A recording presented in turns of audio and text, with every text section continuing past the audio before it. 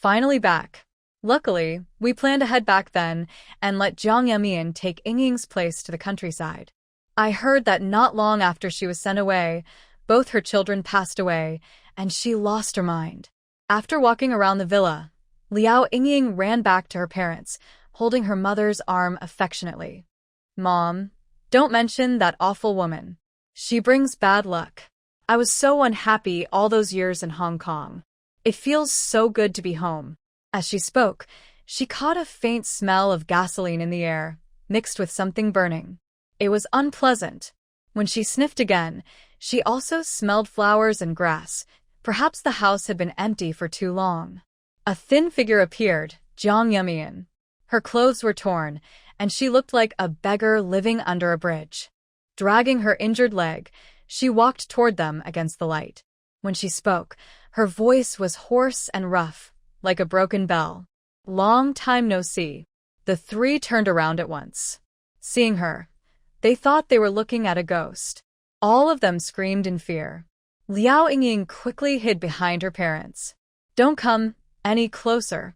Wasn't this madwoman supposed to have died long ago in that remote farm? How could she still be alive?" Outside, the crackling sound grew louder, and faint flames could be seen spreading. Against the light, Jiang Yumian's lips curved into a smile, but there was no warmth in her eyes.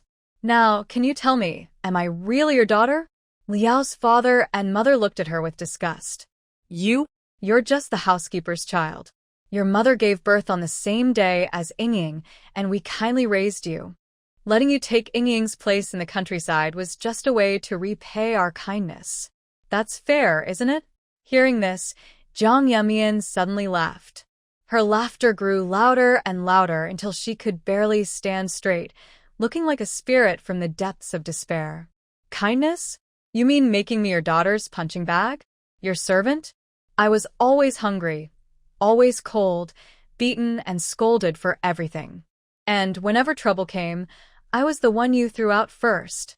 The Liao family had been in the medicine business for generations.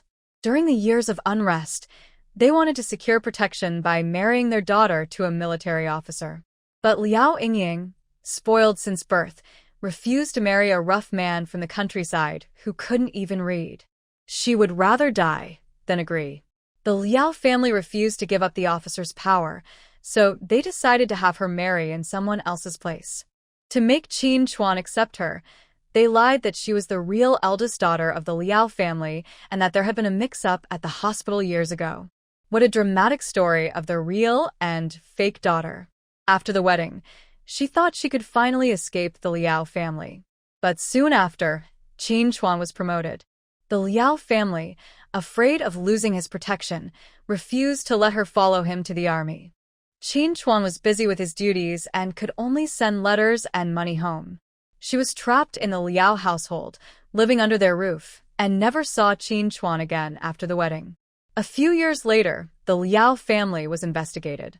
After Liao's father failed to get help from Qin Chuan, they abandoned her and the children, taking Liao Yingying and the family's money to flee to Hong Kong.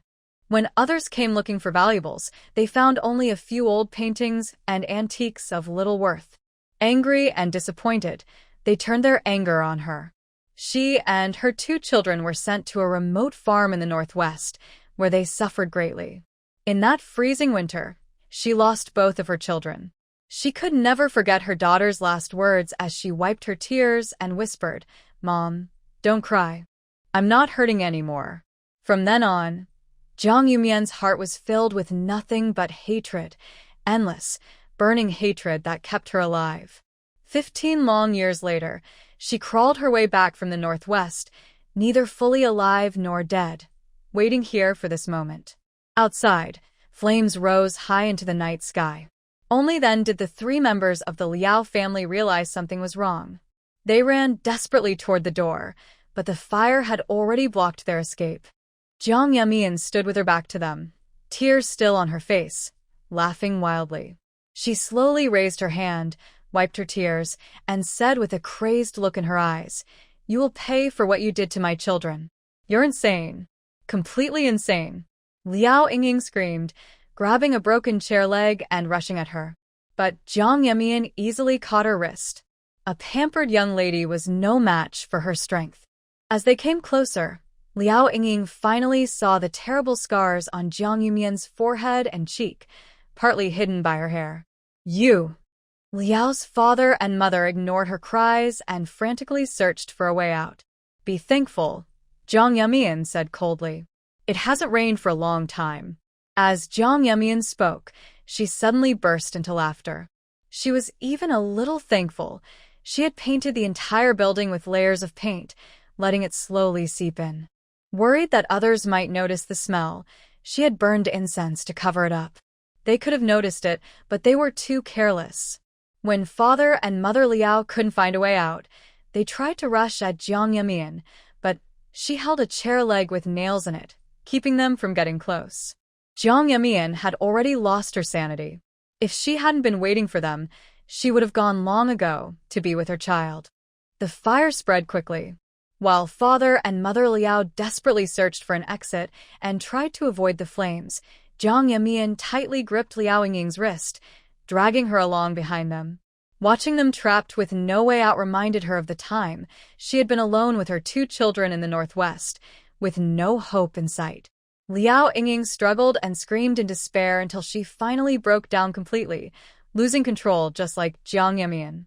Do you know why Qin Chuan never came back during those 4 years of marriage? She shouted. Because I told him in my letters that you hated him, that you could have married into a well-matched, respected family. I told him you were forced to marry him, that you resented him deeply, and that you even lost your child because of it. He didn't actually die. He just refused to help the Liao family. My father even offered to send me to him in exchange for his help. And do you know what he said? He said he would only ever have one wife in his life. The proud daughter of the Liao family had begged him so humbly, yet he crushed her dignity completely. So, they had left Jiang Yemian and her child behind as bait, just so they could escape. Jiang Yemian's mind was spinning. He wasn't dead? When she had been sent away, she had always believed he was gone. If he was alive, why had he never appeared all these years?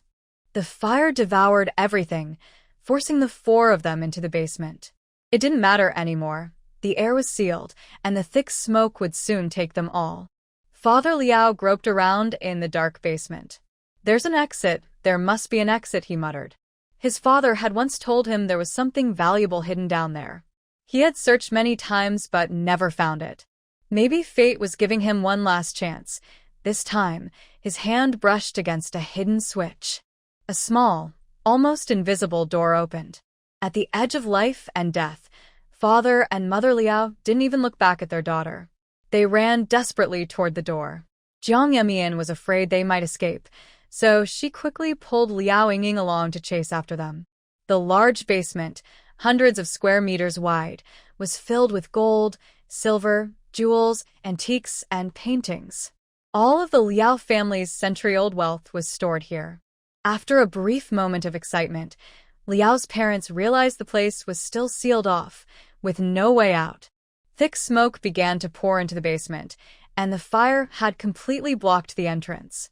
Jiang Yemian watched as they ignored the countless treasures before them and desperately searched for an exit. A cold smile remained on her lips. Her gaze fell on a newly opened rosewood box.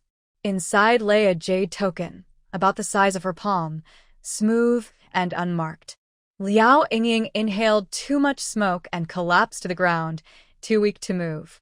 Her head spun as she stared at Jiang Yemian sitting in the corner. You just wait. I'll never forgive you. Jiang Yemian unconsciously gripped the jade token tighter and sneered. That's what I should be saying. You. Wait for me on the road to the afterlife. In a daze, she blinked, and when she opened her eyes again, Anin and Ningning, her 2 children, were shaking her arm. Mom, what's wrong? Jiang Yemian sat up in shock and found the jade token still in her hand. It was her first time writing a story set in this era. She had entered this path unexpectedly. They scolded her for time traveling, but praised her for becoming rich. Looking at her 2 young children, Jiang Yemian pinched herself hard. Only then did she realize this wasn't a dream or a dying illusion. She had truly been reborn. A glance at the calendar told her she had returned to 1 week before the Liao family's downfall. By her calculation, in just 5 days, the Liao family would take their money and run, leaving her and the children behind. The two children looked at her in confusion, while she was overwhelmed with joy. She quickly pulled them into her arms. Ning ning ning. You're alive. You're really alive. It was wonderful. Maybe because she had risked everything for her children, heaven had given her another chance. Ning Ning, leaning against her, rubbed his small belly. Mom, I'm hungry. Jiang Yemian quickly wiped her tears. All right, Mommy will go to the kitchen and find something for you to eat. Although the Liao family told others she was their eldest daughter, at home, she was never treated that way. For years, she had been treated like a servant, living with her children in a small storage room near the bathroom. When she stood up, her arms ached from exhaustion. She had no idea how much work she had done to feel this tired. She had lived with the Liao family since birth. They controlled her identification, money, and even her marriage. After searching the kitchen, she found only a few pieces of bread. Everything else needed to be cooked. She took the bread, planning to bring it back to Anin and Ningning, so they could eat something first. Just as she turned around, Liao Yingying rushed in and raised her hand to hit her. Jiang Yemian quickly caught her wrist and pressed her hand against the marble counter. Her palm was cut by a fruit knife, and the pain was sharp. Seeing her fight back, Liao Yingying shouted angrily, "How dare you steal?" Jiang Yemian lifted her bleeding hand and slapped her hard. Before Liao Yingying could react, Jiang Yemian grabbed her by the neck and pushed her against the wall. "I told you, you and your family will pay for this." Liao Yingying struggled, gasping for air, but couldn't break free. When Jiang Yemian finally let go, she collapsed to the floor, breathing heavily. Jiang Yemian's arm ached badly. She could barely move it. She decided to use something to help. Before she could think further, she grabbed a rolling pin and struck Liao Yingying on the back of the head. After checking that Liao Yingying had fainted, Jiang Yemian's anger slowly faded. Taking advantage of the empty house, she dragged Liao Yingying into a room and hid her under the bed. Anin and Ningning soon ran back. Seeing the blood on her hand, Anin gently massaged her arm while Ningning blew softly on her palm. "Mommy, don't hurt. Ningning will make it better." Looking at her two children close beside her, Jiang Yemian felt their warmth and her heart grew firm. She would go to the army to find Qin Chuan and ask him directly. If there was no love between them, she would end the marriage. This time, she would not go to the Northwest again. She would live a good life with her two children. As she turned to find something to bandage her hand, a drop of blood fell onto the jade pendant by the bed. The two children didn't see what happened, as her body blocked their view. The blood was absorbed by the jade pendant. She tried again, and once more the pendant absorbed the blood. A faint light glowed from it, shining on her palm, and the wound slowly began to heal. Before her eyes, a scene appeared, a place with clear mountains, flowing water, and wide open land. When she blinked, she was back in the storage room. After trying several times, Jiang Yemian finally confirmed that the jade pendant contained a small hidden world. She casually wrapped her hand with a piece of cloth, pretending to bandage the wound. In truth, she quietly placed a small item inside the pendant. It worked. She could store and retrieve things with just a thought. Perfect. She would gladly take everything that belonged to the Liao family.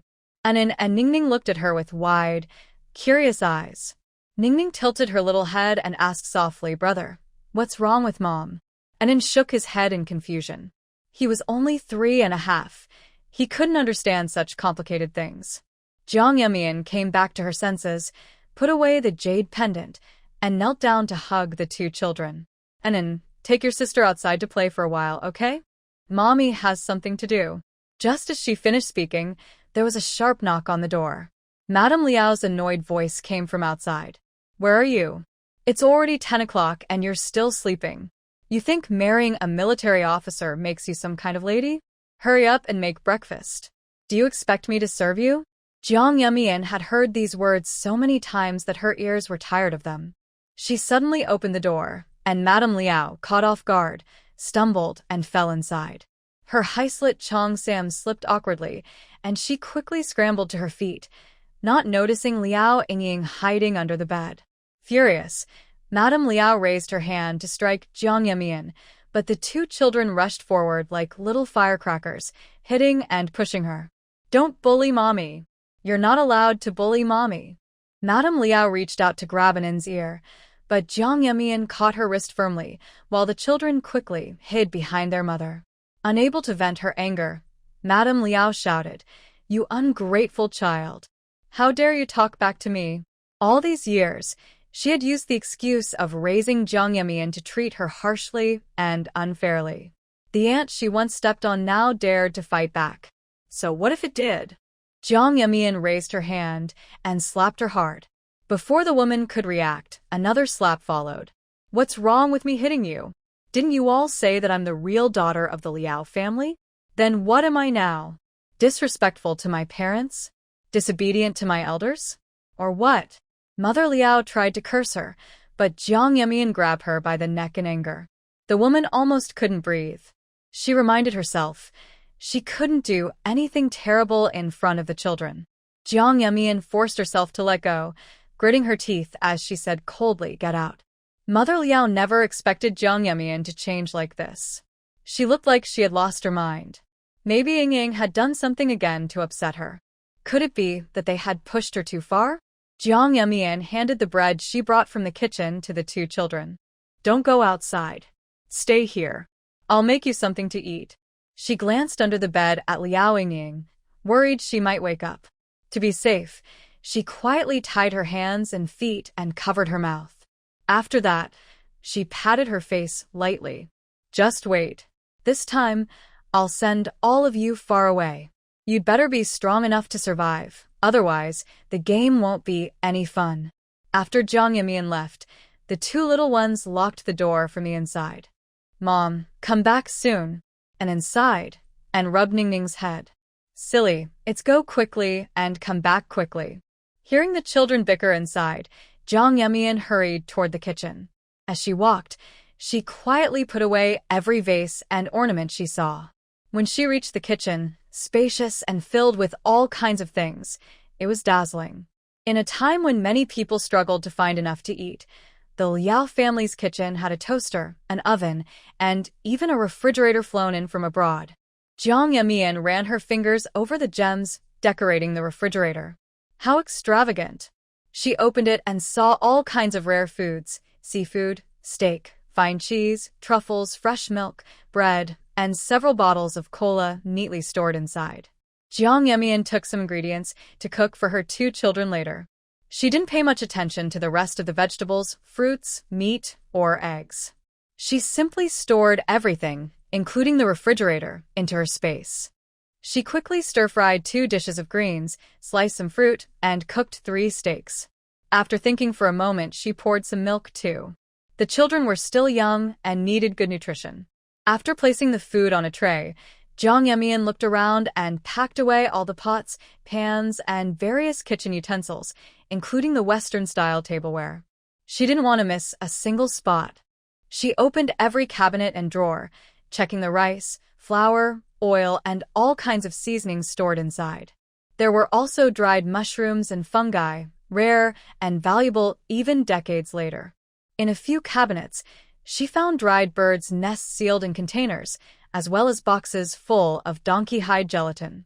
Perhaps because she had grown up in the Liao family and they never thought she would take anything, they had left all these valuable things in the kitchen without any precautions. So she gladly accepted them all. After checking every corner and making sure not even a grain of rice was left behind, Jiang Yemian finally left the kitchen, satisfied. When she returned to the storage room, Ningning was playing with a puzzle, while Anan was reading a picture book called Catching Mice, completely absorbed. "Anan, Ningning, stop playing for now. It's time to eat." In her previous life, after she and the children were sent to a remote farm in the northwest, they lived in a drafty shack, slept on wooden boards covered with straw, ate hard cornbread, and did the toughest, dirtiest work. The two children were very sensible and always stayed by her side, helping her even at such a young age. After making sure the children had eaten well, Jang Yeon began packing their things. "I'll take you to find her father, all right?" That word was very unfamiliar to them. They had never met their father. Ainin and Ningning shook their heads at first, then thought for a moment and nodded. "We'll go wherever Mom goes." No matter who they were going to find, they just wanted to stay with their mother. The two children hugged Jang Yeon's legs tightly, afraid she might leave them behind. When she thought about her past life, after losing the two of them, she had been so heartbroken that she couldn't even cry. The strong wind and sand of the northwest hit her face, but no tears would fall. The deepest sorrow is when the heart dies. Her heart had died with her children, and only hatred kept her alive, pushing her to seek justice for them. Seeing that the children felt nothing toward Qin Chuan, Jang Yeon finally felt at ease. This way, when she divorced Qin Chuan, the children would surely stay with her. It made sense. She rarely mentioned Qin Chuan in front of him. As for him, she didn't exactly hate him, but she didn't like him either. Once she found out why he had refused to come home after their marriage and cleared up the misunderstanding between them, divorce would be the best choice for both. Madame Liao went upstairs, and the more she thought about it, the angrier she became. Sitting on the sofa in the living room, she picked up the phone and called. "Where are you? Come back right now. Ying is missing, and that rude girl at home has started acting crazy." Crazy? Who knows? She even dared to hit me. After slamming the phone down, Madame Liao's eyes were filled with anger. How dare she hit her? She began pacing back and forth in the living room, then came up with an idea. She took off her cheongsam. She only wore those at home anyway. When she went out, she preferred something simpler. Her idea of simple was a custom-made suit with small heels. As she went downstairs, she saw Jang Yeon playing with the children in the living room. "Out of habit," she scolded. "Is this a place for you to stay? Go back to your room." As soon as she finished, she met Jang Yeon's cold, sharp gaze. Jang Yeon slowly stood up, looking straight at her. Her voice was calm but firm. "What did you just say?" Madame Liao remembered how Jang Yeon had grabbed her earlier and nervously took 2 steps back. I said, maybe you could play in the garden instead. Don't get the sofa dirty." In recent years, the authorities had been promoting equality, and many servants had left. Only Aunt Zhang and the driver remained.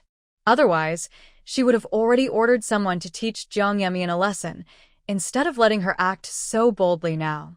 Jang Yeon's tone was light, and she didn't even glance at her. "We're not going."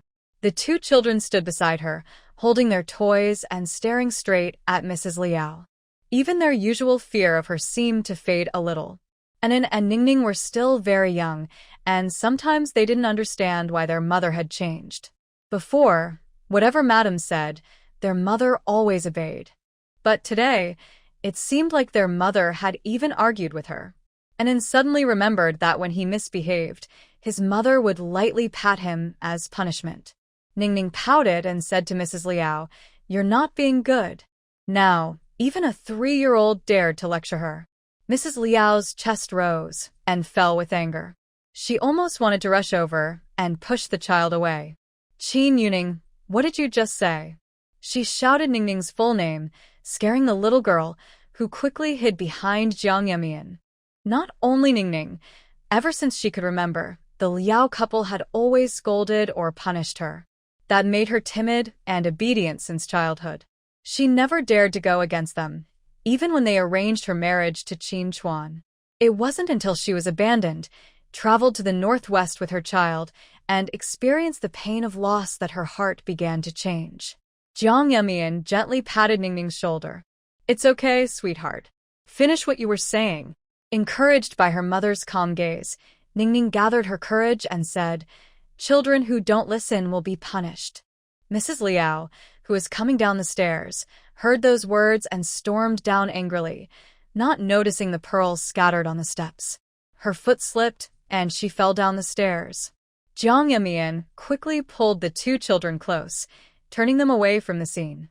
Her eyes were cold as she watched Mrs. Liao tumble down and land on the carpet. The small white pearls rolled quietly across the floor, barely making a sound. Mrs. Liao felt dizzy and sore all over. She opened her eyes weakly, staring at the ceiling, and tried to move. As she struggled to call out or grab something, Jiang Yumian's calm face appeared above her. "Does it hurt? Do you need me to call a doctor?" No answer. "So, we don't need it then." Jiang Yumian smiled slightly and looked at the two children. "Go play in the garden." Enan and Ningning waved at her, then held hands and happily ran toward the back garden. Usually, the master, madam, and young lady of the house were very strict and never allowed them to run around. Their mother, afraid of upsetting anyone, often reminded them to stay quietly inside and not go out. But today they were actually allowed to play outside. "Ningning, let's go dig in the mud." Enan carefully held Ningning's hand, protecting his little sister as they went. Madame Liao, half-conscious, reached out and grabbed Jiang Yumian's ankle. "Mian, Mian Mian. Help me." Her voice was weak and broken. Jiang Yumian couldn't hear clearly. She gently pulled her foot free. "The wind's too strong. I can't hear you." The wind in the northwest was indeed fierce, so strong that she could barely hear anything. She looked around. Aunt Zhang had gone back to her hometown to visit family and wouldn't return until tomorrow. The driver had gone out with Mr. Liao. Now, Madame Liao lay on the floor, barely conscious. Jiang Yumian didn't bother picking up the pearls that had fallen onto the carpet. Instead, she simply rolled up the carpet and put it away. Then she took out a rolling pin. Madame Liao, seeing the stick in her hand, was terrified and tried to get up. Jiang Yumian even helped her a little, only to raise her hand and strike the back of her head. When Madame Liao finally lost consciousness, Jiang Yumian went upstairs. In the Liao couple's bedroom, she found the key to the basement. This time, she planned to take everything valuable hidden down there. She walked to the basement door with practiced ease. It was locked, but she used the key to open it. The basement was divided into two parts, a storage room and a wine cellar. The storage room was filled with large boxes and some unpacked antiques. Jiang Yumian first entered the wine cellar. It was huge, filled with countless bottles of fine wine from around the world, Mr. Liao's greatest treasure. Her fingers brushed lightly over the glass cabinets holding the red wines, Chateau Lafite, Margaux, Mouton, Romani Conti, Musigny. All the rare and expensive wines that collectors prized could be found here. There were also famous Chinese liquors, Matai, Wulianya, Finjiao, Yujingong, every vintage and series imaginable. She especially remembered the Guojiao series.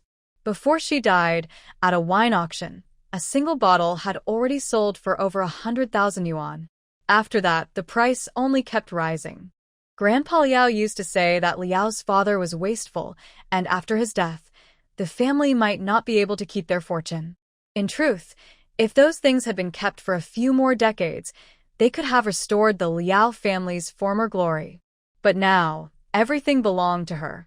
Jiang Yumian took away the entire glass cabinet, making sure not to leave a single drop behind for Liao's father.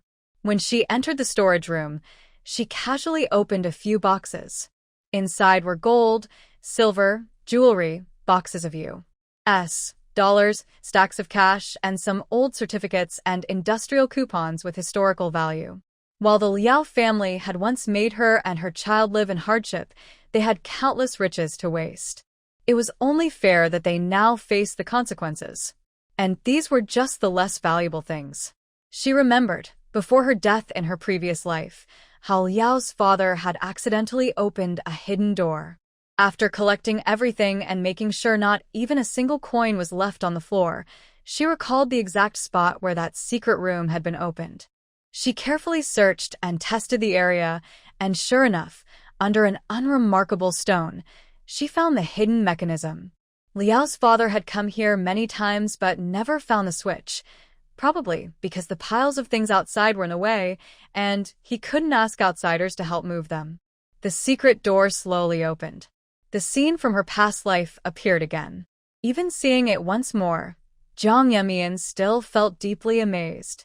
She had grown up in the Liao family, yet only now did she realize how wealthy they truly were.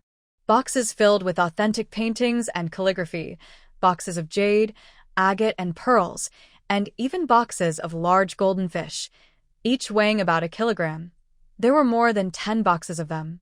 As a child, she had heard her grandfather say that the Liao family's ancestors were medicine merchants from Huizhou. After hundreds of years of prosperity, they had once been one of the 3 great families of the region.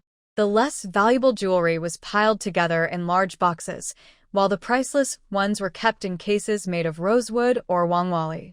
Among them was something Jiang Yemian had only heard of but never seen before, a wangwali wood box inlaid with silver and precious stones, engraved with the Qianglin banquet design. Inside was a jade bracelet. Jiang Yemian took it out and put it on her wrist. The top-quality jade was smooth and warm to the touch, almost flawless. The bracelet felt the same as her jade pendant, likely made from the same piece of imperial green jade. Thinking of the pendant's strange power, Jiang Yemian didn't hesitate. She bit her fingertip and let a drop of blood fall onto the bracelet. She waited for a long time, but the blood wasn't absorbed. It seemed this bracelet didn't have the same magic as the pendant. Forget it, she thought, and simply gathered everything up. In the large secret room, filled with all kinds of boxes, she packed everything into her storage space within minutes. Still unwilling to give up, Jiang Yemian searched the room again. After confirming there was no hidden chamber, she finally felt at ease and left. After locking the basement door, she took the key upstairs and put it back in its original place. Then she slowly came down again. Madame Liao was lying unconscious on the floor, her hair at the back of her head tangled and sticky. Jiang Yemian crouched down and touched it. There was blood. It looked like a serious injury. Well, she thought, let's wait a bit longer.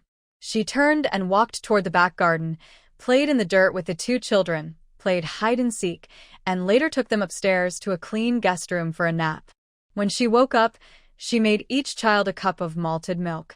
Before dinner, she checked the time and guessed that Mr. Liao should be home soon. She went to the telephone in the living room, calmly turned the dial, and when someone answered, she spoke in an anxious tone, though her face remained calm.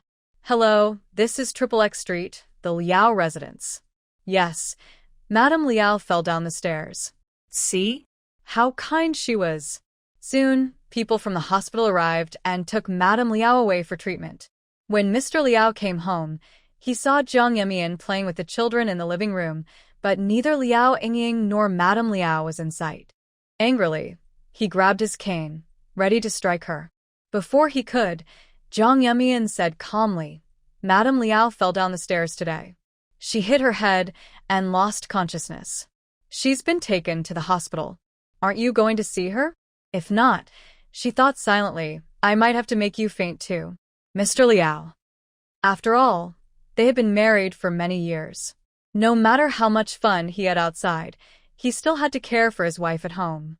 Just as she was about to turn around, she suddenly remembered something and looked back at Jiang Yemian with a cold smile. Jiang Yemian thought he had discovered something. She was about to take out a rolling pin to defend herself when Father Liao spoke. "Where's Yingying?" Jiang Yemian shrugged. "I don't know. She went out." Hearing that, Father Liao quickly turned and left without even asking how Mrs. Liao had fallen. Watching him rush off and drive away, Jiang Yemian couldn't help but start clapping. "I thought you two cared so much about Liao Yingying. She's been missing for a whole day and no one even worries." She waved to Unin and Ningning. "Come on, let's go out for dinner." Hearing that, the 2 children jumped and danced with excitement, not because of the food, but because they could finally go out. Usually, when their mother went shopping, the Liao family would lock them inside. The children didn't understand the adults' complicated feelings. They just learned to be quiet and obedient through their sadness. Jiang Yemian decided that from now on, she would never let herself or her children suffer again. When she took the children out for a walk, the neighbors looked at them curiously. "Mian, these are your twins? They're so adorable." In the past, Jiang Yemian would have avoided such comments. Not many people knew about her marriage to Qin Chuan. They had only registered their marriage. No wedding, no celebration, not even candy for the neighbors. When she was first pregnant, some people even spread rumors about her. Yes, she said with a smile. My husband, Qin Chuan, is in the army. In a few days, I'll take the children to join him. Before going to the state-run restaurant, Jang Yemian stopped by the newspaper office before closing time and paid to have an announcement published in 3 days, declaring that she had cut ties with the Liao family. By then, she and the children would already be on the train to Rongqing. Back then, to make Qin Chuan believe she was the Liao family's eldest daughter, the Liao family had helped her register her household and even published a clarification in the paper. So now, publishing her own announcement before they turned against her didn't seem too much, did it? It was the first time for her and the children to eat at a state-run restaurant. She ordered 3 of the chef's best dishes. She also asked for 2 steamed buns, and the children happily held their buns while eating braised pork. The 2 children sat on the chairs, their short legs unable to reach the floor, swinging back and forth. Mommy, this is so yummy. Ningning happily kicked her little feet, swaying in her seat and twisting her small body with joy.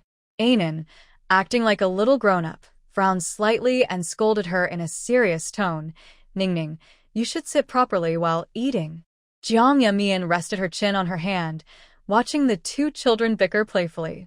From time to time, she wiped their mouths with a handkerchief or gently patted their heads. In this life, she was determined to protect her children. When she took them out for a walk and came back to put them to bed, Father Liao still hadn't returned. After tucking the children in, Jiang Yemian went downstairs to the storage room. Her and the children's belongings had already been packed away, leaving only a few odds and ends. Under the bed, Liao Yingying had already woken up. She was thirsty and hungry, her mouth dry, and she couldn't speak because it was covered. She tried to move, but the bed was too low. Her hands and feet were tied, and she had no strength left to struggle. Finally, the door to the storage room opened. Jiang Yemian crouched down, meeting her eyes. In that instant, the light in Liao Yingying's eyes faded, replaced by deep hatred as she glared at Jiang Yemian. But what could she do?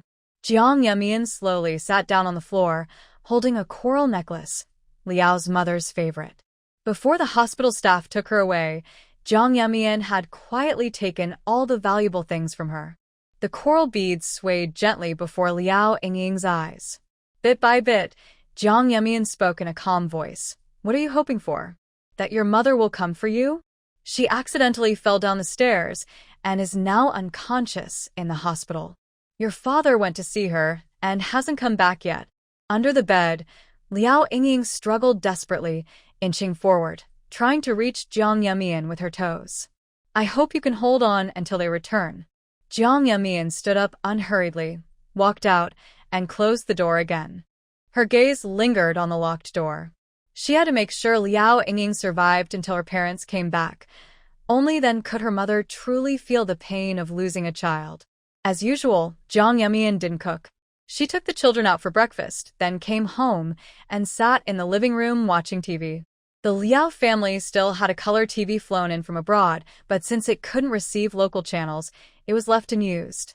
When Aunt Zhang came back carrying her bundle, she knocked and rang the doorbell for a long time. Jiang Yemian casually picked up a small massage hammer, hid it behind her back, and lazily walked out. Standing behind the iron gate, she waved and said, "You've been dismissed." What? Why was this little girl the one telling her she was fired? Where were the master and madam? She had worked for the Liao family almost her whole life, serving the master since she was a teenager. Back when the Liao family was still wealthy, she had been the master's personal maid and later almost became his concubine. But when that was no longer allowed, she stayed on as a housekeeper, pretending to be a relative helping to care for the children. She had even secretly given birth to the master's child. You're talking nonsense. Open the door right now, or I'll make you regret it. Aunt Zhang shouted angrily through the gate, using harsh words. Luckily, the yard was big enough that the 2 children inside couldn't hear her. Jiang Yemian opened the door with one hand. Aunt Zhang lifted her chin proudly, brushed past her, and even bumped her shoulder on purpose. As Jiang Yemian turned to close the door, Aunt Zhang spat in her direction. What do you think you are? The master and madam call you young lady. And you really believe it? Look at yourself, you're not worthy. She planned to complain to the master later and make sure this rude girl learned her lesson. Jang Yemian gave a cold laugh. You had a chance to walk the easy path, but you chose the hard one. Aunt Zhang strutted proudly along the stone path. Jiang Yemian closed the iron gate and followed behind her. The soft massage hammer in her hand came down hard on Aunt Zhang's back. Aunt Zhang stumbled forward in pain, dropping her bundle as she fell. Before she could react, Jiang Yemian swung the hammer again, striking her leg. She had once studied with Grandpa Liao and knew exactly where to hit, so it would hurt badly, without leaving a mark. In an instant, a wave of weakness and pain spread through Aunt Zhang's body. Zhang Ma collapsed on the ground, too weak to even cry out, struggling like a dying fish. Jiang Yemian gave her no chance to catch her breath. She raised the hammer again, and Zhang Ma panicked, reaching out her hand. No, please don't. But Jiang Yemian ignored her. She swung the soft hammer toward Zhang Ma's head, forcing Zhang Ma to cover her face in fear. The blow landed on her arm, sending sharp pain through it until it felt useless and limp. What on earth had gotten into this girl? Jiang Yemian crouched down slowly, her delicate face close to Zhang Ma's, her eyes cold and fierce. The hammer looked soft, but each strike caused unbearable pain without leaving a mark. After all, she wasn't trying to comfort Zhang Ma. She wanted answers. The handle of the hammer slid across Zhang Ma's face and stopped at her neck. Now, tell me everything about my mother. She remembered Grandpa Liao once saying that her mother's pregnancy had been stable. The story that she and Liao Yingying were switched at the hospital was just what people were told. Her mother had actually given birth in the Liao family home. Zhang Ma tried to stay defiant, but her arms and legs were too weak to move. She couldn't even get up, gasping in pain. Your mother, she said between heavy breaths, her voice trembling. Your mother fainted from hunger at the Liao family's old house during the war. The old master saw she looked gentle and kind, and at first wanted her to become a companion for the master of the house. But when your mother woke up, she refused. She said she was already married, and her husband had gone to fight in the war. So the old master let her stay as a servant. At that time, the lady of the house was already 3 months pregnant. Your mother was also expecting a child but didn't dare to say anything, afraid she'd be sent away. When she could no longer hide it, she begged the lady to let her stay and offered to be the nursemaid for the young miss, just so she could keep you. Zhang Ma lay flat on the stone floor, breathing heavily, her eyes staring blankly at the sky. Her mind drifted back to those war-torn years. The lady always believed your mother was carrying the master's child and resented her deeply. A sudden thought flashed through Jiang Yemian's mind. She had never dared to think about it before, but now she had to face the truth. My mother didn't die in childbirth. Madame Zhang's eyes kept darting around, her voice trembling. And no, she did. Yes, your mother died in childbirth. Jiang Yemian hadn't been sure before, but after testing her, she was now certain. She thought my mother was too beautiful, accused her of trying to attract Master Liao, and said she used her pregnancy to get into the household. She didn't want to be a concubine. She wanted my mother's place. So when my mother was giving birth, she harmed her. If the baby had been a boy, she planned to raise him as her own. If it was a girl, she would treat her like a servant, right? Jiang Yemian didn't even know how she managed to say all that. The anger in her heart was as fierce as the pain she had once felt when her child died in her arms. She wanted revenge on the entire Liao family. Old and new grudges. She would settle them all. Jiang Yemian pressed the handle of the hammer against Madame Zhang's throat, pushing down hard.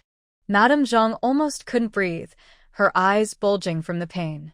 Her weak hands clutched at the hammer, trying to push it away. Where are my mother's belongings?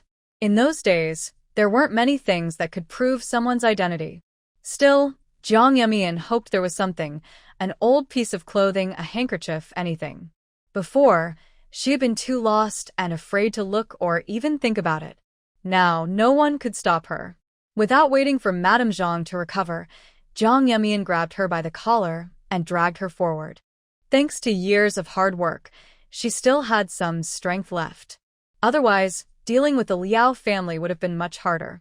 Madame Zhang trembled as she opened a bundle and searched through it, but found nothing. She clutched her throat, coughing violently for a while before finally pointing toward the first floor, her room. And my room. Before she could finish, Jiang Yemian yanked her collar again and dragged her toward the villa. When they entered the living room, the two children turned their heads curiously. Seeing Jiang Yemian struggling to drag someone, they quickly ran over to take a look. Ningning's soft voice piped up, "Oh, it's Grandma Zhang," and then snorted and said with disdain, "She's not Grandma. She's the old witch," then made a funny face at Ningning. Jiang Yemian tilted her head at the two children. "Be good, go watch some TV. Mom has something to talk about with her." Aunt Zhang was still coughing so hard that she couldn't speak, not even to call for help. The two children obediently nodded to Jiang Yemian. Ningning even made a should gesture toward Aunt Zhang. With her little finger pressed to her lips, she bent down and whispered "sho," looking both cute and well-behaved. "Be good, or you'll get a little tap." The 3-year-old's soft, playful voice made the moment almost funny. Then the two of them held hands and ran off to watch TV by the sofa. Aunt Zhang kept coughing as Jiang Yemian dragged her toward the room. The moment she was pushed inside and the door locked, Aunt Zhang began thinking about how to fight back. What was wrong with this woman today? Had she lost her mind or been possessed? The change was too strange. Aunt Zhang's first thought was that something unnatural had happened to her. Jiang Yemian knew her behavior would raise suspicion, but she didn't care. She had no plans to stay here long anyway. She just wanted to finish things quickly. When Aunt Zhang tried to grab something to defend herself, Jiang Yemian acted first, swinging a soft mallet and hitting her. Once wasn't enough, she hit again. She didn't stop until Aunt Zhang could no longer resist. After all, when Jiang Yemian was a child, Aunt Zhang, who worked as a servant in the house, had often bullied her. And she had probably bullied the two children too. Otherwise, why would they always call her the old witch? Under Jiang Yemian's pressure, Aunt Zhang struggled to crawl and finally found a wooden hairpin. The lady of the house had once said the wood was valuable. But the carving was rough, clearly done by a beginner, wasting a fine piece of wood. Aunt Zhang had kept it only because she'd heard the wood was worth money. Everything else that belonged to that woman had been burned, except this. Jiang Yemian turned the hairpin in her hand. She had seen Aunt Zhang wear it before and had wondered why such fine rosewood had been carved into something so plain. She hadn't expected it to be her mother's keepsake. The wood was precious, but the carving was simple and uneven. After so many years, the edges were still rough, with tiny splinters showing in the grooves. She quickly put the wooden hairpin away, took the belt from Aunt Zhang's clothes, tied her hands and feet, covered her mouth, and hid her under the bed. After searching around, she found nothing valuable in the room. Forget it. She would leave everything for those who came to settle accounts later. Better that than having them chase her to the army. Just as Jiang Yemian finished, the phone rang in the living room. She gestured for the two children to stay quiet before picking up the call. "Hello?" Father Liao didn't notice anything unusual in her tone and spoke angrily from the other end. "Where's Ying? Where did she go? Has Aunt Zhang come back? Tell her to make some soup and bring it to the hospital." Jiang Yemian calmly replied, "Aunt Zhang hasn't returned yet, and the young lady went out yesterday and hasn't come back." Hearing the sound of the phone being slammed down, Jiang Yemian smiled faintly and shrugged. The phone rang again. She answered slowly. "Bring some food over." Sure, she thought. It was a good chance to see if Mrs. Liao had woken up. Jiang Yemian took the two children out, ordered a few dishes at a state-run restaurant, and brought them to the hospital. Inside the ward, Father Liao looked exhausted, dark circles under his eyes. The driver beside him reached out to take the lunch boxes. Jiang Yemian kept up her gentle and obedient act. "Has Madam not woken up yet?" The two children stood timidly behind her, peeking curiously at the unconscious Mrs. Liao on the bed. Father Liao's expression was heavy. "The doctor said her injuries are quite serious. She won't wake up for a while." The ship to Hong Kong was already prepared. And now this happened. After thinking all night, Father Liao had decided to give up on her and leave with his daughter alone. Jiang Yemian felt a bit of regret. If she had known, she wouldn't have acted so harshly. Father Liao pretended to show concern. I know you're upset about Qin Chuan's sacrifice. But for the sake of the children, stay strong. In her past life, he had deceived her the same way. Jiang Yemian deliberately spoke to provoke him. Yes, I know. But I want to take the two children to attend the memorial. Father Liao was so shocked that he almost jumped up. He had heard some inside news that the Liao family was about to be investigated, so he called Qin Chuan for help, but was refused. Qin Chuan said he would come back to take Jiang Yemian to join the army. After cursing Qin Chuan, Father Liao told Jiang Yemian that Qin Chuan had died. If she went to join the army now, wouldn't everything be exposed? You're a woman with two small children. What if something bad happens on the train? Just wait. The army will send back his belongings. Anyway, she was about to be sent to work on a farm.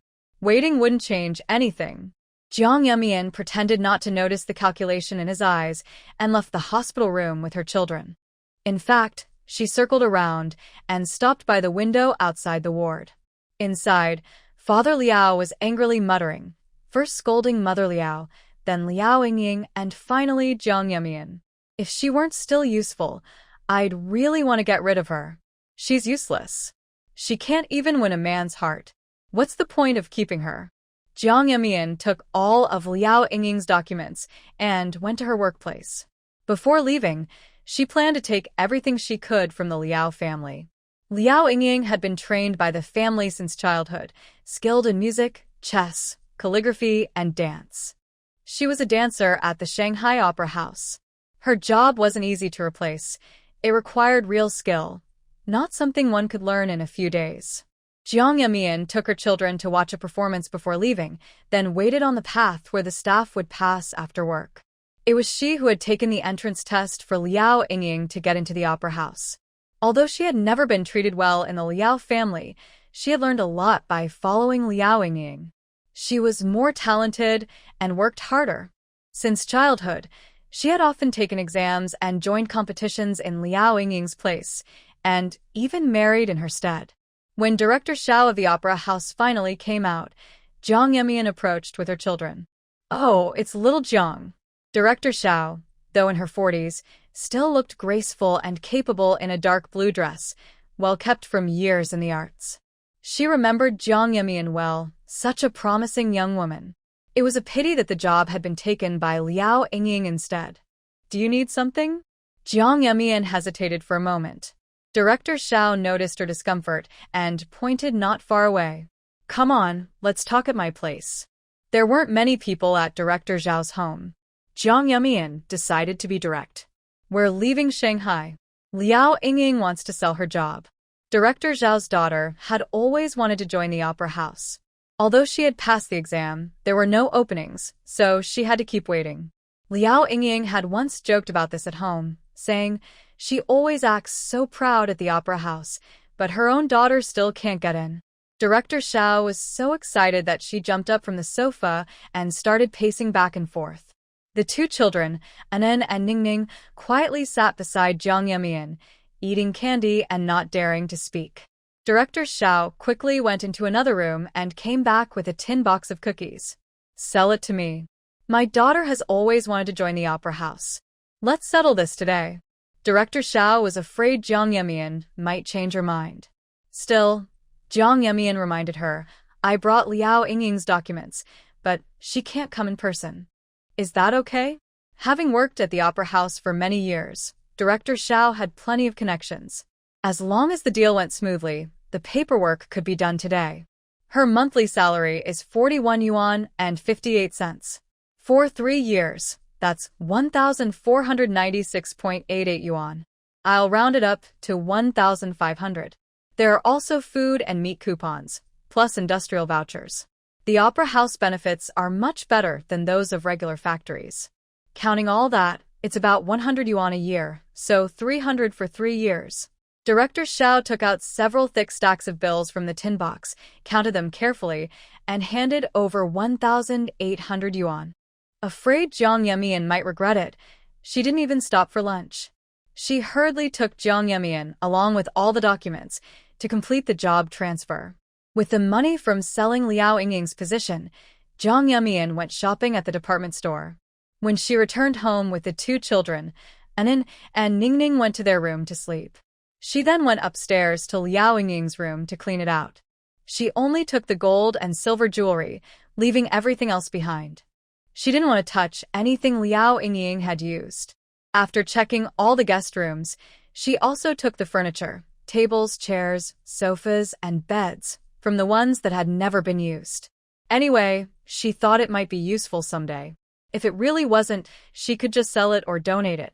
That evening, when she heard a car outside, Jiang Yemian came downstairs, turned off the TV, and told the two children to take their toys upstairs to the guest room where they slept.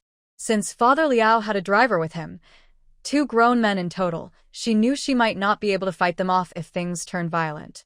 To keep the children from being used against her, she sent them upstairs and told them to lock the door. When she opened the gate, a black Mercedes slowly drove in. Father Liao got out, followed by a young man who had visited their home many times before. He was said to be a friend's son. Jiang Yemian guessed that Mother Liao's condition must be bad. Otherwise, Father Liao would have already found out the truth and come back in anger. He stormed into the living room and sat down, not even noticing that the carpet on the floor was gone. Pointing at Jiang Yemian, who looked timid and nervous, he snapped, "Can't you see we have guests? Go make some tea." Jiang Yemian pretended to be frightened, nodded obediently, and left for the bar counter to boil water and prepare tea. The bar was something Father Liao had copied from foreign styles, neither traditional nor modern, just awkwardly placed there. Luckily, when she took the children out for dinner the night before, she had secretly bought some sleeping powder. Now it was finally useful. Father Liao and the young man talked openly, not bothering to avoid her. They clearly thought the timid and helpless Jiang Yemian was still under their control. Father Liao said impatiently, "Useless woman, of all times, she had to fall and lose her memory now. But maybe it's for the best. With her memory gone, I can put your name under hers. That gives us a proper reason to take her with us." The young man hid a smile. At last, he wouldn't have to live under the label of being an illegitimate child. Still, he pretended to frown and asked nervously, "Dad, are you sure this will work? What if that woman is lying to you?" Father Liao waved his hand dismissively. "She's badly hurt. She woke up once, didn't even remember who I was, then fainted again." He then thought of Zhang Ma, the woman back in his hometown who had taken care of him and given birth to 2 children, a boy and a girl, both raised in the countryside. He sent money every year to support them, but bringing them to Hong Kong was out of the question. Both children were quite foolish. He felt embarrassed to take them out and never planned to acknowledge them, deciding they should just stay in the countryside. If Zhang Ma came back, he would give her some money and send her away. He looked up at Jiang Yemian. From behind, she looked so much like her mother. That stubborn woman had refused to become his companion, saying her husband was away fighting in the war and that she was expecting a child. If it hadn't been for his desire to connect with Qin Chuan, he would never have let Jiang Yemian marry him. Even if she stayed home doing chores every day, her fair skin and graceful figure made her far more beautiful than Liao Yingying. She looked more like a true young lady of the Liao family. Thinking of Liao Yingying, Father Liao stood up, picked up the phone, and made another call. After asking around, he still couldn't find her. Unbelievable. At a time like this, she's still out fooling around. If he hadn't been sending gifts to people in high places every year, he wouldn't have known that trouble was already coming for him. Though it was only a report for now, he knew he couldn't escape. If he didn't leave within the next couple of days, it might be too late. After boiling some water, Jiang Yemian made tea. Worried they might notice something strange, she only added a tiny bit of the sleeping powder. When she brought the tea over, Father Liao had just finished shouting in anger and threw his cup hard against the floor. Jiang Yemian quickly brought him another cup, pretending to be obedient. "Please calm down. I'll go look for Miss Liao later." Father Liao took the cup and drank it all in one gulp without tasting it. Jang Yemian then handed another cup to the young man beside him. Seeing the gentle and beautiful woman before him, the young man's heart skipped a beat. He had heard she was also Father Liao's child with another woman, his half-sister. As he took the cup, he brushed her hand lightly. She had never done him any harm, but now she thought coldly that this man deserved to be taught a lesson. Father Liao felt it was inconvenient to talk in the living room, so he told Jiang Yemian to bring the tea to his study. As the two men went upstairs, the young man said to her, "Make me a cup of coffee later." After delivering the tea, Jiang Yemian thoughtfully locked the study door for them. Then she went downstairs, carried the prepared food and fruit outside, and found the driver in the garden. The driver was squatting by the flower bed, smoking a cigarette. The grass by his feet was almost pulled bald. He had been busy helping Mr. Liao at the hospital all this time, running around without even taking a sip of water. When he saw Jiang Yemian bringing food and drinks, he was so moved that he quickly threw the cigarette butt on the ground, stepped on it, and stood up to take the tray with both hands. "Thank you, really thank you so much." After a moment of hesitation, he lowered his voice and said, Xiao Jiang, maybe you should pack up and take the children away as soon as you can." Those words struck her like thunder in her ears. Jiang Yemian froze for a moment, remembering that in her previous life, the driver had said the same thing to her, but not in this situation. Back then, she had been punished by Mrs. Liao and made to kneel in the yard. The driver had been smoking nearby when he said it. At the time, she thought he just felt sorry for her being treated unfairly in the Liao family. Her household registration was still tied to the Liao family, and her food rations were connected to them too. Without an introduction letter, as a widow with 2 young children, she had nowhere to go.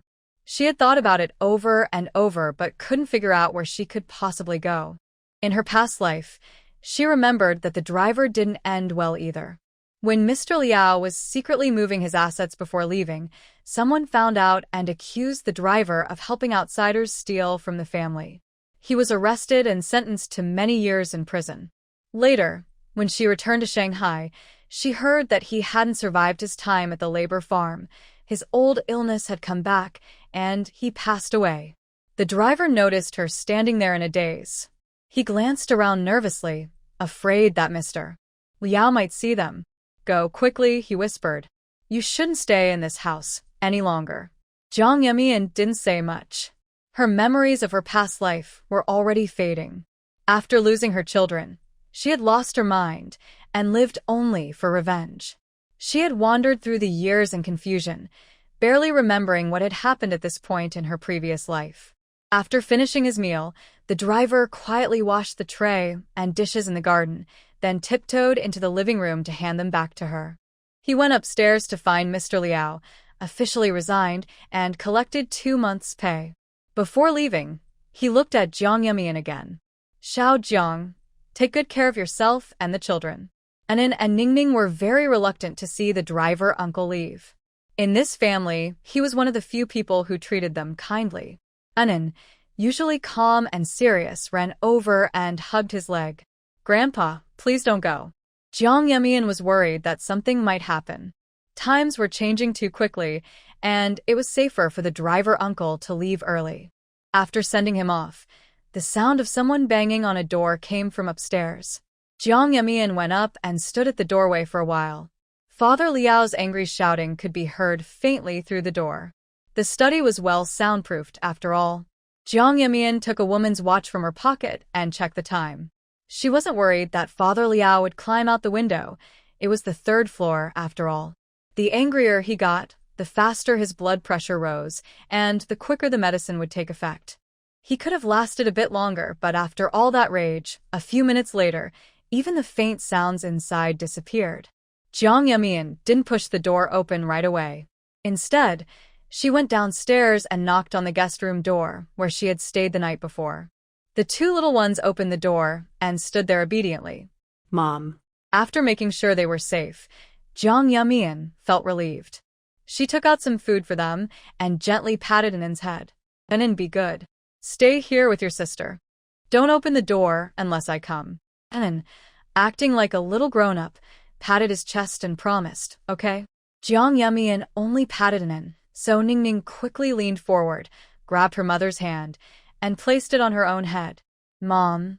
Ningning is good too. Jiang Yemian quickly knelt down, hugged Ningning and kissed her soft cheek. Yes, Ningning is very good and very brave. Stay here with your brother, all right? Ningning wrapped her arms around her mother's neck and gave her a kiss. Okay, her sweet little voice melted Jiang Yemian's heart. Thinking of how, in her past life, her daughter had still been so gentle and comforting even in her final moments, Jiang Yumian's hatred toward the Liao family burned even stronger. They would all pay, none of them would escape. After the two children locked the door from the inside, Jiang Yumian stood outside and reminded them several more times before going upstairs again. It had been more than 10 minutes since the study had gone completely silent. She held a rolling pin tightly in her hand and quietly opened the door a crack, ready in case Father Liao was only pretending to faint. To her surprise, both Father Liao and the young man were lying on the floor, completely unconscious. She pushed the door open and stepped inside. Her heel pressed hard against Father Liao's face twice, then she kicked the young man's leg a few times, but neither of them moved. She took out some rope from her storage space and tied them up. Worried that one rope might not be enough, she used 3 for each person, hands, feet, and body, so tightly that they couldn't move at all. They wouldn't be waking up any time soon anyway. Jiang Yemian stood up and walked to the desk. She didn't bother to look at the papers and books on it. She simply collected them all. She remembered that Father Liao had a Browning pistol. She pried open the locked drawer of the rosewood desk, and sure enough, there it was. She set the pistol aside, so she could take it out easily when needed. She had planned to take the whole desk and bookshelf too, but then thought better of it. If the others came and found the room completely empty, they would only grow more suspicious. After collecting all the books from the shelves, the antiques from the display stand, and the paintings from the walls, she suddenly thought of something amusing. She found a few banned books, wrote a few lines on the title pages with her left hand, and stamped them with Father Liao's personal seal.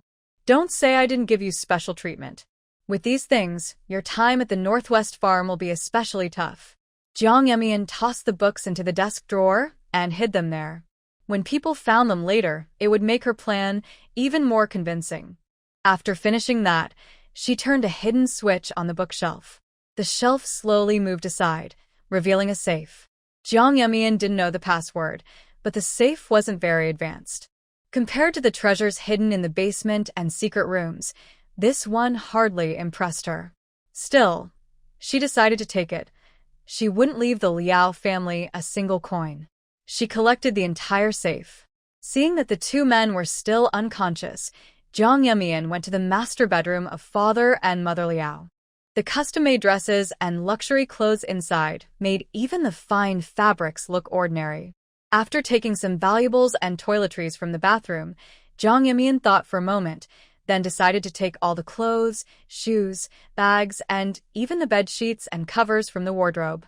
Including everything in Liao Yingying's room, she didn't leave anything behind. Making sure they didn't even have a change of clothes when they were sent away, wasn't that even more satisfying? Jiang Yemian carefully went through the entire villa again, taking everything that had any value. After confirming there was nothing left worth taking, she led her two children out. They had a meal and then stopped by the department store. She couldn't stay here any longer. After getting divorced at the military base, she planned to live nearby. If danger came, at least the children's father could be some kind of support. After all, she had given birth to 2 of his children. Even if he didn't care about her, he should still protect his kids. The living conditions there weren't great, so she needed to stock up on supplies. The children were growing, so she bought malted milk powder and anything else she could find. She also bought extra skincare products. Those would be useful for the children later too. The 2 kids were still young. They didn't really understand what Jiang Yemian and the shop assistant were talking about, but they had a great time playing around the department store. Jiang Yemian gave the manager a list and the payment, asking them to send everything to the Liao house the next day. She would pay the remaining balance then. When she returned to the Liao home with the children, she saw the neighbors all busy moving things, large boxes being loaded into cars again and again. The children were curious and wanted to look, but Jang Yemian quickly took them inside. This wasn't the time to worry about others.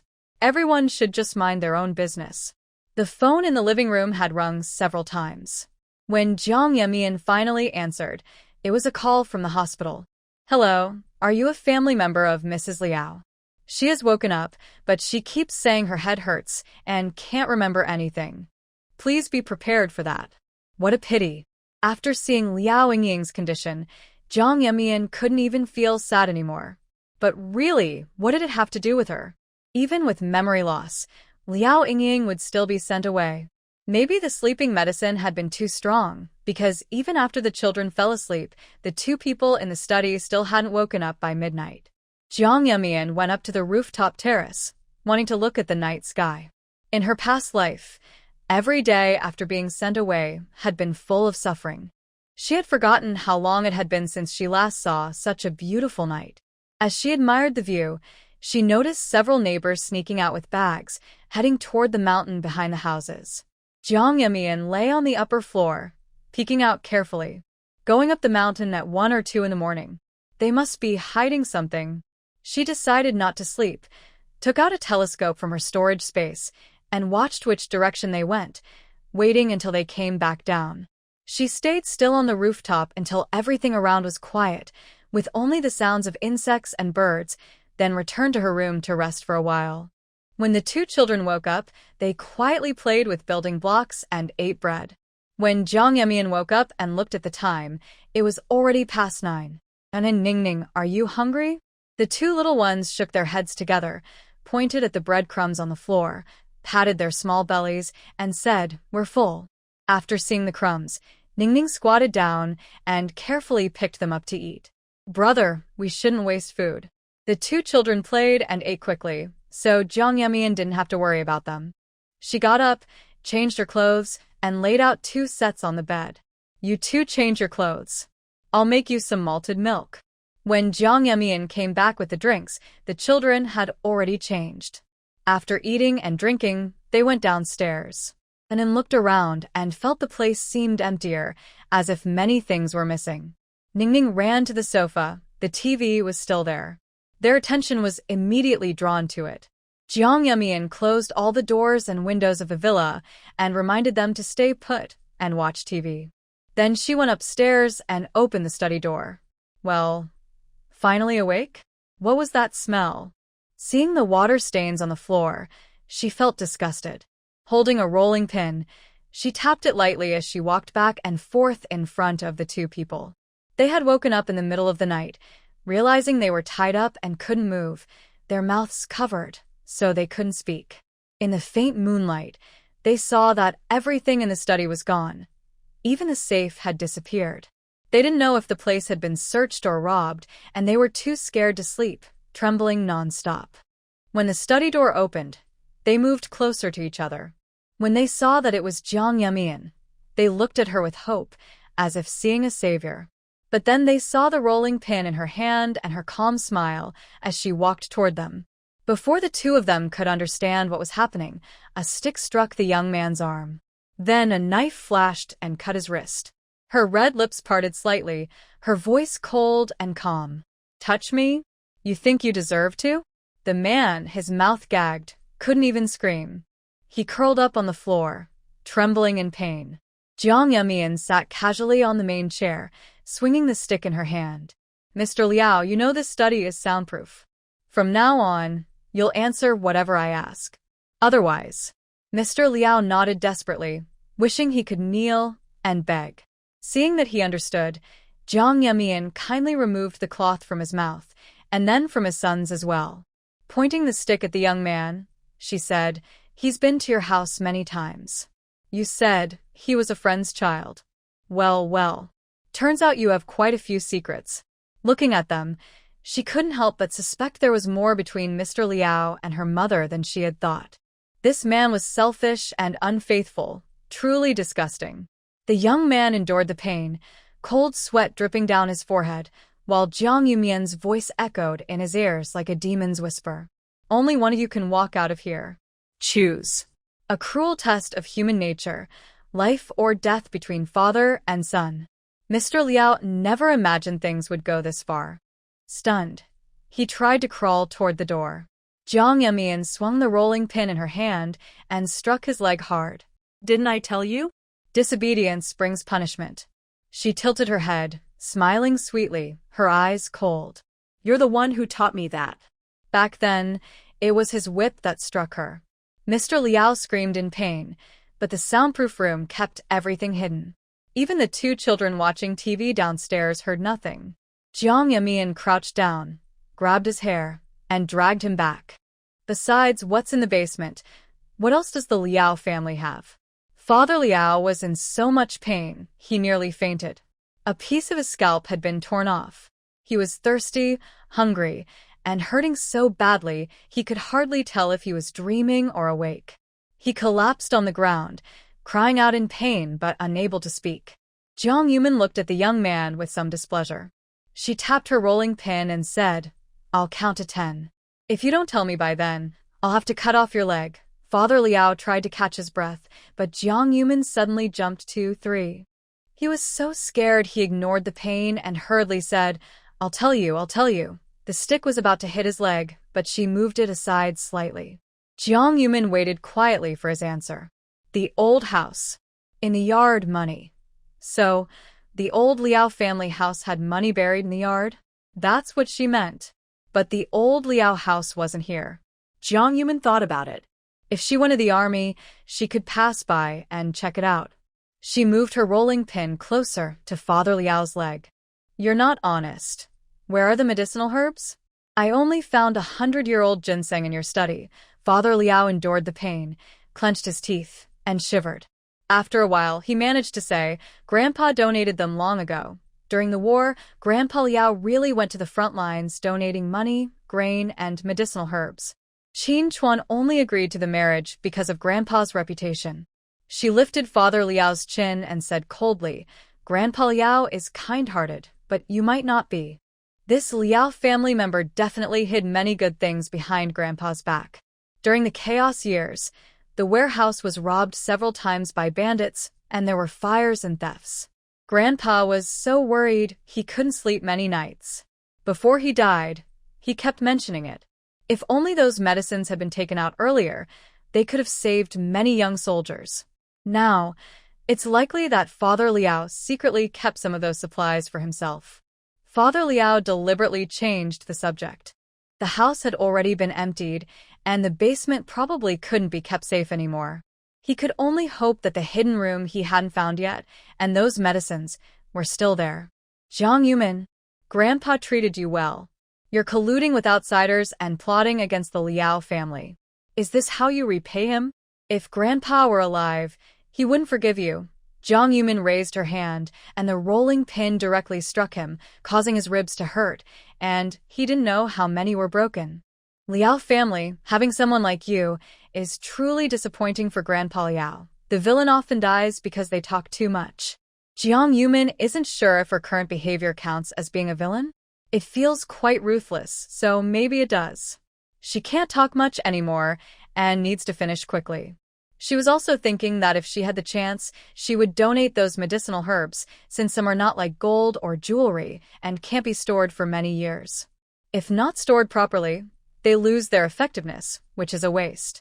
But he refused to speak. Jiang Yuman lifted the rolling pin and looked back and forth between the two, saying, If you won't tell, let me try. How many hits will it take for you to give in? Liao's father was already prepared to be beaten and was thinking in his mind that if he had a chance to escape, he would definitely kill this little troublemaker. But Jiang Yuman kept swinging the rolling pin toward his son. The young man's arm was useless. He was hit once and hadn't recovered, then was hit several more times. The pain made him cry out in agony, tears and snot streaming, and he yelled hysterically, Bastard. Dad, help me. He still had the strength to curse her, which meant the beating wasn't heavy enough. Thinking they would be sent to work on a farm, he hoped for more. Jiang Yuman thought, well, I might as well show some kindness, and aimed the rolling pin at his leg, then raised her hand without hesitation, breaking one of his legs, so he would work harder during the farm reform. Wouldn't that be better? Liao's father was afraid that his best son would become disabled. Whether he sneaked to Hong Kong or was sent to the farm, a disabled person would only have death waiting. He was worried that if he hesitated even for a second, his son's leg would be broken. But he was a bit late. Jiang Yumin didn't hold back and struck again. The man cried tears and snot, his eyes bulging, staring at Liao's father as if blaming him. Jiang Yumin looked at him carefully. TSK, her eyes were full of hatred. Witchback Mountain.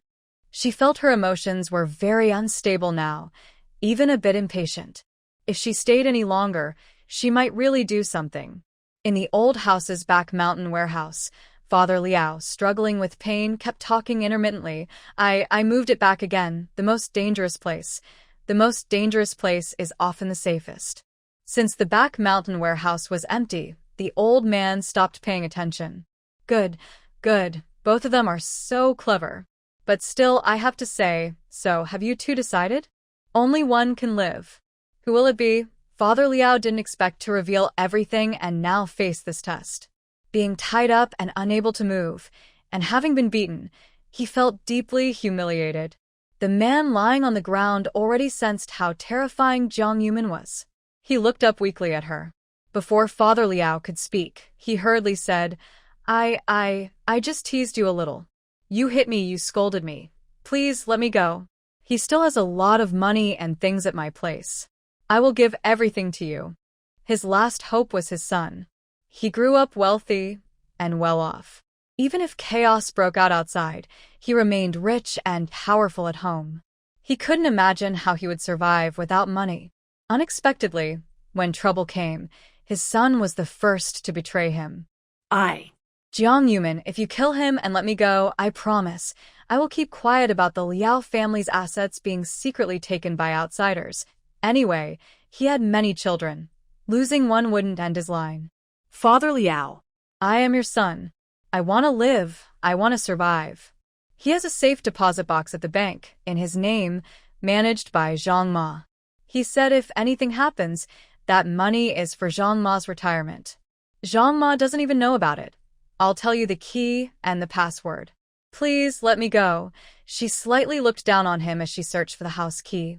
Then, seeing their badly injured appearances, she couldn't help but want to laugh. She shook the key in her hand, nonchalantly opened the door, and before she even closed it, she heard the two of them arguing inside. When Jiang Yumin went downstairs, the two children were sleeping on the sofa, probably tired from playing. Now she needed to go out. She tried to place the two children in the space, and they didn't resist. The space had many beds. She put the children on a bed, covered them with blankets, and then left the space. Her plan was to first get the keys and then take the items from the bank safe. She took all of Zhang Ma's keepsakes and ID documents and found Liao's father's private seal. When she arrived at the man's residence, she easily opened the door. It was a simple single apartment with a sofa, TV, pots, and dishes, nothing that interested Jiang Yumin. She rummaged through the place and found many good things, but of course, they couldn't compare to what was in Liao's basement. After searching thoroughly, she finally went to the bank. The process was a bit complicated, but it went smoothly. She opened the safe and took the items right in front of the bank staff. After wandering around for a while, she finally arrived at a state-run restaurant, where the two children slowly woke up. Since they were still young, seeing the restaurant with lots of delicious food in front of them, they were so happy they didn't think about why they were there. It was silly. Of course, their mother had brought them. After eating and drinking enough, the children begged Jiang Yumin to take them for a walk outside before heading back. After all, it was rare for them to go out like this. These days, their mother was so good, buying them new clothes, tasty food, fun toys, and taking them shopping. All the annoying people at home were gone. If only things could stay like this, it would be even better. Kids grow up fast. Maybe it was just Jiang Yumin's feeling, but she sensed that these past few days, the children ate well, slept well, and their skin looked more moist than before. Their faces looked better, and they seemed more energetic. Even their cheeks looked a little chubbier. And then turned his head to look around at the busy people and shyly pouted, "Mom, don't pinch. It's embarrassing, forward slash, forward slash, forward slash, forward slash, forward slash, forward slash, forward slash, forward slash Q. He was no longer a 3-year-old. She couldn't keep pinching his face. Ningning quickly took the chance to sit next to Jiang Yumin. Mom, squeeze, and then my sister surprisingly didn't team up with him. After walking around, Jiang Yumin took the children to the local police station, showing her household registration and her marriage certificate with Qin Chuan. I want to take the children to join the military, apply to transfer the household registration, and also ask you to give me a letter of introduction. The police officer treated military family members with great respect. After checking Jiang Yumin's documents and finding no issues, he immediately transferred her household registration and issued a letter of introduction. Comrade Jiang, please take care on the way with your 2 children, okay? Thank you. After exchanging polite words, Jiang Yumin took the documents and headed home with the children. On the way, the 2 kids kept arguing. The 3-and-a-half-year-old's speech was sometimes unclear and a bit messy. Even so, it didn't stop them from arguing. They also kept pulling Jiang Yumin, asking her to judge the situation. Mom, mom, mom. Jiang Yumin's head was buzzing from being called so many times. When they finally reached the door, the delivery people from the department store had already arrived. The neighbor saw this and couldn't help but complain to Jiang Yumin. Liao always seems out of his mind. What's with all these orders at this busy time? Is he asking for trouble? Still complaining about the slow process of settling accounts, Jiang Yumin put on her usual timid, scared look. I can't make decisions. The scapegoat of the Liao family, with 2 children, worried about what would happen if the Liao family fell apart.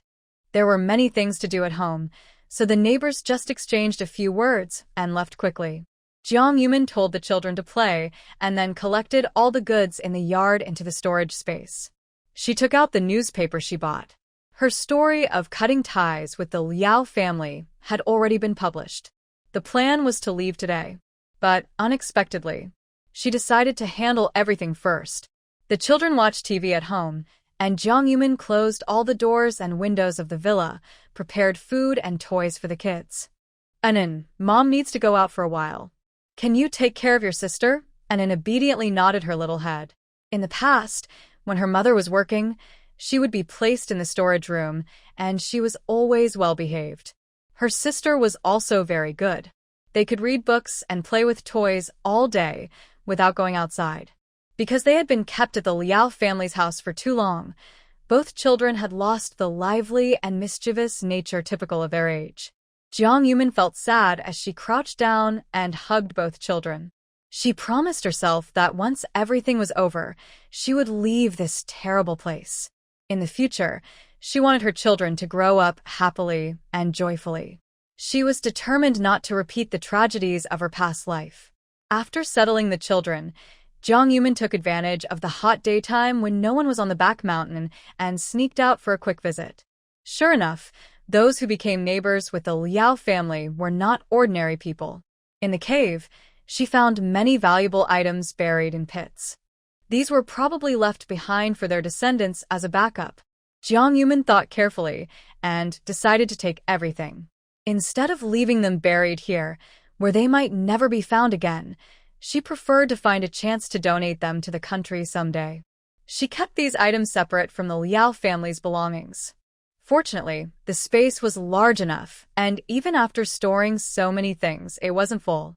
She was surprised how smoothly she managed to retrieve the items from the back mountain. Maybe they had just buried them last night, as the soil looked fresh. If she waited a few more days, it might be harder to find them. When Jiang Yumin returned to the villa, the children had already turned off the TV and were playing with tangram puzzles and building blocks.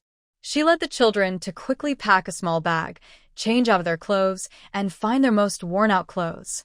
Now, there were many traffickers on the train, armed with knives and robbing people. As a woman with 2 young children, she would definitely be their primary target. If she dressed more nicely and looked more refined, it would be like asking for trouble. Anan was a bit confused and asked, "Mommy, where are we going?" A 3-and-a-half-year-old child often doesn't remember things very well. Jiang Yumin patiently explained to them, "Let's go find Dad, okay?" The 2 children had no real idea who their father was. They hadn't seen many photos of Qin Chuan, and just a few days ago, after Mr. Liao finished a phone call, he had shouted at them angrily. Your father is dead. Even if he's alive, he's better off dead. The two children are still too young to remember exactly what Father Liao said, only that one sentence, Dad is dead. While Anan was packing, she tilted her little head, a bit confused. Mom, is Dad really gone? Jiang Yumin remembered from her past life that Father Liao told her Qin Chuan had sacrificed himself during a mission. At that time, she was so grief-stricken that she didn't think clearly. She was too upset to consider the compensation and belongings, and she was tricked into leaving. In her previous life, when she was about to die with Liao Yingying, she said Qin Chuan was not really dead. Whether he was dead or alive, she would only know after going to the army to see for herself. He should still be alive. We just need to look for him to find out. The two little ones looked at each other. Their short arms were trying hard to fold clothes. They didn't really understand everything. Oh well, whatever Mom says goes. After packing up, Jiang Yumin checked the entire villa from top to bottom, making sure nothing was missed. She told the two children to wait for her in the living room downstairs. Then she went upstairs to the study. In the study, the two were obediently silent, not arguing. They looked very hungry and tired, with no energy left to scold. Jiang Yumin held a slightly moldy bun in her hand and placed it in front of them. She watched as they desperately tried to reach for it. She thought to herself, they really are like two little animals. She took out paper and a pen, writing a formal separation letter from her and the Liao family. After Father Liao pressed his thumbprint, she also stamped his personal seal. Father Liao sneered, You grew up in the Liao family. Now that you're leaving, where can you go? Jiang Yumin held 2 glasses of water with sleeping pills, her lips curling into a smile. To find my husband. By the way, I should thank you for your clever idea letting me be a stand-in bride. Otherwise, how could I have a husband who's an officer? Father Liao looked at her with disbelief, his eyes full of fear. You, he suddenly burst out laughing, trying to provoke Jiang Yumin one last time. He's dead. He's really dead. Ha ha ha. Being an officer is useless. Even if you go, you'll only be attending his funeral. What if Qin Chuan isn't dead? He will always curse him in his heart. Damn it, I worked so hard to build a connection with him back then. When trouble came, he didn't help. He doesn't like you. Even if you had 2 kids, he still wouldn't like you. Now that people are dead, you're left with 2 children. Haha. Go to the funeral. By then, his parents will definitely beat you, saying you bring bad luck. Jiang Yumin shrugged indifferently, speaking with a tone full of sarcasm. So what? You also said I took a lot of money from the Liao family. After the funeral, even if his parents scold me for bad luck, at least they acknowledge my status. Jiang Yumin then provoked him further. Widow of a martyr, the army will treat me better. Liao's father was so angry his teeth itched, wishing he could rush forward and bite her neck. If I had known you were such an ungrateful, heartless woman, I shouldn't have raised you. Jiang Yumin casually placed one hand behind her back and took out a dagger from her space. The sharp tip pressed against his face. Dare you say, wasn't your original plan to imprison me? If Qin Chuan hadn't appeared, Liao's family would have needed Qin Chuan's influence, and Liao Yingying wouldn't have agreed to marry. She might have already been caught and tortured to death by Liao's father. Now she calls her ungrateful. A shameless family of trash, still trying to brainwash her. Dream on. Thinking of how Liao's father always looked at her with that sinister, scheming gaze, Jiang Yumin wished she could gouge out his eyes. As she thought this, she raised her hand, ready to do it. Liao's father, terrified, shouted in panic, I was wrong. I was wrong. I'll tell you, there's more money from the other members of the Liao family. Jiang Yumin, sorry, I'm not interested. The dagger's tip hovered just above Liao's father's eyes. Before leaving, she pressed a little more, trying to squeeze out some information. The warehouse at the dock. There's grain. The key is in my desk drawer. She said this early on, so why bother wasting so much effort? Jiang Yumin walked over, pretending to search the desk, but secretly took out the key from her space. After searching around, She found the delivery documents. She carried a glass of water laced with sleeping pills, walking slowly toward the two of them. With a smile on her lips, but a murderous look in her eyes, she spoke. This contains dangerous poison that can cause death. Think carefully again. Have you missed anything? If you don't tell me, I will force it out of you. Liao's father, lying on the ground, struggled desperately, crying out, "It's gone. Really gone. The Liao family, up to my generation, is only this much now. Once a powerful drug family, the Liao family has fallen into decline." Jiang Yumin only felt a bit sad that the Liao family had no factories or machinery. In the future, when private businesses are allowed, she could start her own factory and run it. Jiang Yumin didn't trust him easily. She slowly poked at the young man's leg with her knife. The man, whose mouth was covered, suffered great pain with each stab. He was tortured, unable to even scream. "Mr. Liao, are you sure there's nothing else?" The knife in her hand was slowly moving closer to the man's third leg. After their previous insults and arguments, Mr. Liao didn't care much about his son anymore. The Liao family's valuables had been completely extorted. That was his last bit of hope. Otherwise, he wouldn't even manage to buy a boat ticket to Hong Kong. He was struggling just to get a ticket. Jiang Yumin let the man go and quickly and decisively stabbed her knife into Liao's father's thigh. He was in so much pain that his veins bulged, and he howled in agony, unable to describe his suffering. The pain made his whole body spasm, and he couldn't speak. Seeing Jiang Yumin about to strike again, Liao's father finally broke down mentally and shouted, "Nan City, street, number. I kept a mistress. When I moved to Shanghai, I didn't bring her. Not long after, she ran off with someone. In that yard, I buried 2 boxes of gold bars. I thought if she could guard them for me, I'd leave everything to her. This is true cunning, like a clever rabbit with 3 burrows." She was already looking forward to her trip to Nan City. Although he had revealed all his cards, Jiang Yumin didn't plan to let him go easily. As she approached with her water, now laced with more ingredients, Mr. Liao, nearly unconscious, and the man lying on the ground, barely breathing, were so frightened that they almost lost their souls. They both thought it was deadly poison that would cause severe stomach pain, so they clenched their teeth and refused to drink it. During this, there were also many angry and rude words. Jiang Yumin didn't care about anything.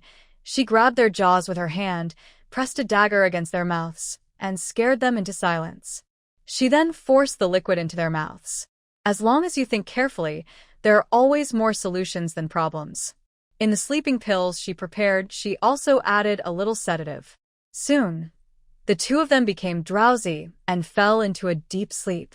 Jiang Yumin hit them several times with a stick, making sure they didn't react. Then she went downstairs.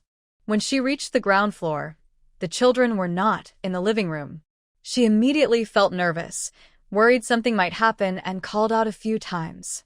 "En Ningning, where are you?" Hearing their mother's voice, the 2 little ones peeked out from the floor-to-ceiling window. Seeing the children, Jiang Yumin let out a long breath, her tense heart finally relaxing. After tidying up a bit and having lunch with the children, she gently put them to sleep. Once they were asleep, she placed them in the space. Now, Jiang Yumin was very skilled at operating it. She thought this space was simply perfect. It didn't interfere with her work and kept the children safe. It was more reassuring and convenient than leaving them with someone else. She took the necessary documents and the private seal of Father Liao, then headed to the warehouse at the dock. On the way, she shook off 2 groups of people following her. Although she didn't know who they were, Jiang Yumin felt she should be cautious. After wandering around and arriving at the warehouse, she opened the door and went inside. The warehouse was very large, mostly empty. She headed toward the storage area for grains. Right now, food was still rationed with tickets, yet the Liao family's warehouse secretly stored so much. At least 3,000 to 4,000 jin. Not only rice, flour, and cooking oil, but also various beans like red beans, yellow beans, green beans, kidney beans, and so on, were all well stocked. Jiang Yumin didn't hold back. She quickly packed all these grains into her space.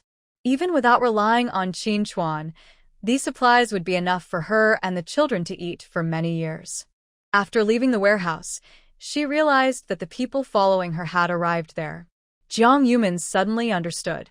Could it be that the higher-ups were worried that Liao might run away early, so they were specifically watching him? Did you also follow her in her past life? Why did the Liao family have to escape to Hong Kong with their relatives? I can't figure out this problem. Maybe something else happened in between. After she left, the person responsible for tracking her called from a phone booth and asked their superior for instructions. Then they pried open the warehouse. Seeing it was empty, they fell into deep thought. There was nothing inside. They received a report that the Liao family had hidden some grain somewhere. They didn't know where. Previously, the Liao family moved supplies several times, so they thought it was probably here. But unexpectedly, it was still empty. The woman who just left only carried a small bag, a tiny purse that was hard to fit a gun into. When she got home, the two children were still asleep. Jiang Yumin went upstairs, threw the unconscious people into her space, and after coming downstairs, she left them in the living room. Thinking of Zhang Ma and Liao Yingying hidden under the bed, Jiang Yumin first checked on Zhang Ma. She hadn't eaten or drunk anything for 2 days, and she smelled terrible. She pulled her out from under the bed with a rope. Zhang Ma's weak eyelids looked like they weighed 1,000 pounds. She trembled and finally looked up at Jiang Yumin. Water, water. Kind-hearted Jiang Yumin gave her a cup of special water. After she fell asleep, she untied the rope. If she had waited for others to arrive and saw they were all tied up, they would definitely suspect that the Liao family's assets had been taken away. When she went to see Liao Yingying, her body was covered in filth beyond description. Her face was pale and yellow, looking like she was about to die at any moment. She was too tired to move, having gone 3 days without water, with her mouth gagged. When the cloth was finally removed, her open mouth, stretched wide, took a long time to close again. Jiang Yumin didn't care about anything else and just poured water into her. Liao Yingying's eyes lit up with excitement as she desperately drank. At this moment, even if it was poison, she would be willing to drink it. She was starving, so hungry. After throwing her aside, Jiang Yumin didn't wait for her to fall asleep before untying her ropes. Liao Yingying was so hungry she felt dizzy, her limbs weak, with no strength to even crawl, let alone run away. The proud eldest daughter of the Liao family had never suffered such humiliation before. Liao Yingying was lying on the ground, desperately licking the water spilled on the floor. The water with added flavor was like nectar to her now. Looking at how she used to be scolded or beaten by others, now she seemed like a stray dog. Jiang Yumin felt a strange sense of relief inside. This was just the beginning. Just wait. The suffering she and her children endured in the past life, the Liao family members, would all have to go through it again.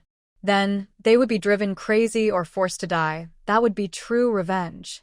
After Liao Yingying fainted, Jiang Yumin deliberately smeared some ash on her and her children's faces before leaving.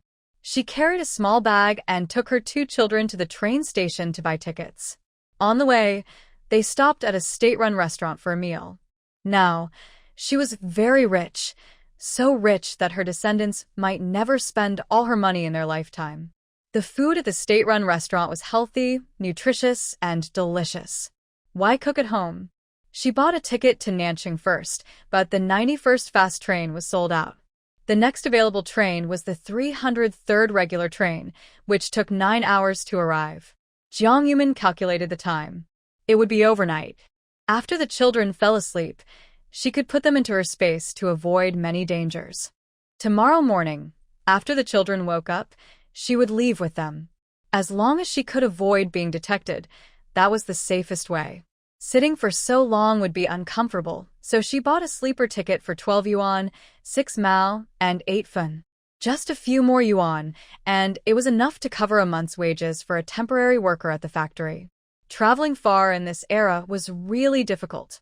While waiting in the station hall, many people came and went, their eyes falling on her and her children. They were dressed in ragged clothes, with ash on their faces, and they still drew attention. The station was chaotic. She had prepared chili water, a dagger, a whip, a rolling pin, and other weapons for self-defense. Of course, her Browning pistol was also ready. She held her two children tightly, making sure no one could take advantage of them. Perhaps her nervousness affected the children too.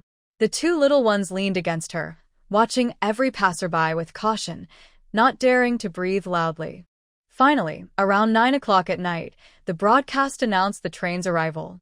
Jiang Yumin immediately hugged her children and went to check their tickets, also taking out her introduction letter for the army to show the train staff. "I really had no choice. Otherwise, I wouldn't trouble you," she said. With so many people, it would be very difficult to carry two children and squeeze onto the train later. From afar, she saw many people, unable to get through the door, all trying to climb in through the windows. She didn't dare to climb through the window herself, afraid that human traffickers might take the opportunity to snatch her children. If she had to go through the pain of losing her children again, she thought she might completely lose her mind this time. The train staff looked at her introduction letter and marriage certificate, then at her two young children. After a moment of thought, they said, "Please follow me."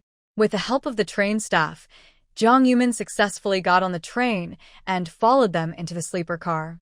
This compartment was separated from the regular cars, making it less likely for human traffickers or robbers to enter. Of course, it was only less likely, not impossible. After placing the children on the bed, Jiang Yumin turned her back and pretended to take a blanket from her bag, but in fact, she took it from her space. She hung the blanket up to block the light, allowing the children to sleep. When the train started moving, the compartment was noisy and lively. Jiang Yumin only partially covered her face to block the light, so the children could sleep. Because of this, many people didn't notice she was also on the train with her children. Once the children were asleep, she carefully placed them into her space, watching her surroundings and paying attention to the children inside the space. Later, when the noise in the compartment gradually quieted down, Jiang Yumin lay down to rest.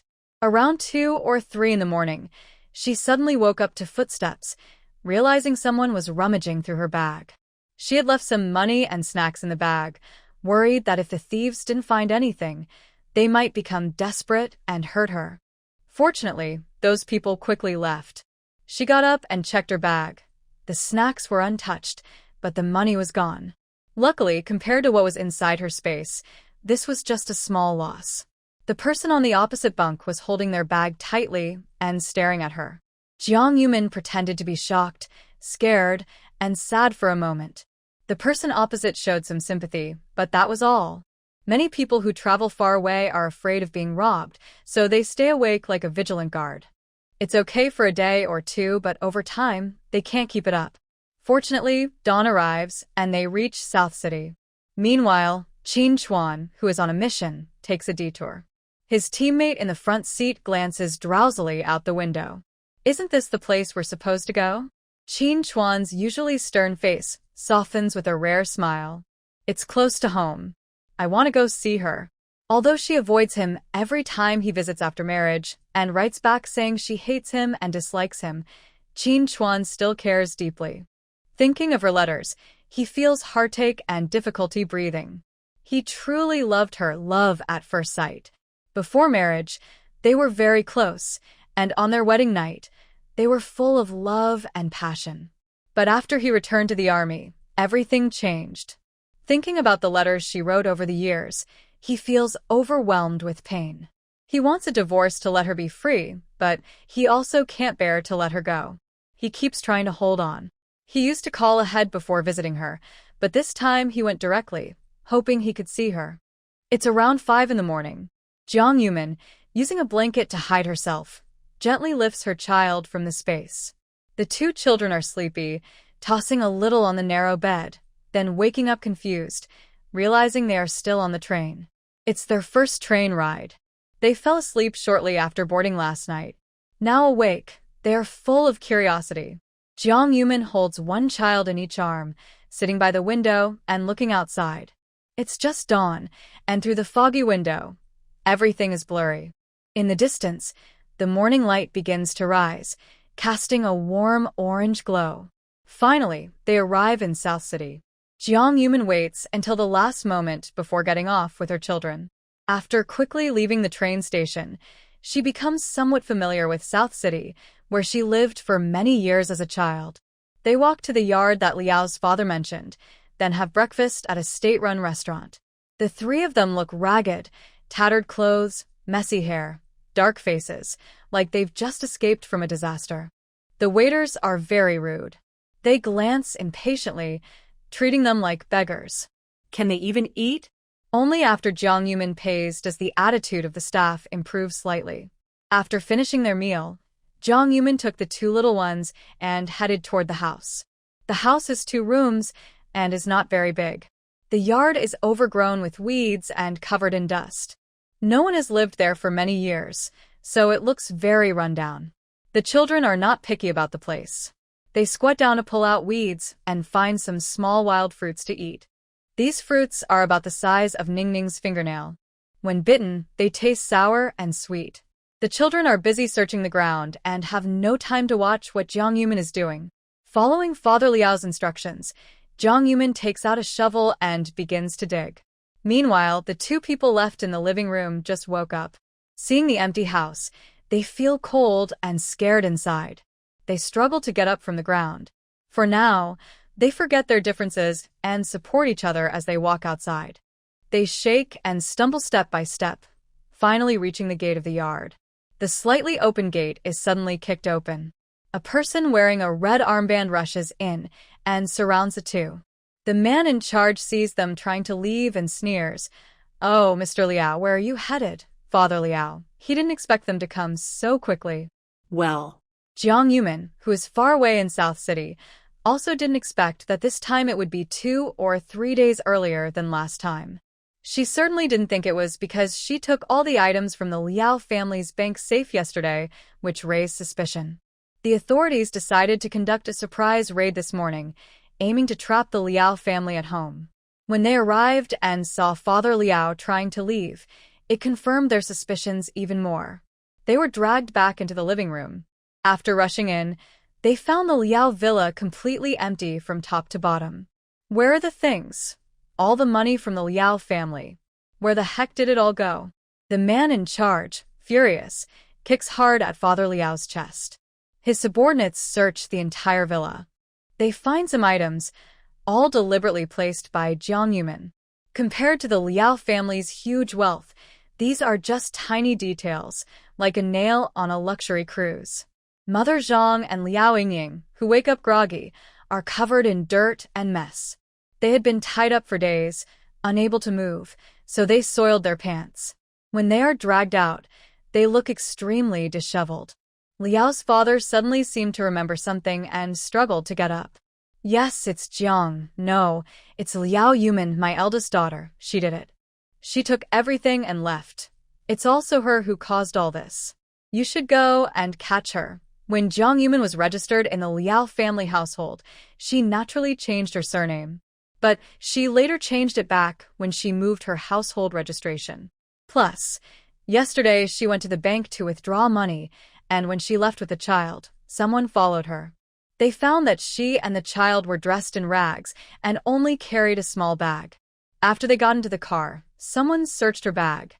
This morning, the person returned and said they only found 10 yuan, 2 sets of clothes, and some stale, hard biscuits. Clearly, she was abandoned by the Liao family after they used her, and she was thrown out. At this point, the Liao family still wanted to deceive him. Yingying, who was starving and lying on the ground, no longer had her usual pride. She reached out and tugged at Liao's father's pant leg. But as soon as she reached out, Liao's father was kicked away. They weren't willing to give up and searched the entire villa, including the basement and a secret room, but everything was empty. Even the mouse holes were spotless. Only some worthless items and forbidden books in the study were found. The forbidden books had writing and a personal seal from Liao on them. All right, it seems that Mr. Liao isn't really interested in a joint business. He's actually planning to go to M country and transfer his large assets. Before Zhang's mother could recover, she was taken away as well. Yingying, who was lying on the ground, was forcibly dragged away. Liao's father couldn't believe it. He had already been beaten by Jiang Yumin, breaking several ribs and injuring his leg. Now he was kicked twice more, hurting so badly he kept coughing up blood. He kept muttering, "That wicked woman, it's all her fault." The leading man impatiently said, "Are you stupid? Do you think I'm fooling? A woman with 2 kids can empty the entire Liao family. Jiang Yuman, maybe she really could, estimating roughly, it would take at least 10 people several days to move all the Liao family's belongings." The Liao family had planned this long ago. While using the phone in the Liao family living room to report to his superiors, he also learned that a cruise ship had docked at the port. The other person said that the Liao family was going to Hong Kong. Great, everything matches. As the group reached the gate, a military jeep stopped in front of them. Qin Chuan, dressed in uniform, got out of the car and politely saluted the man with the red armband. "Comrade, hello." Qin Chuan showed his ID and casually glanced at the Liao family members. They looked so disheveled. What about Mian Mian? Is she okay? After receiving a call for help from Liao's father, he realized the Liao family might be in danger. He hurried back during this mission. He had planned to take Jiang Yumming away before anything happened to the Liao family. But he was too late. He didn't see Jiang Yumming and looked at Liao's father in surprise. "Mr. Liao, where is Mian Mian?" Hearing his question, Liao Yingying seemed to see a savior. She used her last strength and struggled to rush toward Qin Chuan. Qin Chuan hadn't yet recognized who was coming and instinctively took a step back. Liao Yingying's legs gave out, and she fell to the ground. She reached out, trying to grab his shoe tip. She looked up, her face pale but still beautiful, like in the past. "Qin Chuan, I am Yingying. The person you were supposed to marry is me. Please take me with you. Take me away, okay?" This was simply absurd. She had been engaged to him before, and they had married. On their wedding night, they were so close and in sync, practically a married couple. He married Jiang Yumming, and he didn't recognize anyone else. Liao Yingying no longer cared about her pride as a noble lady. She had once looked down on Qin Chuan because he was from a poor background. When she heard her father wanted to marry her to Qin Chuan, she almost threatened to die. She cursed fiercely, trying to hurt him deeply. "Who does he think he is? A poor guy who can't even read, wanting to marry me? Dream on. His whole family isn't worth a single necklace of mine. I won't marry him. I'd rather die. Just looking at him makes me sick. He's not even worthy of a single strand of my hair." Yingying never thought she would end up so humble and pitiful, crawling at his feet, desperately begging him to take her away. If she had married him back then, the Liao family would never have come to this. "Qin Chuan, I want to marry you. I am willing to have children for you. Even if I am just given to you as a plaything, it's better than being sent to work on a farm in the northwest." Qin Chuan completely ignored her words. When she desperately struggled and tried to touch his toes, he took a step back. He never looked at her once. His gaze was fixed straight on Father Liao, and he asked again. This time, his tone was noticeably harsher. "Mr. Liao, where is Mian Mian?" Father Liao shrank back, afraid to look at him. He stammered. "She ran away. She took all the Liao family's assets and left." Suddenly, as if he remembered something, he gritted his teeth and shouted at Qin Chuan. "She must have gone to Hong Kong." He didn't believe that Jiang Yuman, a woman with 2 children, could reach the army base safely. He wanted to plant a seed of doubt in Qin Chuan's mind, so even if they met, there would be constant conflict. The man in the red armband, who was the leader, couldn't stand listening to these words anymore. No, Jiang Yuman was a weak woman, and she had 2 small children. Didn't she buy a ticket to Nanjing? If she really wanted to escape to Hong Kong, wouldn't it be easier to leave directly from the port here? Why go far away? Plus, Jiang Yuman was a military family member. She was going with her children to join the army, and the organization wouldn't punish her. Instead, they would treat her and her children well. Only a fool would run away. She clearly had better options. Moreover, he respected soldiers very much. And Qin Chuan's ID was a deputy regiment, which was quite high rank. He quickly signaled his subordinates to cover Father Liao's mouth and approached with a smile. "Captain Qin wants to ask about Jiang Yuman. She took the train last night with her children to Nanjing." Just as Qin Chuan was about to turn away, He suddenly realized the words with her children. He quickly stepped closer, his eyes full of shock. What did you say? Children? Nan City is Liao family's hometown. When she and the children left, they were wearing torn clothes and had little luggage. It seems they were driven out by the Liao family. He and Jiang Yumin have been married for over 4 years. A few months after their wedding, she wrote to him saying she was pregnant with his child but didn't want it and had already had an abortion. It seems those 2 children probably aren't his. Qin Chuan doesn't know how to describe his feelings right now. Sad, hopeless, or maybe. He only feels like his heart is being gnawed by countless ants, hurting so much he can't breathe. He feels dizzy for half a second and leans against the jeep, his gaze sharp as he looks at Liao's father. No, this can't be. He must find Yumin, no matter what happened. He wants to ask her face to face. Unless Yumin tells him herself, he won't believe anyone else. Qin Chuan asks the man wearing a red armband, has the report been confirmed? And what about them? The man understands his meaning immediately. They will soon be sent to a farm in the northwest. Knowing their outcome isn't good, Qin Chuan feels relieved. His comrade nearby reminds him, Qin Chuan, the mission is urgent. We need to leave quickly. Qin Chuan glances at the Liao family villa again.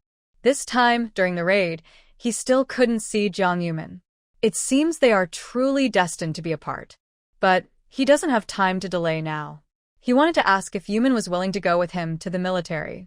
If she agreed, he could buy her a ticket to wait for him at the base. But he arrived too late. The Liao family has already fallen. If she wants freedom, he's willing to let go and support her. Qin Chuan leaves in a hurry. Before Liao Yingying can react, the car has already driven away. She didn't even reach Qin Chuan's shoes. This was her only hope now. Her voice was hoarse and tearful. She knelt on the ground, watching the jeep drive away. Qin Chuan, the one who will marry you is me. It's me. Jiang Yumin dug for a long time before she finally uncovered the 2 boxes. The children curiously ran over to look. Seeing the muddy boxes, they asked, Mom, are you looking for treasure? And in thought for a moment, Mom, where's your treasure map? Finding treasure usually needs a treasure map. Mom is so amazing. She can find it even without one. Jiang Yumin did not deceive the children because they didn't understand. She pointed to her temple and said, the treasure map is in my mind. I remember where it is, so I can find the treasure. She opened the box for the children to see. It was filled with 2 boxes of gold bars, each probably containing about 100 bars. If that outsider was willing to wait patiently for Mr. Liao, these wouldn't have ended up in her hands. The children thought they might find many toys or lots of food. When they saw the gold bars, they lost interest. They looked at the gold briefly, then threw it aside to dig in the dirt. For a 3.5-year-old, digging in the dirt is much more fun. While the children weren't paying attention, Jiang Yumin quickly put the 2 boxes of gold into her space and called out, Ningning, do you still want to see the treasure? If not, I'll put it back. Ningning waved her hand without turning around. No more looking, no more. And then also nodded in agreement, and the 2 children pouted and kept digging in the ground with their hands. Jiang Yumin quickly covered the dirt back up. She planned to rest here for a while and then go to the old house at night. Soon it started to get dark.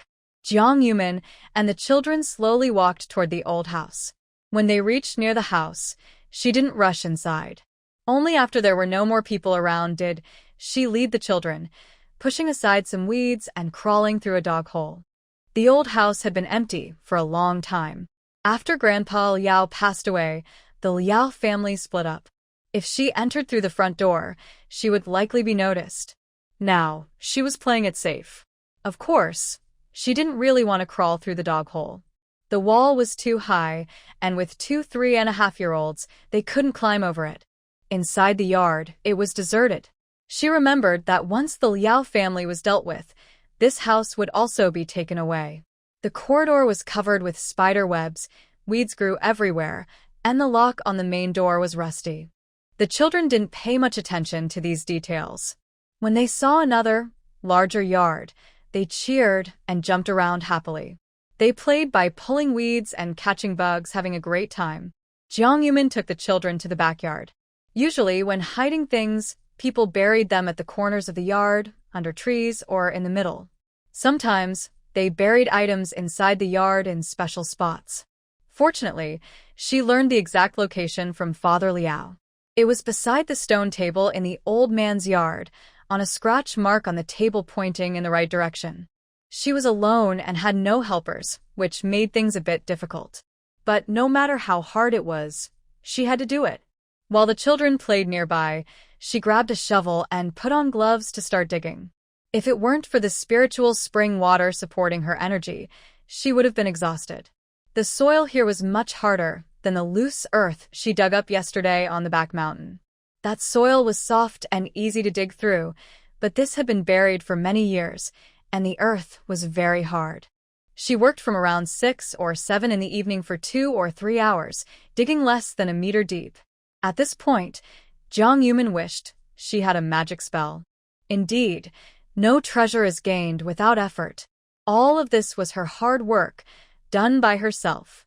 Finally, around 11 p.m., her shovel hit the entrance to the underground cellar. But she didn't rush to dig it open right away. Instead, she stayed with the children to eat some food. She started to soothe the kids to sleep. The room was quite messy, so she didn't bother cleaning it. The children were still young and didn't understand much. After eating, she sat on a stone bench, letting the children sit on her lap, one in each arm. They had played outside all day and were completely exhausted. After eating and resting against her, they quickly fell asleep. Once the children were deeply asleep, Jiang Yumin gently placed them on the big bed in the space. She hung the jade pendant around her neck and kept it close. She was truly grateful to heaven. Not only had she been given a second chance, but she also gained the legendary subtle space. Looking at her sleeping children, she thought about how she had suffered in the Liao family.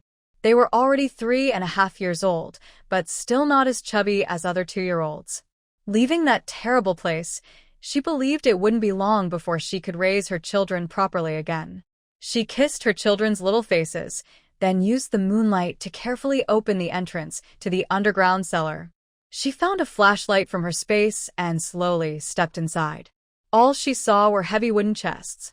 Gold jewelry, antiques, calligraphy, and paintings. These didn't seem suitable to be stored in such ordinary wooden boxes. Full of curiosity and doubt, Jiang Yumin opened a chest to take a look. Just that one glance nearly scared her half to death. Suddenly, she quickly let go, and the wooden box slammed shut with a loud bang. She paused for a while to calm her nerves. Compared to the Liao family's wealth, having these items felt even more frightening. These weren't hidden by old man Liao.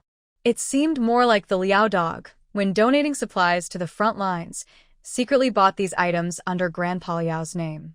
There were over a dozen boxes of guns and ammunition. In the corner, covered by hay, were a few crooked rifles. All of these could arm an entire company.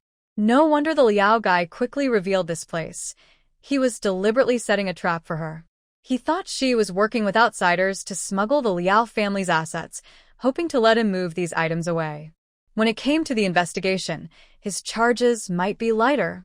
She cursed that the northwest wind and sand would block all his escape routes. She hoped he wouldn't have a good time. She wouldn't be willing to let him go easily. Thinking back to her past life, this old house was taken away, yet later, the Liao family managed to come back. It seemed these items had remained hidden for over 10 years without being discovered. Jiang Yumin thought carefully, selecting a few useful items to put into her space. The rest, she decided to report to the authorities. She had worked all day and was exhausted, but she hadn't found anything valuable. She didn't dare take these boxes. If she did, she might never see daylight again. After all, she couldn't explain where these things came from. The more she thought about it, the angrier she became. Jiang Yumin stomped her feet in frustration. She thought they should break the Liao family's hands and feet, pull out their teeth, and shave their hair, making them crawl and work on the northwest farm. She took out paper and pen, writing several pages to forge letters between the Liao family and the other side, sealing them with a stamp. Then she casually tossed them into the box.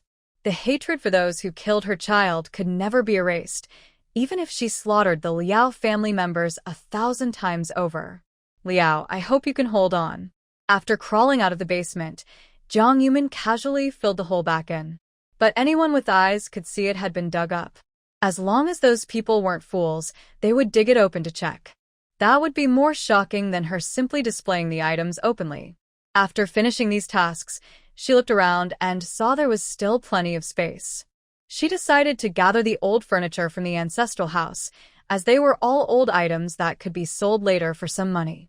Otherwise, when she returned in the future, the new residents might ruin or damage them. She wandered around the old house for 2 or 3 hours, collecting all the furniture she could. The most valuable item was, of course, the ancient bed passed down through the Liao family for many years. After bringing it into the space, she cleaned the bed, made the bed with a blanket, and then gently placed her 2 children on it to sleep. The bed was surrounded on all sides, so she didn't have to worry about them falling off while rolling around. After finishing these tasks, she took a break, confirmed there was nothing valuable left in the Liao family's house, and then threw her bag into the space. She headed toward the warehouse in the back mountain, a place she visited as a child. The entrance to the back mountain warehouse was hidden and built into the mountain, with half of it concealed inside a cave. It was hard for unfamiliar people to find. She hadn't been there for many years, and since it was nighttime, she had to search around several times before finding it. Pushing aside the thick grass, she crawled inside and saw a cave entrance. She looked at the heavy iron chain lock on the door, feeling a bit stuck.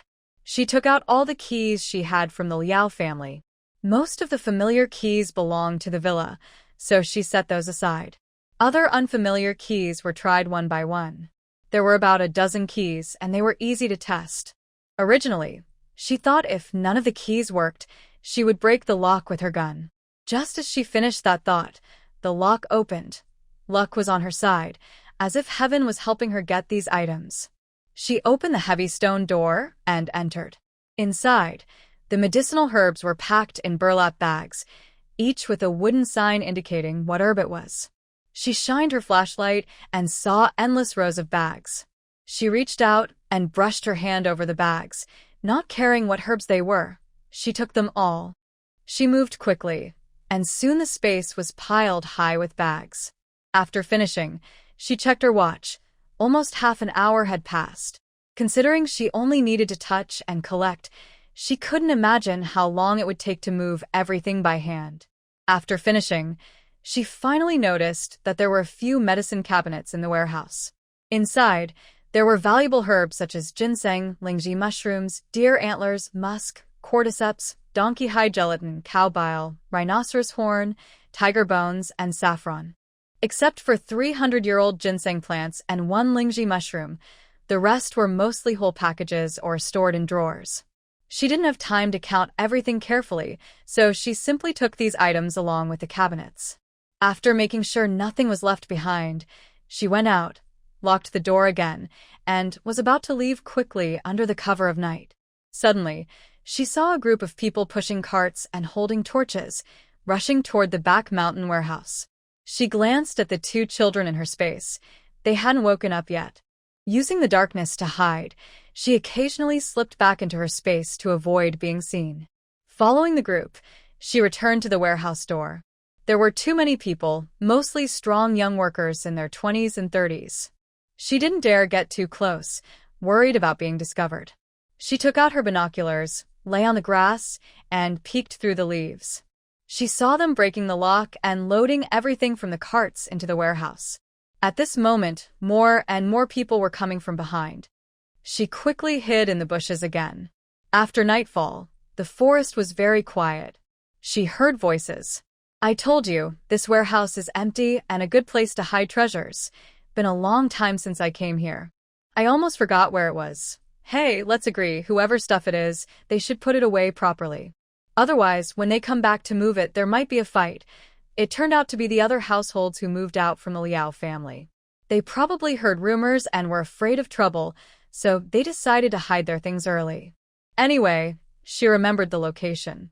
At worst, she could stay in Nanjing for a couple more days. With her space, She wasn't worried about taking these treasures away. While they argued and the noise of their moving, she quickly sneaked down the mountain. She was worried that if she waited until dawn and the children woke up, it would be troublesome. After coming down the mountain, she took the children out of her space, carrying one in each hand, and went to the guest house. The female staff on duty at the guest house saw her arriving late at night with 2 young children, looking quite disheveled. Seeing her introduction letter and identification again, I felt a deep respect. Soldiers protect the country, and their family members at home also face many challenges caring for children. Please follow me. There is an empty room on the first floor that has been cleaned, she said. After taking the children inside, Jang Yumin was so tired she immediately fell asleep. The next morning, she woke up and briefly washed herself with the children. They didn't go anywhere, just stayed in the guest house all day. Luckily, the 2 little ones are still young, curious about everything, and don't understand much. They did whatever she told them, even just staying in the guest house looking around and exploring, which felt very new and interesting to them. After breakfast, as she was with the children, a red armband person suddenly broke down the door of the Liao family's old house. The leader was the same person responsible for arresting Liao's father in Shanghai. Until that moment, he was still relieved that yesterday, when they followed Jiang Yumin onto the train, they checked and saw she wasn't carrying anything. They quickly withdrew their people, because Qin Chuan, that fierce man, was so intimidating. If he really wanted to do something to Jiang Yumin, even that fierce man would dare to confront him directly. He lit a cigarette at the door, took a deep breath, and waited. When his subordinates broke down the door of the Liao family's house, he led his team inside. Other rooms in the Liao house and some wealthy merchants from Nancheng, upon hearing the news, were so scared they trembled. They hurriedly packed up and prepared to run away. At the same time, they also felt lucky that they acted quickly, packing their valuables and hiding them in a warehouse behind the mountain. That place was hidden and known to very few. Jiang Yumin, really? Are you sure? After rushing inside, the red armband person found the entire Liao family's house was empty. Not a single piece of jewelry, antique, or painting was left. There wasn't even decent furniture. Was this a robbery? After a group of people searched around, they found loose soil in old Master Liao's yard. They dug it up and discovered an underground cellar entrance. Excited, they rushed down without thinking much, quickly moving out the dozen or so wooden boxes. Afterward, worried they might have missed something, they walked back and forth in the cellar, searching. Then they saw a crooked piece of wood covering something under the hay. Shocked expression, a few people were so frightened they trembled. They carefully carried the items out afterward. The leading man was so shocked he went stiff. He hurriedly opened the wooden box. When he saw what was inside, he cursed the Liao family and burst into loud laughter. Although he didn't manage to get anything valuable from the Liao family this time, his efforts were quite significant. It was enough for him to move up a level. He checked each box carefully. The items inside were well-preserved, undamaged, and still usable.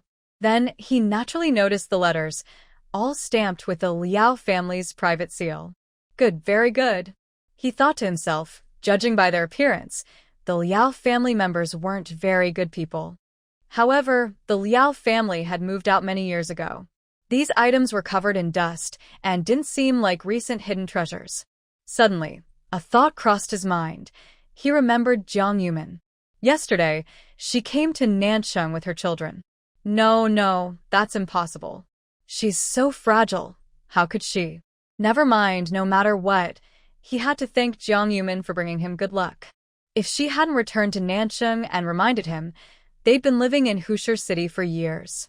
Who would have thought to come back to Nancheng and check the old Liao family house? He silently made a mental note to thank Jiang Yumin. Just wait, when I get back, I'll give the Liao family a hard time to vent my anger for you. He decided to take everything with him. Then he planned to coordinate with the people here in Nancheng and carried out a thorough cleanup of the local wealthy merchants. For a while, chaos reigned in Nancheng, and everyone was on edge. Naturally, no one paid attention to the warehouse in the back mountain. After dinner, Jiang Yumin left her room. She took her 2 children and bought train tickets to Rongcheng. She waited until late at night. Once the children were asleep, she quietly slipped away from the crowd and went up the mountain. Yesterday, the cave entrance was covered with wild grass. After last night's disturbance, the grass was trampled and messy. They even used dry grass to cover it. What's the difference between that and deafening oneself to ring the bell? After clearing away the cover, the lock on the stone door was broken. The new lock looked quite sturdy. Jiang Yumin fiddled with it for a while, but couldn't open it. She remembered the guns she took last night, with the bullets chambered. She disengaged the safety. No, shooting at night was too loud. After thinking it over, she took dozens of quilts from her space, which she had found in the Liao house, and left them at the cave entrance. After sealing the area tightly, she took out 2 blankets and wrapped her pistol and lock inside them. Then she clenched her teeth and fired a shot. She was ready to run immediately if the gunshot was too loud, so she wouldn't be caught by anyone hearing the noise and coming up the mountain. Fortunately, the cotton insulation muffled the sound.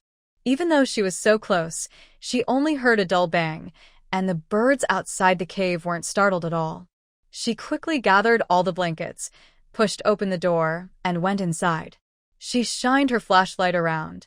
Wow, the warehouse she emptied yesterday was now full again. Haha, it's really like heaven is giving her gifts. She almost wished she could just send all the stuff to herself at once.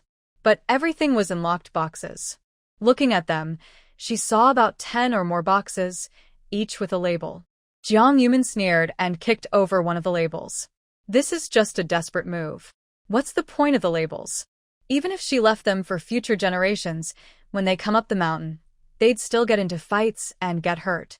In front of so much wealth, who could stay true to their principles?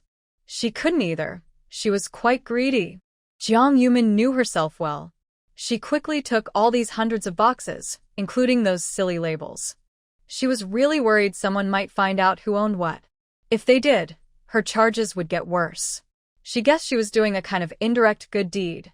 When she had time, she planned to carefully check what was inside. She hurried down the mountain at night, taking the children to the train station for a train around 6 in the morning. She waited with the children at the station, also showing her letter of introduction to the station patrol officer. When the train arrived, with the help of the officer, she managed to get the 2 children onto the train and into the sleeper car. As they boarded, the children woke up, clutching tightly to Jiang Yumin's neck in fear, not daring to let go, worried they might fall out. Finally, after getting on the train, Jiang Yumin placed the children on the bed and pretended to take some biscuits out of her bag, but actually took them from her space. Ningning held the slightly cool biscuit, tilting her little head to look at Jiang Yumin. Children don't understand the need to pretend on the train. She only remembers that yesterday her mother took her to a state-run restaurant to eat hot steamed buns. Just as she was about to say something, Anin quickly covered her mouth. Anin was as serious as ever, with a stern face, looking like a strict little adult. Stop looking, eat. Ningning sat on the bed, holding a large pancake bigger than her face, struggling to take a bite. Jiang Yumin gently rubbed the heads of the 2 children, feeling a bit worried but telling herself to be patient. Things would get better soon. Throughout the journey, Jiang Yumin kept a close watch on the children, being very careful about her surroundings. It was daytime now. When they got on the train, many people saw her with the children. The children weren't asleep, and she couldn't just put them in the space. So she had to hold them tightly and stay alert, not letting her guard down for a moment. Even so, she felt that even the wind outside was sweet at this moment. From now on, she would truly be free. She opened the window. Anin and Ningning leaned on the edge, watching the fast-moving scenery outside. They pointed excitedly at things and shouted happily. At this time, the train was noisy with many people talking, so no one paid attention to the children's voices. At lunchtime, Jiang Yumin didn't buy the boxed meals sold on the train. Instead, she took out a simple mixed grain pancake. They would just have to make do with this on the train. If her clothes were too worn out and she ate too well, she might attract unwanted attention. Someone lying on the opposite bunk kept staring at her. When she took out the pancake, he lost interest immediately. Probably, if she weren't traveling with such young children, she wouldn't have bought a bed in the first place. But that didn't mean the traffickers weren't interested in her and the children. Sure enough, the two children were munching on their pancakes when a woman in a floral cloth dress, full of enthusiasm, sat down next to them, smiling and watching the children she was protecting. "Big sister, where are you going? Why are you bringing such young children?" Jiang Yumin immediately understood her meaning. She was trying to kidnap her and the children. In her previous life, when she returned from the Northwest, she also encountered traffickers. At that time, she was acting crazy and almost hurt the trafficker herself. In the end, the trafficker's accomplices called the train police, and she was taken away. She even spent several days in the police station because of it. Jiang Yumin looked her up and down, noticing she had no fighting skills. She glanced sideways and quickly identified her accomplice. Jiang Yumin hurriedly prepared her dagger and also got the Browning pistol from her space, chambering a round. In case of an emergency, she wouldn't hesitate to shoot to protect the children. She tightly guarded the two kids, keeping them away, and spoke bluntly. "My husband is a military officer, a battalion commander. I came along to take care of the kids." When we got on the train, the ticket inspector helped us board, and after arriving, the military vehicle came to pick us up. This meant someone knew when they got on and off the train. If the military couldn't pick them up, they would suspect and look for her and the children. The three of them were not ordinary people, without names or status. The older woman looked at Jiang Yumin with some disbelief, glancing at her clothes and the thin, frail children. No matter how she looked, she didn't seem like the wife of a battalion commander. Could she be pretending on purpose? This woman was clever and knew how to disguise herself, waving a big banner under false pretenses. Humph. But they weren't fools either. They had been back and forth along this route many times, and each time they left with something. She had just checked several train cars, and she was the only young woman with two very young children. This was the easiest target, vulnerable and unable to escape. The older woman looked at Jiang Yumin with a half-smile, constantly sizing her up, thinking about how to continue chatting casually, then secretly drug her when she was unprepared. There was no need to worry about the children. Both of them could hardly speak full sentences. "Really? You don't look like it. Miss, are you trying to cheer me up on purpose?" She started to talk nonsense. "My son is also in the army. Where is your husband stationed? Maybe they know each other." Seeing this, the older woman was becoming more reckless, even moving closer to Jiang Yumin. A man sleeping on the upper bunk, who had been dozing, couldn't help but peek when he overheard their conversation. He noticed the older woman when she arrived. He was about to fall asleep but kept an eye on the three women below, worried they might encounter trouble. The man asked curiously, which startled Jiang Yumin and the older woman. From the moment they got on the train, the upper bunk had been quiet, with no sound at all. Suddenly speaking like that could really scare someone. Jiang Yumin patted her chest, pretending to be a little scared, and nodded, yes. When she heard that he was from the Rongqing military district, the man on the upper bunk quickly dressed and got off. Jiang Yumin then saw his military uniform. He saluted her and said, "Hello, sister-in-law. I am also from the Rongqing military district. I wonder which regiment leader's wife you are?" Jiang Yumin didn't answer right away. Instead, she looked at the man carefully. Only after he showed her his ID did she feel reassured. In this time period, train stations often had human traffickers. Almost every day, women and children were kidnapped. Even men weren't safe. Some were taken and sent into the mountains to work for private owners mining. She remembered that until her death in her previous life, this situation had not improved. "My husband's surname is Qin," she said. As soon as she finished, the man excitedly said, "So you're the wife of Captain Qin? Hello, sister-in-law. I am a soldier under Captain Qin. My name is Zhang Xinghua. I'm visiting family and am about to return to the army." No wonder he was so excited. He had heard that Captain Qin married a delicate, wealthy young lady, but looking at her now, she didn't seem like that at all. The rumors, it seemed, were not trustworthy. When the older woman heard this, She nearly fell to the ground in fright. Oh my goodness, this really is the captain's wife. If she were to take action, and if children or others were kidnapped, she could be sentenced to death. She trembled as she looked at Jiang Yumin, forcing a very ugly smile, then quickly slipped away. During the rest of the journey, although Jiang Yumin didn't talk much with the man on the upper bunk, she felt more at ease.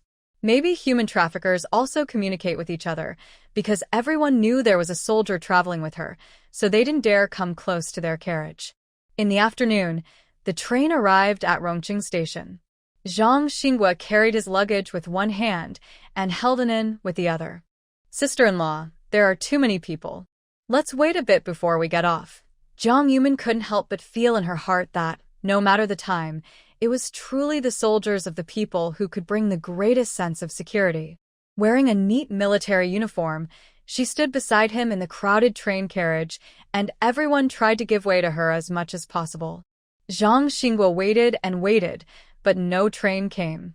He looked at Jiang Yumin with confusion. The lie they casually told on the train was exposed. Jiang Yumin awkwardly smiled and said, "I came to find him, but I didn't tell him." Fearing he wouldn't believe her, Jiang Yumin showed him her and Qin Chuan's marriage certificate and an introduction letter. Zhang Xinghua took her and the children to the station's security office, borrowed a phone, and called the military communication room to explain everything clearly. "Brother-in-law, let's wait here for a while. The army will send someone to pick us up." He thought this was a good chance to get a ride back too. Meanwhile, during the mission, Qin Chuan took a moment to find out that the Liao family's old house in Nancheng had also been sealed off.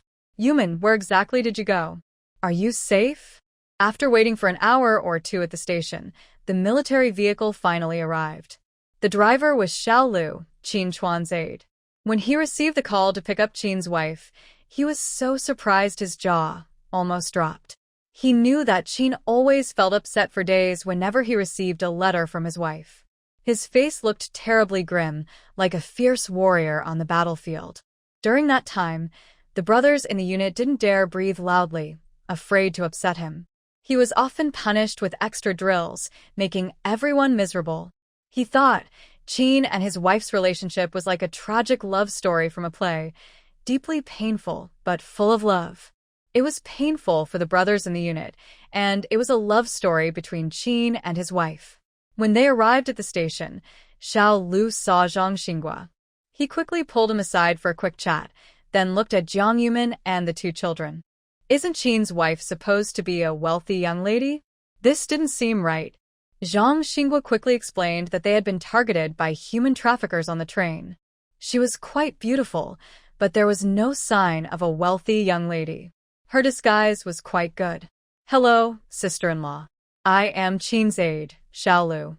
Please get in the car. I'll take you to the military base." After Zhang Xinghua helped the two children into the car and Jiang Yumin sat in the back seat, he closed the door and took the front passenger seat. The two children were very curious, constantly looking out the car window or examining the jeep. Ningning leaned against Jiang Yumin, feeling a bit shy and scared. After a while, she softly asked, "Will we see Dad soon?" Jiang Yumin looked at the hopeful look in her child's eyes and didn't know how to answer. Actually, she was here to get a divorce. And then turned to look at Jiang Yumin, who was silent, then glanced at Ningning. She reached out and hugged Jiang Yumin's waist. "Mom, I want to stay with you. I don't want to see Dad." The two people in front were so frightened they didn't dare breathe. Seeing that her sister-in-law wasn't excited about seeing Qin Tuan, and that the children didn't want to see him either, Jiang Yumin thought, this isn't going well for Qin Tuan. After more than an hour of driving, they arrived at the military base. It was late, so they arranged for Jiang Yumin and the children to stay at a guest house for the night. Jiang Yumin thought for a moment and looked at Xiao Lu. "How is Qin Tuan?" Jiang Yumin knew there were many misunderstandings between them because of the Liao family causing trouble. She wanted to see him, clear up the misunderstandings, and then let both of them go free. But considering her purpose for this trip, she pretended to be confused and asked, "Aren't we supposed to go to his place to pay respects first?" Xiao Lu didn't hear her clearly and thought she wanted to see Qin Tuan.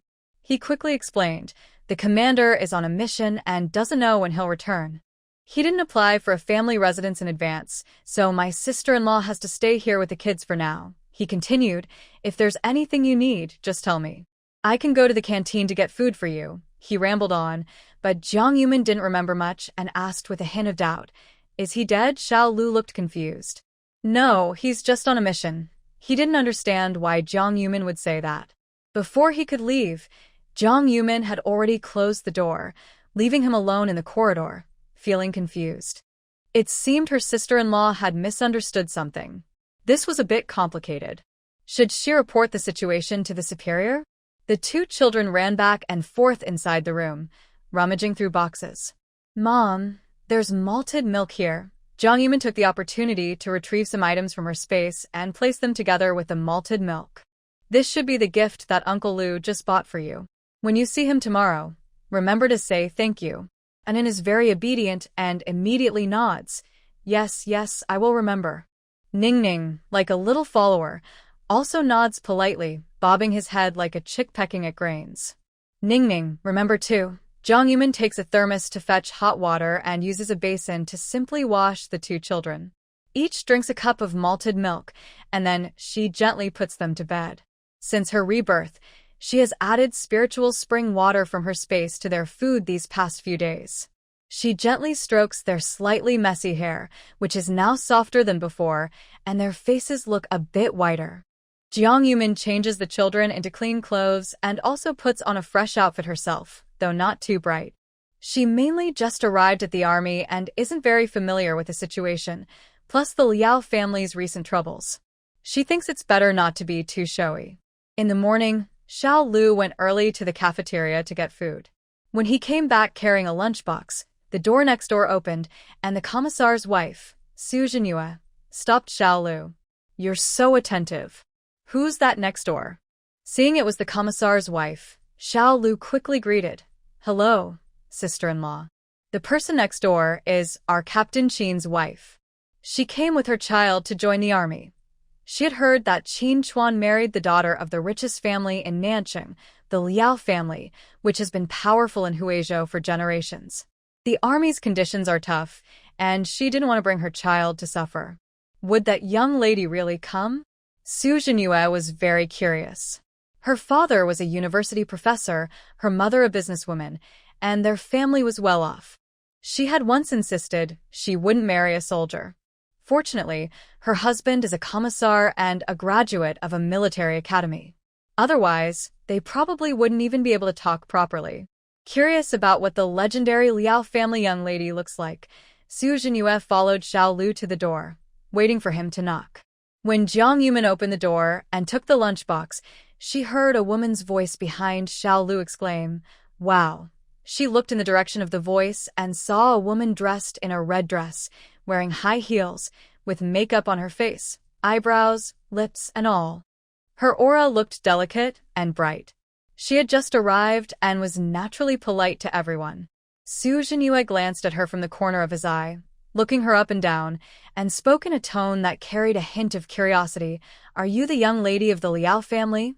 Perhaps it was just a feeling, but Jiang Yumin seemed to sense a hint of disdain in his eyes.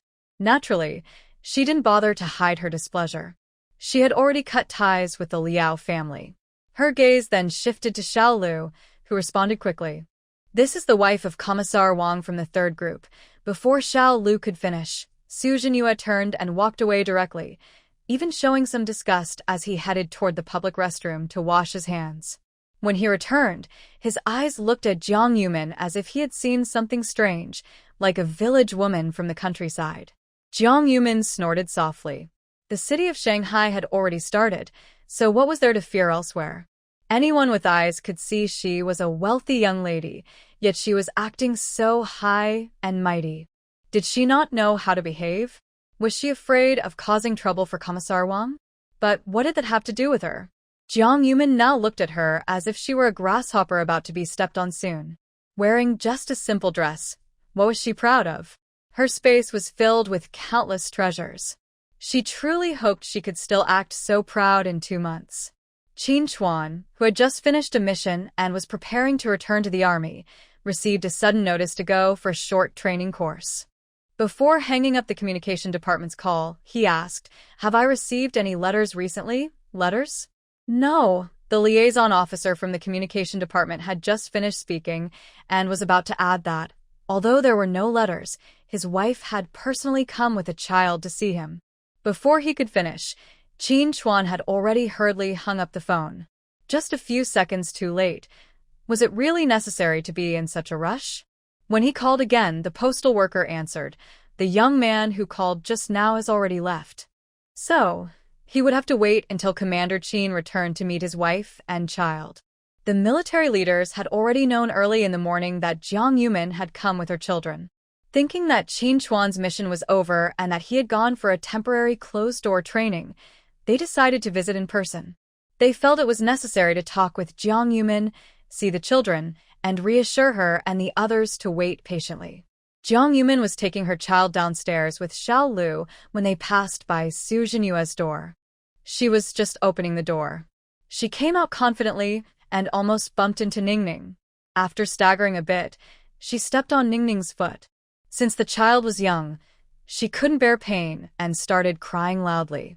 She threw herself into Jiang Yumin's arms, crying very sadly, "Mom, it hurts." The incident happened so suddenly that, as a mother, Jiang Yumin instinctively crouched down, took off Ningning's shoes, and checked if she was hurt. After removing the socks, she saw that Ningning's foot was indeed red. Su Jinyue was wearing high heels, so stepping on her foot like that would hurt even an adult for a while. And, like a little adult, stretched out her arm to block Jiang Yumin and Ningning and scolded her. She wanted her to apologize to a child? Su Jinyue glanced impatiently, feeling they were just causing trouble. She thought they were country bumpkins. Even if she was pretty, she was still a country bumpkin. Su Jinyue lazily looked at Ningning in Jiang Yumin's arms, then unceremoniously poked Nin's forehead with her painted nails. Nin, with her dyed nails, was poked so hard she nearly lost her balance and almost fell. "Just stepped on her a little? You country folks aren't that delicate, right?" Seeing their shabby appearance, she knew they were just making a fuss. Did they really want to sue her? Su Jinyue then turned to Xiao Lu. "You saw just now, I only lightly stepped on her. Who knew she'd be so precious? So delicate. Keep her inside and don't let her go out." Xiao Lu, witnessing this scene, didn't know what to do at first. Both women were his sister-in-law, and her husband's position was higher than his. As a low-ranking soldier, he couldn't say anything. Thinking that the superior was downstairs, he quickly turned and hurried down. Jiang Yumin didn't notice Xiao Lu leaving or see Qin Chuan. She was already angry inside. With nowhere to vent her anger, she reached out and tugged Nin, looking at the small red spot on her forehead. She raised her eyes and gave Su Jinyue a stern look. Then she signaled Nin to hold Ningning's small hand and step back 2 paces, slowly standing up. Kids understand this kind of thing. Don't you get it? Apologize. Su Jinyue naturally knew she should apologize, but she simply didn't want to apologize to them. Her husband was a battalion commander, a proud position.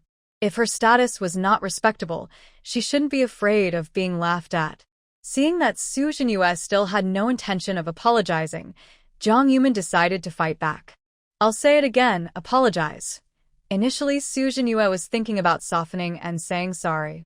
But when she heard this, she was instantly furious. It was no different from threatening or intimidating her.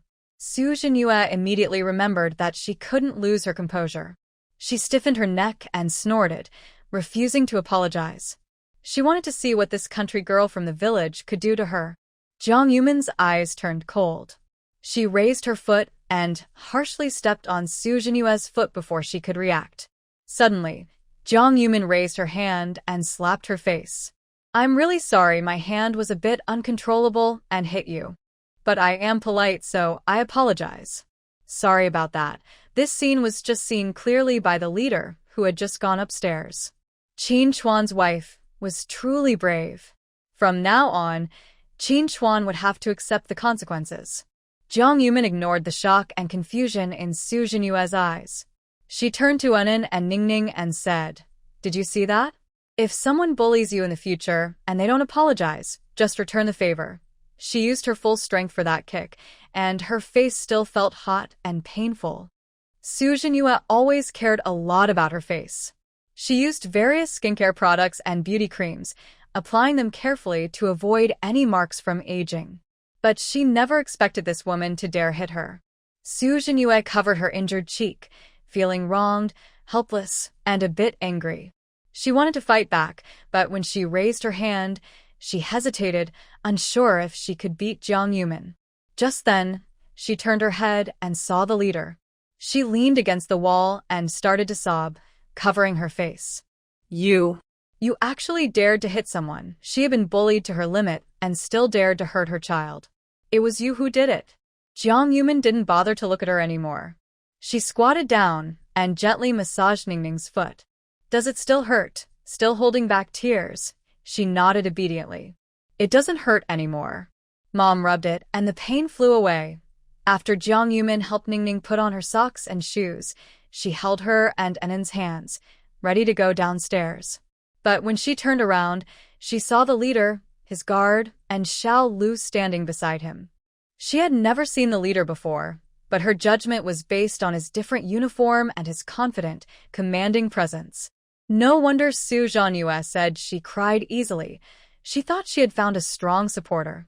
Before she could speak, Su Jinhua said directly, "Leader, you saw it, right? She hit someone and refuses to admit her mistake." The leader looked at Jiang Yumin, examined her carefully, then spoke in a deep voice. "Are you the spoiled young lady from the Liao family?" Mainly because she had written many letters insulting Qin Chuan, which he had read a few times, and it made him very angry. Susanjo paused briefly, surprised. She. At that moment, Jiang Yumin said, "No, phew." Su Jinhua's tense heart finally relaxed a little. She thought, with her shabby clothes, she couldn't be the young lady at all. But before she could relax, Jiang Yumin added, "Before coming here, I already cut ties with the Liao family. My household registration has been moved, and it was announced in the newspaper. Now, at the critical moment of the Liao family's official investigation, she had to clarify this. She didn't want to be dragged into trouble. Otherwise, how could she still be dressed like this, pretending to be poor?" The leader nodded. Why didn't you call Qin Chuan before? He's on a mission and doesn't know when he'll be back." Anen, standing beside Jiang Yumin, looked curiously at the leader and then at Jiang Yumin. Then, very politely, he asked the question he really wanted to ask. "Grandpa, may I ask if my dad is dead?" The leader, "What kind of question is that?" And then looked a little sad, pouting his little lips. The Liao family said his dad was already dead. That day, when his mom heard the news, she was still holding him and his sister, crying for a long time. Her eyes were red from crying. After comforting him and his sister to sleep, she sat in a chair, staring out the window, watching and watching. Anyway, when she woke up, she saw her mother's eyes all swollen from crying. Her mother also said that they would never see their father again. Anin didn't quite understand why. Just a few days after, her mother wanted to find their father. Suddenly, Anin had an idea. She quickly broke free from Jiang Yumin's hand and ran to see the leader. She carefully looked up, tears still shining in her eyes. The little child clasped her hands in front of her and said, "Grandpa, please, let me see my dad. We want to bring him home." When she learned that her dad had died and was crying in the yard, the driver had said, "If someone really sacrifices themselves, you need to go and bring them back for a proper burial. And you're so young. How can you go to a funeral?" Many of these words she didn't understand. But she always remembered what adults said. Not only the leader, but even Jiang Yumin didn't expect Anin to say these words. She looked down and saw Ningning, who was crying again. It turned out the two children still believed that Qin Chuan was dead. Jiang Yumin decided to go along with it, wiping her tears and feeling wronged. "Leader, I heard Qin Chuan sacrificed himself during a mission. I just brought the children here." She paused and struggled to say two words, "to mourn." The leader, his mind was a bit confused now. This story was too unbelievable. Did the person involved know he was already dead? The leader was shocked and almost wobbled. He completely forgot about Su Jinhua being scolded. He quickly bent down and rubbed Anin's little head. Don't cry anymore. Your dad is alive and well. What dead? He's a brave soldier under my command. I still hope he can serve for a few more years. Jiang Yumin also exclaimed at the right moment. Not dead? Then why haven't they come home after 4 years of marriage? Isn't that a perfect reason? Military marriages are hard to break. In the end, everyone will look for the leader. Now, she might as well do the same. Woo, I've been raising 2 kids alone these years, waiting for a reply, but I thought he had died long ago. If he's not dead, why doesn't he come home? Does he not want us 3? Leader, if that's the case, just decide for us. Let's divorce. Chief. His mouth twitched uncontrollably twice. Honestly, Jiang Yumin's acting was not very good. Anyone with eyes could tell she was speaking on purpose, but he quickly noticed something. Wait, what? For years without any news, Jiang Yumin knew well that this was all the Liao family's doing. But since she had no idea from the start, even if the leaders investigated, she was innocent. Jiang Yumin was really worried that the Liao family members would have an easier life in the Northwest. She wished she could blame all the crimes on them, so they could feel the hardships of the Northwest farm, suffer through the sandstorms, and die in pain. After Jiang Yumin nodded, the chief felt there was something going on. He knew that over the years, Qin Chuan received a letter every now and then. He was a bit anxious and turned to leave, then suddenly thought of something. What's your family name? Jiang Yumin quickly stepped forward to explain. Chief, I've cut ties with the Liao family. My mother's surname is Jiang, and my name is Jiang Yumin. He remembered her name. Just wait and see. Let Qin Chuan, that brat, come back and face all this properly. Seeing the chief about to leave, Su Jinyue stood there, covering her swollen face, and hurriedly followed after him. Chief, please don't go. The chief, who had already gone downstairs, suddenly turned his head and looked at her. Is there something? Honestly, he really couldn't stand Su Jinyue's spoiled princess attitude. Look at Jiang Yumin. She's also a princess, but she doesn't speak in a squeaky voice, as if she swallowed a fox spirit. He was a rough man, and during military campaigns, he didn't care much about manners. He believed that women, even though they are different from men in gender, should speak and act confidently, just like his wife. His wife could wield a big sword and fight enemies, speaking and acting swiftly. Seeing Su Jinyue, he couldn't help but think of his troublesome daughter. She was just like her. Su Jinyue hesitated, stopping her steps, feeling a bit wronged as tears welled up. Then she pouted at Jiang Yumin and said, She hit me. The leader responded bluntly. You stepped on the child's foot. You didn't apologize, and you still think you're right? She hit you, and she apologized. Then fight back if you have the courage, Su Jinyue. No, that's not how it was supposed to be said. She wanted to say more, but the leader had other things to do and turned to leave, only leaving her with a back view. Just as Su Jinyue was about to turn around, she caught Jiang Yumin's half-smiling eyes, which made her suddenly shut her mouth in fear. She awkwardly smiled and remembered what the leader had just said. She held back for a long time, her face turning red, and softly said, I'm sorry. This was a typical case of a delayed apology. If the leader hadn't scolded her, she probably wouldn't have apologized so willingly. Ningning, being young and not stupid, took a few steps forward and looked at Su Jinyue with curiosity. Auntie, you need to apologize to me. You just hurt me. She pointed at her foot that was stepped on, pouting angrily, with a face full of unhappiness.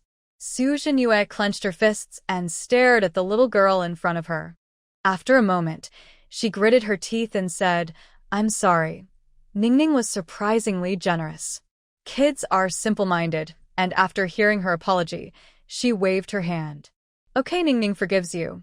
Su Jinyue's gaze still fell on Jiang Yumin, observing her outfit with suspicion in her eyes. She was straightforward and said what she thought. Since you're the young lady of the Liao family, why are you pretending to be poor? Are you deliberately trying to disgust me? Jiang Yumin couldn't be bothered to explain much. Oh, dressed in luxurious jewelry, then robbed on the train. This Su Jinyue looked like she was overly protected and completely unaware of the hardships of the world. Jiang Yumin didn't bother to respond. She needed to take the kids to the supply store to buy some things, which would give her a reason to take out some items from the space. She had brought a small bundle when she arrived and took it out directly. She couldn't even fool the kids. As they went downstairs, and Ning Ning was still whispering softly, "Mom, why is there no TV here? No refrigerator, no sofa." Ning Ning kept talking excitedly. The room at the guest house was very simple, with only a basic wooden bed. "Mom, will we live here forever?" Ning Ning usually didn't talk this much before. Jiang Yumin was surprised and happy. She patiently waited for her to finish before speaking. "Not necessarily. We're just staying here temporarily. Once she divorces Qin Chuan, she plans to take the children to live in the city of Rome." When they went downstairs, Xiao Lu was about to run up. "Sister-in-law, where are you going?" Jiang Yumin held the hands of her two children. "We're going to the supply and marketing cooperative. We left in a hurry and didn't bring anything." Okay. "Sister-in-law, I'll take you there." Actually, Xiao Lu was a bit curious about what Jiang Yumin said. Plus, when the leader just left, he was told to ask about the details. On the way to the supply and marketing cooperative, Xiao Lu started asking questions casually. "Sister-in-law, why do you think our Captain Qin is dead?" "Who told you that?" Such straightforward questions seemed like he was trying very hard to see if she would catch on. Jiang Yumin pretended not to understand his hidden meaning. She acted casually, holding the children's hands, and followed him to the cooperative. "Who else?" "My cheap dad, maybe. A week ago, he suddenly got angry and told me and the kids that Qin Chuan was dead, and we should forget about him. There was some trouble at home. After I cut ties with them, I hurried to bring the kids here." I don't really understand much. "I just thought when someone dies, they should be buried properly. So, I came to mourn." "I don't know what the army's rules are." He finally understood what Jiang Yumin meant when she said, "He's not dead." He quickly explained, "No, our Captain Qin is alive and well. He's just on a mission. When he returns, you'll see him." Jiang Yumin didn't have high hopes about him coming back. If he returned sooner, she could also divorce quickly. At the supply and marketing cooperative, Jiang Yumin bought some daily necessities, as well as clothes and shoes for the children. Her clothes were quite worn out. They didn't look like they came from Shanghai at all. Instead, they looked more like she was fleeing from hardship. Xiao Lu waited at the door. After Jiang Yumin finished shopping, he helped carry the items back to the guest house room. Once he delivered them, he hurriedly left because he needed to report to the leader. The leader, upon hearing the situation, was so angry he leaned back and quickly called Shanghai. He asked about the current state of the Liao family. He learned that Liao's father was injured by an unknown attacker, covered in wounds. Liao Yingying was mentally overwhelmed from being tortured. Liao's mother had fallen downstairs and lost her memory. Liao's son was also badly hurt, and their housekeeper, Zhang Ma, was acting strangely. All of them blamed Jiang Yumin for causing their suffering. The leader thought, "Are all the people in the world fools?" It was obvious they hid things themselves, trying to escape, and then falsely accused a woman of everything. They even spread rumors about soldiers, which was a serious offense. The leader was so furious he almost lost his temper. These matters must be punished severely. "We cannot tolerate this." In Shanghai, they planned to send everyone to a labor camp in the northwest. The family was injured and battered, blood still on their bodies, yet they were put on a train. Jiang Yumin took the children to wash, changed into new clothes, and cleaned the dirt and makeup from her face, then applied some snow cream. The children wore new military green overalls, looking lively and spirited. Jiang Yumin found a simple polka-dot shirt and paired it with khaki blue pants from her space. She didn't throw away her and the children's old clothes. She kept them in a basin. During the day, Xiao Lu brought meals from the cafeteria 3 times. She and her neighbor Su Jinyue had many disagreements. Seeing Xiao Lu so eager to bring food, Su Jinyue stood at the door and sarcastically said, "Everyone knows Xiao Lu is Captain Qin's aide. If you didn't know, you'd think she was a servant hired by the young lady. She's in the army now, and she's acting all high and mighty." As she spoke, she turned and saw her own man walking over. Commander Wang looked grim and wanted to scold her, but Su Jinyue ignored him and turned to go inside. Commander Wang had no choice but to apologize to Jiang Yumin. Little sister-in-law, don't pay attention to her. That's just her temper.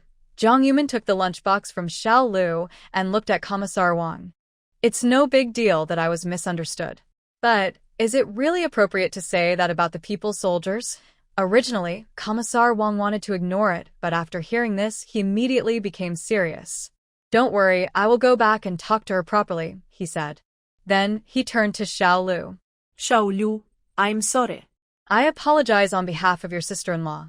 After Commissar Wang returned to the next room, Xiao Lu left. After staying at the guest house for 2 days, Su Jinyue from next door hurried to the communication room and received a phone call. That evening, she came back and had a very heated argument with Commissar Wang. The guest house rooms were not very soundproof, and Jiang Yumin clearly heard that they were arguing about Su Jinyue's mother being labeled as a capitalist and the Su family being under review. You're the commissar, can't you think of a way? I can't think of any way. It's the organization's decision and arrangement. I have no right to interfere. If you have no right to interfere, what's the point of me marrying you? If I had known, I wouldn't have married someone from a less suitable family.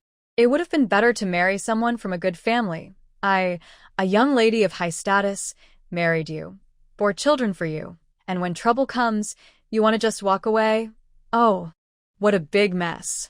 Jiang Yumin lay on the bed, holding Ningning, gently patting her to sleep.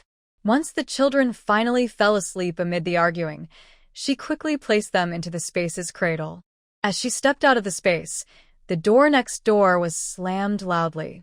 Su Jinyue was about to return to the city. Seeing her come back in a vehicle used by the troops, Jiang Yumin decided to take the children to explore the city and also got on the car. Su Jinyue shot her annoyed look, but couldn't help asking halfway through the trip. Dear Liao family also. Jiang Yumin turned her head and saw her with red eyes, clearly having cried a lot last night. Now, she looked like she was about to cry again just talking about it. She was just like her past self, but her tears had long been blown away by the northwest wind and sand. If the two of them hadn't had conflicts, Jiang Yumin might have said a few words. But after the previous argument, she wondered if she could still make peace. She is not a great person who has practiced for 10 lifetimes. I don't have the last name Liao, and I have already cut ties with them, Jiang Yumin coldly replied and then stopped talking. The driver noticed the tense atmosphere between the two and wanted to lighten the mood, but was too scared to speak.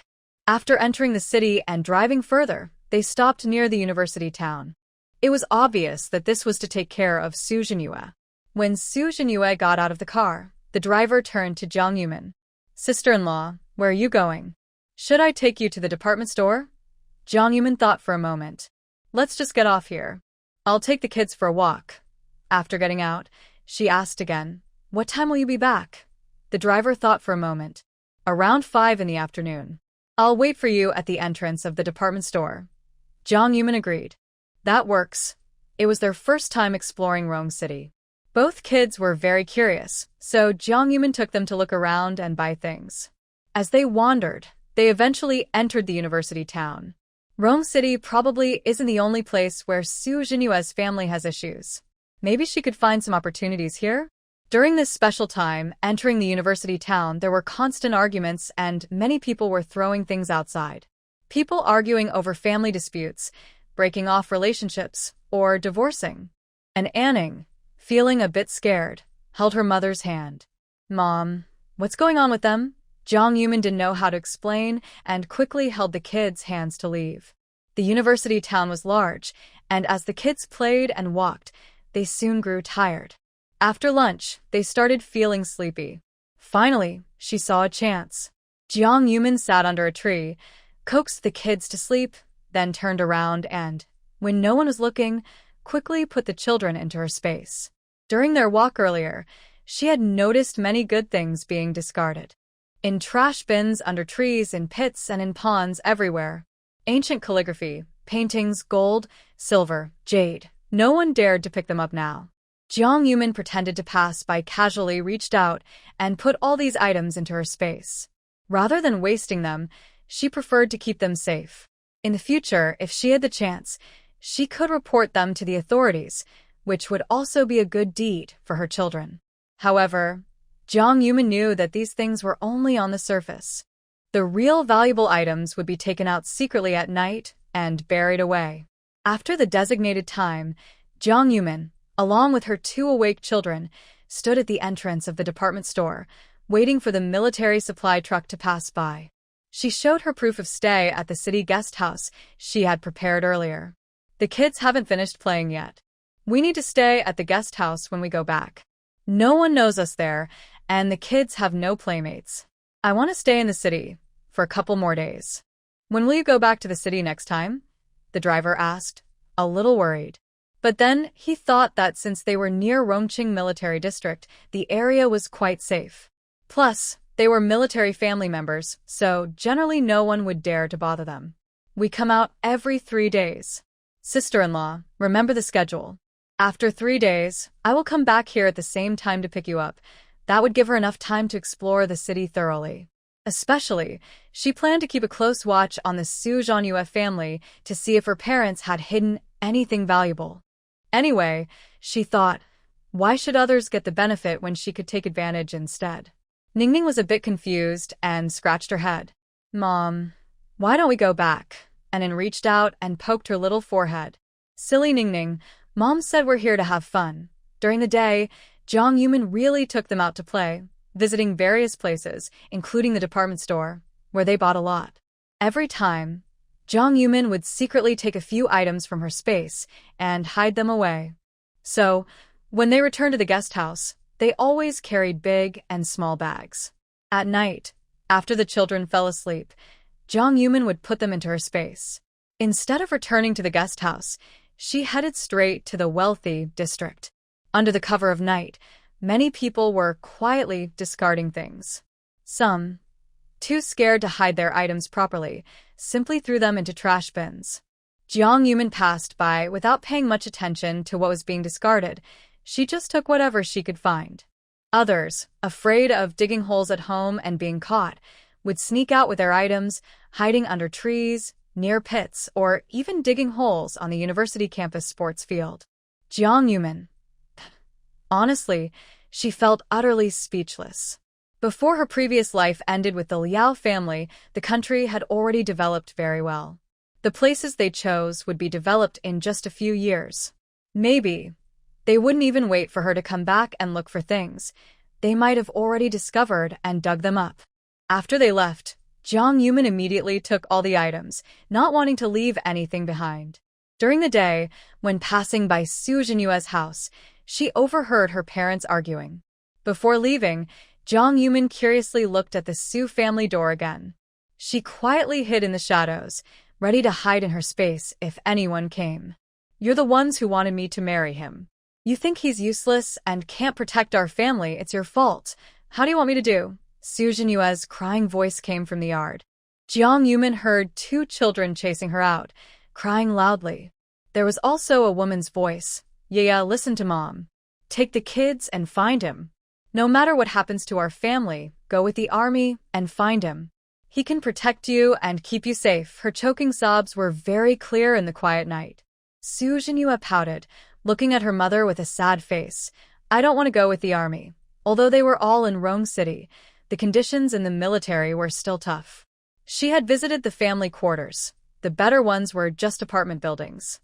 The worst ones were courtyard houses, some half brick and half mud, and some yards were just mud huts. Thinking about living in such houses for who knows how many years, she simply couldn't bear it. If you don't go with the army, do you want to take the kids and be sent to the farm with us? Su Zhenyue didn't want to go to the farm either. She heard they had to do hard labor, and if her background wasn't good, she might even have to carry manure. The more she thought about it, the sadder she became, and she started crying again. After her mother persuaded her, she went back to the living room and called Commander Wang. Jiang Yumin stood behind the tree at the gate, smiling lazily. She thought she would have to wait 2 months to see this young lady's comeuppance, but it turned out only a few days. Thinking about living in the family quarters in the future, she couldn't help but make a tisk sound. This was going to be so lively. Jiang Yumin patiently waited, wanting to see if the Su family had any good things hidden or things they had thrown away.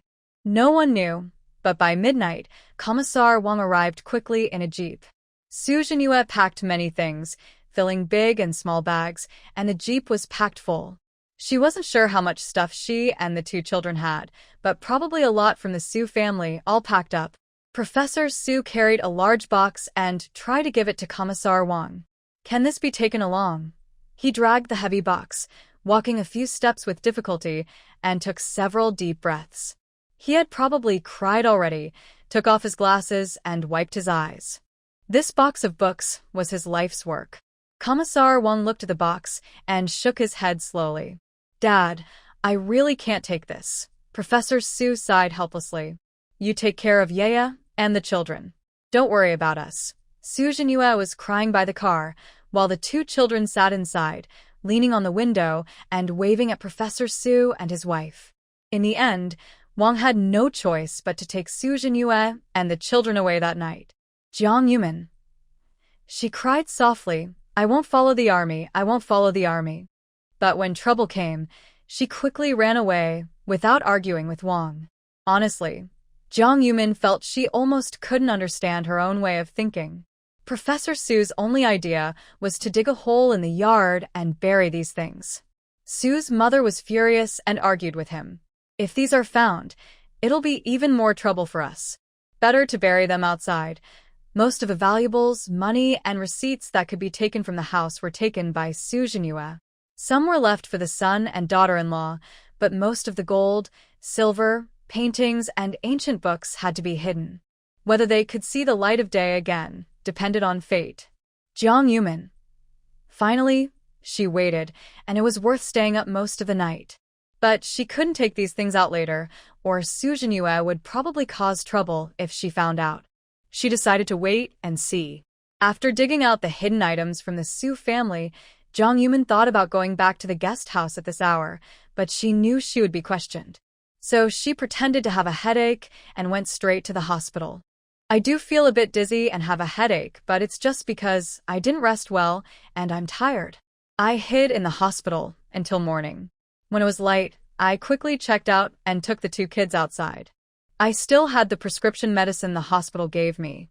After breakfast, on our way back, the front desk staff at the guest house asked me, "Comrade Jiang, you took the kids last night. Why didn't you come back?" I showed her the medicine in my hand. "I wasn't feeling well last night, so I went to the hospital. I only came back when I started feeling better this morning." Seeing this, the staff quickly poured a cup of hot water for me. "You're taking care of two kids alone. You need to take care of yourself. Rest more and recover. Military families really have a hard time." I chatted with her for a few more words, then took Anan and Ningning back to our room.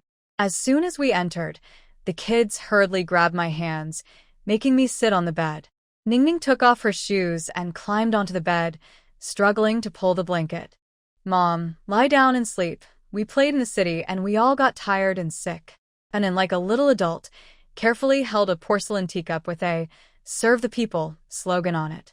"Mom, drink water. My two children are very obedient and sensible." I sat by the bed, enjoying Ningning's small fists gently pounding on my shoulder. I took a sip of water from the teacup and gently rubbed Anan's little head. "Anan, you're so good. Can you help Mom put the teacup back on the table?" Anan took the porcelain cup with both hands, very carefully holding it. She walked slowly and placed it back on the table, then ran into my arms. "Mom, are you sick? Let's not play anymore. Mom needs to sleep." Anan and Ningning, who are 3.5 years old, can't say very long sentences yet, but I understand what they mean. They think I am sick and don't want to go out to play. They just want me to rest and get better. "Mom is fine." Ningning wrapped her arms around my neck from behind and leaned on my back, twisting her little body and starting to act cute. No, Mom needs to sleep," and was afraid that Jiang Yuman wouldn't dare to sleep because she was worried about them.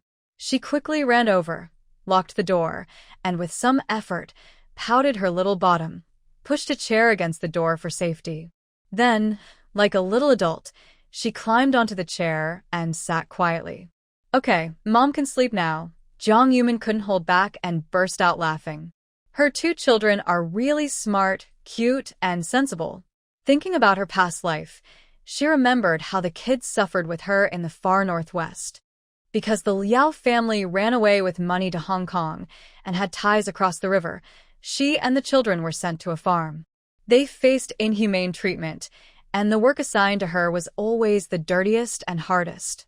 Thinking about An and Ning Ning, so young, helping her carry manure. At first, she couldn't bear such heavy loads. She would gag while working, and the children looked pale and weak. She held Ning Ning in her arms, couldn't help but kiss her little face, and kept rubbing her face and body. Ning Ning giggled happily, covering her stomach to stop her from rubbing. Ha ha, Mom, it tickles. So ticklish. Ha ha ha. Hearing the children's laughter, Jiang Yumin seemed to slowly come back from those very sad years. And then slid down from the chair at the door, ran over quickly, and threw himself into her arms. Jiang Yumin reached out and picked him up. The two children sat on her legs, hugging her neck. And then, usually calm and serious like a little leader, was now starting to act spoiled. Mom. Jiang Yumin knew his little thoughts. She rubbed his face back and forth several times, making An giggle happily. By noon, she took the children to a state-run restaurant for lunch. After returning and locking the guest house door, she finally took the children inside to sleep. During the day, Jiang Yumin played with the children, went shopping at the department store, and strolled around the supply and marketing cooperative. In the evening, she also took a walk through the black market. Many people, unable to take their goods away, try to trade in the black market for money or small, portable items like yellow fish. Jiang Yumin does not understand antiques or calligraphy and does not dare to take them. However, she knows a little about medicinal herbs. She took some easily preserved herbs from the loot at the Liao family's place, along with small yellow fish. She went into a quiet alley and only stored these items in her space once she was alone. On her way back to the guest house, she sensed someone was following her. Jiang Yumin quietly took out her Browning pistol from her space. It was probably because she accidentally showed off her wealth at the black market earlier, which drew attention. Fortunately, her two children had already been put into her space, or she might have been helpless. After walking a few streets, fewer people were around, and the person behind her clearly lost patience. Stop walking. Where did you hide everything? Two people with sticks approached her. She was just a woman, so they thought she was easy to handle. We're both kind-hearted men. Even though you don't look great, in the dark, clothes don't matter much. Jiang Yumin touched her face, which she had disguised when entering the black market. Then she slowly turned around and raised her gun. In the dark night, she slowly curled her lips into a smile. Her face, which was a bit ugly from the disguise, looked very strange and eerie at this moment. If she didn't have some life-saving skills and means, would she dare to walk alone in the black market? At the old Liao family house, she didn't take everything, but she picked some items that might be useful. For example, the thing in her hand now, and also, boom, the grenade that could blow them into pieces. The dark gun barrel aimed at them, slowly approaching. There's a saying, 7 steps away, the gun is fast. Within 7 steps, the gun is both accurate and quick. Although she had never fired a gun before, she didn't mind practicing with them. The two didn't expect that following an ordinary-looking woman would turn out to be a tough fighter. They trembled and backed away, afraid she would catch up. You definitely wouldn't dare to shoot. Jiang Yumin tilted her head slightly, a mocking smile on her face. Oh, what if I do? Who can prove I hurt you? They were involved in the black market, targeting people for robbery. They didn't have lives on the line, and they had probably seen blood before. What she was doing, was it to eliminate evil for the people, or was it blackmailing in the dark? Jiang Yumin's gun slowly moved closer. Maybe in 10 or 20 years, some people might doubt whether the gun in her hand was real. But right now, few people would doubt it because many had seen it clearly. The gun she held was a Browning, taken from the drawer in Liao's father's study. However, shooting in the middle of the night would definitely alarm many people. Jiang Yumin only used the gun to threaten them, forcing them to hand over all their valuables and drop them on the ground. Then, she made them turn around. While they weren't paying attention, she quickly collected everything, including the people and items, into her space. It only took a few seconds behind them, and the sound of footsteps disappeared. Gathering her courage, she turned around. Oh my. All the stuff on the ground was gone. The two of them held hands tightly, nervously looking around. They realized that in just a few seconds, that woman had vanished. They looked at each other, and a frightening, dangerous thought appeared in their minds. One of them was about to speak, but the other quickly covered his mouth. Superstitions are not good. Suddenly, Jiang Yumin appeared behind them, swinging a stick fiercely at them, then quickly disappeared into her space again. After their terrified screams, they hurriedly covered their mouths, afraid someone might hear. They usually did things that were best kept hidden. Let's go, hurry up. This place is too creepy. We need to leave. No one dared to say whether they had encountered something unclean. The two trembled as they supported each other, running away without looking back. Jiang Yumin waited for a while, making sure they had gone far, then she stepped out of her space. It wasn't too late now, she decided to go back first. When she returned to the guest house, she carried one child in each arm, letting the two kids rest on her shoulders and sleep. Once they were asleep, as long as she held them, no matter how she changed her position, they wouldn't wake up easily.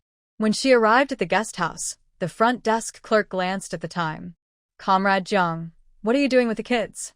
Why are you only just now back? She accompanied Jiang Yumin to her room, placed the children on the bed, and Jiang Yumin took out the movie tickets she had bought earlier. The two children haven't seen much, but when we passed by, we found it interesting, so we went in to watch. She really took the children to see it, but bought tickets for 2 showings. Nowadays, people are very sensitive about enemies and spies. Many comrades instinctively check the people around them, which is normal. Go to bed early. The next day, when they checked out and left, although it wasn't the same officer on duty as last night, someone still talked with Inan and Ningning about the movie they watched. What movie did you watch last night? Inan pretended to be mature and didn't speak, but Ningning raised her hand and answered first. Little Soldier Zhang Jie. Recently, the cinema has been re-showing this movie. Be careful on the way, goodbye. Jiang Yumin, carrying her 2 children and a lot of bags, asked a staff member at the guest house for help to get to the department store entrance. She also took out some items she had paid for earlier at the department store but hadn't yet collected. The 3 of them stood at the department store entrance, surrounded by many things, as if they were moving. When the army's shopping truck arrived and saw this scene, the driver was surprised. Sister-in-law, what are you doing? Jiang Yumin casually explained. When we came, we didn't even have a change of clothes. We don't plan to go back, so we need to buy some things. The driver remembered how his sister-in-law used to come with the army, carrying a shoulder pole and baskets, almost like she was moving her whole house. Fortunately, this was a shopping truck, and there was still plenty of space in the cargo area. After loading everything, they left. Last time, with Su Zhanyue present, the driver didn't dare speak. Now, he finally saw a chance and asked, Sister-in-law, are those 2 twins? Rumors spread in the army that Commander Qin's partner had arrived with children. Xiao Lu even said that Qin's partner was very beautiful, and the 2 children were a pair of twins. Jiang Yumin looked at the 2 children sitting beside her. After these 10 days of good nutrition, their faces had some flesh, and their skin was much whiter. They looked much healthier. Finally, they didn't look as thin and small as when she first was reborn, like children without a mother. Yes. They're 3.5 years old. At 3.5 years old, she looked a bit small, but Jiang Yumin didn't say much and didn't dare to ask. She just talked with Ningning about what they had done in the city these past few days. With Jiang Yumin nearby encouraging her, Ningning became more talkative. When they were at the Liao family's house, she was often bullied by Liao's parents and Yingying, so she didn't dare to speak much. Uncle, we visited many places, ate lots of delicious food, and even watched a movie. Uncle, have you seen Little Soldier Zhang Jie? Uncle, have you tried osmanthus cake? It was just steamed this morning, hot and soft and so tasty. Jiang Yumin reached out and pulled her into her arms. Ningning kept leaning forward, almost pulling at the driver's sleeve. Ningning, sit in Mom's arms and don't disturb Uncle while he's driving. Ningning obediently sat in Jiang Yumin's lap, still chattering away. On the way back from the city to the military area, she was mostly the one talking. Next to her, Anin was very quiet, true to her name. In the car, except when it jolted and she held onto Jiang Yumin's sleeve, she sat quietly, straightening her back like a little adult. The driver smiled and said, Anin and Captain Qin really look alike, like they were made from the same mold. It had been 4 years since she last saw Qin Chuan, plus those 10 years in her previous life. Jiang Yumin almost forgot what Qin Chuan looked like. If they looked alike, that was good. Otherwise, she might not even recognize these two children. Whether she divorces or not is one thing, whether he recognizes the children is another. If the children still hope for his love and want to get a father's affection from him, but he doesn't acknowledge them, it would be a blow to the kids. Back at the military unit, Xiao Lu helped move everything back to the room. Sister-in-law, are you planning to wait until the captain comes back and applies for a house, then move in? I see you've bought all the daily necessities. Yes, she had everything for herself and the kids. But not for Qin Chuan. Thinking of this, she casually asked, when will Qin Chuan come back? Xiao Lu scratched his head awkwardly. Sister-in-law, the captain's missions are classified, so I don't know. While tidying up things, she also took some items out of the storage space. The two children didn't know exactly how much she had bought. They just followed her around, helping her organize. Sometimes, their help caused more trouble. For example, Ningning would quickly mess up a pile she just finished organizing and then carry things to find her. Mom, where should I put these? Jiang Yumin. Forget it. She had given birth to these children and still felt she owed them a lot from her past life. She promised herself to take good care of them this time. She tried not to get angry. After finally finishing the tidying, Anin came over carrying an empty thermos bottle. Jiang Yumin was startled, almost losing her composure. Anin Yu, put that down. She was so surprised she didn't know where to put her hands or feet. Since leaving the Liao family, these children had started to show their playful nature more and more. After obediently placing the thermos down, Anin watched Jiang Yumin quickly pick it up and check if it was full. When she saw it was empty, she finally relaxed a little. Then she asked him, with her hands on her hips, "Isn't this supposed to be on the table? It's so high. How did you reach it?" She had only been tidying up for a little while, and already trouble had started. Anin looked down shyly, afraid to meet Jiang Yumin's eyes. He fiddled with his fingers and said, "I moved a chair to pour water for Mom." Oh, that one sentence almost melted Jiang Yumin's heart. She squatted down, hugged Anin, and carefully explained how dangerous it could be if there was water in the thermos. Mom put the thermos up high because she didn't want you to touch it. Remember that. You can't play with dangerous things in the future. Both Anin and Ningning nodded together. Mom, we will remember. After tidying everything up, Jiang Yumin went to get hot water and placed the thermos back on the table. She reminded Anin and Ningning again, "This is very dangerous. Don't touch it." They had returned from the city, quite late. Jiang Yumin briefly washed the children and then put them to bed.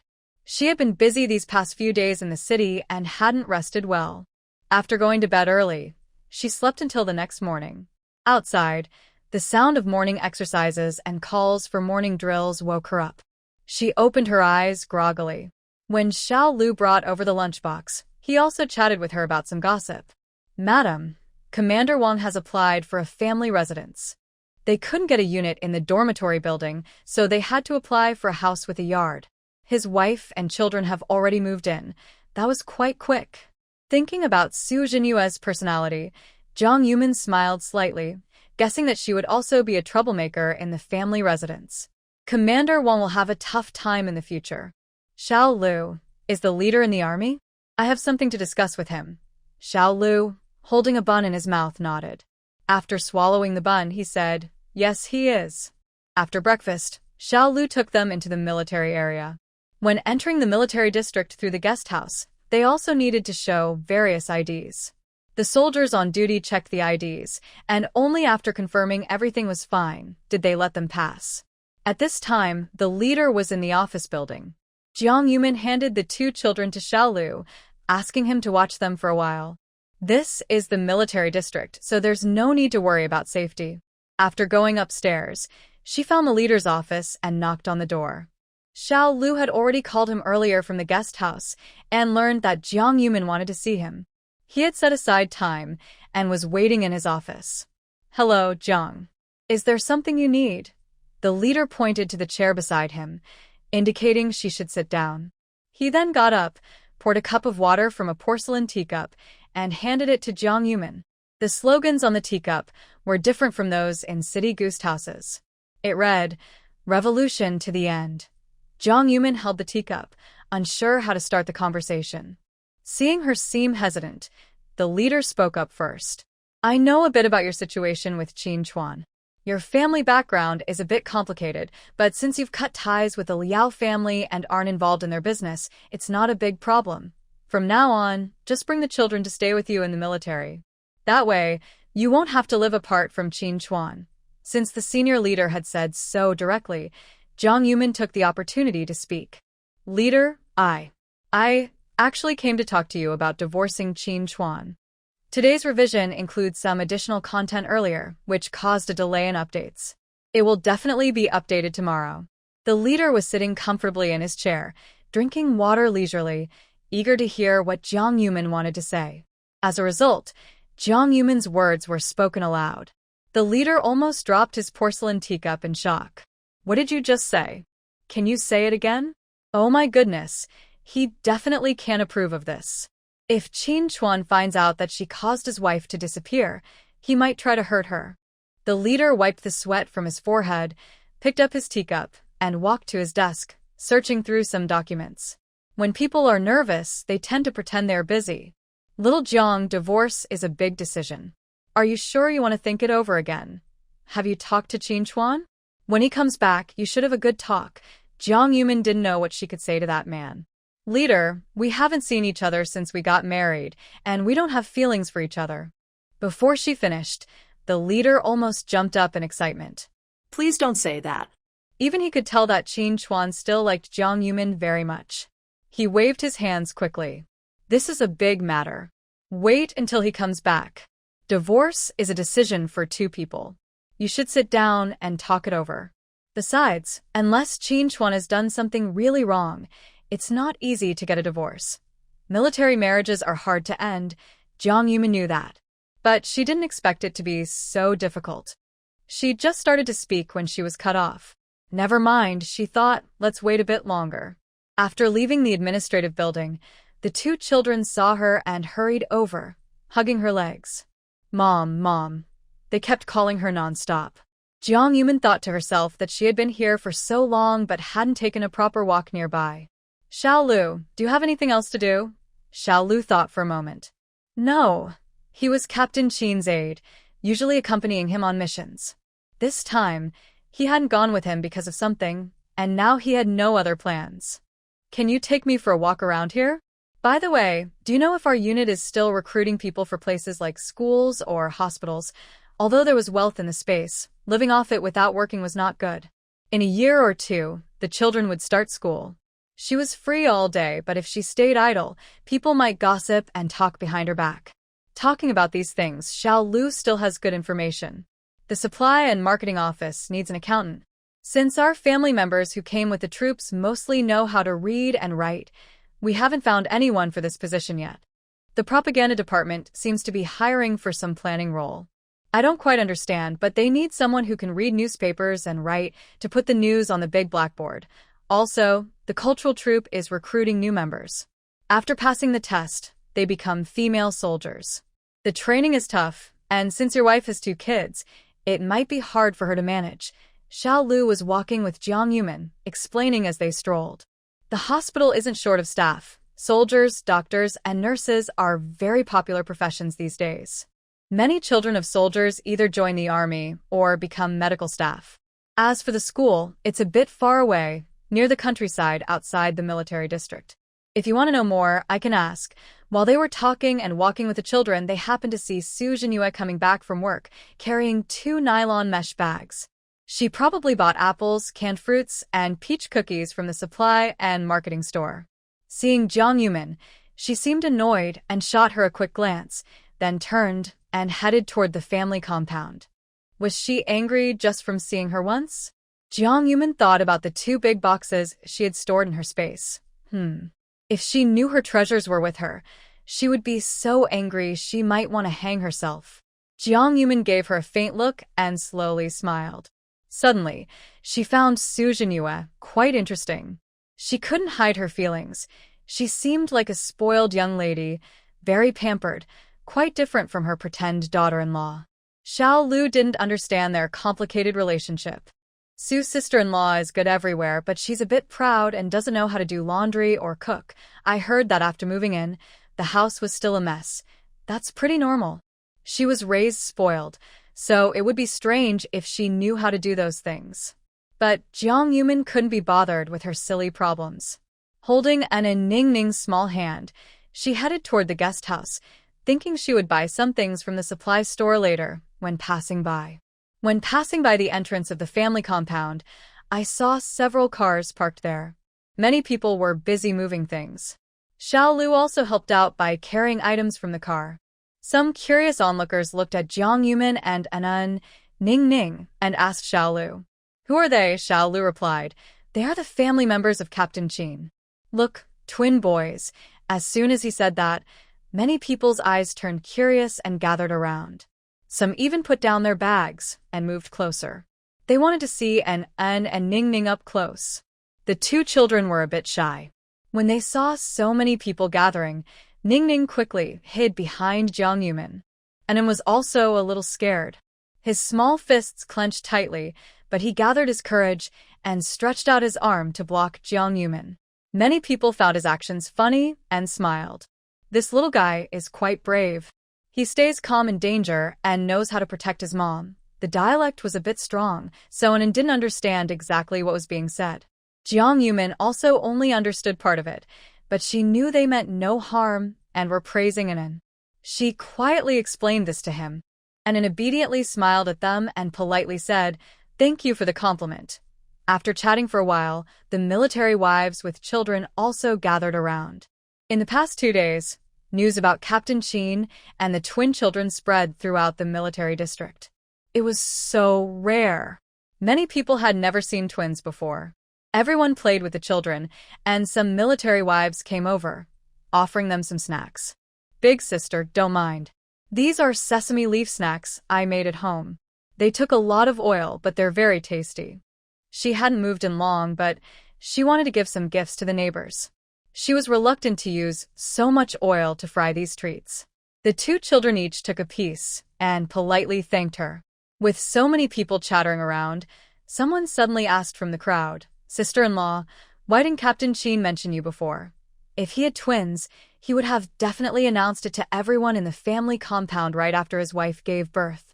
Someone reached out and gently rubbed in An's small head, teasing him playfully, and said with a smile, "Little guy, do you know what you're here for?" Jiang Yumin didn't expect her child's answer. Otherwise, she would have immediately covered his mouth. Anan had a serious little face like a small adult and nodded earnestly. "Yes, I know. I'm coming to see Dad off." By the time Jiang Yumin reacted and wanted to cover Anan's mouth, it was too late. His loud voice shocked everyone around so much that they didn't speak for a while. Someone cautiously looked up at Jiang Yumin and then at Xiao Lu. Has Captain Qin sacrificed himself on a mission? Such a big event, and no news has been leaked. His wife came to see him off, and now they only just found out. Where is he? Has he been brought back? Xiao Lu was panicked and didn't know how to explain. No, Captain Qin is fine. Nothing has happened. Yes, they knew. The mission was secret, and they couldn't reveal anything to outsiders for now. They understood. Seeing their sorrowful, tearful, or pitying looks, and the concern for the children, Jiang Yumin's face kept twitching. No, he went on a mission and hasn't come back yet. Don't listen to what the kids are saying. Anan was a bit confused. He wasn't talking nonsense. Ning also didn't understand. She scratched her head. For a 3.5-year-old, this was a bit over her head. Just as Jiang Yumin was about to pull Anan's hand to leave, Anan gathered his courage and broke free. He seriously said to her, "Mom, Grandpa and Grandma said that Dad is already dead, that you should stop hoping and give up completely." He didn't understand what those words meant. But it didn't stop him from remembering well and repeating them exactly as he heard. Jiang Yumin. Honestly, she suddenly felt that having such a good memory in a child might not be a good thing. Jiang Yumin squatted down patiently and explained, but Grandpa said that Dad is still alive, just on a mission. Ningning didn't understand and pouted sadly. Then why isn't Dad back yet? Anin was a little angry. Why doesn't Dad see us? Does he not like me? Then I don't like him either. Anin quickly ran ahead, then turned back after a few steps to hold Ningning's hand. Jiang Yumin had to apologize to everyone and hurried to catch up with the children. Once again, Xiao Lu was left alone in the wind, feeling confused. This is really too much. He kept explaining, Captain Sheen was just on a mission. Everyone nodded. Yes, we understand. In their hearts, they already felt sad for the mother and her children. Then, someone in the family compound started spreading the news that Qin Chuan had sacrificed himself on a mission. Jiang Yumin and the children stayed at the guest house for another week. Qin Chuan only returned after that. The first thing he did after coming back exhausted was report to his leader. When he parked his car at the guard post and handed over his ID, the other person was surprised. Captain Qin, are you okay? Qin Chuan was confused. What could be wrong? He had only been away for a week of training. When he arrived at the administrative building, many people looked at him with shock and some confusion. Qin Chuan thought maybe he looked too dirty. He hadn't showered in nearly 2 weeks, and after training, he was sent on a small, urgent task into the mountains. He looked at the mud on his shorts and the shoes that had lost their original color, then lightly brushed himself off. Standing at the office door, he straightened his collar and hat brim before knocking. The leader was reading documents and looked up when he saw Qin Chuan, startled. Wow, when did you come back? Why didn't you tell us in advance? Qin Chuan found it strange. His leader should know his whereabouts well. Why does everyone seem so strange today? But he was busy with other matters, so he didn't think too much.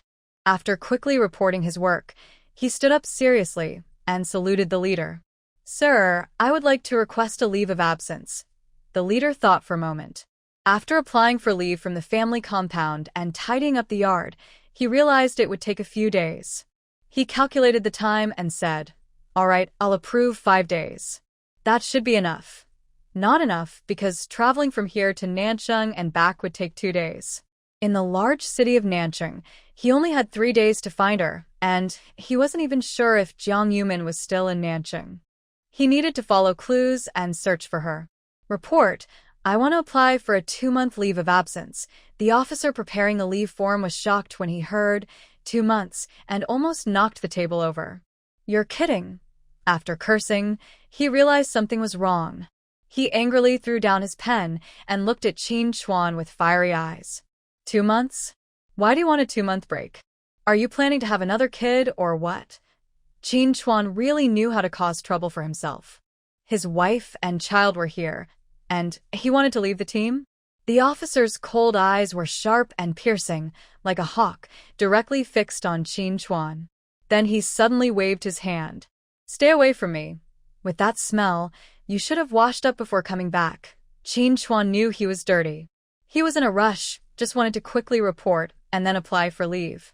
He planned to go back to his dorm, pack a few things, take a shower, and leave. He had already bought his train ticket, and the train was leaving in 2 hours. The timing was tight. He was worried that washing up on the way would take too much time, so he hurried to come back first. Not only did Qin Chuan not stay away, but he also moved closer, pointed at the leave form, and then picked up a pen to hand it to the officer. Just sign quickly. I really have something urgent. The officer thought for a moment, then raised his hand to stop him. Big things are happening, but you still need to see someone first. Qin Chuan thought he was about to be advised to divorce or introduced to someone. I won't see anyone. He was eager to find his wife now. The officer didn't bother to look at him and went straight to the phone, dialing the guest house. Is Xiao Lu there? After Xiao Lu answered, Qin Chuan is back. Tell her to bring the kids over quickly. If she waits too long, that kid might run away again. Brother-in-law, Commander Qin is back. You quickly take the kids and come with me. Jiang Yumin didn't know what was happening. She hurriedly changed her clothes and also changed the kids into clean ones. She quickly washed the kids' faces and rushed into the car. In the car, she brushed her messy hair with her hand, made a half-up hairstyle, and fixed it with a light-colored hairpin. Xiao Lu, hasn't he just come back? Does he need to go on a mission again? Maybe she's rushing too much. Jiang Yumin thought, not knowing when he would return next time. Perhaps she should just be honest today and clarify everything. That way, they wouldn't waste each other's time. Jiang Yumin quietly took out a small mirror from her bag. While Xiao Lu was driving and he wasn't looking, she took a quick look at herself. Her hairstyle was neat, her makeup was okay, and she looked alert. After all, they hadn't seen each other in 4 years. Suddenly, she felt a little nervous inside. In the office, Qin Chuan was still arguing, I really don't have time. I already bought my train ticket. Even if I drive as fast as I can from here to the station, it will still take at least an hour. The boss was stubbornly holding onto his pen and refused to sign, making Qin Chuan so frustrated he couldn't speak. No, what exactly are you planning to do? You have to tell me. You're asking for such a long leave. I should at least know what you're going to do. He reached out and pushed Qin Chuan away. The smell was really strong. Maybe you should go back to the dorm and wash up. That smell is a bit overwhelming. Later, seeing his wife and kids, he wouldn't want to make everyone sick with that smell. Hurry up and wash. When you're done, I will definitely approve your leave. This kid probably knows Jiang Yumin brought the kids to the army and is deliberately avoiding seeing them. He wouldn't tell what he's going to do. He's so anxious. Could it be something wrong with his conduct? No wonder his wife wants a divorce. First, he should keep him calm, trick him into meeting Xiao Jiang, and see what happens. If it's really his fault, he might have to give him a good talking to. The boss decided in his mind to first trick Qin Chuan into going back to the dorm to wash up. Qin Chuan hurriedly left. Just as he drove away from the administrative building, Xiao Lu came over in his car. Qin Chuan was driving too fast, and Xiao Lu had to brake suddenly, almost crashing into him. After Xiao Lu clearly saw Qin Chuan, he leaned out his head to shout, but then realized he was driving as if someone was chasing him, so he sped away. Jiang Yumin also saw this. So close, they just brushed past each other, and she didn't get a chance to say anything. The two children curiously leaned against the car window, staring outside. Was that Dad just now? Ning Ning's soft, sweet voice brought Jiang Yumin's thoughts back. Jiang Yumin didn't know how to explain to the children. During this week at the guest house, she had been patiently telling them that Qin Chuan was still alive. The children had finally accepted this, but now, Anan pouted angrily. Why doesn't Dad see us? Does he not like Anan and Ning Ning? It must be like that. Anan was trying hard to hold back tears, pouting unhappily, and squeezing his lips tightly. Tears spun desperately in his eyes, and he tried not to let them fall. Finally, he couldn't hold back anymore and burst into tears. Sniff, why doesn't Dad like Anan? Jiang Yumin didn't expect that Anan, who always acted like a serious little adult, would suddenly cry. As he cried, Ning Ning also started crying loudly. Why doesn't Dad like Ning Ning? Jiang Yumin hurriedly took out a tissue to wipe their tears. During this week, they had been eating cafeteria food, which was quite good. She also usually spoiled them with cookies and malt drinks, and they drank spiritual spring water from the space every day. Their faces, which looked a bit pale and undernourished, finally looked a bit healthier. White, tender, and chubby. She felt that the children had grown a little taller, though she wasn't sure if it was just her impression. Dad probably had something urgent to do and had to leave quickly, but he doesn't dislike you. It took Jiang Yumin a lot of effort to soothe the children. She held their hands and got out of the car, letting them play here for a while. Xiao Lu ran over to ask about the situation and then came back to tell Jiang Yumin. Captain Qin hasn't left. He went back to his dorm to wash up. He'll be back soon. Thinking about what the leader just said, Xiao Lu was worried that Qin Chuan might leave directly from the dorm later. Could it really be true that he would abandon his wife and children? He hurriedly drove back to the dormitory. When he arrived, Qin Chuan was already in the first-floor bathhouse. After waiting for about 10 minutes, Qin Chuan came out holding a basin, his hair wet. Seeing Xiao Lu there, he wasn't very surprised. Just in time, please go to the administrative building and get the leave slip for me. I need to go upstairs to pack my things. So, he really was leaving. Xiao Lu quickly ran up and stopped him. Captain Qin, you can't leave. Your wife and kids have suffered so much to find this place. How can you just leave like that? He felt really sorry for Jiang Yumin. She brought two very young children on a long train ride, facing many dangers along the way. If Captain Qin truly was unfaithful, he would be the first to criticize him. Qin Chuan stared blankly at Xiao Lu, not quite understanding what he meant. After a moment, he suddenly snapped out of his daze. He dropped the basin on the ground and reached out to grab Xiao Lu's arms. No, what are you saying? Say that again. What wife, what children? Xiao Lu looked confused and let out an, it's just that your wife brought the kids to find you. She thought you had died, so she came with the children to mourn. Qin Chuan automatically ignored the last part and only heard the first part. Yumin, his Yumin is here. Whose children are they? Forget it, he shouldn't think about it now. Qin Chuan excitedly turned around and ran outside. After getting into the car, he remembered to ask Xiao Lu. Where are they? Xiao Lu pointed toward the administrative building. They should be in the chief's office. As soon as he finished speaking, Qin Chuan stepped on the gas and sped off. Meanwhile, Jiang Yumin was hiding behind a tree, digging in the dirt and looking for ants with her children. Qin Chuan parked the car and headed straight upstairs. When Jiang Yumin heard the car, she looked up but didn't see anyone. She thought she was imagining things. As he went upstairs, Qin Chuan hurriedly rushed up 2 steps at a time. Without even knocking, he pushed open the door and burst in. Yumin. After calling out, he saw only the chief in the office. He instinctively took a step back, then reopened the door and looked inside again. It was still just him alone.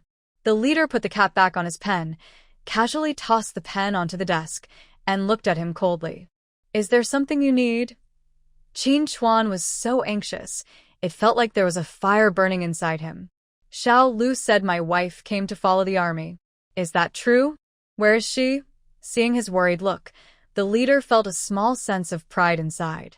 He thought, now he finally asks. Too late. Married for 4 years and not gone home? She's not here to follow the army. She thought you were dead and came to mourn. Before Qin Chuan could react from the shock, the leader continued. Later, she found out you weren't dead.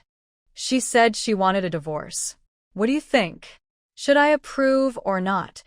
One message after another exploded in his ears like bombs.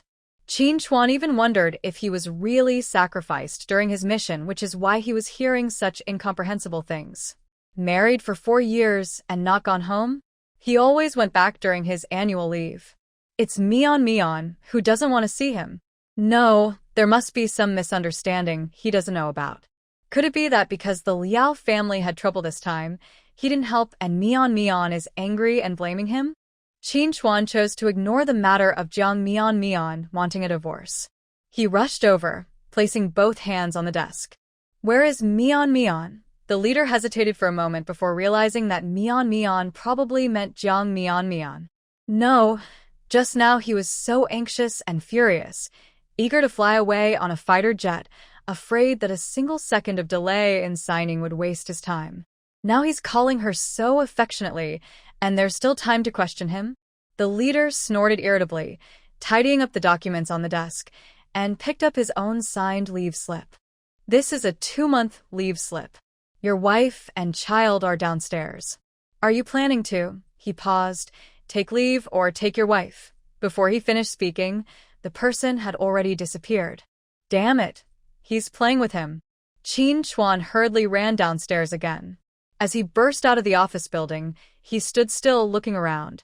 Hearing the noise, Jiang Mian leaned on a nearby tree and slowly got up, glancing over with a sidelong look. The two looked into each other's eyes. There was more than just 4 years in between. There were also those 10 years of patience and revenge for her child in her past life. After just finishing her shower and rushing out, Qin Chuan was not wearing his military uniform. Instead, he wore a casual military green outfit typical of this era, which made him look especially tall and straight. His short hair was still a bit damp, with water droplets falling onto his shoulders, creating a blurred pattern. In a daze, Jiang Yumin felt as if she could no longer see Qin Chuan's face clearly. Qin Chuan found it hard to describe how excited and overwhelmed he felt right now. Suddenly, he turned around, and she was standing under a tree, slowly getting up. He was wearing a light beige plaid blazer with a collar, with long hair tied to one side and a ribbon. His gentle eyes and expression looked just like when they first met. The two children were squatting on the ground, still digging in the dirt to find ants. Ning Ning called out softly, sweet and tender. When she looked up, she saw Jiang Yumin standing up and staring blankly in one direction. Curious, she turned her head to look and saw a man standing behind her. She was so scared she gasped and fell to the ground. Whether from fear or pain, she immediately pouted, feeling wronged. Jiang Yumin quickly came to her senses, reached out to help Ning Ning up, and took out a handkerchief to wipe her tears. Ning Ning, be good, don't cry. It doesn't hurt. Mommy, can I rub Ning Ning's back? And then immediately put down the branch, leaves, and tiny ants in his hands, stepped in front of them, puffed out his little chest, and shouted at Qin Chuan. Who are you? Don't bully Mommy and Ning Ning. Qin Chuan, who was stunned, was startled by a shout. He looked at the little boy blocking Jiang Yumin, and then at Jiang Yumin herself. This child looked very much like him when he was young. After comforting Ning Ning, Jiang Yumin reached out and picked up the children, holding Ning Ning with one hand and holding Anan's hand with the other. She stepped out from under the tree, slowly approaching Qin Chuan. Qin Chuan's heart was pounding like a drum. The person he had been thinking about for 4 years was now standing right in front of him. Half an hour ago, he was worried about whether he could catch the train to Nanjing. He wondered how long he would have to stay in Nanjing to find her. Unexpectedly, she came to the military to find him. Jiang Yumin stopped about 2 or 3 meters away from him and said to An and Ning Ning, "This is the daddy you've been wanting to see." "Call him daddy." Ning Ning only glanced at Qin Chuan briefly, then immediately hugged Jiang Yumin's neck and buried her small face in her shoulder. An simply hid behind Jiang Yumin, pouting angrily. Since birth, they had never seen him before, so it's no wonder the children were resistant to him. Qin Chuan was so shocked that his heart almost skipped a beat, and the intense surprise nearly made him lose his ability to speak. He tried to speak for a long time but couldn't make a sound.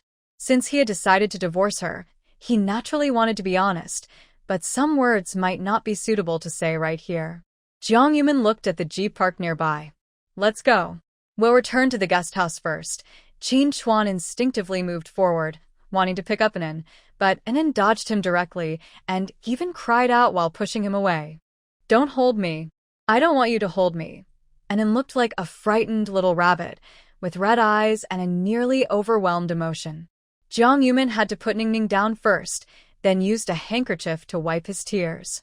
"Anan, be good. Shall we get in the car ourselves?" Anan took Ning Ning's small hand voluntarily. The two wiped their tears and walked side by side toward the car. Jiang Yumin lagged behind half a step. Qin Chuan followed her helplessly, his voice hoarse and almost choked. After a long pause, he finally managed to call out. Jiang Yumin turned around in surprise and just happened to meet his slightly brightened eyes. The man's lips parted slightly, as if he wanted to say more. Jiang Yumin didn't give him the chance. She simply stepped into the car. Qin Chuan stood at the car door, took a moment to prepare himself mentally, then opened the door. On the way back to the guest house, no one spoke. Even the children were very well behaved, silent the whole time. Soon, they arrived at the guest house. Jiang Yumin led the two children out of the car and walked inside. She greeted the staff at the front desk. When they looked up and saw Qin Chuan following behind her, they froze in surprise. They stammered, "Captain Qin." She thought to herself that these rumors were just hearsay. If something really happened to Captain Qin, the military leaders would have spoken up long ago. How could they be so calm otherwise? Thinking about the conversation she would have with Qin Chuan later, Jiang Yumin turned to the front desk staff. "I have something to discuss with Captain Qin. Could you please help me watch the children for a moment?" "Yes, I can do that." The front desk staff was so happy, she couldn't stop smiling. The twin children at Commander Chin's house were well-behaved and smart, not causing any trouble. She was very pleased. The young couple hadn't seen each other in a long time. Was this about to become a passionate reunion? The staff on duty at the front desk was also a family member accompanying the troops, experienced and understanding about such matters. She held in Anning's small hand and said, "Leave it to me. Don't worry." Then, the two of them went upstairs one after the other, silently. It wasn't until Jiang Yumin opened the door and stepped inside that Qin Chuan suddenly rushed forward. Jiang Yumin didn't expect the man behind her to be so fierce, leaving her no chance to react. As soon as she opened the door, he scooped her up and turned around to close the door with his foot. The whole process was quick and smooth. She stared blankly at the scene, watching Qin Chuan's face suddenly enlarge in front of her. His skin was a shade darker than wheat, with sharp, defined features. He silently carried her to the bed, lips pressed together. He moved very fast over those few steps. Jiang Yumin felt her heart pounding wildly, making her feel very anxious. After placing her on the bed, Qin Chuan didn't make any further moves, even though she looked at him with nervous anticipation.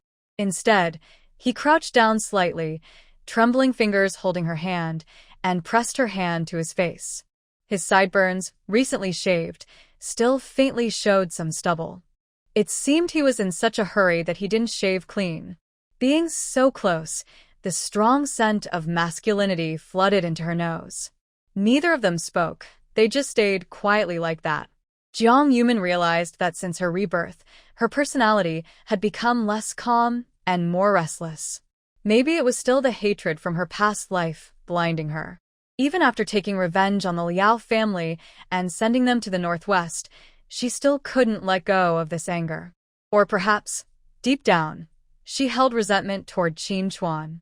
After waiting for a while and seeing that Qin Chuan still didn't speak, still holding her hand and touching her face, she wondered what he was thinking. Jiang Yumin forcefully pulled her hand away from his grip, supported herself on the bed, and slightly shifted her position. He pointed to the table nearby. "There is a stool. Sit down and let's talk." Qin Chuan didn't move. His eyes stayed fixed on her, watching her delicate features in front of him, just like the scenes he had dreamed of over the years. She smelled different from when he had just finished bathing. The scent of soapberry was pure and sweet, almost like her hair carried the same sweet fragrance. He called her name again. Since they met, he hadn't said anything, only kept calling her name. Jiang Yumin thought about the hardships she faced in her past life, taking care of her two children in the northwest. Her fists clenched tightly. Her eyes welled up with tears, and she slightly turned her face away. She was no longer indecisive, so she decided to be straightforward and talk openly with him. "Why haven't you come back even once in the 4 years we've been married? I wrote to you when I was pregnant, when I gave birth, but you never replied." She had thought many times that maybe he had an accident long ago, which was why he never received her letters. So, when she learned from Liao Fu in her past life that he had sacrificed, she felt not only deep sadness, but also a strange sense of relief. She thought that finally, she wouldn't have to miss him anymore, using him as her emotional support. But she never expected that, just before dying in her past life, she would learn the cruel truth from Liao Ying. Qin Chuan finally snapped out of a shock. The officer had told him the same thing earlier. Now he heard it again from her. He really didn't want her to misunderstand him, so he hurried to explain. "No, I took my annual leave every year to visit home. I wrote to you every month, but every letter he received was full of accusations. Every word seemed to blame him. Sometimes, he even blamed himself, wondering if his initial decision was wrong, if he shouldn't have married her." Qin Chuan realized there was a serious misunderstanding between them. If it wasn't cleared up, he might lose his wife. But even now, his mind kept circling, catching key words in Jiang Yumin's tone. "Are you saying those 2 children are mine? Didn't you abort the children back then? All right.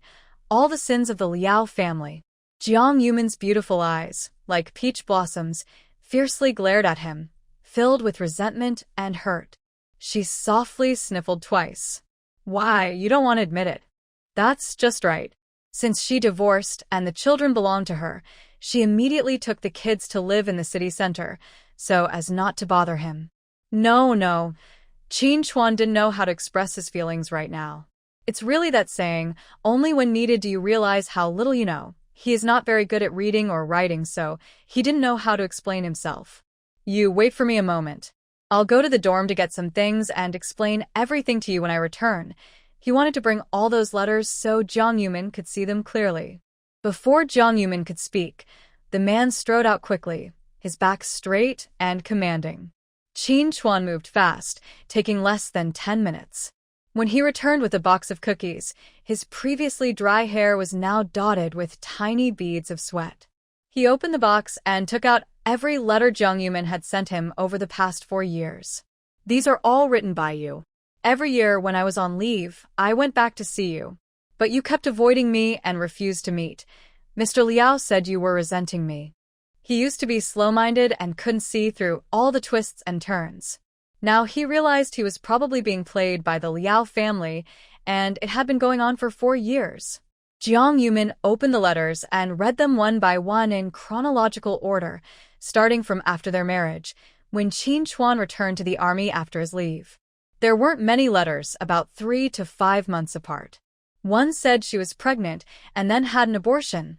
I'd rather never have children or be a mother in this life than give birth to your child. Another said, I hate you.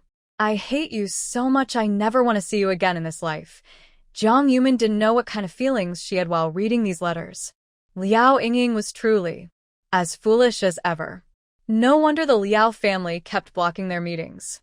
Such a clumsy act was easily exposed the moment they met. Jiang Yumin didn't explain anything. Instead, she took out some paper and a pen, randomly chose one letter, and copied its content. She then held the 2 pieces of paper in front of him. You read it yourself. Since childhood, Liao Yingying had been involved in everything from music, chess, calligraphy, and painting to piano and dance.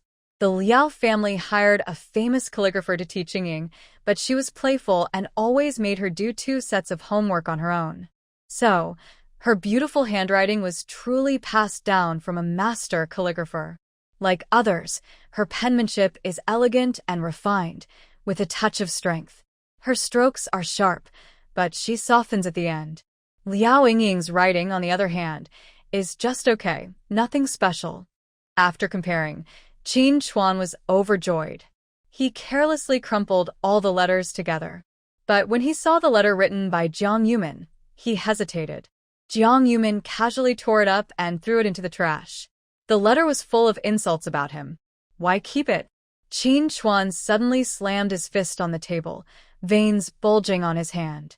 Good job, Liao family, he snapped out of his anger and started planning carefully. Yumin, I will apply for a family residence first. Once I settle everything, I won't let the Liao family get away with this. Jiang Yumin. No. She just wanted a divorce. They had reached this point, and Jiang Yumin felt it was very important to clarify things. She looked up and focused her gaze on him. His thin shirt outlined his muscles clearly. Jiang Yumin remembered their wedding night. It had been a long time, but she only recalled how dark it was. She leaned into his embrace, feeling dizzy from the collision. If she had to describe how intense it was, she thought carefully, probably to the point of feeling like she might vomit. This man was indeed a bit dangerous. Jiang Yumin instinctively took 2 steps back. You only agreed to marry the eldest daughter of the Liao family because old Master Liao helped you, right? And I am not. Jiang Yumin pondered, clutching a handkerchief. After a moment, she carefully spoke. Actually, you knew all along, didn't you? I have no relation to the Liao family. I was forced to marry you in place of Liao Yingying. Qin Chuan didn't understand what she wanted to say. He just felt she wouldn't say these words without reason. Seeing her deliberately avoiding him, Qin Chuan didn't hesitate. He moved closer. The superior had told him more than once. Chasing a wife means being shameless. Any hesitation might let someone else take her first. He moved closer, and Jiang Yumin kept retreating until she was backed against the bed. Without warning, Jiang Yumin suddenly sat heavily on the edge of the bed. In that moment, she looked up into Qin Chuan's deep, dark eyes filled with affection, and she paused for a moment. Captain Qin, I. Before she could speak, Qin Chuan's strong arm pressed down on her side, and his tall figure slowly leaned toward her. Answer me first, are those two children really mine? At this moment, a complicated thought flashed through Jiang Yumin's mind. If she says no, will this man immediately divorce her? She bit her lip and was about to say no, but the next second, Qin Chuan smiled slightly with a hint of amusement. That kid looks just like me when I was young. He must be my son, Jiang Yumin. She felt a bit angry and, out of stubbornness, pushed him away. No, it has nothing to do with you. For years of marriage and you haven't shown up. You've made me and the kids suffer so much at the Liao family, and you've been communicating with Liao Yingying during these 4 years. Haven't you ever doubted anything? Jiang Yumin was so angry she didn't know what to say. She reached out and sharply poked her well-manicured finger into his forehead. How can your brain be so slow? No wonder Liao Yingying didn't want to marry a rough, uneducated man like him. Just arguing with him felt like a waste of words. Her finger was pressed with force, but she didn't leave a mark on his forehead. Instead, her fingertip turned slightly red. Just as she was about to pull her hand back, Qin Chuan grabbed it tightly. He was very anxious. When he married Jiang Yumin, he truly didn't know much about reading and writing. Over the years, he had been trying to read more. Now he realized he really needed to read more, or else when his wife argued with him, he couldn't even say a few words. Yumin, I doubted it. When they were newlyweds, they were so close, like honey and milk. How could she suddenly change her mind after he left? Qin Chuan quickly searched through a box of cookies and then, from the bottom of the box, handed her a stack of photos. But besides the letter, I have these photos. The photos showed the same person, the young man who was in the Liao family study and had his leg broken by her. Previously, Father Liao always lied that he was the son of a friend's family, but in the end, he turned out to be his illegitimate child. The photos show her and that man smiling and talking, including those 10 years in her past life. Too much time has passed. Jiang Yumin worked hard to recall in her mind, and it took a long time before she gradually remembered. She knew the photos were taken from a certain angle, but that angle was very coincidental. It must have been planned by that man and Liao Yingying. Are these also sent to you by Liao Yingying? Qin Chuan nodded a little sadly. Yes, the letter also said you like him a lot, that he went to college and you get along well. Qin Chuan spoke softer and softer. How could he not doubt? But everything sent by the Liao family shattered all his thoughts. In the end, only longing and sadness remained. Especially when he was on leave and went back, he couldn't see Jiang Yumin. Jiang Yumin rolled her eyes and unceremoniously tore apart the stack of photos in her hand. Sending them to the Northwest farm was really a cheap move for them. Where are the conditions the hardest? Maybe they should be sent to Siberia to grow potatoes. What a family of troublemakers. Jiang Yumin cursed as she explained the situation about this man and Qin Chuan. I don't know his name, but you can check. He was also sent down with the Liao family. Jiang Yumin was so angry, she jumped twice in place. She threw the torn photos on the ground and stomped on them several times, with a bit of her leather shoes making a clacking sound. She proudly flicked her messy bangs from her forehead, crossed her arms, and huffed arrogantly. Even so, you're still stupid. Although she was also foolish. In her past life, she was harmed by the Liao family and ended up like that, but she endured for many years and finally took revenge. Qin Chuan didn't say anything in response to Jiang Yumin. He carefully moved closer, reached out, and hugged Jiang Yumin from behind. Jiang Yumin struggled and took a few steps forward. He shamelessly moved closer again and continued to hold her. Jiang Yumin was angry and shy, reaching out to hit him. Say something nice. Why do you always touch me like that? He could only say that an old soldier had taught him that when arguing with his wife, taking a nap would make everything better. If one nap wasn't enough, then sleep a few more times. Now, aren't they just arguing? Qin Chuan looked a bit confused and scratched his head, wondering if he had done something wrong. It's a little hard to comfort a wife. Jiang Yumin gently pressed her index finger against his chest. The touch was a bit stiff and unyielding. His muscles were well trained. Jiang Yumin silently rolled her eyes inwardly. With such a figure, the military district probably has no shortage of people like him. She wouldn't be easily fooled by just a few words from him. Do you even know that I am not the Liao family's young lady? I have no relation to the Liao family. Qin Chuan tried to get closer, but Jiang Yumin held out her hand to press against his chest, giving a fierce look to warn him. Keep your distance. He pursed his lips and nodded. I know. Jiang Yumin asked again. When did you find out? Qin Chuan thought carefully, but he couldn't remember the exact time. It was during the war. Everything was chaotic, and he simply couldn't recall the date. When old Master Liao donated supplies to the front line, he took her to a battlefield hospital once. She was probably under 10 years old then. I was slightly injured and responsible for reception. She was very proud and picky, complaining about the poor conditions. When she saw my clothes were torn and dirty, she scolded me. While speaking, Qin Chuan glanced at Jiang Yumin and then remembered the first time he saw her. He was very resistant when he learned he was being set up for a blind date with Liao Yingying. If it hadn't been for old Master Liao's kindness to him, he would never have agreed. At that time, he thought, forget it, just meet her once and say they're not suitable.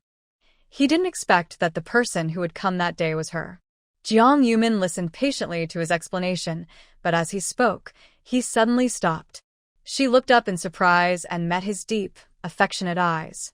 Yumin, the first time I saw you, I knew you weren't her. Someone as proud as her wouldn't smile at me. At that time, I thought you might be Mr. Liao's illegitimate daughter or adopted daughter. No matter who you are, I only know that the person I registered to marry and shared my bridal chamber with is you. As he spoke, he moved closer to Jiang Yumin assertively. You're right. Over these years, I was deceived by the Liao family, making you suffer. No matter how much you blame me, I deserve it. Jiang Yumin immediately reached out to stop him from saying more. You were deceived. I was also a substitute bride. Our marriage was a mistake from the start. I am not an illegitimate or adopted daughter, and I have no connection to the Liao family. The Liao family has an illegitimate daughter living in the countryside, and Liao Yingying is in the northwest. If you still want to repay kindness, that's up to you.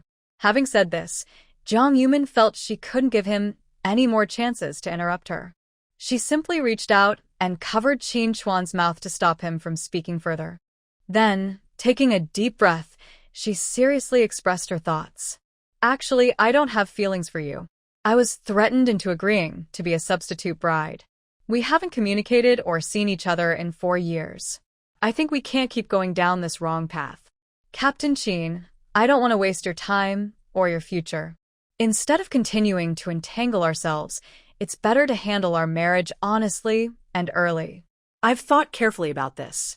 She looked up, meeting his confused eyes with seriousness.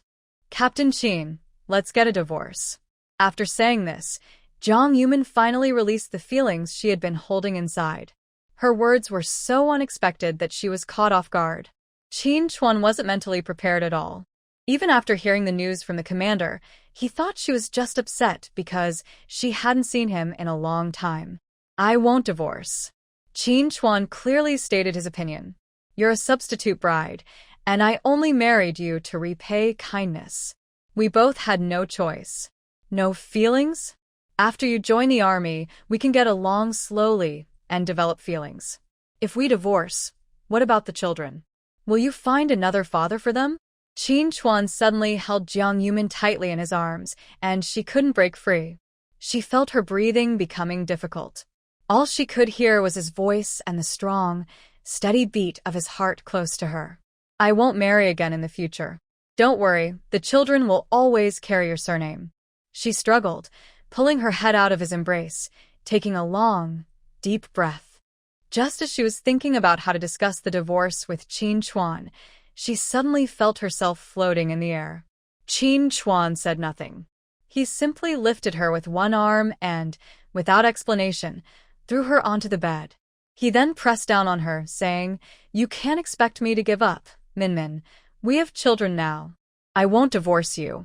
If there's no love, we can build some. As he spoke, he started roughly tearing at her clothes. It was only then that Jiang Yumin remembered he wasn't someone who could reason calmly. He was a rough man, clueless about many things. Trying to reason with him was like talking to a wall. She struggled desperately, almost pulling out her gun from her bag.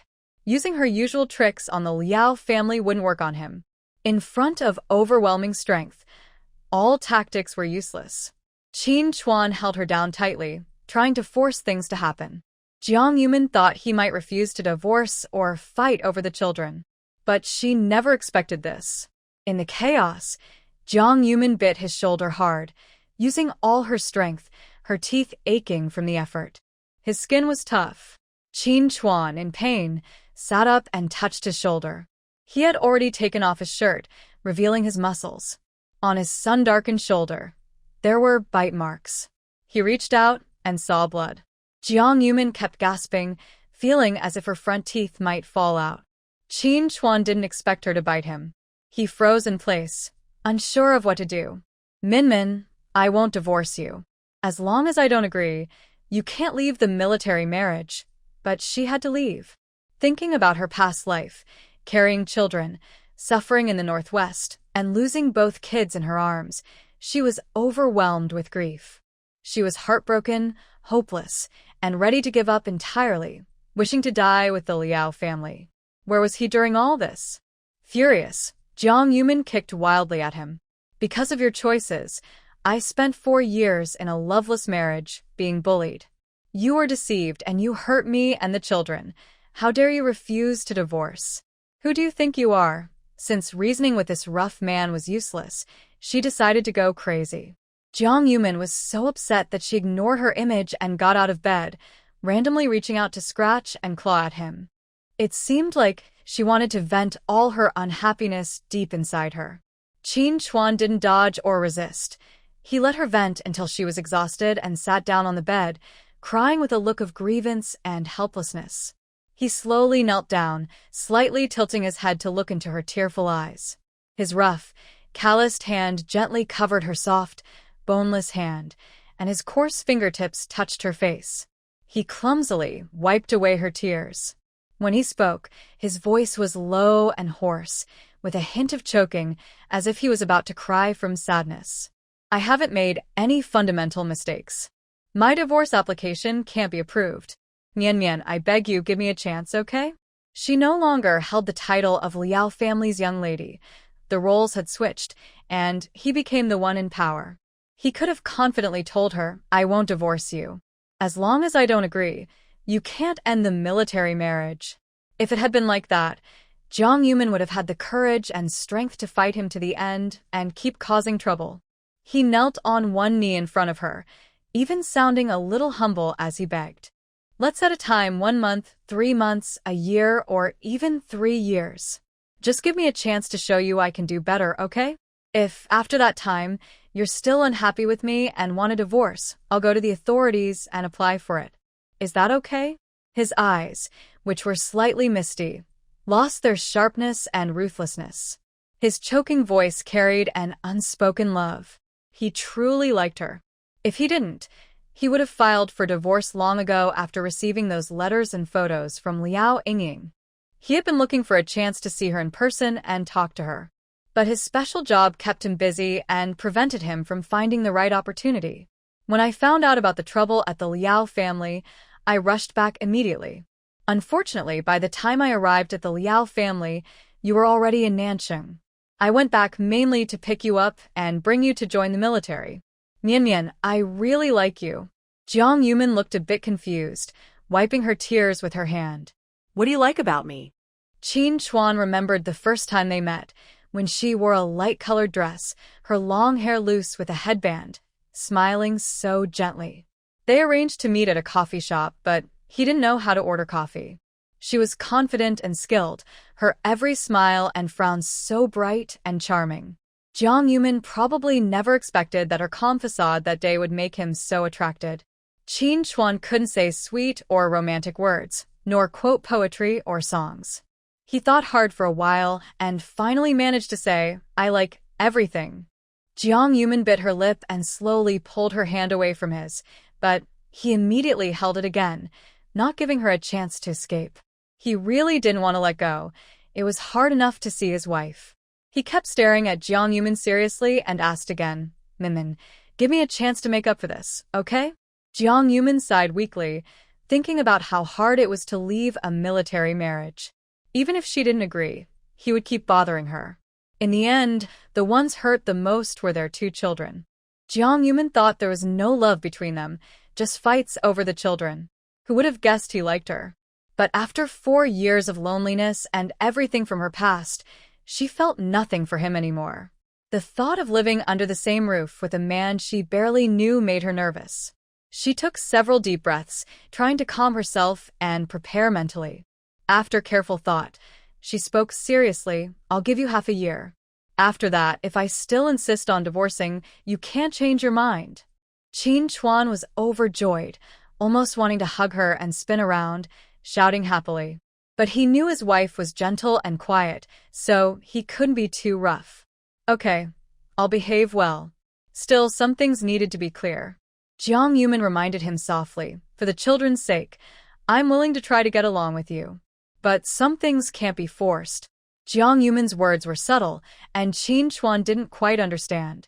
Although he didn't recognize many words, he knew the phrase ask when in doubt, and he smiled as he leaned closer to her. Jiang Yumin only needed to lower her gaze slightly to see tears still lingering in his eyes. What's the matter? Can you be more specific, wife? You know I don't understand much, and I'm worried that if I do something wrong and make you angry, what will happen? Jiang Yumin wanted to say that such things should be discussed openly during the day. She reached out and patted the edge of the bed, giving him a subtle look. Just that thing. Previously, Qin Chuan didn't quite understand, but after her hint, he got it. A deeper smile appeared in his eyes, with a hint of tenderness, and he held Jiang Yumin's hand. Gently, he stroked her hand with his fingertips and whispered, Okay, I'll do whatever you want. They had waited for years. What's half a year more? Jiang Yumin wasn't worried he would break his promise. If she was very unhappy with him and he forced himself on her, she would have the courage to argue with him. Even if it became known to everyone in the military district, she would still divorce him. Of course, if after living together, they found not only that they cared for their child but also that they got along well and shared deep feelings, then everything would naturally fall into place. Having a child already, she wasn't a naive girl anymore. Jiang Yumin turned her face to the side. She still wasn't comfortable with such close contact. Well, I hope we can have a happy time together in the next half year. After hearing this, Qin Chuan began to carefully plan in his mind how to treat her better.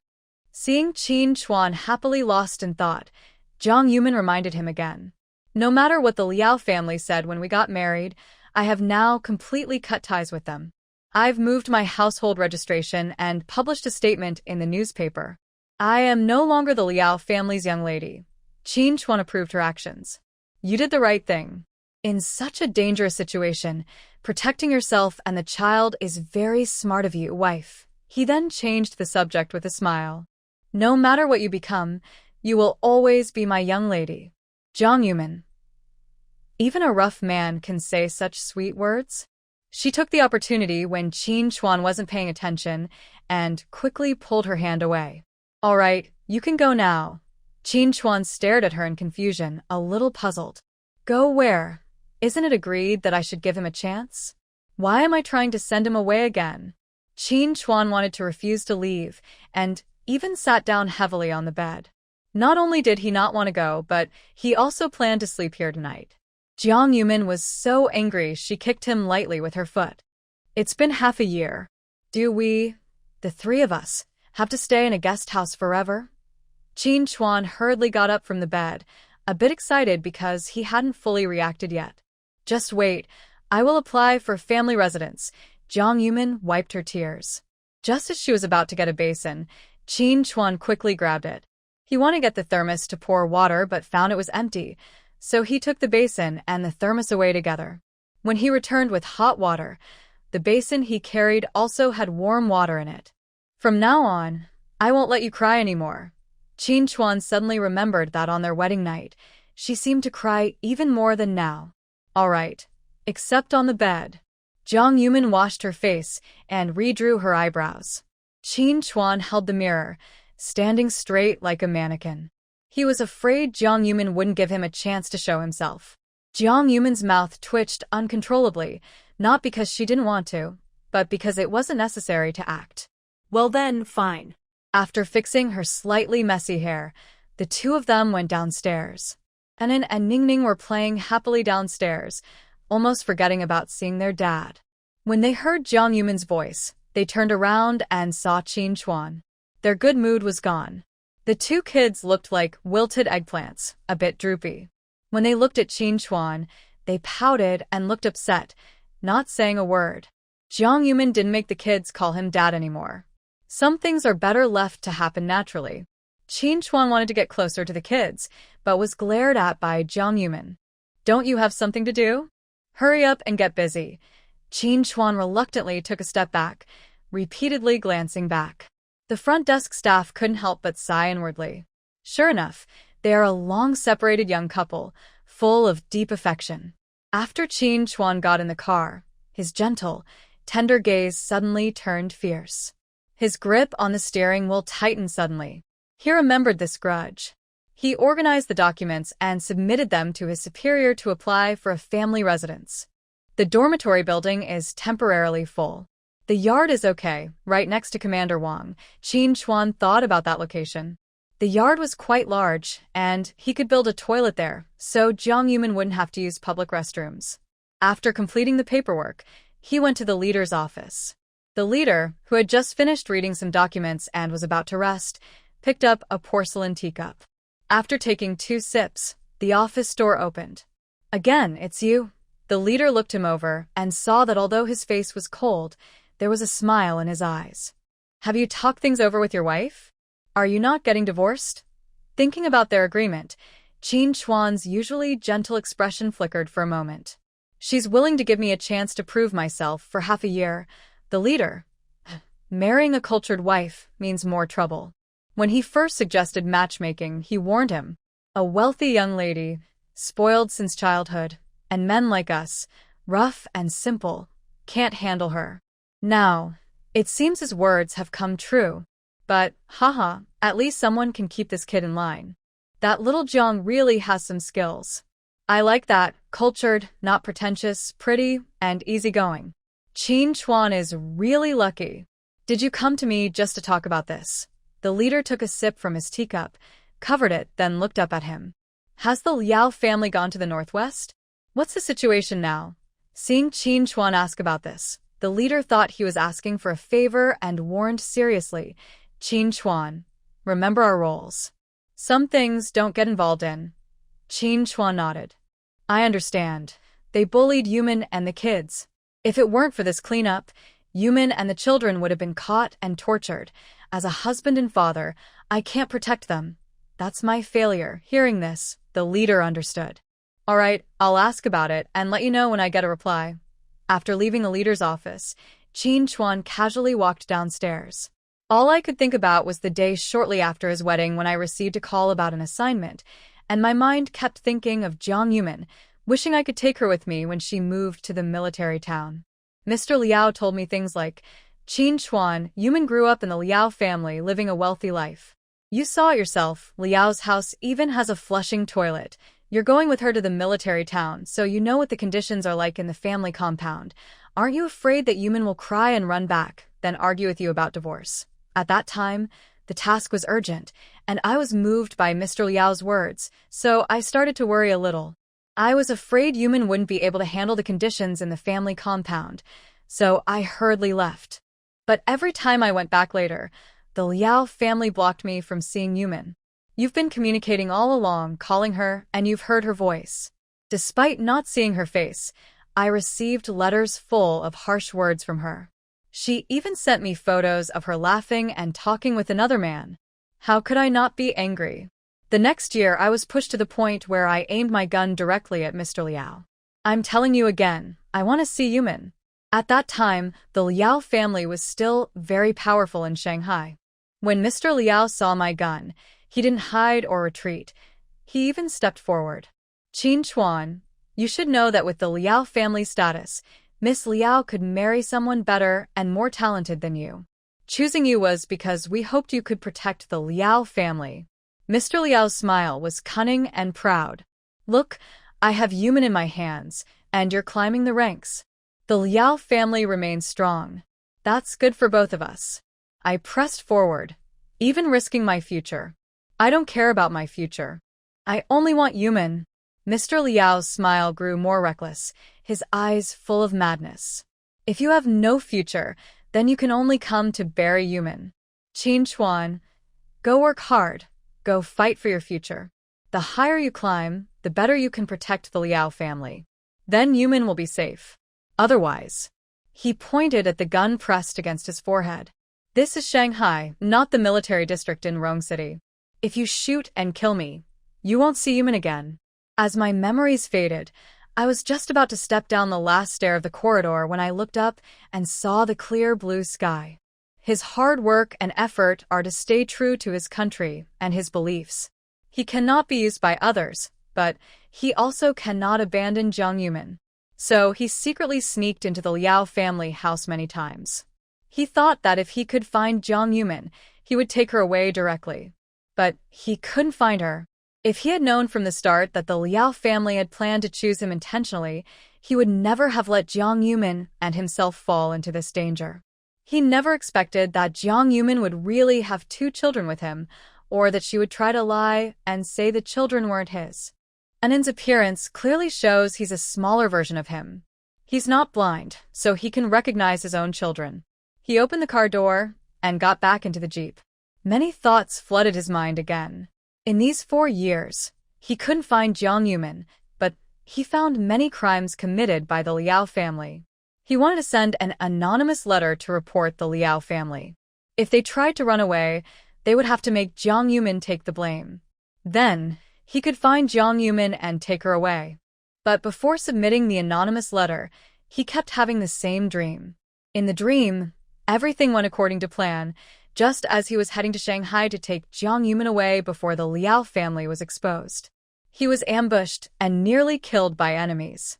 When he finally arrived in Shanghai with his injuries, the Liao family had already escaped and Jiang Yumin was sent to the northwest. In the dream, he ignored everything and went to the northwest to find her, searching farms one by one. He looked everywhere for anyone with the surname Liao or Jiang. But when he finally found Jiang Yumin, he was almost at his limit. Jiang Yumin, in her dazed state, didn't recognize him anymore. She kept muttering, "Child, my child, Liao family, I want the Liao family to die." He held her hand, trying to take her away, but she suddenly went crazy, pushed him to the ground, and grabbed his neck. As he suffocated, Jiang Yumin's nearly broken and crazy screams echoed. "You're all trying to take my children. It's you. It's you who hurt my children. I want you all to die." In the end, he didn't die at Jiang Yumin's hands, but he succumbed to his injuries, which got infected. He couldn't get treatment in the northwest and died. Before he died, he was still holding Jiang Yumin, who was barely conscious. When he woke up, he still hadn't handed over that anonymous letter. The scene in his dream was so frightening that he didn't dare think about it again. Whether it was real or not, he couldn't let it happen. So this time, he planned ahead, lured the enemy out, and caught him. To stay safe, he didn't act alone, and even went to Shanghai early. He didn't expect to see Jiang Yumin. If he hadn't seen the badly injured family members at the Liao home, he wouldn't even want to imagine whether he would go crazy. In this life, he arrived just in time. Even if Jiang Yumin hadn't escaped with the child, he could have taken her away from the Liao family smoothly.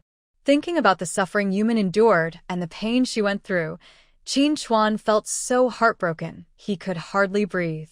"Yumin, trust me. It's over. I will never let those dreams come true again." Qin Chuan drove to pick up Jiang Yumin and the children and took them to the family compound. When the jeep stopped at the gate of the family compound, many idle family members nearby were sitting together, sewing clothes and mending shoes, chatting. Seeing the car stop, everyone looked over curiously. When Qin Chuan opened the door and got out, many people froze in place, stunned. Someone had spread rumors that Captain Qin had sacrificed himself. The rumors in the family compound were lively and detailed. They said Captain Sheen's wife and children had come to mourn him. Some even sighed that he was so young, with a bright future. Such a pity. The more timid family members were so scared they didn't dare to look. Qin Chuan ignored their gazes, opened the back door, and helped Jiang Yumin out of the car. Today was the first time they officially came to the family compound. Jiang Yumin specially took out the clothes she bought at the department store in Shanghai from her space. A light blue checkered dress with a round collar, designed with puffed sleeves and a fitted waist. It made Jiang Yumin's already fair skin look even whiter. She had her hair in side braids and carried a small handbag. Her long, delicate fingers, as white as scallions, contrasted sharply with Qin Chuan's hand when they touched. After helping Jiang Yumin out of the car, Qin Chuan went to hold Anna Ning Ning. Although the children were small, they had big ideas. They refused to be carried and slid down the car slowly on their own. They curiously looked around at everything. Last time, when I passed by with Qin Chuan's guard, Xiao Lu, I didn't see many people. This time, I was surprised to see so many military family members watching her, which made her feel a bit shy. Qin Chuan took her and the children and headed into the family compound. After they left, the gathered family members started talking excitedly. "Oh my gosh, did you see her waist? So thin." One military wife, still holding a shoe repair needle, gestured with her hand as she spoke. Someone laughed and patted her on the shoulder. "You're exaggerating. Make a smaller gesture. My legs are thicker than that. Her clothes are really nice." "She's pretty." Look closely at her face.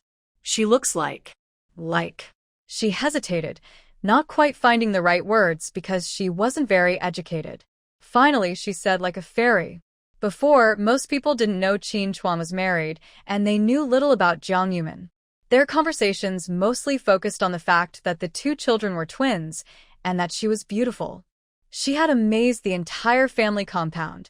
It wasn't until Su Zhenyue finished work and passed by that she saw everyone gathered again, talking about her, and she thought they were gossiping about her again.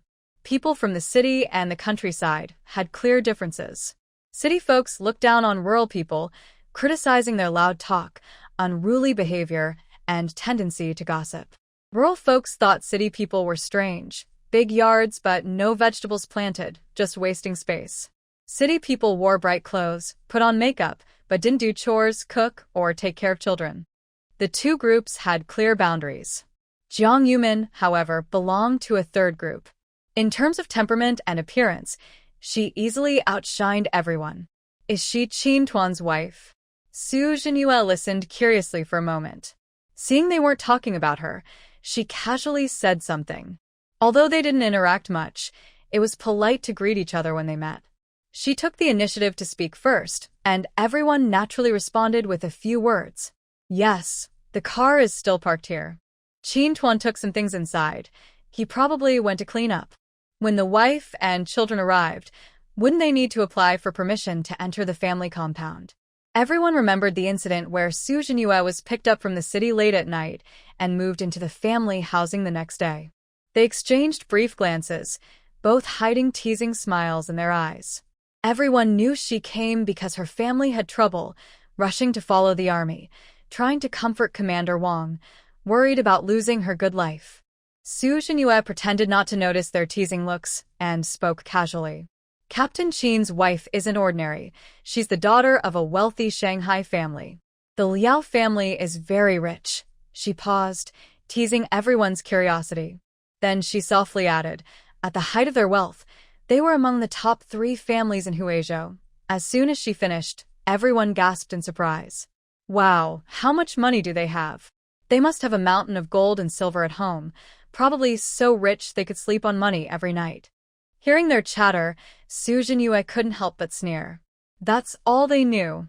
They probably think the emperor works with gold shovels. Jiang Yumin and Qin Chuan entered the yard, observing its layout. Hearing footsteps outside, they turned to see Su Zhenyue walking over, opening the door to the neighboring yard. The two stood inside, exchanging glances across the low wall. What a small world. She didn't speak, just smiled slightly and looked at Su Zhenyue with a half-smile. Su Zhenyue had just returned, So she must have passed by the yard entrance too, maybe chatting with other family members. No wonder Jiang Yumin thought badly of her. Her mind really wasn't normal. Su Zhenyue had never met Qin Chuan, only heard some things about him. Like he was from the countryside, barely literate, and very dark-skinned. She thought he was probably just like those rough guys. But when she saw the man standing beside Jiang Yumin, she froze. He had sharp eyebrows and bright eyes, dressed in a military uniform that made his features look strong. His gaze was sharp on her, but very gentle when on Jiang Yumin. He wasn't rough at all, maybe just a bit rugged, but quite handsome. Why did all the good things happen to her? Su Zhenyue was so angry she went straight inside, tired of seeing it. Qin Chuan didn't quite understand why she showed such strong hostility after seeing the two of them. Have you met them? Jiang Yumin briefly explained a small disagreement earlier. She was very arrogant, so I scolded her a bit. Looking at the low courtyard wall, which was shared by two houses, Jiang Yumin sighed softly and said, "It seems we will have more conflicts in the future." Qin Chuan comforted her. "Don't worry, with me here, no one will bully you and the girls." Before Jiang Yumin could speak, he added, "I can't do it either." Jiang Yumin was surprised. Is this man secretly studying somewhere? He probably hasn't read many books, right? How come he can speak such sweet words so naturally? If he were one of those flirtatious young men from Shanghai, Jiang Yumin would have slapped him already. But he said it so sincerely. Looking into his smiling eyes, Jiang Yumin had to admit she was touched by his words. She looked away and stopped paying attention to him. She continued walking into the yard. The yard was quite big, with a kitchen inside. It was a simple house, with a main hall in the middle and side rooms on each side. The right side room was larger and could be separated in the middle. In the future, Anan and Ningning would grow up and sleep in separate beds. She was thinking too much. Oh well, better start tidying up. When Qin Chuan arrived, he brought a bucket, cloth, broom, and other cleaning tools. He helped Jiang Yumin out of the house. It hasn't been lived in for a long time, all dusty. I've dirty your shoes. He chose a relatively new chair, cleaned it, and placed a handkerchief on it. Sit in the yard for a while. I'll clean up. Jiang Yumin wanted to say something, as she was used to cleaning from her time at the Liao family. But Qin Chuan helped her sit down directly. When he looked at her, his eyes were gentle, with a hint of emotion she couldn't understand. Was it concern and guilt? Did she see it wrong? Qin Chuan truly cared for her and also blamed himself. If only he had taken her away the first time he was assigned to leave after their marriage, there wouldn't have been so many things afterward. All of it was his fault. He wanted to spend his whole life making up for it. Qin Chuan took off his coat and placed it on the back of her chair. He also poured a glass of water and handed it to her. If you're tired from sitting, go for a walk outside. Then he rolled up his sleeves and started cleaning with a damp cloth. When she returned from grocery shopping and passed by the courtyard gate, she saw a car parked outside, and the gate was open. Captain Qin probably planned to stay here in the future, so she curiously looked over.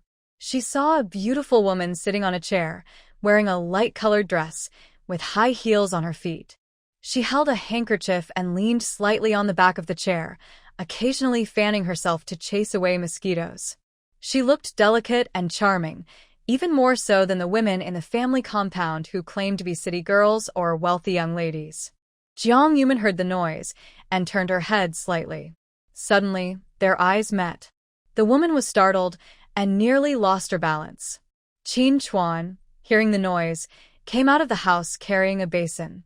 The basin was quite dirty, with a lot of sediment settled at the bottom, so it couldn't be used.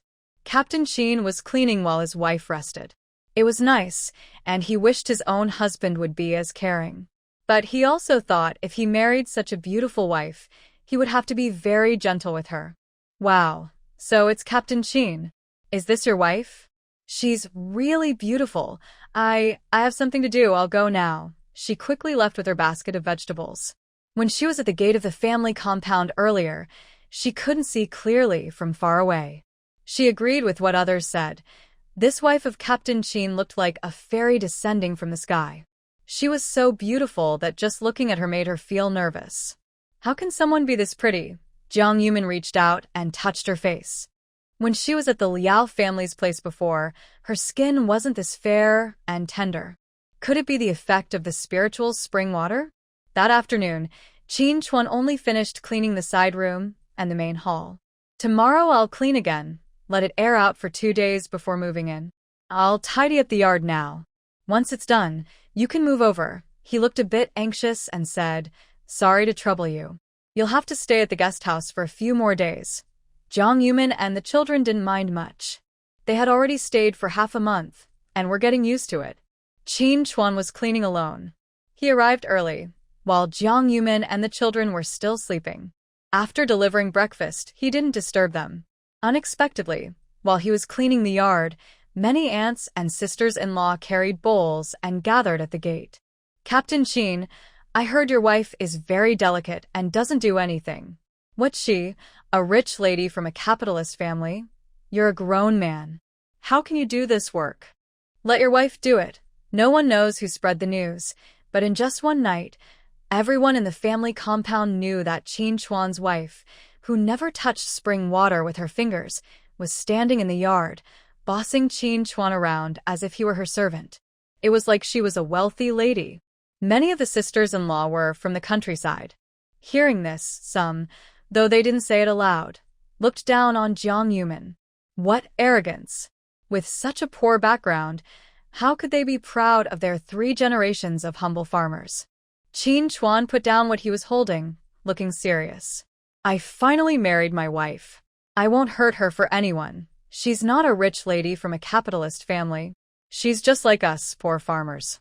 But I like to spoil her like a lady. Do you have a problem with that? If you do, go complain to your men." The guest house was a bit far from the family compound, and Qin Chuan didn't let her help anyway. Even if she went, she would just sit there doing nothing. So, Jiang Yumin decided not to go before moving in. Anan and Ningning found some friends to play with in the family compound. The guest house only had a few military wives, who usually didn't talk much. The children stayed inside all day and were getting restless. So they were happy to go with Qin Chuan to the family compound. But after going twice, the children came back a little unhappy. They left excited, but returned feeling down. Anan was okay. She was calm and could endure it. Ningning was more delicate. She was only 3.5 years old and couldn't hide her feelings. Ningning ran over and threw herself into her mother's arms, her soft voice tinged with tears. "Mom." Jiang Yumin thought they'd been bullied by older kids at the family compound. Her heart tightened, and she quickly checked Ningning to see if she was hurt. Following behind Qin Chuan, who didn't know what had happened, Jiang Yumin immediately gave him a stern look. After the checkup, both children had no obvious injuries. They were just a bit dirty on their clothes, looking like they had fallen. Qin Chuan didn't know what had happened. After putting down what he was holding, he quickly went over to them. "What's wrong?" "Minmin, don't worry. Let's find out first." Jiang Yumin was indeed a little anxious. She found that whenever it involved the children, she couldn't stay calm. After calming down a bit, she gently held Ningning in her arms and patiently comforted her. When Ningning's soft crying stopped, she quietly asked, "Did you and your brother fight with someone?" Ningning clenched her small fists and gestured. "Like this." "No, I didn't." Anan didn't want Ningning to speak, so he hurried over to cover her mouth, but Jiang Yumin stopped him. "Anan, you can't bully your sister." Anan pouted unhappily and said, "I didn't bully my sister," but he didn't know what to say next. Qin Chuan also didn't dare ask. The 2 children weren't close to him, and it was a good time to build their relationship. He could only patiently sit and wait. He occasionally looked at Jiang Yumin with his eyes, asking if there was anything he could do. Jiang Yumin thought the breakthrough was with Ningning, who was easier to comfort. She took out some candies and tried to soothe her for a while. Finally, Ningning couldn't hold back anymore. She reached out, clutching a candy, and whispered to Jiang Yumin, "Mom, they don't want to play with me." Hearing Ningning speak, Anan pouted in anger, wanting to cross his arms and say, "I don't want to play with you." But he couldn't say it, and he didn't want to be mad at Ningning, so he just sulked. He carefully moved closer to Jiang Yumin and leaned on her lap. "Mom, sorry. I didn't protect my sister well." Ningning waved her little hands, trying to explain. Mom, they're mean. They scolded Ningning, then she pointed at Anan, and they scolded my brother and mom. Humph. I'm angry. Ningning won't play with them. Ningning's voice was soft, carrying a gentle tone typical of the Jiangnan region. When she speaks, she babbles happily, and listening to her makes people want to hug and kiss her. Qin Chuan looks at his cute and soft little daughter. He really wants to hold her in his arms right now and show her off around the neighborhood. But he knows how to focus on the main point. Who insulted her? Anyone who dares to insult his wife is tired of living. Seeing Qin Chuan's face turn dark suddenly, Ningning quickly hides in Jiang Yumin's arms. She thought Qin Chuan was going to hit her. Feeling wronged, she pouts at Jiang Yumin and suddenly starts crying. It's not me, it's not me. Jiang Yumin feels overwhelmed. She subtly glances at Qin Chuan, signaling him to calm down and not be so fierce. Then she softly starts comforting Ningning. After calming the child, she finds out what really happened. And then stands in front of Qin Chuan and reports, "They said Mom is a rich lady and called us kids of rich people. They don't want to play with us and even push Ningning." While Anan is talking, Ningning nods in agreement beside her. "My big brother is so great.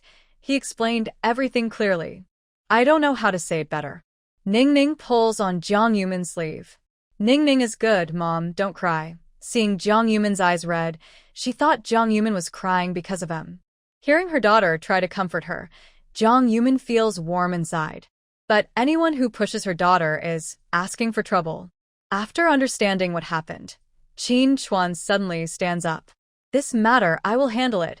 Jiang Yumin reaches out and pulls him back. "This isn't a good time for you to show up. I'll go."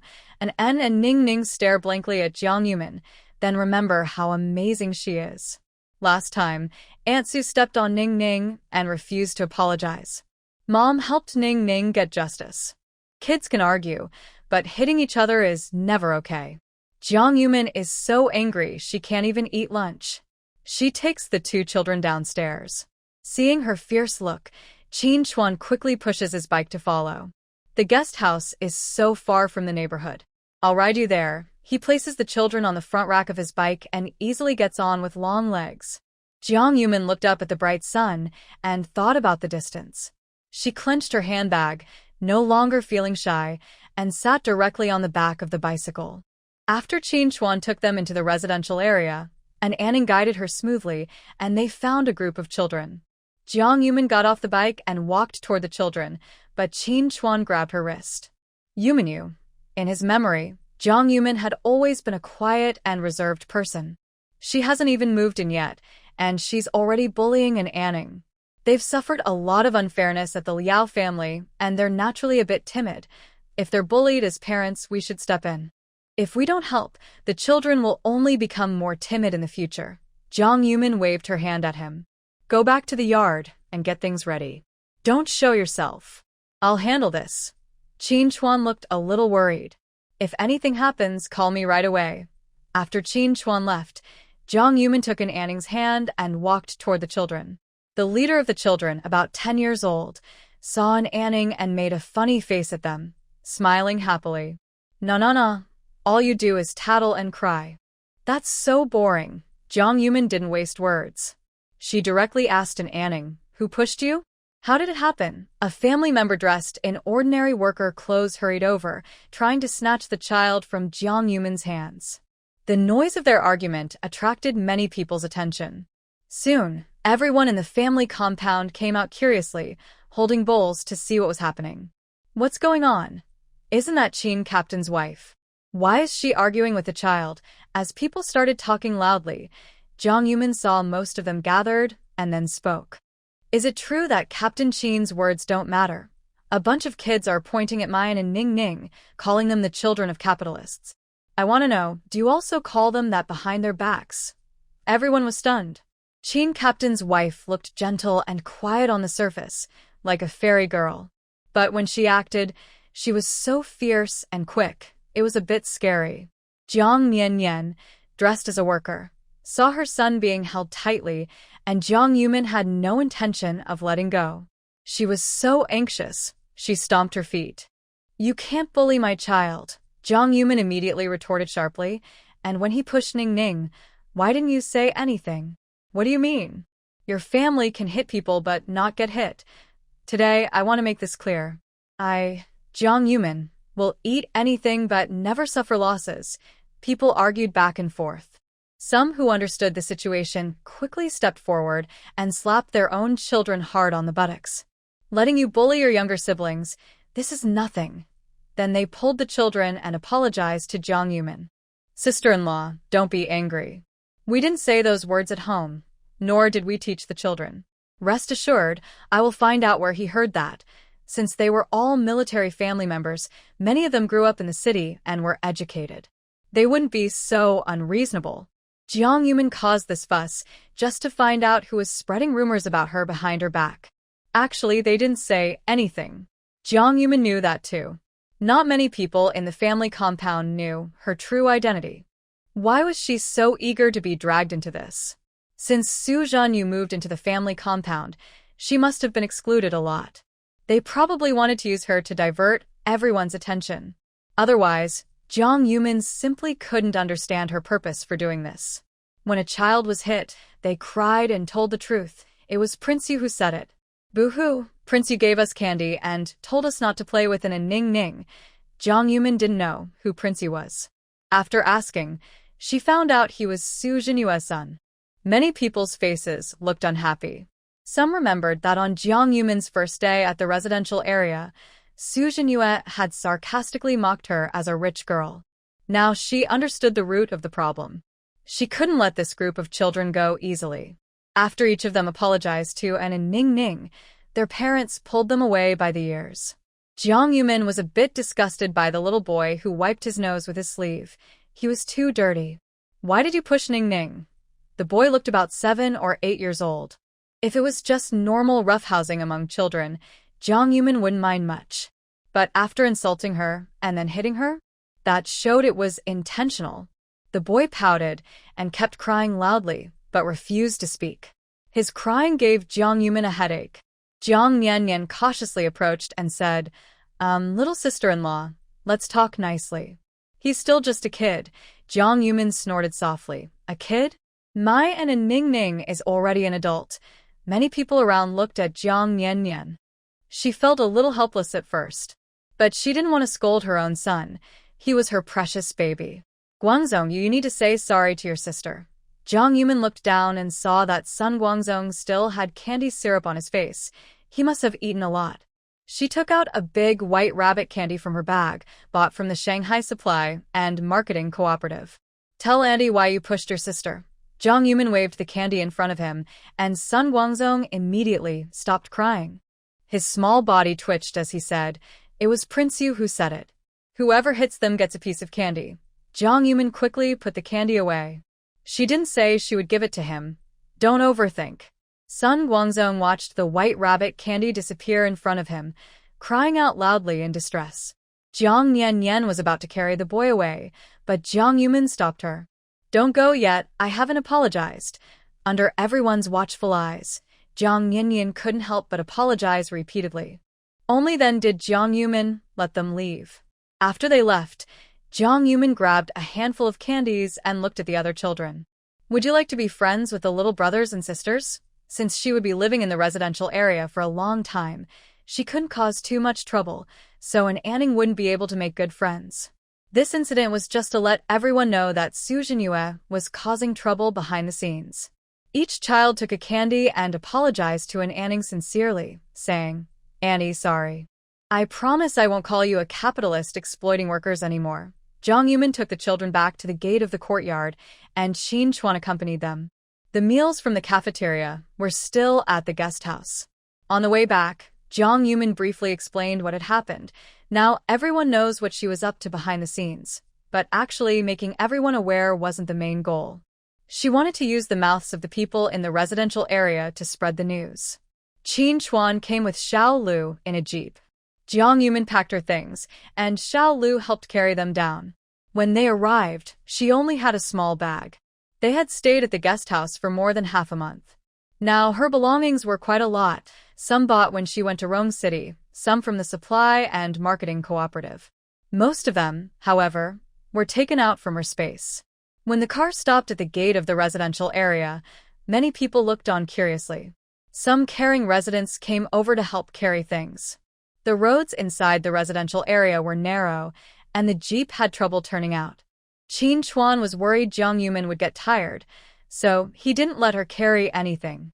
But Jiang Yumin couldn't just sit around. After everything was moved, she carried some peanuts, sunflower seeds, candies, and went door to door giving them out. Later, I might need your help with some things. I just arrived and still need to ask the aunties and sisters. Please don't mind me bothering you. About the kids yesterday, I was just upset. A bunch of kids ganged up to bully them, and I was worried. Anyway, when moving to a new home, even if they didn't invite people for a meal, they still had to give some gifts. This is also a kind of politeness. Everyone felt a bit embarrassed when talking about it. It's also because we didn't discipline them well. Don't worry, if they dare to bully and a ning again, I'll make sure my husband gives them a good lesson. Most responses were along these lines. People tend to be harsh with those who are kind to them.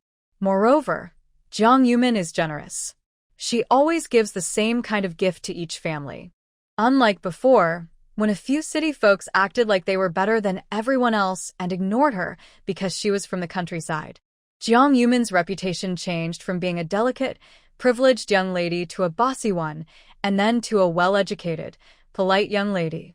When Su Zhanyue came home from work, she heard many good words about her. Feeling angry, she walked home and started crying as soon as she entered the house.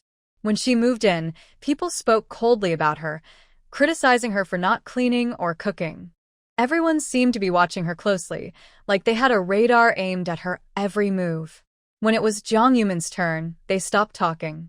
Chin Chuan carried the food from the cafeteria, washed Anna Ning's hands, and didn't forget to ask them, "Did you behave today? Don't make Mom angry, understand?" Anna kept her mouth shut and didn't call Dad. She was still upset inside. Chin Chuan also learned from his friends about Anna saying she came to see him after her grandfather passed away. He gently rubbed her small head. She was young but clever. She didn't talk much, but she had many little thoughts. After wiping Anna's hands, Ning obediently lined up and held out her hand. Chin Chuan used a towel to wipe her hands, and his actions became much gentler. Ning is so good. Yesterday, Commander Wang was not home, but today he heard many things. While they were eating, they heard a quarrel from the next room. It was close enough that they could hear everything clearly. "Stop talking nonsense outside. You're making the kids say things they shouldn't, and you think this house isn't messy enough." Su Zhanyue cried sadly. "You're listening to others' gossip." "I didn't do anything wrong." Commander Wang was so angry his head hurt. "No need for others to say anything. I can see for myself. Captain Qin and your younger siblings, what exactly did they do to you? Why are you targeting them, even the children?" She was angry because Jiang Yumin had slapped her. Since childhood, her parents had never hit her once. The only time she was hit was by Jiang Yumin. Commander Wang saw her crying and felt no remorse. He thought that it was because he had spoiled her too much before, which made her behave badly now. "If you don't learn to control yourself, you better go back soon." "Go back where?" Su Zhanyue suddenly stopped crying and stared at him. Her parents had already been sent away, and her brother and sister-in-law were out of town. Where could she go? While eating, Jiang Yumin listened to the drama unfold and slowly smiled. She had won this round. It was worth buying so many things. Nowadays, food was precious. Although each family only grabbed a handful of peanuts and sunflower seeds and a few candies, it had completely crushed Su Zhanyue's fighting spirit. On the first night with the army, after dinner, Chin Chuan quickly went to boil some hot water. She washed herself and the children in the room. The children argued about sleeping with her. The bed was small. Chin Chuan held a pillow and stood at the door, hesitating for a long time, staring at her intently. After a while, he cautiously spoke. "Wife, can I come in?" Jiang Yumin paused while applying snow cream to her hands, looked at him, then slightly raised her chin and gestured toward the bed. "It's so small here. Maybe you and the children sleep together and I'll go to that room." Chin Chuan, Did he mean that? He wanted his wife and children to stay warm and cozy. After wiping her face, Jang Yumin took the clothes she and the children had changed out of and headed outside. Passing by Qin Chuan, he naturally took the clothes from her. Jiang Yumin felt a bit embarrassed, her face turning slightly red as she remembered the basin and her underwear still inside, but she didn't let go. Qin Chuan simply took the basin and walked outside without saying a word. "Your hands are for writing, not for rough work," he said. He was tall, over 1.8 meters, and strode quickly toward the yard. Jiang Yumin jogged a few steps to catch up. He was already sorting the clothes, putting the light-colored ones together and selecting the dark ones. Jiang Yumin looked down and saw him holding something in his hand. Her face instantly turned red. She hesitated for a long time but couldn't say anything. Standing there, she didn't know what to do, feeling a bit embarrassed. This was only the first night. How would she get through the rest? Just when Jiang Yumin was at a loss, unsure how to take her clothes from him, she saw him naturally start washing. Jiang Yumin. She quickly rushed over and grabbed the clothes in his hand, pressing them into the water. "Let me do it myself." While they argued, there was a knock on the door from a communications soldier outside. "Captain Qin, do you have a moment?" "You have a phone call." Qin Chuan lowered his gaze, looking at the hands resting on the back of his hand. Under the faint moonlight, they looked very white and bright. The noise outside the door continued. Their arms were close together, and Jiang Yumin felt like she was being electrocuted. She was a bit nervous and didn't know what to do. At this moment, neither leaving nor staying seemed right. Qin Chuan subtly shifted his hand. Before Jiang Yumin could react, he gently held her hand in the water and stroked it softly. Jiang Yumin struggled slightly, splashing water that landed on both of them. She didn't dare make too much noise, worried that gossip would spread through the family compound by tomorrow. She could only glance sideways and glare fiercely at Qin Chuan, speaking softly with a slightly stern tone. "Just joking, to chase after a wife, you need to be thick-skinned." Now, Qin Chuan's skin was thick enough to pinch his wife's little hand. After being scolded, Qin Chuan obediently let go of her hand. He wanted his wife to know he was a good, obedient man. He reached for a towel from the clothesline, wiped his hands, and then spoke to the outside communication soldier. "Okay, I'll go now." Then he whispered to Jiang Yumin, "Mian, I'll be back soon." He was a bit worried and added, "You must be tired from moving today. Sleep early. I'll wash your clothes when I return." At this hour, someone was calling on the phone. It must be something important. Jiang Yumin naturally didn't stop him from answering the call. In fact, she was hoping he would leave quickly. As for the clothes, the others can wait until he comes back to wash them. She decided to wash her own underwear herself, feeling a bit embarrassed at the thought of him washing her underwear. After Qin Chuan left, she quickly washed her underwear and hung it on the line outside the corridor.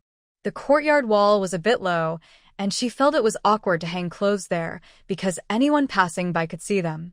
At this time, only her family back home would call her. Even though Qin Chuan had prepared himself mentally, he still felt annoyed and frowned when he heard what was said on the phone. "Mom, are you crazy? Don't you know I am married? Now, Mian has brought the kids to join the army and is living in the family courtyard. I won't go pick her up." "What does that have to do with me?" Qin Chuan was so angry, he didn't know what to say. "If she comes, I will send her away too." He hung up the phone directly. On his bike back to the family courtyard, the moon was bright and the stars were sparse, casting long shadows under the moonlight. He returned to the courtyard with a heavy heart, parked his bike, and when he reached the basin to wash clothes, he realized that Jiang Yumin's underwear was missing. He looked around and saw it already hanging to dry in the corridor. He couldn't help but chuckle softly. "It's not like I haven't seen it before. The kids are grown up now, so why be shy?" He was holding her clothes in his hand, but his mind was focused on how to win back his wife's heart. They hadn't seen each other in 4 years after marriage. Even the deepest feelings could fade away. Moreover, Jiang Yumin didn't have much affection for him to begin with. After Qin Chuan finished hanging the washed clothes, he went into the main room. He saw Jiang Yumin telling stories and putting the 2 children to sleep. Ningning leaned against Jiang Yumin, whispering, "Mom, why is there no TV or fan here?" Anan, small and well-behaved, was lying quietly with her hands by her sides. Someone unfamiliar might think she was practicing military posture. It was clear that she was still somewhat cautious and tense in this unfamiliar environment. Jiang Yumin whispered to Ningning, explaining that the conditions for joining the army were tough, and being able to stretch a wire in the main room was already good.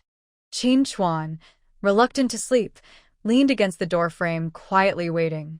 After the two children fell asleep, Jiang Yumin turned over and was about to sit up to get a glass of water. When she looked up and saw him, she was startled. She quickly covered her chest with her hand, her heart pounding wildly for a long time. Qin Chuan didn't expect to scare her. He hurried over to pat her back, helping her calm down. He also poured a glass of water and handed it to her. "Sorry, I just wanted to see you and the kids." Jiang Yumin made a shushing gesture with her hand, and the two of them quietly left the room. Standing in the hallway, Jiang Yumin finished her water and glanced at him. Seeing that he wasn't speaking, she asked proactively, "Do you have something you want to tell me?" The most important thing between a husband and wife is honesty. They shouldn't hide things from each other. But if he didn't want to say anything, Jiang Yumin wouldn't force him. There was a deep worry in his eyes, and she wondered if it was related to the phone call he had just received. Qin Chuan hesitated for a moment. He didn't plan to hide anything from her, but he didn't know how to start. After thinking for a while, he told her about the phone call. "My mother knows we haven't seen each other in 4 years. She thought we were already divorced, so she asked someone to introduce a girl to me. That girl is already on her way here by train." Jiang Yumin was truly shocked by this news. It meant that during the 6 months they had been trying to get along, there was still another girl coming to see him. "Are you here to join or break us apart?"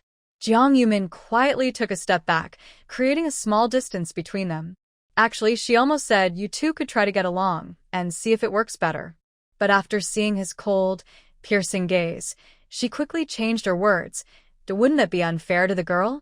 She didn't think Qin Chuan, who had fought on the battlefield, was someone easy to talk to.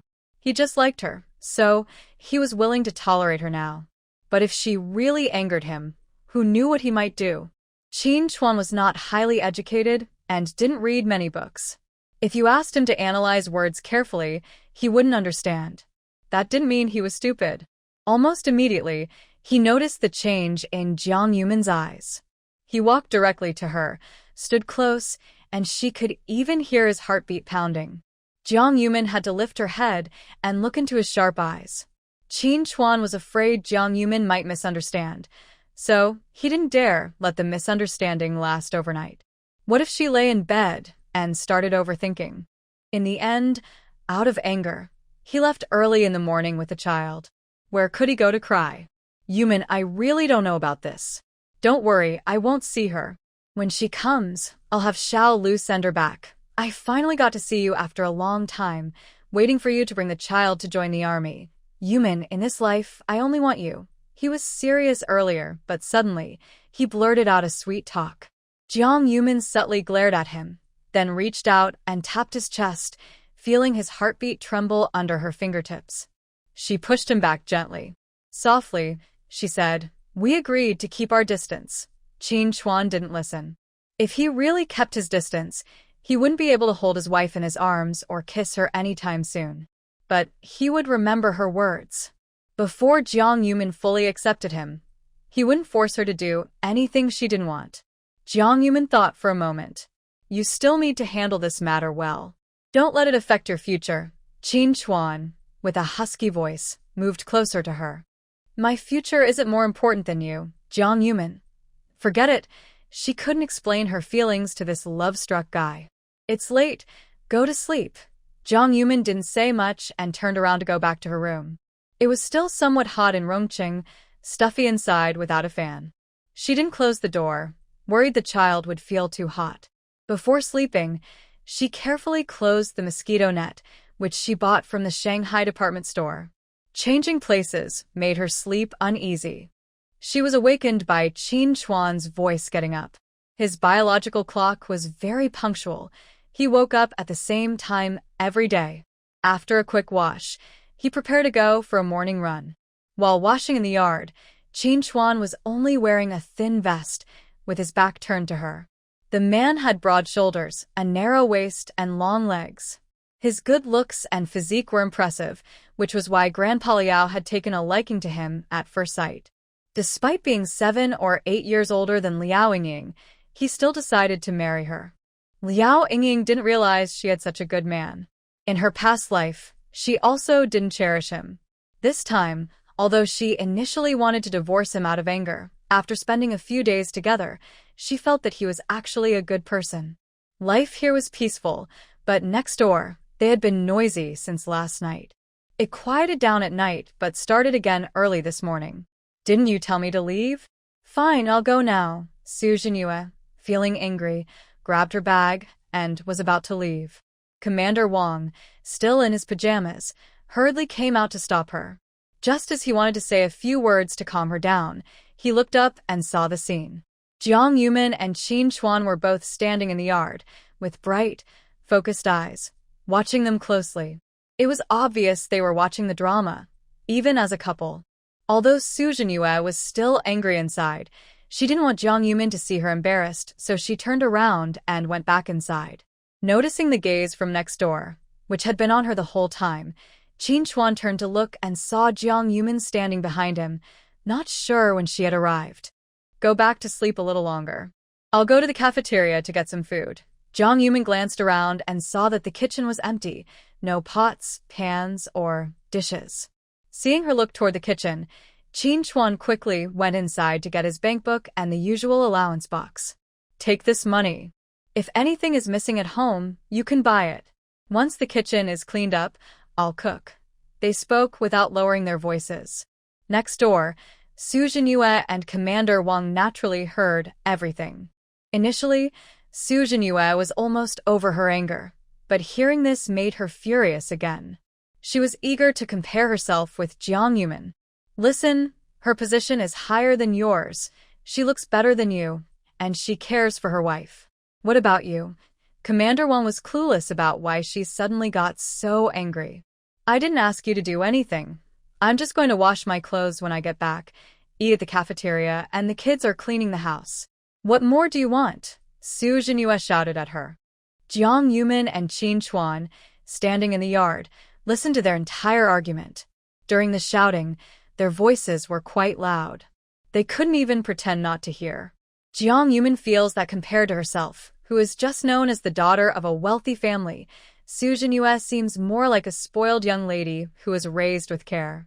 She was pampered since childhood, and her husband also treats her well after marriage. Now, with her family losing influence, she feels very upset, like a small bird flapping its wings in confusion, rushing around wildly. Let's wait and see. Maybe her mood will settle down after a while. After breakfast, the two children immediately went out to play. When Jiang Yumin left with her bag, she happened to meet Li Guohua. On her first day visiting the yard, she greeted Jiang Yumin at the door. Jiang Yumin has a good memory. Sister-in-law, are you going shopping for vegetables? Want to go together? Sister-in-law Li was dressed simply in a two-piece cotton outfit in dark blue, looking a bit like factory workers' clothes. Looking at Jiang Yumin's outfit, white top paired with dark blue work pants, though very plain, she looked very elegant when wearing them. Girl, your pant style looks similar to mine, but you wear it so nicely. How come? Jiang Yumin looked down and examined her pants, which were tailored to fit closely.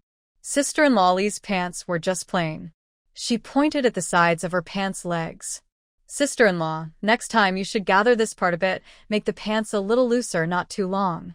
Li Guohua looked down at her rolled-up pants and said, I used to think that city girls looked good because they wore skirts, but today, seeing you in pants that look good too, I guess my pants just aren't good enough. I'll listen to you and change them later. She reached out and touched Jiang Yumin's pants. Wow, your fabric is so soft.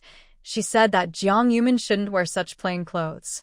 They walked happily toward the supply store, buying rice, flour, oil, salt, soy sauce, and vinegar. She also wanted to buy some pots and bowls, but the supply store didn't have many styles, nor did they have iron pots. Seeing her shopping, Li Guohua reminded her, tomorrow, the cart will go to town for shopping. Let's go together. The next morning, Jiang Yumin wanted to take the two children into town. The children found friends to play with and didn't want to leave because they were having so much fun. Remember to come home and drink water when you're thirsty. I've poured water into the enamel teapot for you. Don't forget to eat at home at noon. In the military family compound, she wasn't worried about the children getting lost or kidnapped. She was just afraid they might have conflicts with other kids. Li Ho-hot reached out and tugged at her own leather monkey toy. Dazhuang, watch over your younger brothers and sisters and don't let anyone bully them. While they were waiting at the door for the shopping cart, Su Jinyue also came over. She was dressed in a light blue blouse, wearing high heels, and her eyes were red from crying. Seeing her and Li Ho-hot chatting, Su Jinyue was really afraid she might reveal that she had argued with Commander Wang. Taking advantage of Li Ho-hot not paying attention, she quickly looked at Jiang Yumin with a pleading expression.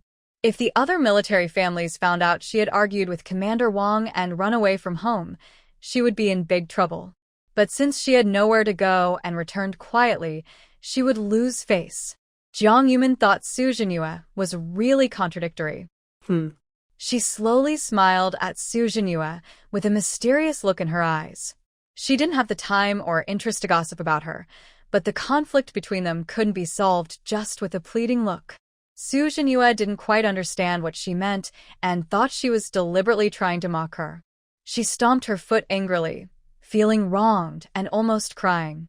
Li Ho-hot was talking to Jiang Yumin when she turned around and saw Su Jinyue crying, which startled her. "Oh dear, girl, what happened?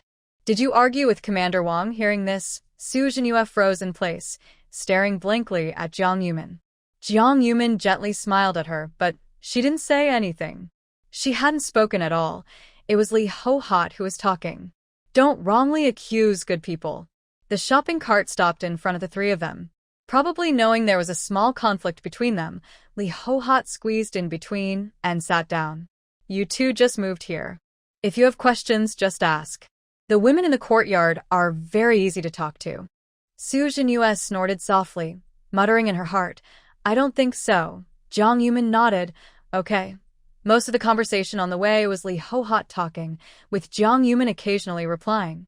Su Jinyue kept a cold face the whole time, as if someone owed her 800 yuan. The car stopped at the entrance of the department store. The driver said as usual, "Sisters-in-law, remember the time. I'll wait here for you this afternoon." After the car drove away, Li Ho-hot and Jiang Yumin were about to go into the department store. They mainly came to help Jiang Yumin buy things. She might buy quite a lot. She turned to look and saw Su Jinyue standing still in the same spot. Li Ho-hot kindly asked, "Little sister, do you want to come with us?" Su Jinyue wiped her tears with her hand but didn't answer. She simply stepped forward and left. Li Ho-hot was stunned for a while and asked, "What does she mean?" Jiang Yumin casually comforted her. "Maybe she's just in a bad mood. Don't mind her, let's go shopping." They had a lot to buy. Although she had some items in her space, like a refrigerator and oven, she couldn't use them now. On the way, Li Ho-hot mentioned that some people in the family compound didn't have tickets, and they didn't even have a cast-iron pot at home. They still used clay pots to cook. Jiang Yumin thought she should go along with the flow and not stand out too much, to avoid attracting trouble. According to her shopping list, they spent most of the day in the department store before finally buying everything. Looking at all the things, Li Ho-hot felt heartbroken. After adding it up, it was several hundred yuan. When she first moved into the family compound, she bought these things little by little. Unlike Jiang Yumin, who bought everything at once. They left the purchased items at the security office of the department store. After confirming their identities, the head of security was very polite. "Just let us know when the army's vehicle arrives, and I'll have someone help you move it." They couldn't let him do all the work for free. Jiang Yumin took out 7 or 8 big white rabbit candies from her handbag. These were popular and often sold out. She had plenty in her space, collected from the Liao family, and bought many when they were at the Shanghai department store. Last time she went to the city, she saw some in the department store and bought a few. Better to be prepared. These candies were nothing to her. She could use a few to ask for help, saving herself from trouble. Jiang Yumin and Li Ho-hot left the department store and went to the state-run restaurant. "Sister-in-law, I'll treat today." Li Guohua felt a bit embarrassed. How can I let the girl pay? Before she finished, Jiang Yumin had already ordered 2 bowls of shredded chicken noodles, adding eggs. Buying so many things, if my sister-in-law hadn't helped, I wouldn't even be able to carry them back, let alone get to the department store entrance. Don't be so polite, sister-in-law. Jiang Yumin thought that when they were shopping in the department store and there were many people lining up, Li Guohua helped out. When she was carrying things shopping, she also helped. Just 1 bowl of noodles as a guest, but she has plenty of wealth in her own space. Li Guohua knew she was from Shanghai. Though thin, she was still better off than her family. What others have is theirs. She shouldn't take advantage of them. She felt quite shy about it. After some pushing and pulling, Li Guohua finally finished her noodles. Luckily, it was just 1 bowl. If Jiang Yumin had invited her for a big meal, she definitely wouldn't have agreed. After eating, the 2 of them, with nothing else to do, decided to take a walk since they rarely came to the city. The department store was not far from the university town. As they wandered, they reached the entrance of the university. Su Zhenyue was sitting on a bench under a tree nearby, staring blankly toward the university. They had planned to pretend they hadn't seen her, but Su Zhenyue's seat was a bit off to the side, behind a tree, with someone sneaking and watching her. When Li Guohua saw this, she quickly tugged Jiang Yumin's sleeve. Oh no, Sister Su is being watched. What should we do? Jiang Yumin, is it still possible to leave now? She wanted to say she deserved it. If it were just her, she'd turn around and walk away without hesitation. She didn't want to get involved at all. Jiang Yumin even felt that if she were alone today, she might rush over to help, but Su Zhenyue would probably blame her, saying she caused the trouble. It was a time of strict crackdown. She was dressed so plainly, carrying a handbag, sitting here looking gloomy. Those second-rate thugs on the street, if they didn't rob her, they'd regret it by nightfall. Although Su Zhenyue wasn't very likable, being the wife of Commander Wang, they couldn't just ignore her when she was in danger. If something really happened and the investigation revealed they did nothing, they would definitely be held accountable. Jiang Yumin hesitated for a moment, then reached into her handbag and secretly took out a folding military knife from her space. Sister-in-law, you hold this for self-defense. I will report to the police. She remembered passing by the police station nearby when she was treasure hunting earlier.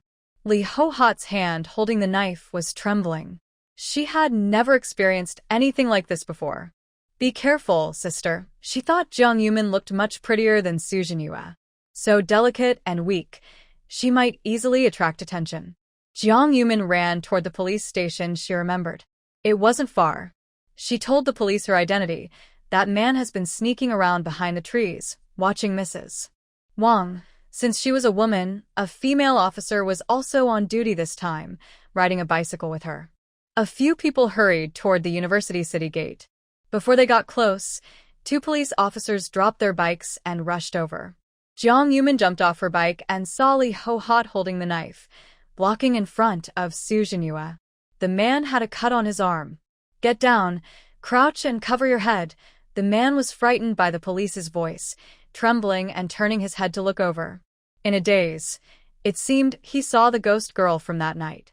Terrified, he ran away. He didn't run far before the police officers caught him. Why are you running? Do you think you can escape? The man pointed in Jiang Yumin's direction, stammering, Ghost, ghost. As soon as he finished speaking, he was hit on the head with a big slap. Stop spreading superstitions. It's broad daylight. Where are ghosts coming from? Hearing the voice, Jiang Yumin looked over and thought the man looked familiar. She remembered. That night when she left the black market, he had been watching her. She had disguised herself that time. How did he recognize her? Actually, you can't tell by face. His figure and aura were rare in Rong City, so that man left a deep impression. Especially since she thought she saw a ghost back then. The more she thought about it at home, the more scared she became. The more she thought, the deeper her impression of his shadow. Jiang Yumin naturally couldn't mention that she had been to the black market, and the man wouldn't reveal it either, to avoid increasing her punishment. She quickly went over to check if Li Hohat was hurt. Then she looked at Su Zhenyue, who was already stunned with fear. Although she was impatient, she still had to go through the motions. She asked, "Are you okay?" Su Jinhua shivered as she came over and grabbed her arm. Jiang Yumin, he stole my bag and Jiang Yumin subtly focused her gaze on her arm, staring at her hand, and said coldly, "Otherwise, she might have been tempted to hit someone." They went together to the police station to make a report. When they came out, Su Jinhua followed closely behind them, walking in step with them. Li Ho-hot was still gesturing excitedly as she spoke. "Jiang, sister, it's really thanks to you for giving me the knife. Otherwise, that man would have succeeded." Thinking of that scene, Li Ho-hot couldn't help but pat her chest. She reached out and grabbed Jiang Yumin's hand. Her heart was pounding, and her whole body was trembling. Walking felt like stepping on a cloud, floating very high. The man not only stole her bag, but also looked around to see if anyone was nearby, then tried to drag Su Jinhua into a small grove. Seeing this, she was so scared she felt lost and helpless. She couldn't just watch Su Jinhua be bullied. So, she grabbed the knife and rushed over.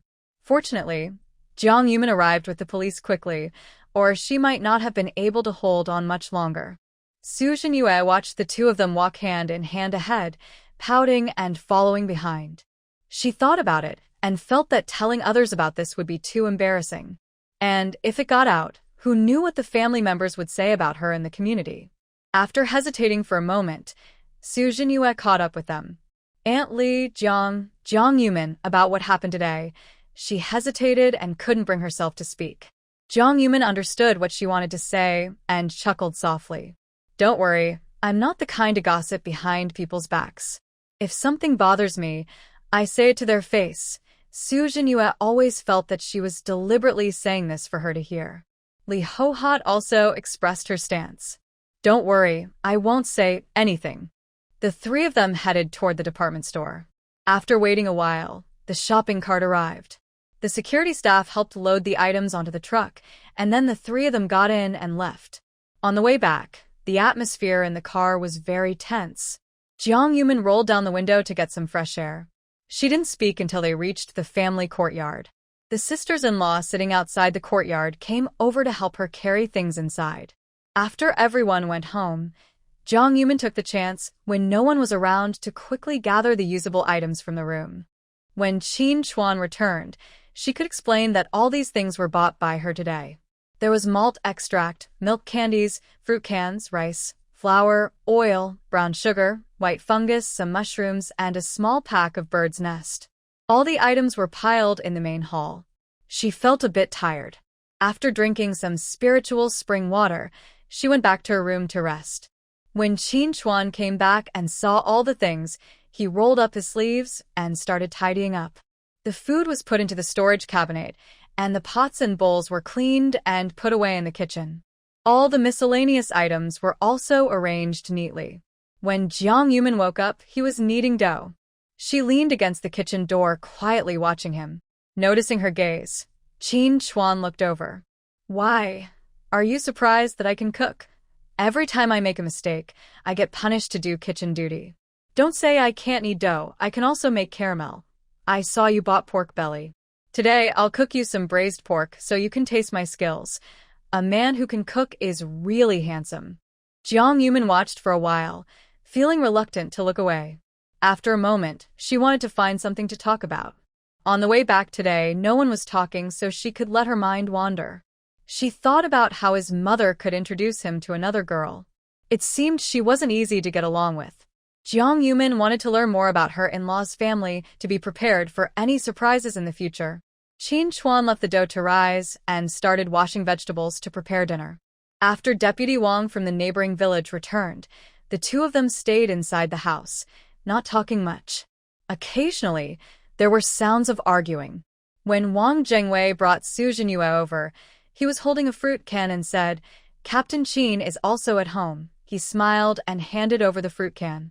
"Thanks a lot for your help today, little sister-in-law." Jiang Yumin hadn't told Qin Chuan about this yet. Su Jinhua was a bit reluctant, but after hesitating for a moment, she finally spoke to Jiang Yumin and said, "I'm sorry." It was really surprising for Su Jinhua to apologize. It wasn't easy for her to do that. Her apology didn't mean she had to forgive. Jiang Yumin didn't take the fruit can and looked at Su Jinyue. Why are you saying sorry to me, comrade Su? Su Jinyue was annoyed. She felt like Jiang Yumin was asking a silly question. But she had already spoken, and now Jiang Yumin's words made her feel unsure of what to do. Commander Wang quickly explained, little sister-in-law, Ye was being naive and said some careless words outside. Jiang Yumin deliberately stretched her tone and glanced at her with the corner of her eye. Then, she directly confronted her without holding back. Then, what kind of careless talk did comrade Su say outside? Was it just a few words that ruined my reputation? Even if it was just gossip, it's not good. Children should be taught well. Starting from a young age, they tend to isolate others and bully their siblings. What will happen when they grow up? Next time, if you have something to say, you can tell me face to face. I don't like beating around the bush. If I have any dissatisfaction, I prefer to say it directly. She raised her hand as she spoke.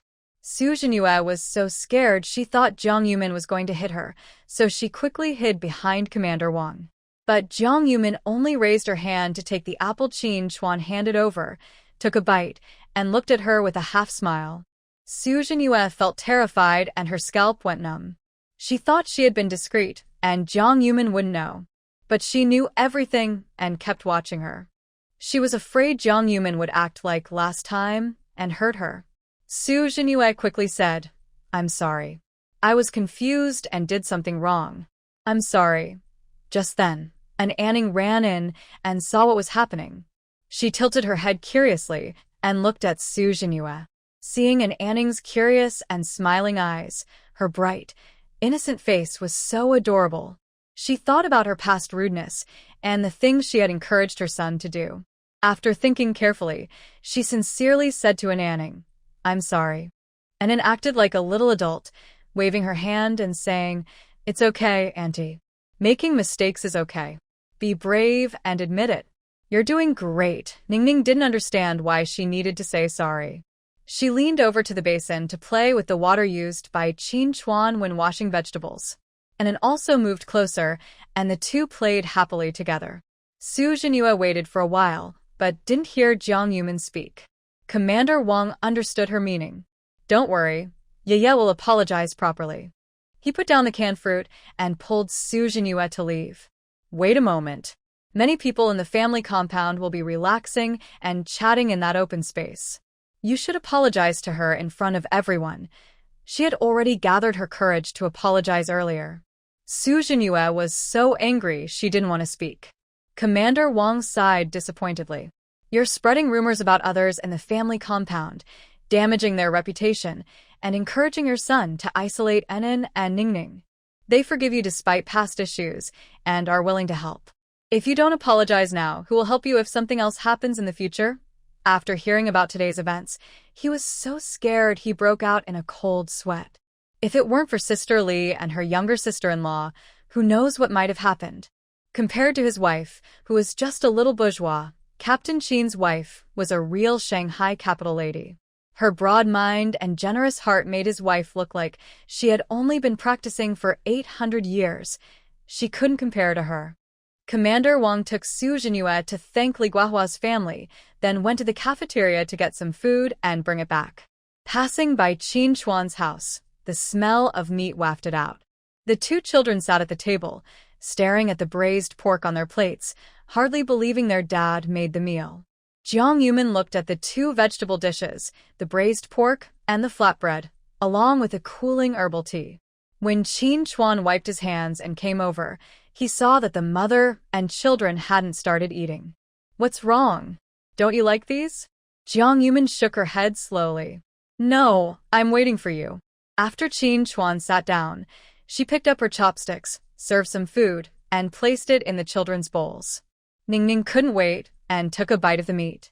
The fatty and lean pieces burst with flavor in her mouth. Her little mouth was so full she had to raise her tiny hand and desperately give a big thumbs up. Seeing the situation, Anning finally picked up chopsticks and took a piece of meat. He looked at Jiang Yumin and then at Qin Chuan. It seemed like he was saying, I only tried it because of my sister. After taking a bite and chewing slowly, he no longer acted proud. Qin Chuan helped Jiang Yumin serve some food into her bowl, saying, "The kids really like it. You should try my cooking too." After moving into the family compound, the first meal was cooked by Qin Chuan. He didn't even intend for her to cook. Jiang Yumin knew he sincerely cared about her and the children. If she said she wasn't touched at all, that would be false. But to say she just fell in love with him like that? Probably not. Really good. Your cooking skills must have gotten you into trouble in the kitchen before, huh? Jiang Yumin teased with a smile. Qin Chuan looked a bit shy and lowered his head to eat. A few years ago, before they got married, he was proud and impulsive, often arguing with leaders.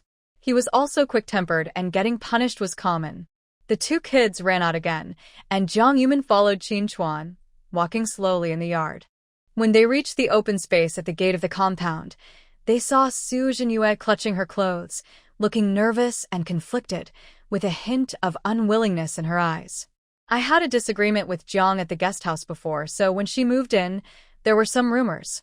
Today, in front of everyone, I want to say sorry to her. Su Jinyue turned to look at Jiang Yumin as if saying, "Now you should be satisfied, right?" "Yes, very satisfied."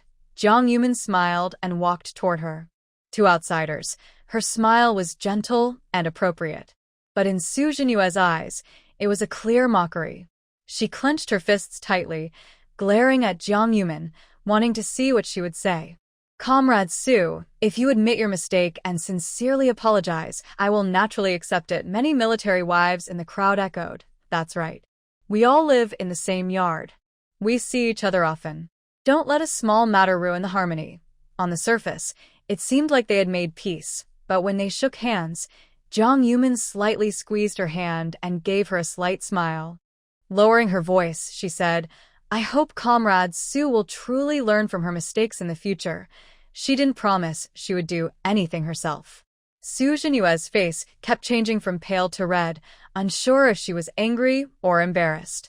After a simple handshake with Jiang Yunin, she quickly let go and pulled Commissar Wang away. Sitting on a stone in the crowd, Jiang Nian was patching her shoes, watching them, and had been cursing silently for a long time. She just pushed that little girl, and she's so serious about it. She's an adult, yet she's causing trouble for my son, relying on her husband being the squad leader to bully others. She rolled her eyes angrily, imagining her shoe sole as Jiang Yunin. She stabbed the shoe sole fiercely with her needle, fantasizing that the needle was piercing Jiang Yunin's body. Bah, Su Jinyue isn't a good person either. She just bought candy for the kids and deliberately used it to tempt my son. Bah, they're all bad. Li Ho Hot, sitting beside her, noticed her strange look. "Sister-in-law, what's wrong? Are your eyes uncomfortable?" Jiang Nian quickly looked away and smiled at Li Ho Hot. "I think I'm just tired. I'll go rest first." She hurriedly packed her things and left quickly. Amid the gossip, Qin Chuan slowly approached Jiang Yunin and whispered, "The sister-in-law's look at you just now is a bit strange. When I'm not around, be careful with the kids, okay?" Jiang Yunin looked in the direction of his gaze and saw Jiang Nian packing up to leave. She remembered this sister-in-law. She was the one her son pushed Ning and who insisted on her apologizing. Could it be that she's holding a grudge just because of that? She subtly glanced at Qin Chuan, noticing how alert he was. If Qin Chuan knew what she was thinking, he would probably proudly explain, "In the battlefield, I've been targeted by enemy snipers more than once. If I weren't alert, I'd be dead 100 times over." Jiang Yunin told Qin Chuan about the small conflict she had with Jiang Nian earlier. "Yes, I remember. That day you told me about it." That day, Jiang Yumin hurriedly rushed into the residential area, clearly remembering the matter of confronting those children. "Then stay away from her," she advised. Qin Chuan felt there was no need to get too close to such a person, to avoid her putting on a different face in front of others and behind their backs. Their walk was mainly to help digestion and also to chat and strengthen their relationship. As they talked, they reminisced about many past events. When they mentioned that the children were not very close to Qin Chuan, Jiang Yumin sighed softly. Sometimes, showing a little weakness can better trigger a man's protective instincts. "When the Liao family told me you had sacrificed yourself, I thought the sky was falling. I cried all night, and the children saw it and remembered it. she said. They've never seen their father since they were young and later learned about you. Qin Chuan understood her meaning. He looked around to make sure no one was nearby, then quietly reached out and held her hand. Jiang Yumin tried to pull away with force, but he held her fingers tightly in his palm, gripping even more firmly. It's all my fault. In the future, I will spend more time with the children, she said. This man was still as shameless as ever. He took every chance to get closer. Jiang Yumin tried to break free again, but his grip was a bit strong. She decided not to make it difficult for herself. She tidied herself up and prepared to go to the supply and marketing cooperative, not to buy anything this time. Earlier, Xiao Lu mentioned that the cooperative still needed an accountant, so she went to see if she could apply. When she arrived, the colleagues in the office upstairs said, "You're not lucky today. The director is in a meeting and isn't here. Come back this afternoon or tomorrow." Indeed, it was unlucky. She had some money, and Qin Chuan received a subsidy. There was no rush to find a job immediately. She wandered around the military district for a while, and as she walked, she reached the gate of the military district. From afar, she saw two young women carrying large bundles and small luggage walking toward her. She looked curiously. Her instinct told her that one of them was probably a girl introduced to Qin Chuan by his mother. As she got closer, Jiang Yumin finally saw them clearly. One was about 1.7 meters tall, looking very spirited, dressed simply in a rough floral cloth outfit with homemade cloth shoes. The other carried only two small bundles, looking delicate and pretty, with a clear, fair complexion. At first, I really didn't know who it was. After the two of them approached, they showed their IDs and introduction letters. While Jiang Yumin examined them, their gazes subtly looked her over as well. After confirming the documents and letters were fine, the soldier told them, "Please wait a moment." Jiang Yumin really wanted to stay here and watch the scene, but standing around all the time felt a bit awkward. After hesitating for a moment, she decided to leave first. If she was really here to find Qin Chuan, she could see him later at the family compound. Maybe she even needed to stay at home. As she walked back, she really wanted to take her bicycle out of the space. The military area was quite large, and walking on foot was tiring. One day, she planned to find a chance to go to the city and take her bicycle out from the space. In the yard, besides an awning, there was Li's big zhuang, and 3 children were digging and playing in the dirt. After Jiang Yumin entered the house, she closed the door behind her. She went straight into the space to rest. The room was too stuffy without a fan, and she felt very uncomfortable. Chu Pan Nan was standing silently, staring straight ahead. She wasn't here to follow the army. She was here to join the army. It wasn't a time for new recruits to enlist. She was specially selected. On the train, she met Lin Xiao being robbed. She stepped in to help, and when she learned the other person was coming to follow the army, she decided to travel together. Lin Xiao watched Jiang Yumin's back as she left, muttering softly, "Who is she? She looks pretty impressive. She must be at least the wife of a regiment commander, right? Why did she leave just because she saw us?" Chu Pan Nan found her a bit noisy and even thought she was a little unclear-minded. People don't leave, and they can't just stare at you directly. Soon, the soldier coming to pick up Chu Pan Nan arrived. She didn't even turn her head and got into the car to leave. Earlier, she had called the new recruit office and also called Qin Chuan. "Partner? You must be mistaken. My wife has already joined the army." Qin Chuan immediately hung up the phone, not planning to see Lin Xiao at all. He was in an important stage of repairing his relationship with his wife and couldn't let others interfere casually. Seeing Chu Pan Nan being taken away, Lin Xiao felt a bit anxious. "I'm Qin Chuan's partner. Didn't I write that in the introduction letter? I came this time to marry him. Why didn't he come to pick me up?" She would never go back to that terrible place. It's important to hold tightly onto Qin Chuan's arm. It's okay if she doesn't like him now. They can take their time to get to know each other. She can accept the idea of a marriage that starts with an arrangement and develops into love. If he doesn't come to pick me up, I should at least go to the guest house or the family residence. I can't just stay outside the gate all night. When she called the family residence, things quickly got chaotic. "Partner? Isn't Captain Sheen's wife and children already here with the military? Why is there another partner coming? I heard that Captain Sheen's wife wanted a divorce. Maybe it's because of his behavior. This was a big deal. If things went wrong, not only would he not get promoted, but he might also be suspended and investigated. Li Guohua was so worried she hurried to find Jiang Yumin. Girl, something's wrong. Your man's partner has arrived. Jiang Yumin was inside her space, tidying up. She had collected a lot of miscellaneous items at the Liao family's place. Later, she gathered more from Nancheng, the cave, and the city area of Rome.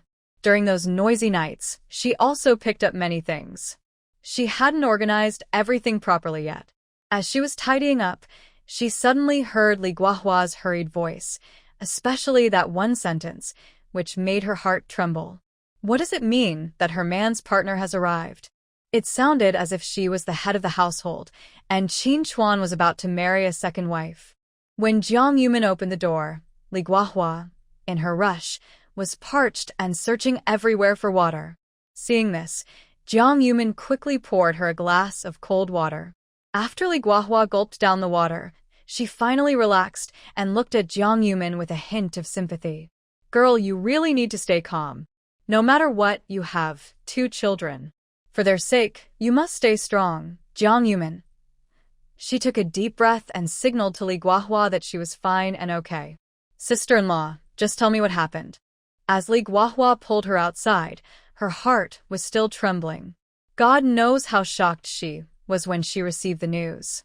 Your husband's hometown girl came to visit, claiming she's Qin Chuan's girlfriend. This time, she's here to marry him. I found out about this a few days ago. It seems that one of the 2 girls I saw at the military district gate is her. But I don't know who she is. Jiang Yumin was thinking this when she arrived at the family compound gate.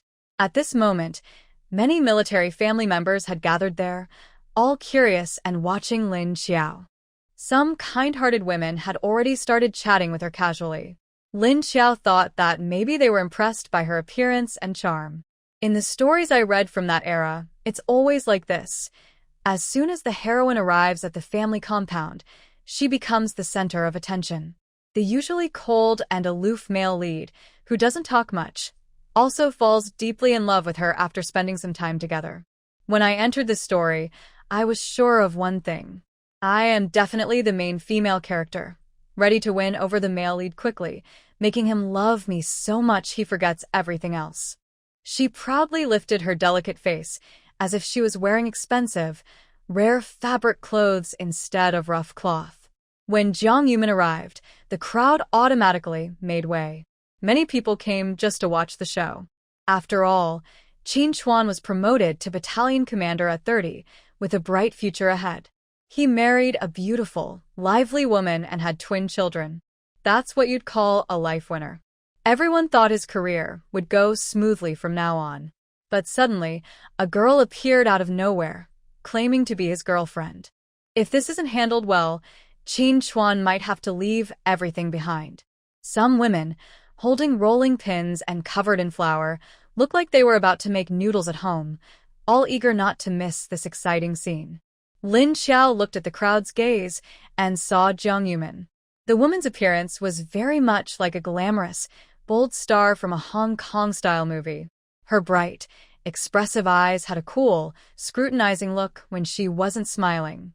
Her long, black hair was styled to one side, and her light-colored fabric clothes didn't hide her lively, radiant aura. She even stepped on white leather shoes that made her half a head taller than her. Lin Xiao didn't expect there to be such a beautiful woman in the residential area. Suddenly, she felt uncomfortable inside. She was a character from a book, carrying a space and spiritual spring water. She didn't believe that after marrying Qin Chuan, she wouldn't be able to compare to the woman in front of her. Under everyone's curious, doubtful, scrutinizing, and teasing looks, Jiang Yumin smiled faintly and asked the question everyone wanted to know. Who are you? Who are you here to see? Lin Xiao had already answered this question several times. When she heard it again, she felt a bit annoyed. But when facing Jiang Yumin, she always felt her confidence weaken a little. She whispered, "Hello, I am here to see Qin Chuan, Captain Qin." I am his hometown girl, here to marry him and join the army. Jiang Yumin snorted softly, not intentionally trying to intimidate her. She felt her voice was gentle, not sharp at all, but it still scared her. Jiang Yumin's tone was very calm. She looked at her and subtly examined her. You're his girlfriend? I am his wife. Lin Xiao was shocked and widened her eyes suddenly. No way. According to the story in the book, the original wife of the male lead should be in the remote northwest at this time. And when the male lead came looking for her, she and the child would already be dead. Lin Xiao couldn't understand why the person who was supposed to be sent to the northwest was here. She also couldn't understand how someone close to death could be in the residential area. Could it be that Qin Chuan found her? Perhaps because she was immersed in the broken plot of the book. When Lin Xiao looked up and met Jiang Yumin's smiling peach blossom eyes, she was so frightened that she kept retreating, forgetting the noisy environment around her and where she was. She blurted out, No, how are you here? Weren't you and the child in the northwest? Weren't you about to die? Why did this girl curse people right from the start? Jiang Yumin keenly sensed something unusual. She knew her presence, and even thought she wouldn't be an obstacle for her to marry Qin Chuan. The words she spoke were not even questions, but statements of certainty. Jiang Yumin narrowed her eyes slightly. There was something strange about this woman. However, something still needed to be made clear. Especially when it comes to issues of character and behavior, they must be discussed face-to-face to prevent anyone from secretly plotting behind the scenes and framing Qin Chuan. You say you're Qin Chuan's partner, that he is the one talking to you? Do you have any proof? Lin Xiao instinctively clenched her bag tightly, feeling that the woman in front of her was so aggressive. In the book, Qin Chuan was a cold, tough, and commanding leader, right? He definitely wouldn't tolerate his original wife being a high and mighty heiress. Yes, so she still had a chance. Lin Xiao didn't know how to start speaking. Jiang Yumin's questions kept coming one after another. Qin Chuan hasn't been back to his hometown for over 4 years. When he married me 4 years ago, he sent a telegram home. Jiang Yumin paused slightly before continuing, her words making Lin Xiao gasp for breath. So, why are you pretending to be his partner in the army? What's your purpose? Actually, what Jiang Yumin didn't finish saying was, are you possibly a spy? She didn't finish, but everyone understood her meaning. Everyone's gaze shifted from curiosity and suspicion to full alertness. Lin Xiao pouted in grievance. I am not. Knowing this woman was suspicious, Jiang Yumin certainly wouldn't give her any more chances. She glanced sideways at the other sisters-in-law. I've been here for almost a month. I have a marriage certificate with Qin Chuan and a child. The superior can also verify my identity. On the other hand, she, with an unknown background, keeps claiming to be Qin Chuan's partner. Her behavior is really suspicious. Jiang Yumin spoke clearly and confidently, explaining the situation thoroughly. Many people instinctively nodded in agreement. Yes, this girl doesn't know much about Qin Chuan.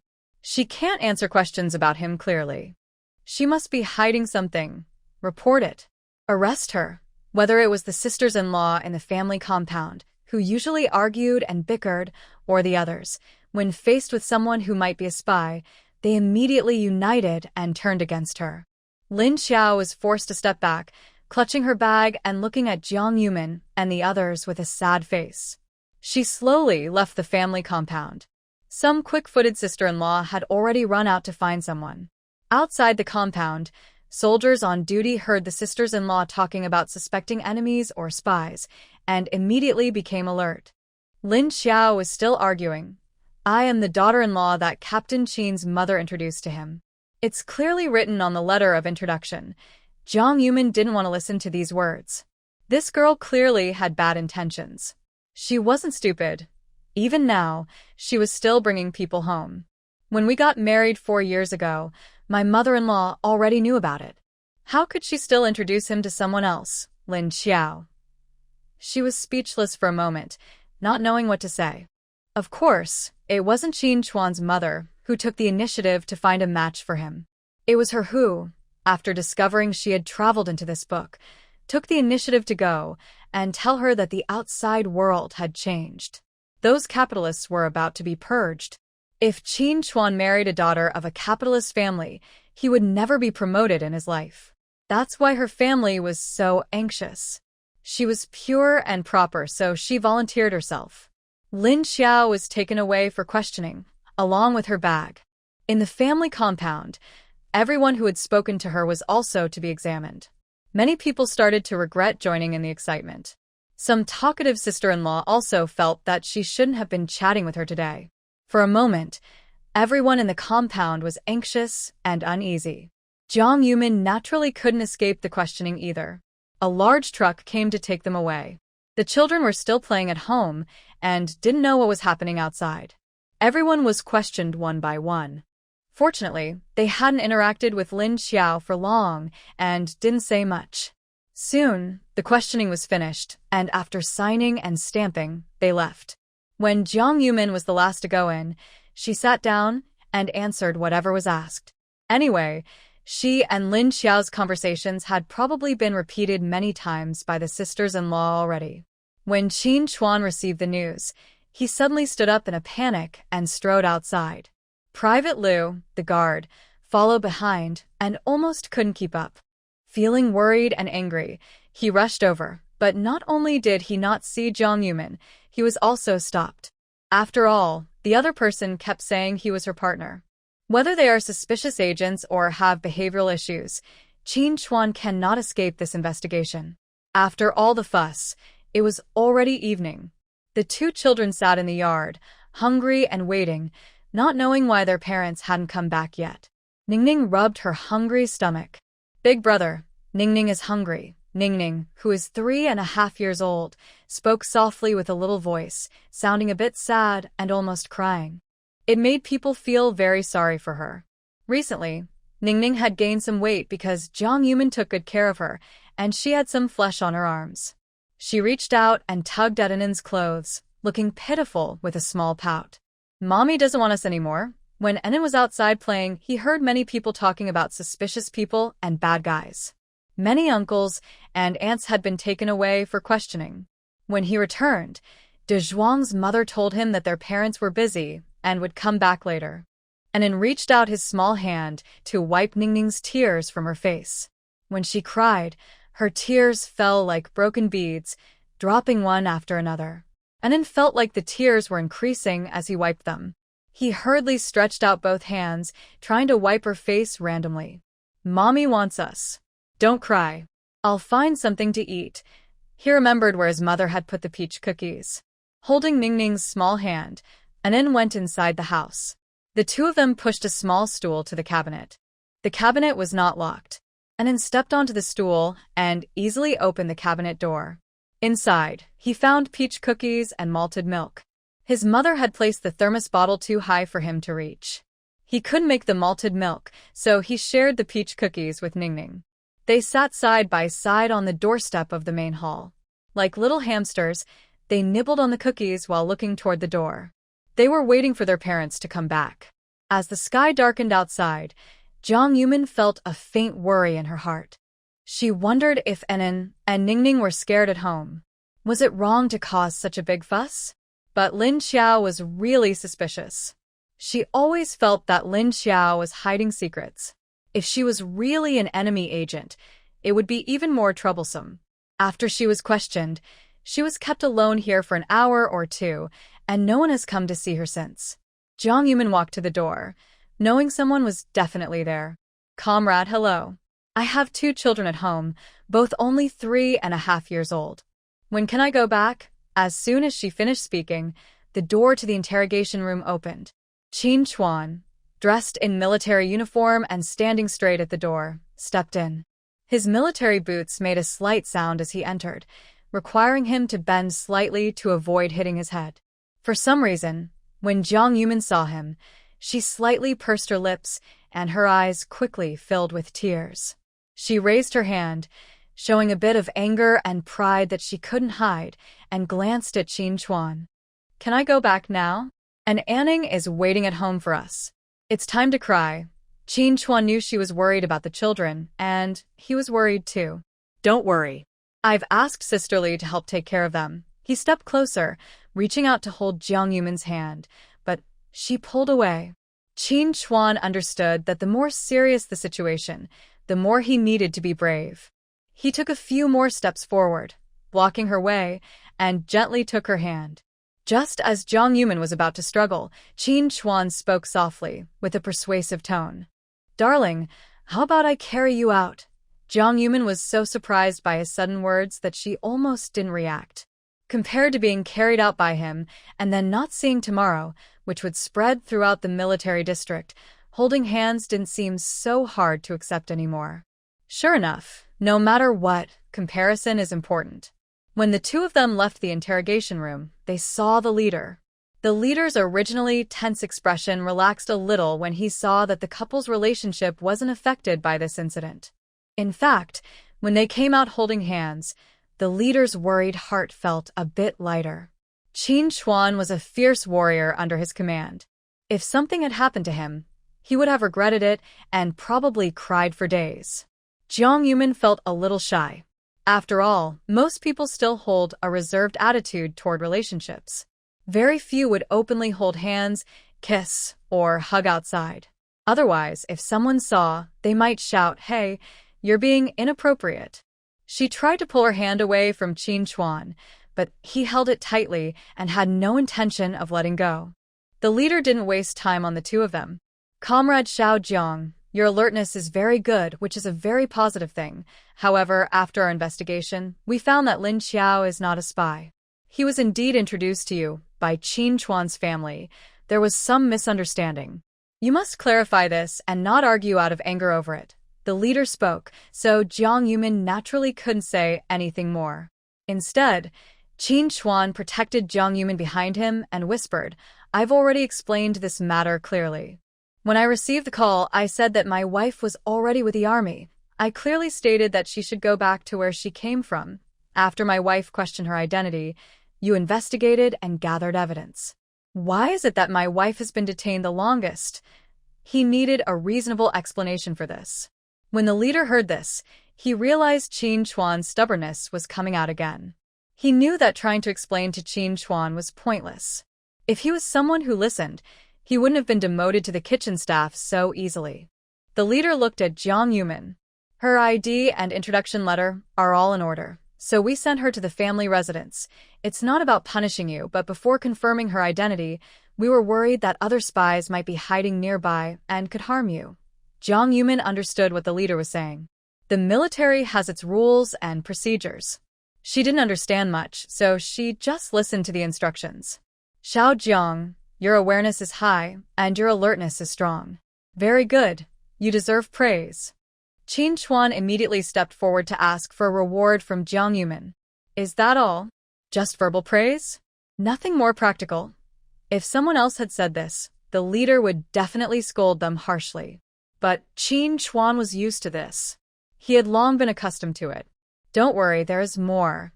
He took a pen out of his pocket. This brand of pen wasn't expensive for Jiang Yumin. It was collected from Lao Chuang's study. Any pen more expensive than this was rare. "This is a gift from the old leader. He gave it to me back then. Now I pass it on to Xiao Jiang, both as praise for her and as a blessing for you too." Jiang Yumin remembered telling her superior about her plans to divorce Qin Chuan. Seeing this pen, she felt it was especially heavy. Suddenly, a stroke of inspiration struck her, and she asked, "Did that old leader give it to you?" The leader nodded, and Jiang Yumin carefully took the pen with both hands. This made the meaning of the gift much more special. She didn't expect the leader to see it as a reward and give it to her. Jiang Yumin thought that even if she only kept it for a few hours or a few days, it would be worth it. All the pens in her space couldn't compare to this one in value. After Jiang Yumin and Qin Chuan left behind, the leader clutched his chest, feeling pained and coughing repeatedly.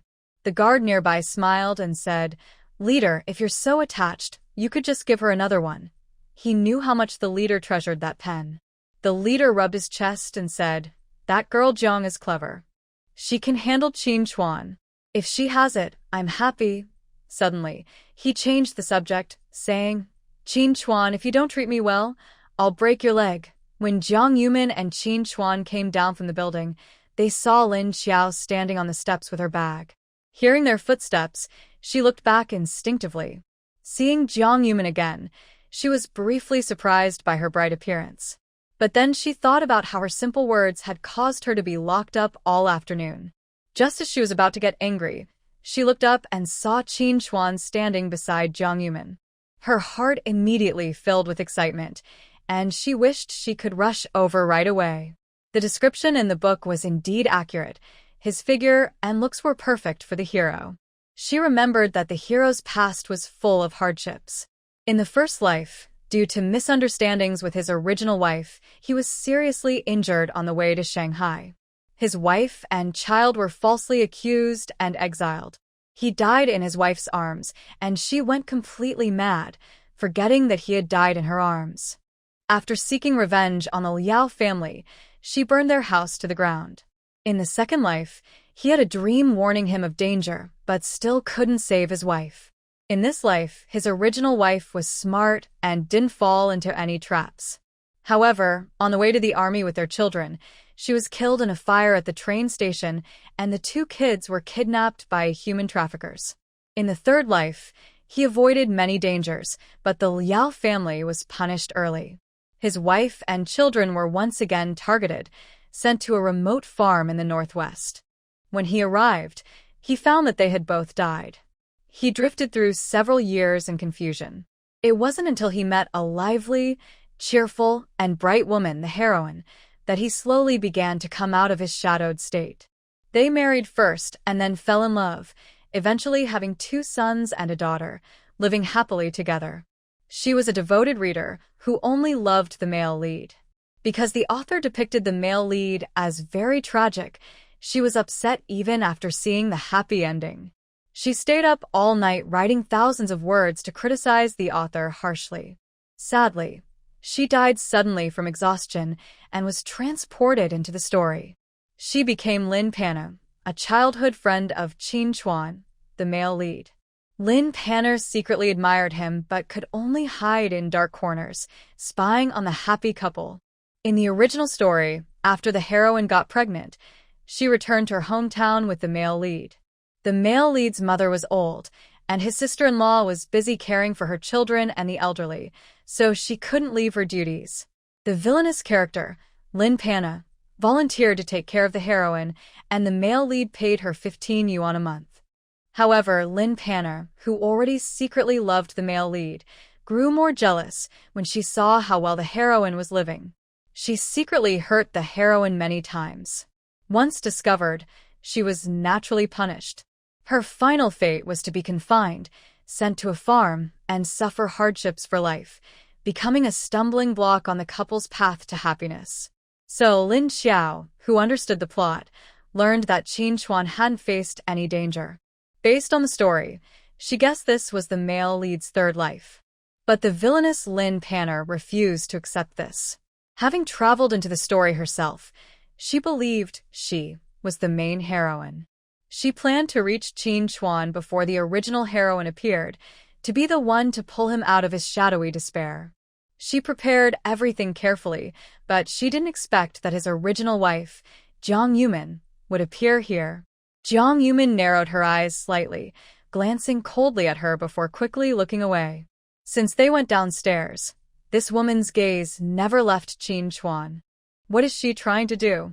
She's not blind. She can see clearly. Jiang Yumin forcefully pulled her hand away from Qin Chuan, then walked over to Lin Xiao and looked at the bag on her foot. Just as she was about to speak, Lin Xiao rushed ahead to Qin Chuan. She pouted sadly, tears falling down her cheeks with a sobbing voice, reaching out to grab Qin Chuan's sleeve. But Qin Chuan dodged her directly. That soft voice sounded so fake and pretentious. "Brother Chuan, have you forgotten? I'm Qiao Qiao." Honestly, even Jiang Yumin felt goosebumps rise at that voice. Lin Xiao, crying and trying to grab Qin Chuan again, was sharply scolded by him. "Comrade, I've already made it clear. My wife has gone with the army. No matter who introduced you, go back where you came from. Otherwise, don't blame me for being rude." During this investigation, Qin Chuan's heart was very tense, worried that Jiang Yumin might suffer even the slightest bit of injustice. Lin Xiao didn't expect him to be so strict with her. She thought she might be an exception because she came from a different story. She hesitantly moved closer to Qin Chuan, but he ignored her and walked straight toward Jiang Yumin. Then, in her surprised eyes, he firmly took Jiang Yumin's hand. "This lady, I already have a wife and children. Please respect yourself." Qin Chuan and his original wife had a misunderstanding. They hadn't seen each other in 4 years after marriage. How could there be any feelings? All his breakdown wasn't because of the death of the 2 children. Qin Chuan held Jiang Yumin's hand and walked toward the jeep. It was already late, and he planned to have Xiao Lu drive them home. Seeing this, Lin Xiao knew she couldn't let this chance slip away. The world outside is so chaotic now. She didn't want to go back. No matter what, she wanted to stay here. Ignoring everything, Lin Xiao rushed forward, threw herself at Qin Chuan's legs, and grabbed his pants. "Brother Chuan, everyone in the village knows I came to marry you and follow the army. If you just send me away like this, aren't you forcing me to die?" Jiang Yumin couldn't help but clap and cheer for her performance. Such good acting skills are a shame not to be showcased on stage at the cultural troupe. Qin Chuan is not someone who can be easily controlled. When the Liao family member threatened Jiang Yumin, he was able to press a gun to the person's forehead. There's nothing he wouldn't do. Just as Qin Chuan was about to lift his leg to kick away the woman who was grabbing his pant leg at an inappropriate time and place, Jiang Yumin slowly bent down to help Lin Xiao up. Perhaps she didn't expect Jiang Yumin to take action herself, so Lin Xiao was stunned for a long time before reacting. Qin Chuan wanted to stop Jiang Yumin, not wanting her to get too close to this woman. Jiang Yumin subtly gave him a look. Qin Chuan understood immediately and didn't stop her. Lin Xiao didn't see the little interaction between the two and was dazed as she was helped to her feet. Her gaze fell on Jiang Yumin's delicate face, observing her pristine light-colored clothes. When her fingers touched her, she felt how incredibly soft it was. Even before entering the story, she had never worn such fine fabric clothes. No wonder she's the daughter of a big capitalist in Shanghai. No matter how many generations of effort, people can't catch up. If this were decades later in another world, she would truly feel ashamed. Her family has been poor farmers for 3 generations, pure and honest. She is proud. "Comrade Lin, I've been married to Qin Chuan for 4 years and have 2 children. Your disturbance is basically forcing me to die. When you came, did you really not know he was already married, or did you confidently think you could break us apart and make him marry you? If that's the case, then you're knowingly interfering with a married man. That's considered a crime of hooliganism." With just a few words, Jiang Yumin cleverly pointed out the truth, revealing Lin Xiao's dirty thoughts. And she kept smiling as she spoke. Only Lin Xiao could feel the hidden sharpness behind her gentle words. Destroying a military marriage is like walking on thin ice. Jiang Yumin said this, then took out a handkerchief and slowly helped her wipe away the tears from her eyes. She was smiling, but Lin Xiao felt a chill run down her spine. "I always felt like she would suddenly pull out a knife and stab through my back into my heart, making me die with no peace. This woman is really too dangerous. How did she leave Shanghai and come here? In my past lives, I never escaped the tragic fate of early death. Lin Xiao hesitated for a moment before continuing. "But if I go back like this, my parents will really force me to death." Lin's strict parents, who favor boys over girls, only agreed to let her come here after learning she could marry Qin Chuan. They also warned her to send money home every month, or they would come to cause trouble. Jiang Yumin still wore a smile on her face, but the smile never reached her eyes. "Oh? And what do you want to do?" Jiang Yumin admits she was deliberately trying to trap her, step by step, to see if she had other plans. Here, she can't just kill her directly. Qin Chuan's identity is too obvious. Harming her openly could easily lead to trouble or accusations. Thinking of her 2 children at home, Jiang Yumin turned to look at Qin Chuan. "Let's go first. And a Ning Ning is at home, and I feel uneasy." Xiao Lu, sitting in the driver's seat, had already felt countless emotions in his heart. No wonder Captain Qin can't forget his wife. Even when scolded, He still thinks about her. His character and outlook are truly extraordinary. If it were another wife, she would have already caused a fuss at home after hearing her husband had arranged another marriage, especially since the girl was so pretty and lively.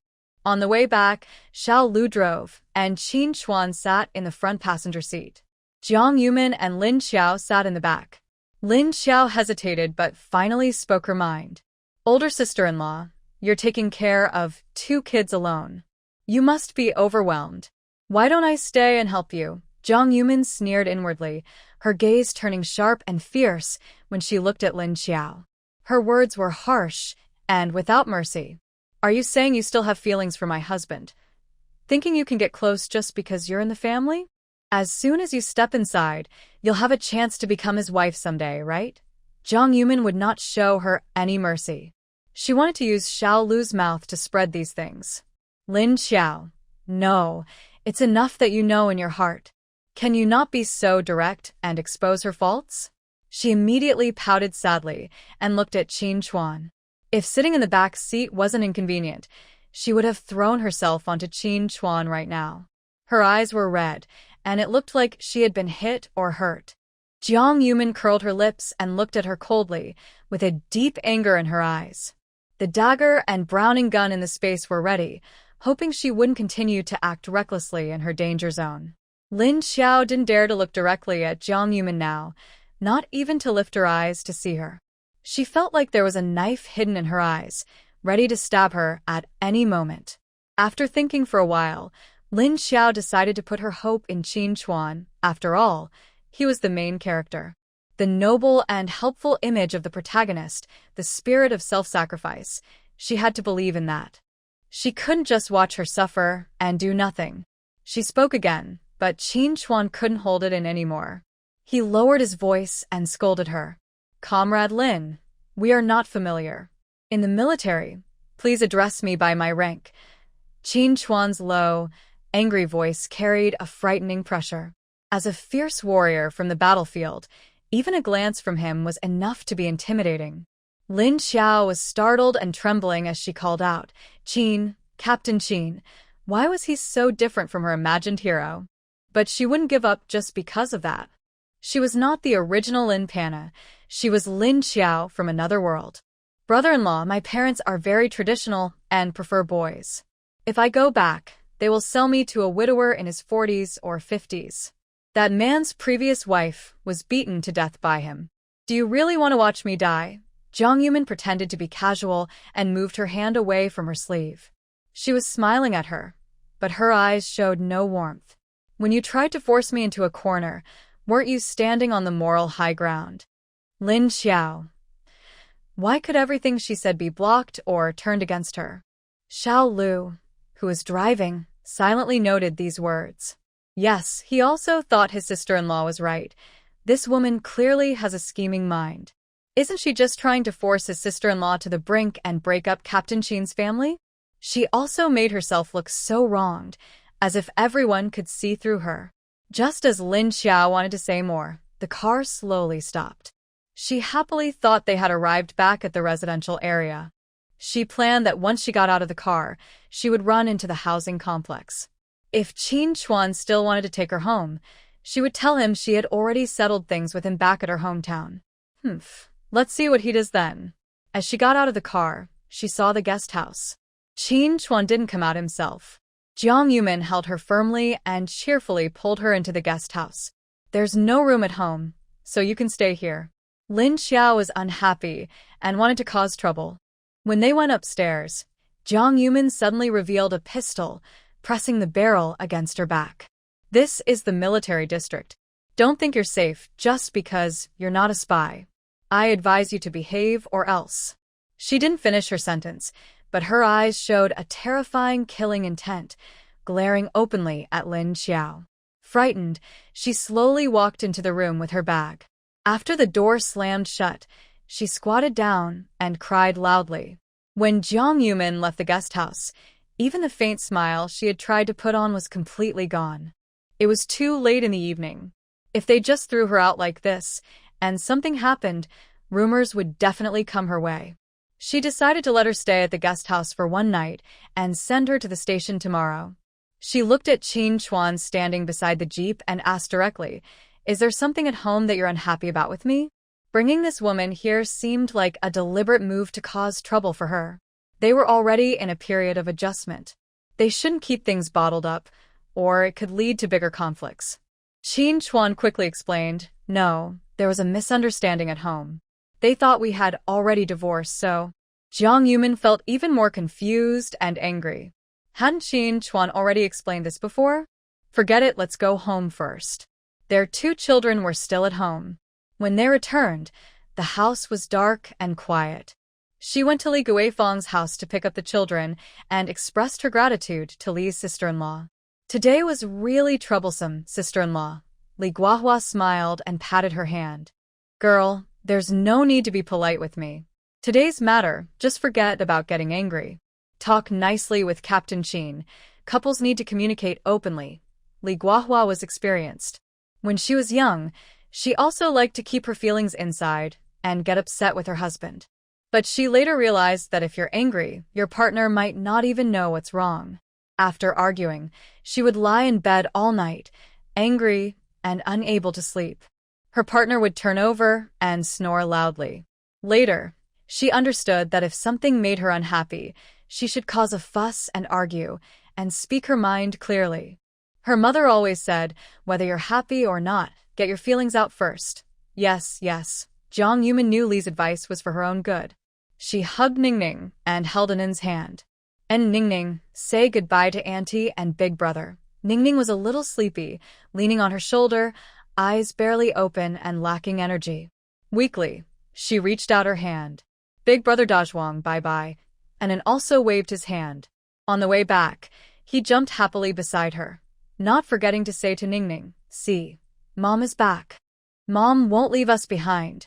Hearing the children, Jiang Yumin felt a strange feeling inside. Today's events happened so suddenly that she didn't even have time to think about her 2 kids. "Sorry." She turned her face and kissed Ningning, then squatted down to hug Anin. "Today was all my fault. It won't happen again." When they got home, Qin Chuan had already prepared hot water. Anin was washing in the yard with Qin Chuan, while Jiang Yumin carried Ningning into the bathroom. When they built the bathroom, they left space for bathing, big enough for a large basin. Ningning was so sleepy she was leaning sideways, even giving up her favorite water, closing her eyes and letting Jiang Yumin wash her. After washing, she wrapped the children in blankets and carried them to bed. Just as she put on her clothes, Ningning turned over and fell asleep. Anin finished dressing, climbed onto the bed, and obediently pulled the blanket over his stomach. He also looked back to check if Ningning's belly was covered. Then he cuddled up to Ningning and fell asleep peacefully. As they slept, the 2 children, who had been hugging tightly at first, started kicking, pushing, and shoving each other, each claiming their own space. Jiang Yumin checked the mosquito net to see if there were any mosquitoes. After closing it properly, she got up and went to the bathroom. When she finished washing up and came out, her hair was still a bit wet. She wrapped a towel around her and stepped out. Seeing Qin Chuan standing in the yard, she thought for a moment but didn't know what to say, so she didn't speak. She simply walked past him, but the man immediately wrapped his arm around her slim waist and held her up. His strong scent of masculinity filled her nose. Jiang Yumin's porcelain basin fell onto the muddy ground in the yard. She reached out desperately, trying to pull away from his hold. Behind her, the man's deep, husky voice whispered into her ear. "Min, can we talk?" Qin Chuan knew Jiang Yumin was upset with him, but strangely he was happy. Does this mean that deep down, Jiang Yumin cares about him a lot? Although she didn't say it out loud, Qin Chuan could feel it. If she didn't care, she would be calmer and wouldn't act like this. She struggled hard several times, but his arm around her waist didn't move at all. Qin Chuan simply held her with one arm and walked into the house. Thinking about a certain possibility, Jiang Yumin's heart pounded like a drum. She was a little scared but couldn't break free no matter how hard she tried. Finally, she decided not to resist anymore and let him carry her inside. The room was simply decorated, with just a bed and a wardrobe. After placing her on the bed, Qin Chuan paused for a moment, then pretended to be sad and squatted in front of her. His husky voice, tinged with a hint of sadness, touched her heart and stirred gentle ripples. This man is really good at this. I truly didn't know about this. I was too busy usually.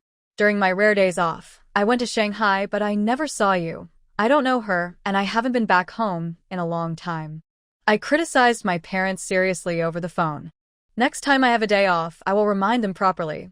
Sometimes, showing a little vulnerability in front of his wife is quite necessary.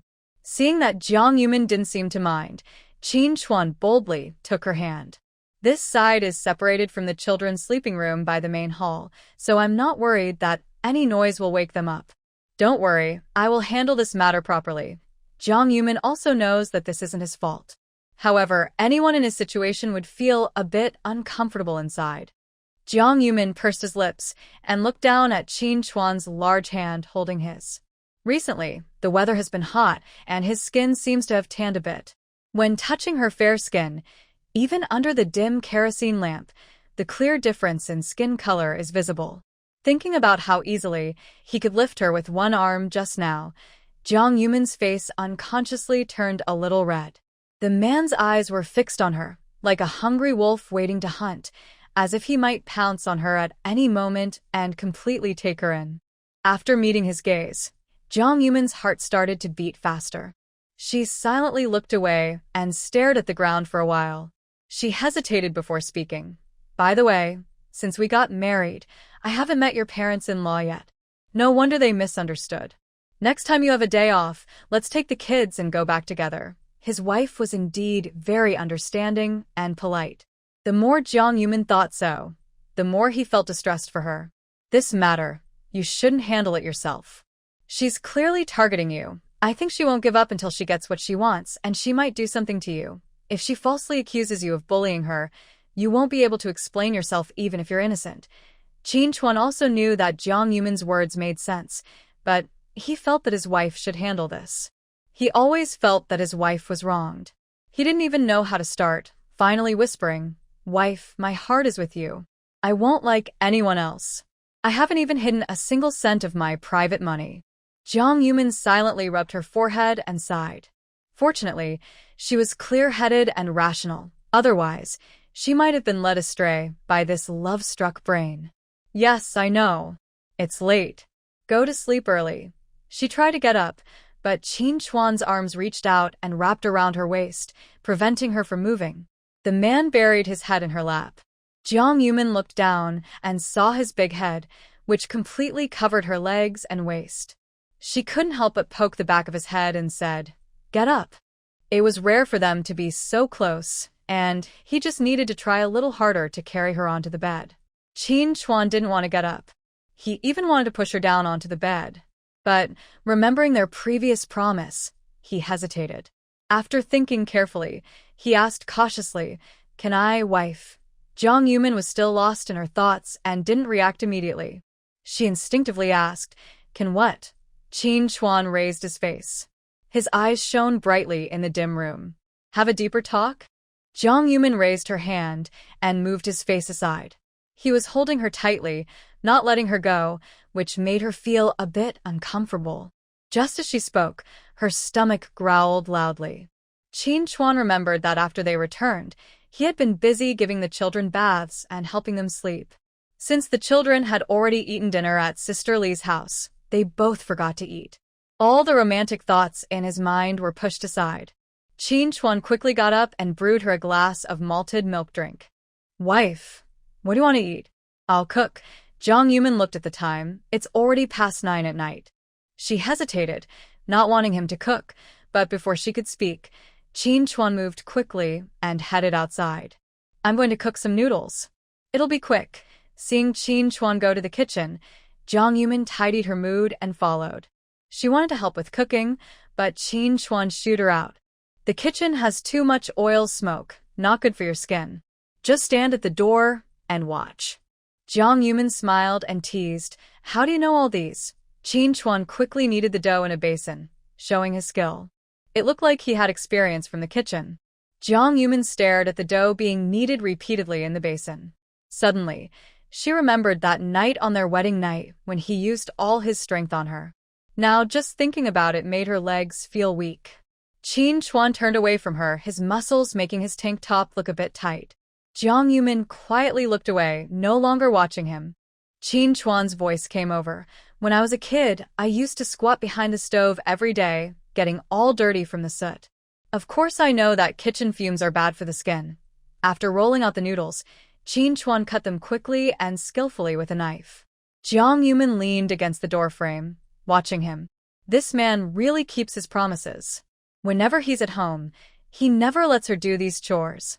She was busy alone and also had to light the fire. Jiang Yumin went over and picked up some firewood. Let me do the fire. In Shanghai, the Liao family kitchen uses a gas stove, but here they still burn a traditional stove. She wasn't very good at lighting the fire, but she was willing to learn. Qin Chuan quickly stopped her from reaching for the firewood. Don't do it. Go outside and wait for me. Otherwise, you'll have to take another bath later. Jiang Yumin couldn't argue with him and was pushed out of the kitchen. She sat at the door of the main hall waiting for him. The noodles cooked quickly. About 3 or 5 minutes after the water boiled, they were ready. She rinsed them with cold water, added some sauce, and they were ready to eat. He quickly served a bowl of noodles for Jiang Yumin and handed it to her. Try it. The green pepper was only slightly spicy. Jiang Yumin, who liked light flavors, could eat it. Maybe she was hungry or hadn't eaten noodles in a while. Jiang Yumin found this bowl of noodles especially delicious and very chewy. Unconsciously, she finished the whole bowl. She stood up with her bowl and headed toward the kitchen, wanting to wash the dishes, but Qin Chuan stopped her. This family chores are all mine. Don't even think about taking over. This time, Jiang Yumin didn't listen. She held her bowl tightly, not planning to let go. Ever since we moved into the family compound, you haven't let me do anything. Neither this, nor that. Do you think I can't do anything? That I'm just a useless vase? Qin Chuan quickly explained. I didn't mean that. I just feel sorry for you. I don't want you to get involved in these dirty and tiring chores. Your hands are for writing. Seizing the moment, Qin Chuan took her hand and rubbed it a couple of times. He's rough-skinned and tough, so doing some work isn't a problem. His wife is so beautiful, and even her hands are so fair and pretty. He couldn't bear to see her hurt. Jiang Yumin didn't pull her hand back and let him hold it for a while. She understood his feelings and knew that he truly liked and cared for her, which was why he was so gentle with her. I had imagined that my days before joining the army would be much harder. Now, living in this yard with food and safety, I and the children are very content. Qin Chuan, since we agreed to open our hearts and try to get along well for half a year, I can't always stay under your protection. When you're at home, you do these chores. When you're not, do you just leave everything here and make the house a mess? I'll wash the pots and dishes. You should go take a shower quickly. We have to get up early tomorrow. Although she is known as a wealthy young lady, she is not truly raised in luxury. She can do these household chores. Qin Chuan cares for her, and she wants to understand him better. During the day, she trains and works hard. After work, she still has to do housework, wash clothes, and cook. Even a strong person needs rest. Finally, when she saw a chance to get close to him, she was glad she didn't refuse or push him away. Qin Chuan felt excited inside, like a cat being tickled. I like to spoil you. I said, here, you will always be the young lady. This man, you say he doesn't read much, but when he talks about love, he is very poetic. Who did he learn it from? Jiang Yumin reached out and pushed him to go outside. You cook, I do the dishes. Men and women should work together, it's not tiring. Enough talk, go take a shower. If they keep arguing, it will be late into the night. Should we sleep or not? After pushing Qin Chuan to shower, Jiang Yumin quickly washed the used dishes. After washing her face and brushing her teeth, she went back to bed. But she couldn't fall asleep. Her mind was full of everything that happened today. She carefully reviewed every word she said since she saw Lin Xiao. Even many people in the family compound didn't know she was almost sent away to the northwest. How did Lin Xiao, a rural girl from Qin Chuan's hometown, find out? Qin Chuan isn't the kind of person to be careless. He wouldn't tell his parents about this.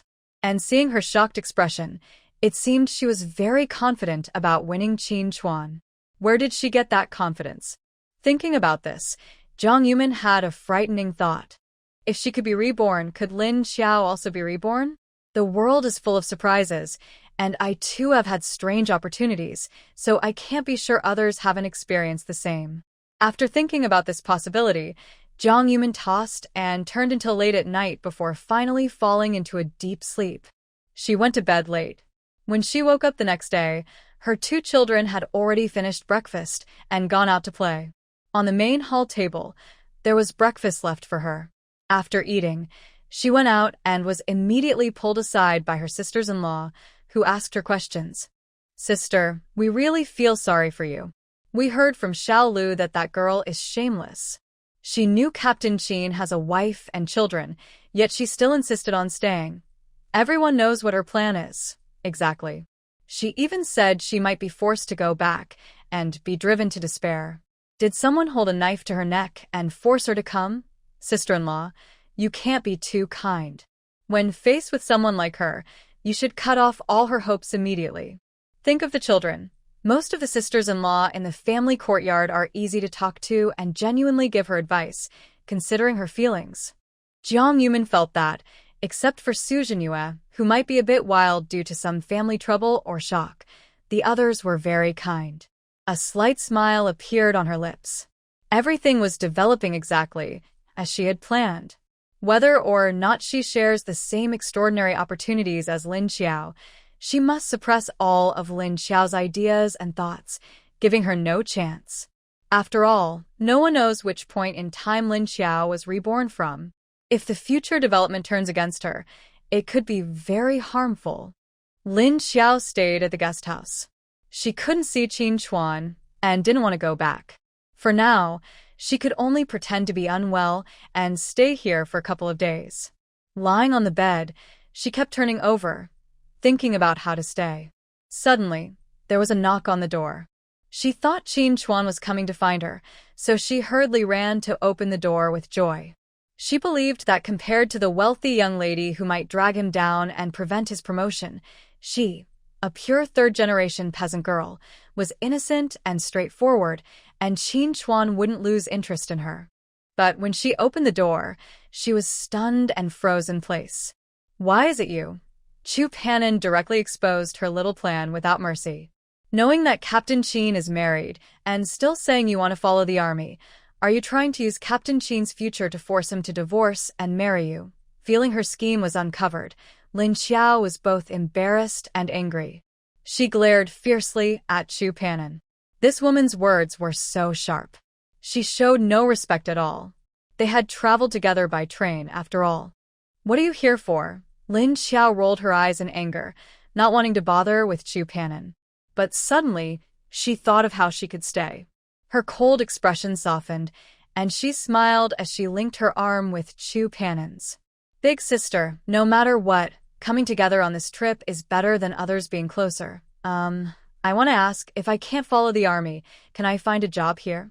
Chu Panin subtly pushed her hand away and handed her bag over, her face cold, her eyes showing impatience. She wished she hadn't helped her on the train, as she was taken for questioning just after reporting yesterday. "No, unless you also join the army."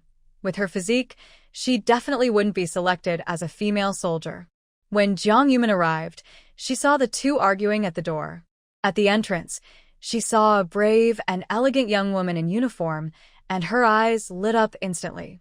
This was the first time she saw a female soldier in the unit. Lin Xiao had just handed her bag into the room and casually tossed it inside. When she turned around, she saw Jiang Yumin. Yesterday, outside the interrogation room, Chu Panin saw Jiang Yumin and Qin Chuan leave side by side, knowing her identity. She saluted politely. "Hello, sister-in-law. I am Chu Panin, a new soldier who just reported yesterday." As soon as she finished speaking, she noticed Lin Xiao's gaze on Jiang Yumin, full of bitter resentment. Chu Panin turned to leave but hesitated, then looked back at Lin Xiao, worried she might do something to Jiang Yumin. She stood behind Jiang Yumin, acting protectively, and warned Lin Xiao. I advise you to pack your things and leave quickly. This woman kept humiliating her again and again, and Lin Xiao could no longer bear it. I'm not leaving. Chu Panin, who do you think you are? You also want to control me. The whole village knows I came to follow the army. Qin Chuan has to give me an explanation. Otherwise, I will die here. As soon as she finished speaking, Zhang Yumin calmly placed her hand inside her handbag, actually taking out a small dagger from her space. Her voice was slow and gentle, but it carried a frightening anger. Are you sure? This woman, why does she carry such dangerous weapons with her? Lin Xiao was truly startled by her action. She stared at the sharp tip of the dagger and slowly took 2 steps back. She shook her head blankly. I was just joking. She hesitated and couldn't find the words, scared out of her mind. Jiang Yumin smiled slightly, thinking she was quite bold. But now, she saw it was nothing special. She put the dagger back into her handbag and looked down at her luggage on the ground. Pack up and follow me. Lin Xiao thought she was going to take her to the family residence, so she quickly started packing her things. Standing nearby, Chu Panin also thought so. She hurriedly spoke to remind her, sister-in-law, she has bad intentions. You can't take her home. This woman clearly just wants to marry Captain Qin. As long as she achieves her goal, she's willing to do anything. People like her are dangerous and shouldn't stay around. Jiang Yumin glanced at Chu Panin. She thought this girl was quite interesting. She was smart, had good values, and looked physically strong, probably recruited specially. Getting closer, Jiang Yumin carefully examined her features. Her eyebrows and eyes were spirited, and her facial features were attractive. Looking closely, her skin was a bit dark. If she had lighter skin and dressed up, she could easily be a TV host. She had a face that looked peaceful and trustworthy. While Lin Xiao was busy packing and didn't notice, Jiang Yumin said to the somewhat anxious Chu Panin, I never said I wanted to take her to the family residence. She was really worried that such a gentle and beautiful sister-in-law might be deceived by this woman.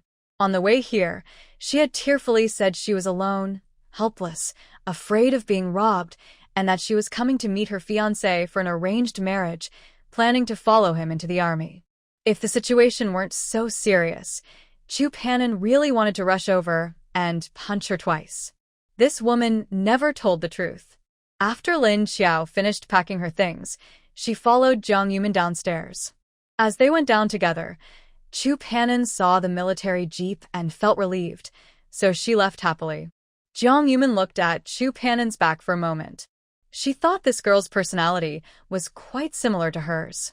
She wondered if they would meet again in the future. After Chu Panin left, Lin Xiao couldn't wait to put her luggage into the car. Sister-in-law, I want to tell you I'm pretty good at cooking. Don't worry. In the future, I'll take care of the house and the kids. I promise to do a good job. The original wife, who died early, was not a threat. Anyway, she and the male lead had no feelings. As long as she could win his heart before the heroine appeared, she would be safe. Lin Xiao was thinking happily. But when Jiang Yumin got into the car, she noticed something strange. The car was opening outward. Sister-in-law, where are we going? Jiang Yumin looked indifferent and didn't bother to give her a glance. To the station, to send you back. Lin Xiao felt a bit anxious inside. She couldn't go back. Her introduction letter was for the army. If she was sent back, she would have to return to that poor, remote village, eating plain noodles and cornbread. She would have to go up the mountain to pick wild vegetables and work in the fields. If her parents sold her to a fool or a cripple for bride price, her life would be over. Before crossing into this story, Lin Xiao had dreamed of a journey through a book. With her space and spiritual spring water, she arrived in this resource-scarce era. Others ate wild vegetables, she ate meat. How wonderful that would be. Her space only contained spiritual spring water. There was nothing else. If Jiang Yumin knew what she was thinking, she would definitely criticize her. There's nothing, but there should be land. Plant something. Why do you still want to get something without effort? Soon, the jeep reached the military area gate. Jiang Yumin tightly held her arm, not giving her a chance to jump out. Lin Xiao really wanted to jump out, but Jiang Yumin's grip kept her from escaping. She desperately cried and begged, "Sister-in-law, really, I just want to survive. Please, give me a way to live." This woman was a wealthy young lady from the city. When she came from Shanghai, she probably brought some good things. She probably didn't come short of money. If she could stay, I would definitely put all her money into my space, so she wouldn't be able to find it. She begged desperately, her eyes full of schemes, and she seemed a bit confused. Jiang Yumin sneered, thinking, if only she could think of other tricks. In the back seat, the two people argued back and forth. Xiao Lu was so scared, he didn't dare to breathe loudly. But then, he gathered his courage and spoke. "Sister-in-law, today the leader's wife and daughter are visiting family. When we go back later, we need to pick them up at the station." After sending them to the train station, Jiang Yumin felt she had been kind enough, even paying for her ticket. Lin Xiao didn't want to get in the car and tightly held Jiang Yumin's hand. "I know a secret about your lifespan. You are naturally short-lived. Do you want to know why?" Jiang Yumin's eyes turned cold as she looked at her, already suspecting she might also be a reborn person. Every word she said, Jiang Yumin didn't believe. Jiang Yumin held her hand back and pulled her toward the platform. "Spreading superstitions. That's asking for trouble." She pushed her into the crowd. Surrounded by people, Lin Xiao couldn't turn around and had to follow the crowd to the train. Watching the train leave in the distance, Jiang Yumin finally relaxed. When she got back, she planned to call Qin Chuan's parents for a good talk. Not only misunderstandings between spouses, but also conflicts between mother-in-law and daughter-in-law need to be resolved, or they will only get worse. After waiting for more than half an hour, the train arrived. Just as Jiang Yumin stood up, Xiao Lu hurried over. "Sister-in-law, there's a crowd ahead. You can wait here for me." He ran ahead. When most of the passengers had disembarked, he saw the leader's wife and daughter. "Madam, over here." He quickly helped carry their luggage and headed outside. Jiang Yumin, waiting by the car, saw them from afar and hurried to greet them. "Hello, madam." "I am Jiang Yumin, Qin Chuan's wife." Next to her, Shen Qinghe was wearing a round-neck pleated dress with 2 braids, and her big eyes stared at Jiang Yumin intently. "Wow, you're the sister-in-law. You're so beautiful. No wonder Brother Qin Chuan can't forget you." Suddenly being teased, Jiang Yumin felt a little shy and smiled. Shen Qinghe was lively, talkative, and a bit friendly with everyone. She pulled Jiang Yumin along, chatting nonstop. Most of their talk was about things that happened to Qin Chuan in the army. "Your sisters-in-law probably don't know. Qin Chuan definitely wouldn't tell you. Not many people in the family compound know. Sister-in-law, you're finally here to follow the army. If you don't come soon, Brother Qin Chuan will almost become a lonely bachelor." Earlier, her father even said that once Qin Chuan got divorced, they would set them up. What a joke.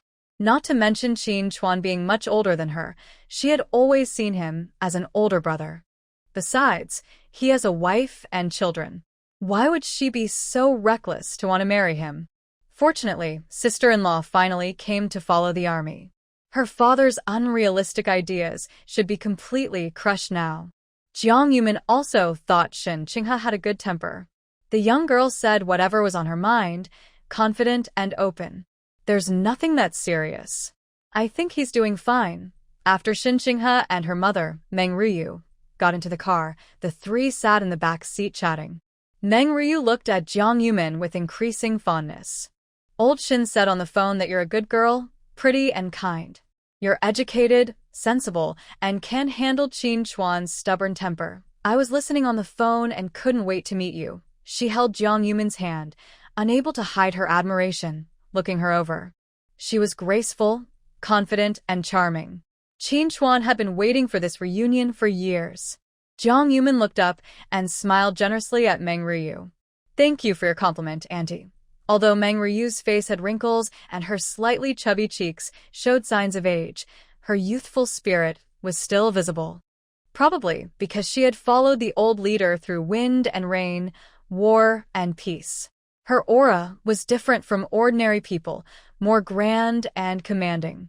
It was likely that in her youth, she was part of a brave female army.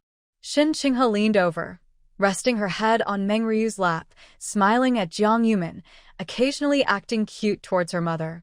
Watching their mother and daughter interact, Jiang Yumin thought about how she had no mother since childhood and didn't even know her biological father.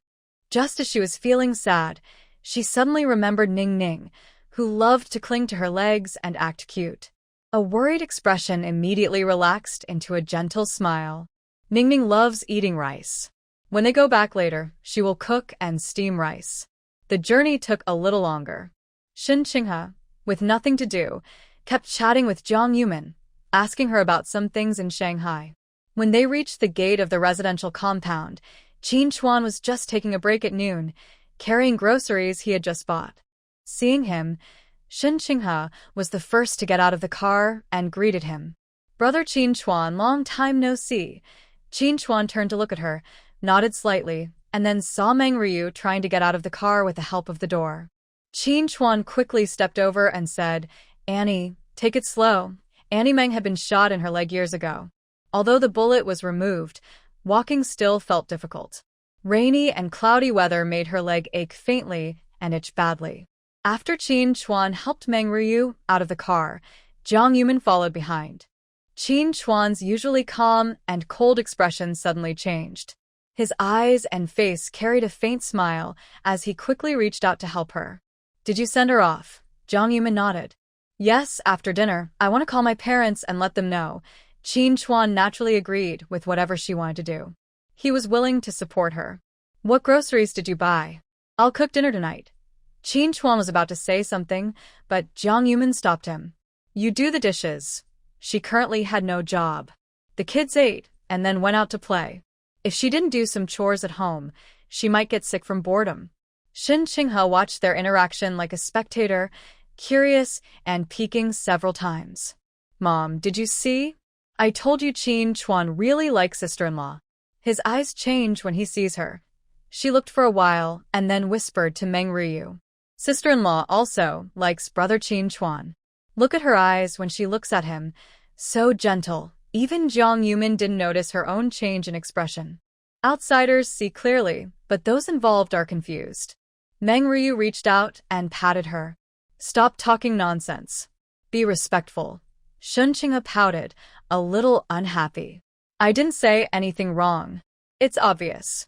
After Qin Chuan and Jiang Yumin finished speaking, she finally said, "We just got back, and the family doesn't know what old Shin has done to us. We need to go home and tidy up. Chuanzi, bring Minmin over for dinner someday." Qin Chuan cheerfully replied, "Okay." After Shin Chinghe helped Meng Ryu walk into the residential area, the two of them headed home together. And Anning and Ningning were mixed in with a group of children, playing and laughing. From afar, you could hear the children's cheerful voices. Then, groups of children ran past them. Right now, in the residential area, Anning and Ningning were the youngest. They followed behind the older kids, running slowly. When they ran past, Ningning stopped to look at them for a moment. Jiang Yumin took out a handkerchief to wipe the sweat from her forehead. "Run slower, don't fall." And Anning patted her little chest and cheerfully promised, "I will protect my sister." Meng Ryu and Shin Chinghe, walking ahead, heard their conversation and turned their heads out of curiosity. Shin Chinghe looked surprised and asked, "Wow, are these your twin children?" When her father called earlier, she had a hard time believing it, thinking he was just bragging. But it turned out they really were twins. The children looked very similar, but their clothes made it easy to tell them apart at a glance. Shin Chinghe quickly crouched down and looked at them carefully for a while. They really do look a lot like brother Qin Chuan. She reached out and gently pinched Anning's little face, then shook hands with them. "So soft, so cute," she said, feeling eager to get married and have a child just to play with. Meng Ryu quickly tugged at her clothes, worried she might say something surprising again. "Let's go back first. We all live in the residential area, and there will be plenty of chances to meet again." Shin Chinghe waved goodbye to Anning and Ningning reluctantly. "Sister is leaving now," Meng Ryu corrected her. "It's Auntie." Shin Chinghe smiled happily and said, "Then Auntie is leaving now. See you tomorrow." Although when Anning was meeting her for the first time and didn't know her well, she didn't dislike her. When Shin Ching had gently pinched her face, her actions were very gentle. Unlike some adults who squeeze too hard and make her face a little sore. And Ningning rested for a while, then held hands and ran off to join their big group of children. After Qin Chuan and Jiang Yumin returned home, they started working together. Qin Chuan still didn't want her to tire herself, so he suggested she sit and rest nearby. "Are you worried about me? Then you should work more," he said with a smile. Jiang Yumin playfully directed him. "Hurry up and chop firewood." He felt that after last night, when he was sweet-talking his wife, Jiang Yumin's attitude toward him seemed different. Suddenly, Qin Chuan realized how to win her over. He took off his jacket, wearing only a thin tank top, and started chopping firewood in the yard, deliberately turning his back to Jiang Yumin. He noticed several times that Jiang Yumin was standing behind him, watching him, perhaps admiring his muscles. TSK, so insincere. After finishing the vegetables, Jiang Yumin carried a basin of water to wash the greens. As she washed, she glanced at Qin Chuan out of the corner of her eye. She saw that he was sweating a lot on his chest and back. His thin tank top was soaked with sweat and clinging tightly to his skin. Thinking for a moment, after washing the vegetables, she took out a handkerchief and walked over to Qin Chuan. "Here, wipe your sweat," she said. Hearing her, Qin Chuan paused his chopping and looked up at her. She held a soft, clean handkerchief, looking very gentle, as if it had never been used. He reached out his hand, indicating for her to see. "If I touch it, I'll just dirty it." His eyes sparkled with a smile, as if saying, "Wife, you can wipe my sweat." Jiang Yumin understood his meaning. After a moment of hesitation, she tiptoed slightly and gently wiped the sweat from his face. Qin Chuan slowly lowered his head, matching her movements. He didn't know why he was sweating so much. Tiny beads of sweat even hid in his hair, trickling down along his ears. Jiang Yumin's actions were very gentle. After carefully wiping his face, she also wiped his neck. "If it's enough, we can chop more firewood tomorrow," she said. She wasn't very good at starting fires and wasn't sure how much wood was needed for a meal, but she thought this should be enough.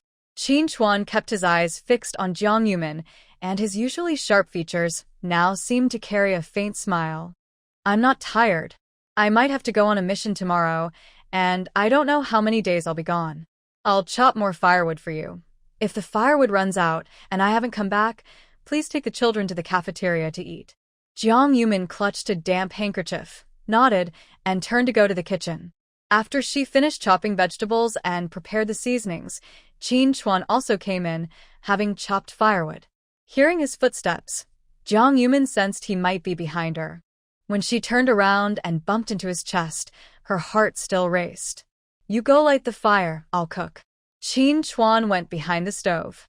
Cooking in this weather is quite tiring. There's no one else at home. If Qin Chuan always does both cooking and firewood, a few times is okay, but what if it happens often? Jiang Yumin believes that feelings are mutual. If he treats her well, she shouldn't be cold and distant all the time. If warmth isn't long-lasting, she might push away the people who care about her. Jiang Yumin handed him the handkerchief. This time, Qin Chuan naturally took it. She had already washed it clean. After soaking in cold water and wringing it out, placing it on his face felt a little icy, which helped ease his heat. Qin Chuan likes spicy food. She and the two children prefer lighter flavors. She saw Qin Chuan bought pork belly, tofu, eggs, and potatoes. "I'll make shredded potatoes, mincemeat tofu, and braised pork. Later, I'll send a bowl of braised pork to Sisterly. Last night, and today at noon, the kids ate at her house. We should thank her a little." Qin Chuan had no objections. Besides sending 10 yuan home each month, he saved the rest of his allowance. Shredded potatoes are simple. Jiang Yumin quickly cooked them, then stir-fried the mincemeat until done, added the blanched tofu, and poured in the prepared sauce. Qin Chuan loves spicy food, so she made this dish quite spicy to go with rice. She added more chili peppers. When Qin Chuan saw it, he was surprised and quickly stood up to try to stop her. "Putting so many chili peppers, how will you and the kids eat?" Jiang Yumin pointed at the stove. "Watch the fire. I'm making this for you." Eating together, Everyone has their own taste. If Qin Chuan cooks, he'll probably only make dishes suitable for her and the children. Actually, it's not necessary. He has a big appetite, so just cook a little more. When frying mincemeat, the delicious smell was already filling the air.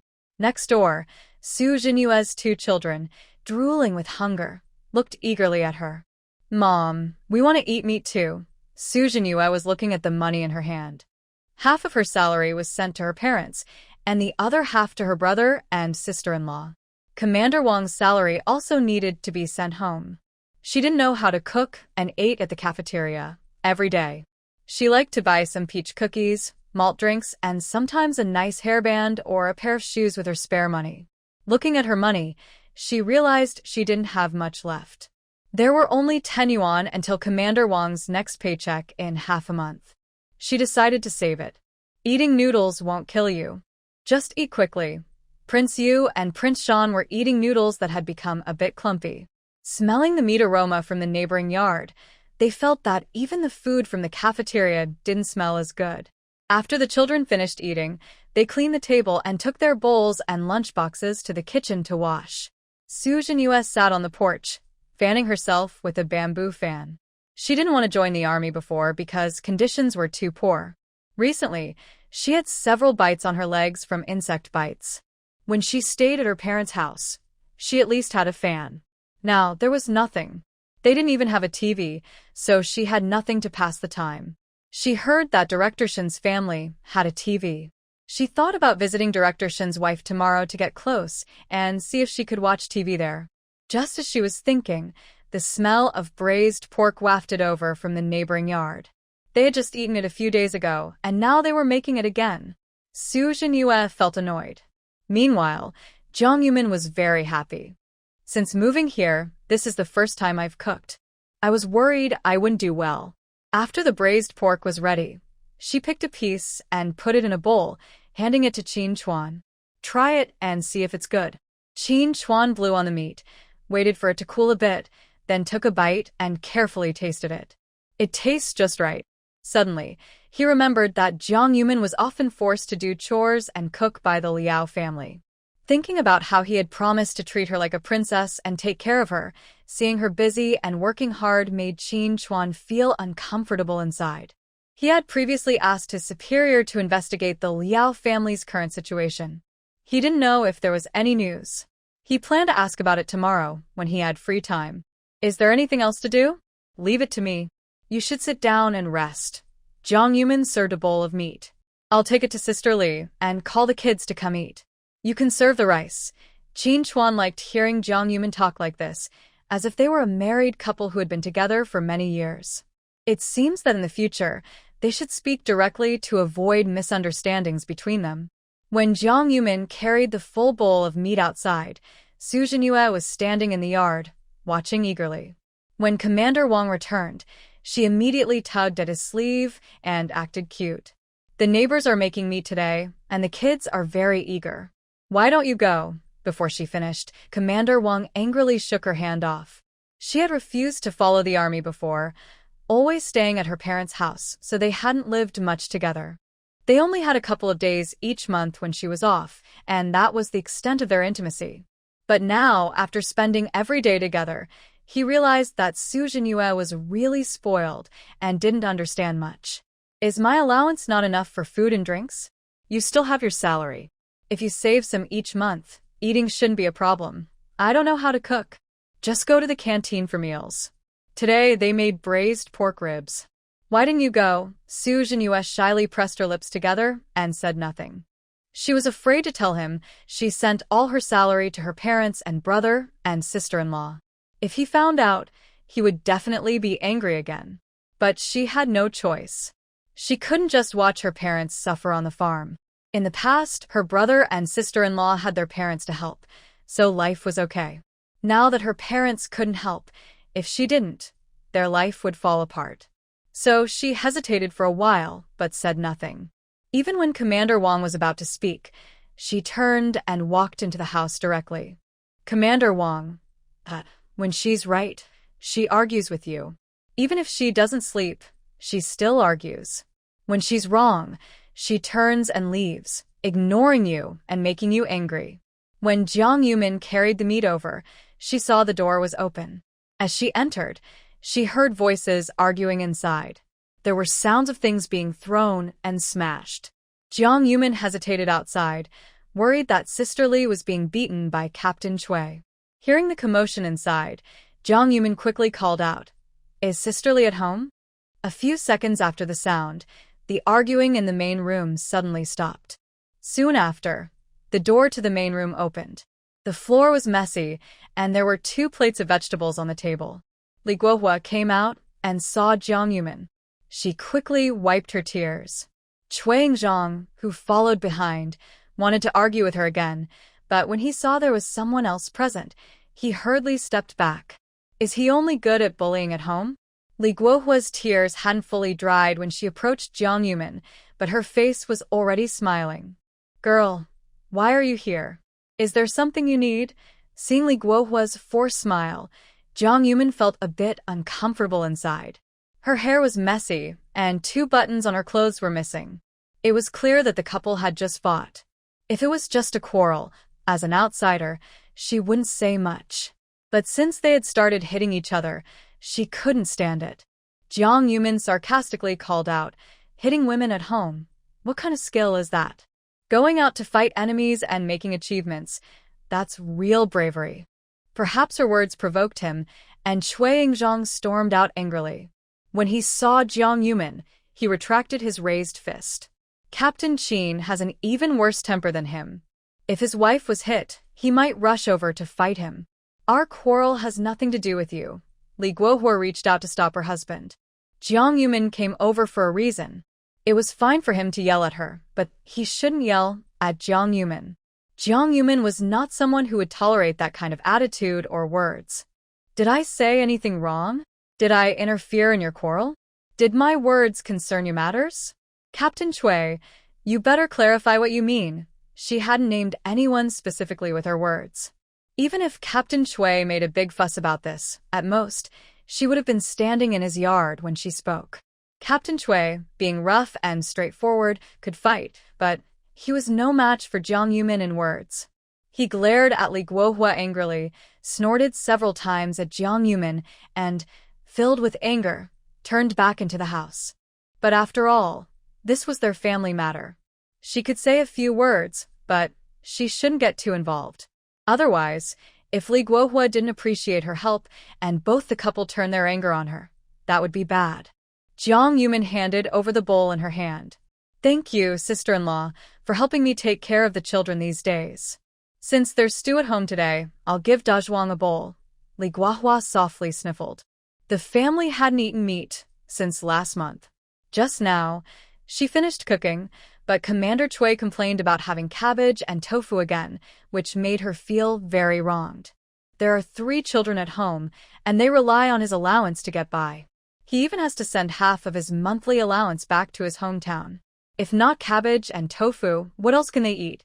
She also wants the children to have meat, but they need money for that. Just then, Anning and Dazhuang walked back hand in hand. When they saw her holding the meat, Dazhuang's eyes lit up. "Wow, Anning, your family is eating meat today." Although he was a little greedy, he only looked at it for a moment before quickly looking away. It was clear that sister-in-law Li had done a good job raising the children. Li Guohua pusset hergenti. It's just that the children ate at home for a couple of meals. There's nothing special at home. Last night, we had plain noodles and broth. "As long as the kids don't mind, you should take this meat back," she said. These days, no one's family is very rich. Although many officials receive allowances, their parents still need taken care of, and some have younger siblings to support, or the whole family. Not many families in the compound can eat meat every day. Many can't even have meat once a month. She couldn't just take a big bowl of meat from Jiang Yumin. "Girl, this is too much. Take it back for the children to eat. The 2 kids are still young and need to grow." Li Guohua anxiously pushed her hand, hoping she would leave quickly with the children. "If it weren't for sister-in-law helping me watch the kids, I wouldn't feel at ease going out. Nothing is more important than the children." Jiang Yumin didn't care about that. She went straight to the kitchen, poured the meat into her own bowl, and handed it to Dazhuang. Hurry up and take it inside to eat. Dazhuang hesitated to take it. He looked up at Li Guohua, waiting for her to speak. Li Guohua could only nod at Dazhuang. Hurry up and thank your aunt. Kids are happy when they get to eat meat. After thanking Jiang Yumin, he carried his bowl and headed inside. Li Guohua knew she wanted to thank her. She had been helping take care of the children these past few days. Honestly, if other people in the family compound knew how generous Jiang Yumin was, they would probably be eager to help her take care of the children. When they knew she had a problem and helped her care for the children without asking for anything in return, that was different from helping her because they knew she was generous and asking for favors in return. These are two very different things. Jiang Yumin has plenty of supplies and jewelry in her space, enough to last her many lifetimes. But she wouldn't just casually spend money everywhere.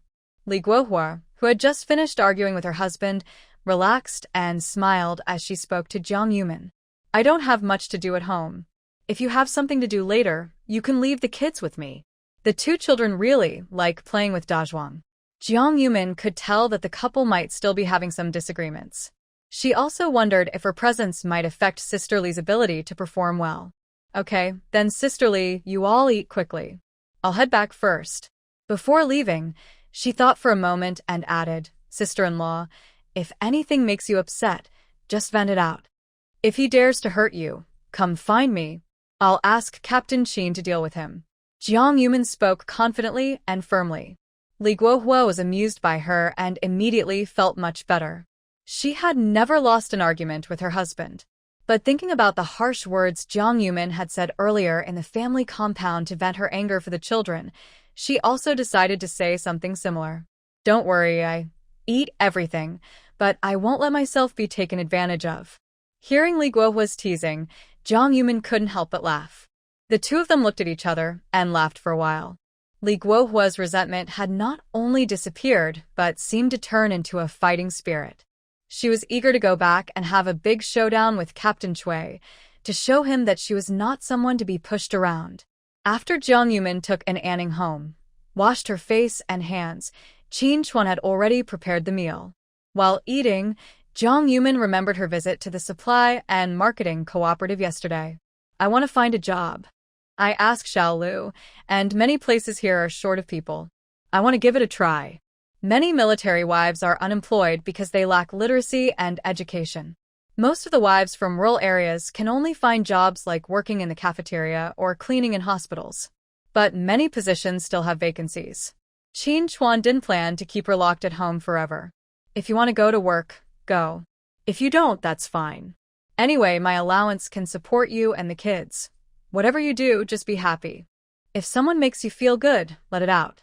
If it can't be solved, I'll handle it when I get back. Jiang Yumin always felt like they had switched roles. Why did it seem like Qin Chuan was the one nagging and giving advice? While eating, Jiang Yumin listened to Qin Chuan talk. Only after he finished did she speak. Do you think I'm a bit strict? Qin Chuan ate quickly, finishing his meal in no time, then started to serve Ningning some food. And ate fast, while Ningning was a bit slow. Sometimes, while eating, she would play for a while. It looked like she was about to finish the meat, but she was still leisurely and not in a hurry. Qin Chuan was so anxious, he almost lost his temper. He quickly helped her by putting several pieces of meat into her bowl before answering Jiang Yumin. Strict? Maybe being a bit strict is good. That way, no one will take advantage of you when I'm not home. No one will dare to bully you and the kids. Jiang Yumin paused her eating and smiled.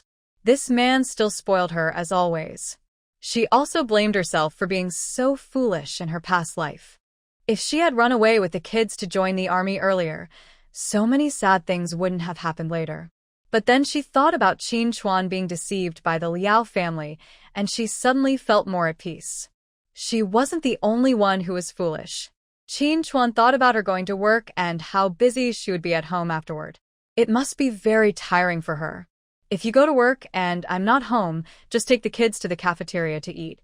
Take good care of yourself and don't overwork.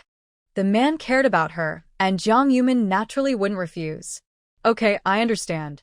Qin Chuan liked her like this. No matter what, she was willing to discuss things with him. He had wondered before if Jiang Yumin's willingness to try living with him for half a year was just to fool him. He thought she might say after 6 months that she was unhappy and wanted a divorce. But now it seemed she was truly changing herself little by little and trying to accept him. Almost every day, he could feel their hearts growing closer. After the two children finished eating, Qin Chuan started cleaning the dishes, wiping the table, and sweeping the floor with them. Jiang Yumin wanted to help, but Enin held her back. Mommy, sit down. Mommy is tired. Rest, rest. And Nanang knew that Jiang Yumin used to do a lot of chores when she was at the Liao family, and she was very busy. Nanang leaned close to Jiang Yumin and smiled sweetly, tilting her little head. Children's thoughts are always simple. Qin Chuan often told them, Mommy is tired, so you can't bother her. Do you understand? So, they remembered this very clearly. Mommy rests, Nanang and Daddy work together. Qin Chuan was wiping the table when he suddenly paused, looking at Nanang with disbelief. It was as if her calling him, Daddy, was just his imagination. He looked uncertainly at Jiang Yumin, his voice trembling slightly. Nanang, did you just call me Daddy? Jiang Yumin heard clearly. She did call him Daddy, and she nodded at him. Qin Chuan quickly dropped the cloth in his hand, crouched down to be at her eye level, and looked into her eyes. He slowly opened his arms and spoke gently, his voice softer than before. Nanang, come to Daddy. Nanang was a little scared and hid behind Jiang Yumin. She had just unconsciously called him Daddy. But since she was born, she had never seen Qin Chuan or spent time with him, so she felt a little fond of this suddenly appearing Daddy. Still, she was a bit wary of Qin Chuan, feeling that he was sometimes cold, and she didn't dare to get close. Enin, with her short legs, ran over and took Nanang's small hand. Sister is not afraid. Daddy will hug. Jiang Yumin also encouraged her with her eyes, silently cheering her on as she stepped toward Qin Chuan. Nanang then carefully followed Enin, walking step by step toward Qin Chuan. But when she reached him, she didn't obediently rush into his arms. Instead, she tilted her head curiously and asked a question she had been hiding in her heart for a long time. Will you not want us anymore? Yesterday, a strange aunt came to the big yard. My older brothers and sisters say that if Dad marries another aunt, he will send away Mom, my brother, and me. I really like it here. I don't want to be sent away. Since we moved to the housing compound, my brother and I have made good friends. At first, they didn't like us, and even called us the children of capitalists. But no one ever called us the wild children without a father. After Mom scolded us last time, no one else called us names. The older kids in the yard like us and play with us. I really like it here, but my brothers and sisters say that if we can't live here with Dad, we'll have to move out. Qin Chuan doesn't know what little Ningning is thinking, just that she keeps dropping tears, and it hurts his heart. He quickly reached out, pulled her into his arms, and gently wiped her tears. Why are you thinking like that, Ningning? Dad finally got to see you and Mom. He loves you very much and doesn't want to leave. Ningning didn't know how to explain. She was just afraid that Dad would leave.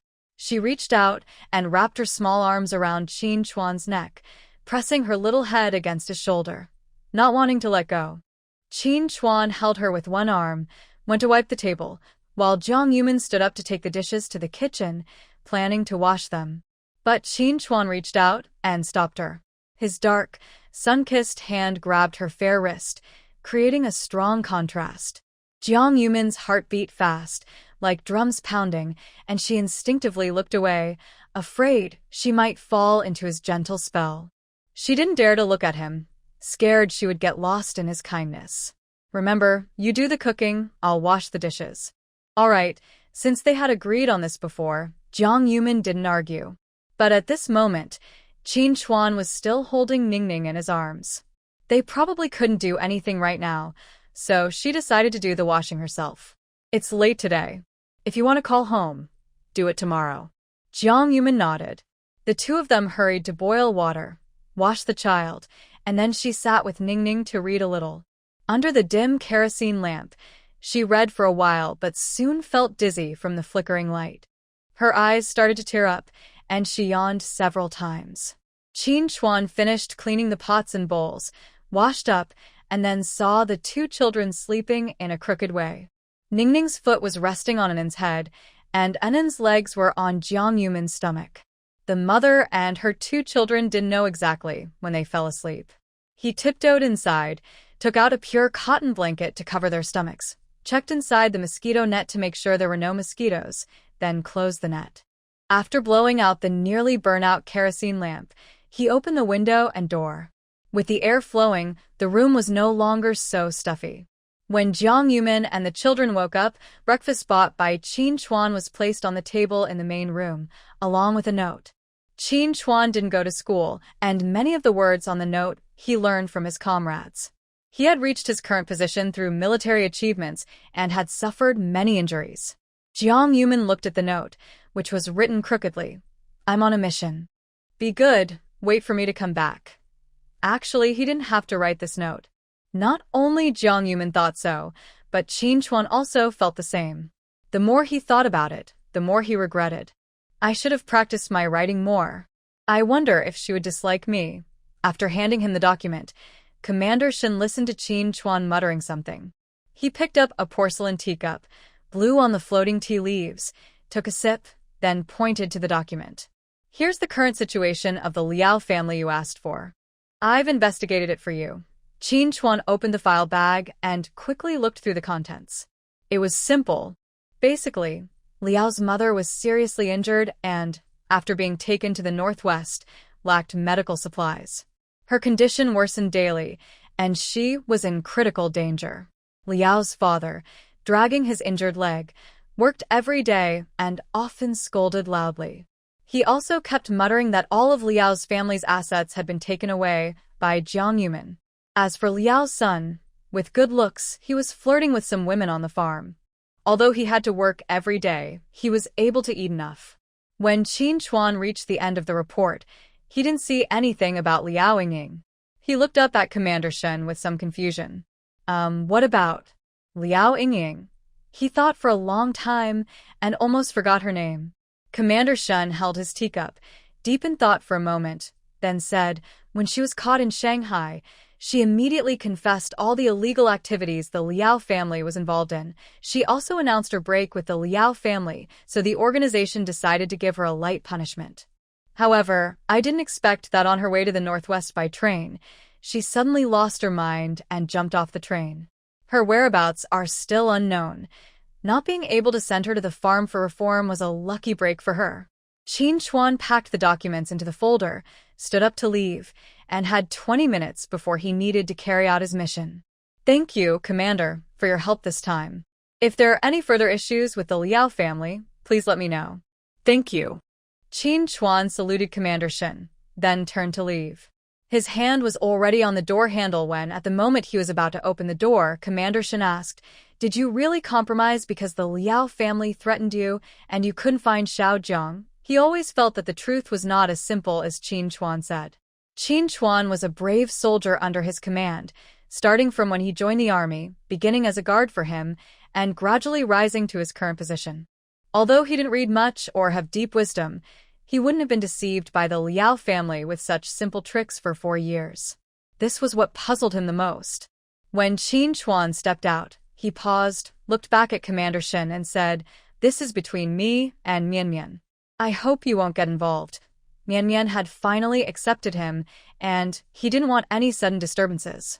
As long as they are a harmonious couple, everything else is none of his business. Go ahead, stay safe. Qin Chuan strode out confidently.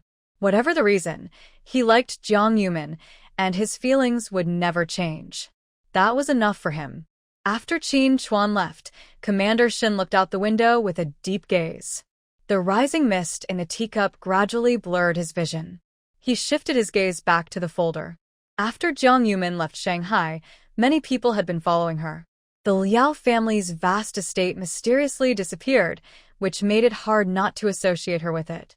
Whether it was the repeated tests on the train or following her to Nanchang, there was no concrete evidence found. Just as they were planning to take action against her in Shanghai, Jiang Yumin arrived in his territory.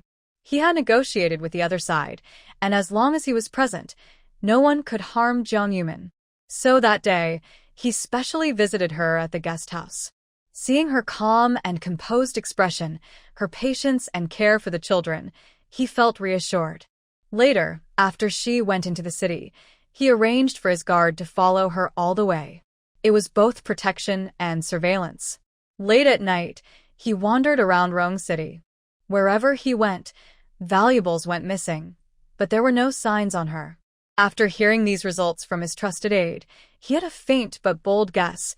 She must have some secret ability. As for what it was, he didn't want to investigate further. After all, it was better than those items falling into the wrong hands, being stolen or damaged, and ending up lost. If they ended up in Jiang Yumin's hands, it was almost as if it was happening right under his nose. As long as she didn't do anything harmful to the country or the people, he believed he could protect her as long as he stayed in Rome City. Jiang Yumin went to the supply and marketing cooperative again.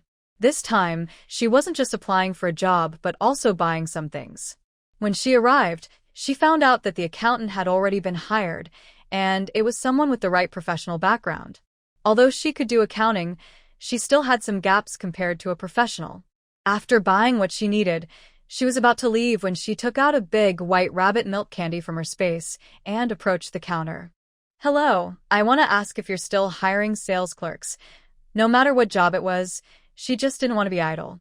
She didn't care much about the salary, anyway. The white rabbit candy she brought was very tempting. It sold so well that it was usually sold out as soon as it was put on the shelves.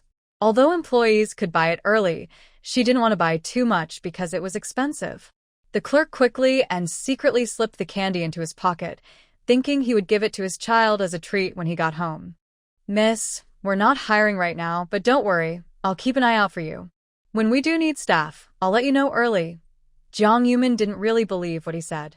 Now, good jobs mostly went to friends and family, so outsiders rarely got a chance. She just wanted to ask if they needed people using a candy as a small inquiry. If they didn't need anyone, she wouldn't waste more time here. When she was about to leave, she saw Su Jinhua coming back from work. Looking in her direction, it seemed she was heading toward the school over there. No wonder she had so much free time. It turns out she works at the school. Thinking about the future, and Anning would also have to go to school, and she might even meet her as a teacher. She couldn't think about it anymore. She had to stop. When Su Jinhua passed by the supply and marketing cooperative, she instinctively wanted to turn inside. As she walked, she suddenly wondered what she was doing. With her hands in her pockets, she felt around for something, hesitated, then turned around and walked away. Jiang Yumin found her small actions very obvious and hard to miss. Just then, Jiang Yumin was walking behind her and saw her look tired and lacking energy. She seemed to be lost in thought. Suddenly, she forgot to turn and almost walked into a wall. Jiang Yumin couldn't help but cough several times behind her. "Are you trying to die? Pick a better place." Su Jinhua snapped out of her thoughts. She looked up and realized she was just one step from the wall. If she moved forward, she would definitely hit it. She awkwardly took a step back and turned her head to see who had warned her. But her face, which was smiling just moments ago, instantly fell when she met Jiang Yumin's gaze. "Jiang Yumin." "No, who cares if you thank me? If you don't want to smile, just hold it in." Good intentions often go unappreciated. Who are you trying to impress with that sad face? Jiang Yumin didn't spoil her. Anyway, they had some disagreements, and it wasn't new. She rolled her eyes at her. Then, holding her handbag and what she carried, she strode past her confidently. Su Jinhua looked embarrassed, wanting to catch up and thank her, but she felt too shy to speak. She hesitated for a while, then continued walking forward. Qin Chuan was on a mission for several days. Jiang Yumin couldn't find a job and spent her days at home preparing 3 meals a day and tidying up. While Qin Chuan was away, she also took the opportunity to organize some things in her space. She gathered usable furniture like tables, chairs, and cabinets, and even sanded them to give a vintage look. But she didn't dare take out valuable items like redwood furniture or the sofa bed she had moved out. She knew she wouldn't be able to use those for at least 20 years. There are many brand new pieces of furniture in the space, placed there for now, to be used later when Enin and Ningning get married and decorate their new home. The furniture is quite high quality and impressive. Every day, Anin and Ningning finish their meals and then run outside to play.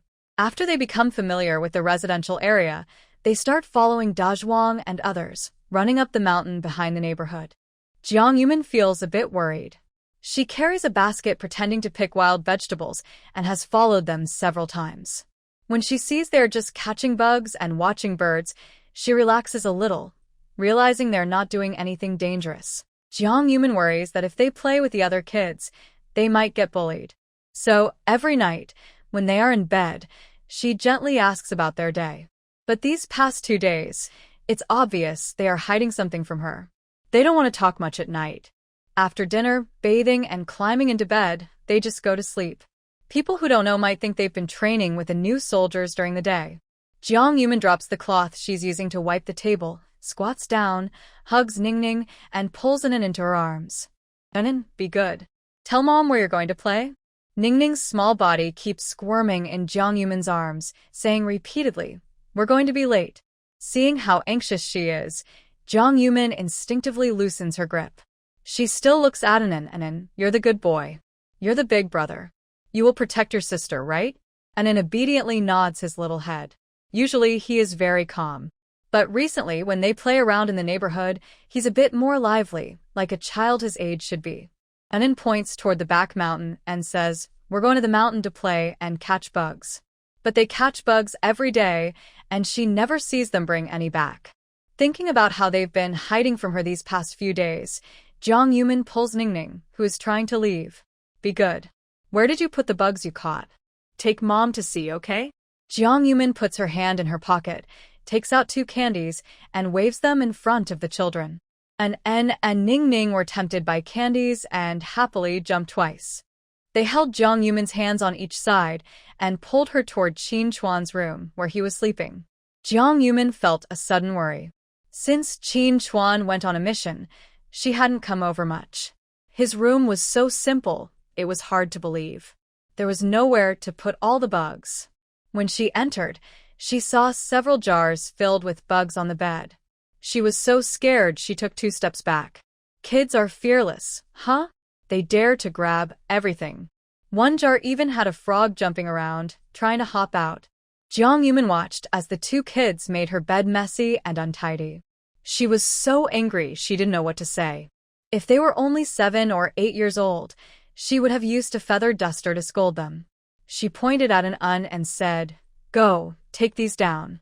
This bed is for Dad to sleep on. No bugs allowed.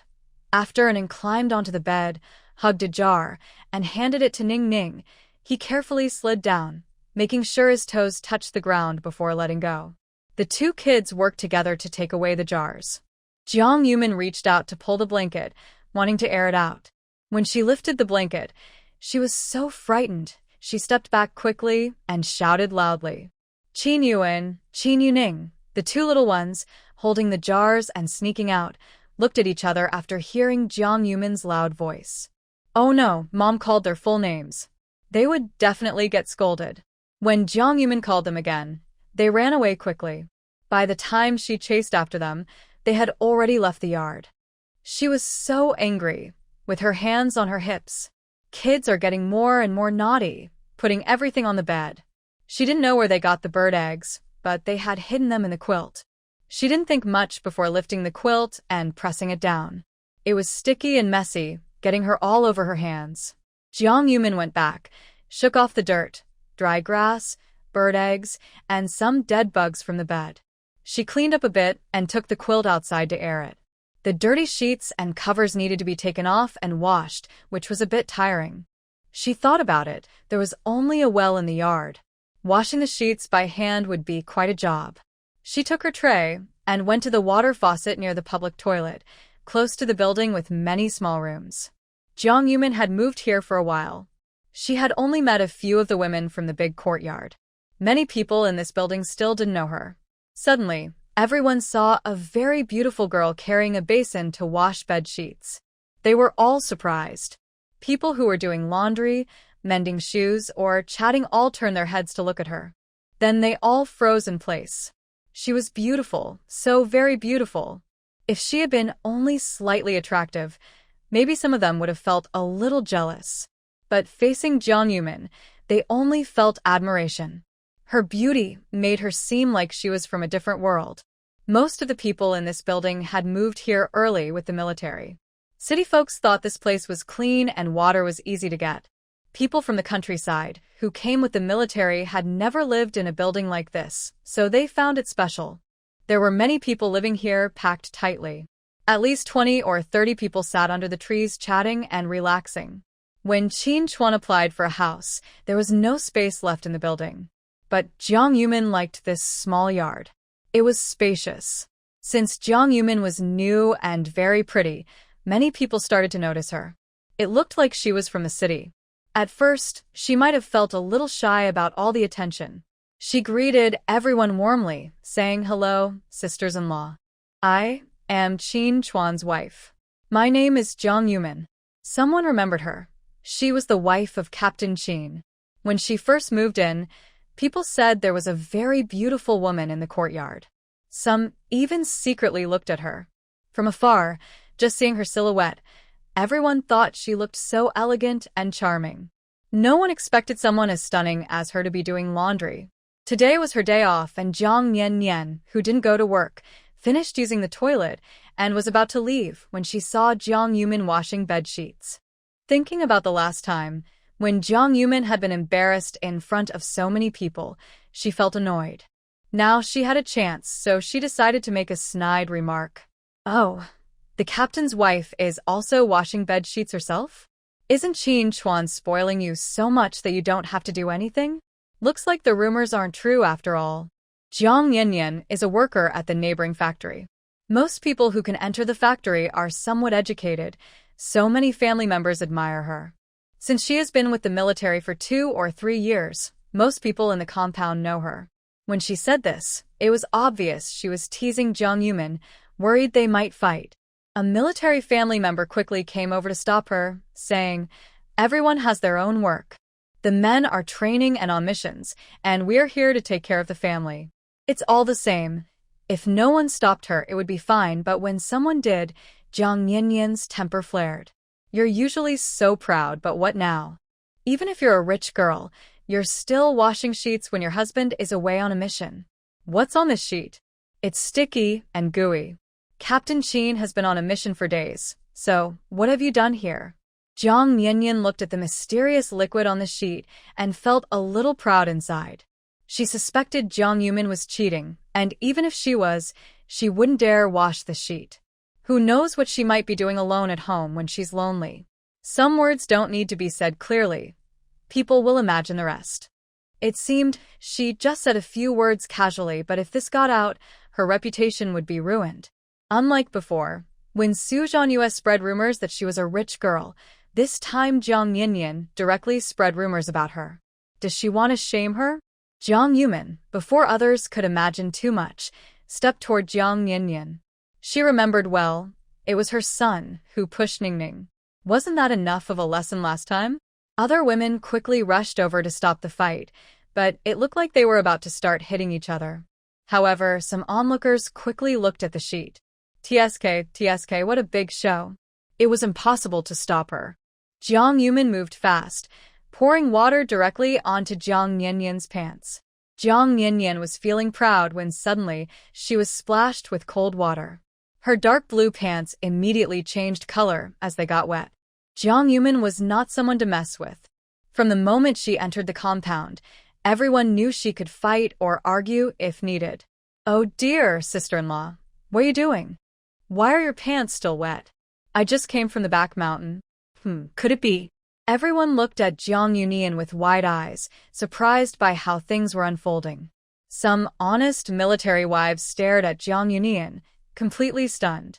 In the past, when they argued, they didn't know what to say, especially when false rumors spread. They couldn't defend themselves at all. But now, Jiang Yunian offered a new way to handle it. If someone spreads rumors, she fights back right there. If not, then make something up. The two women were ready to fight, sparks flying. Jiang Yanyan was furious. This pair of pants was new, just worn today, and she was planning to show her husband later. She finally had a day off, thinking about relaxing and maybe having another baby. Who would have thought Jiang Yunian would act so unexpectedly? Jiang Yanyan was so angry she almost lost her mind.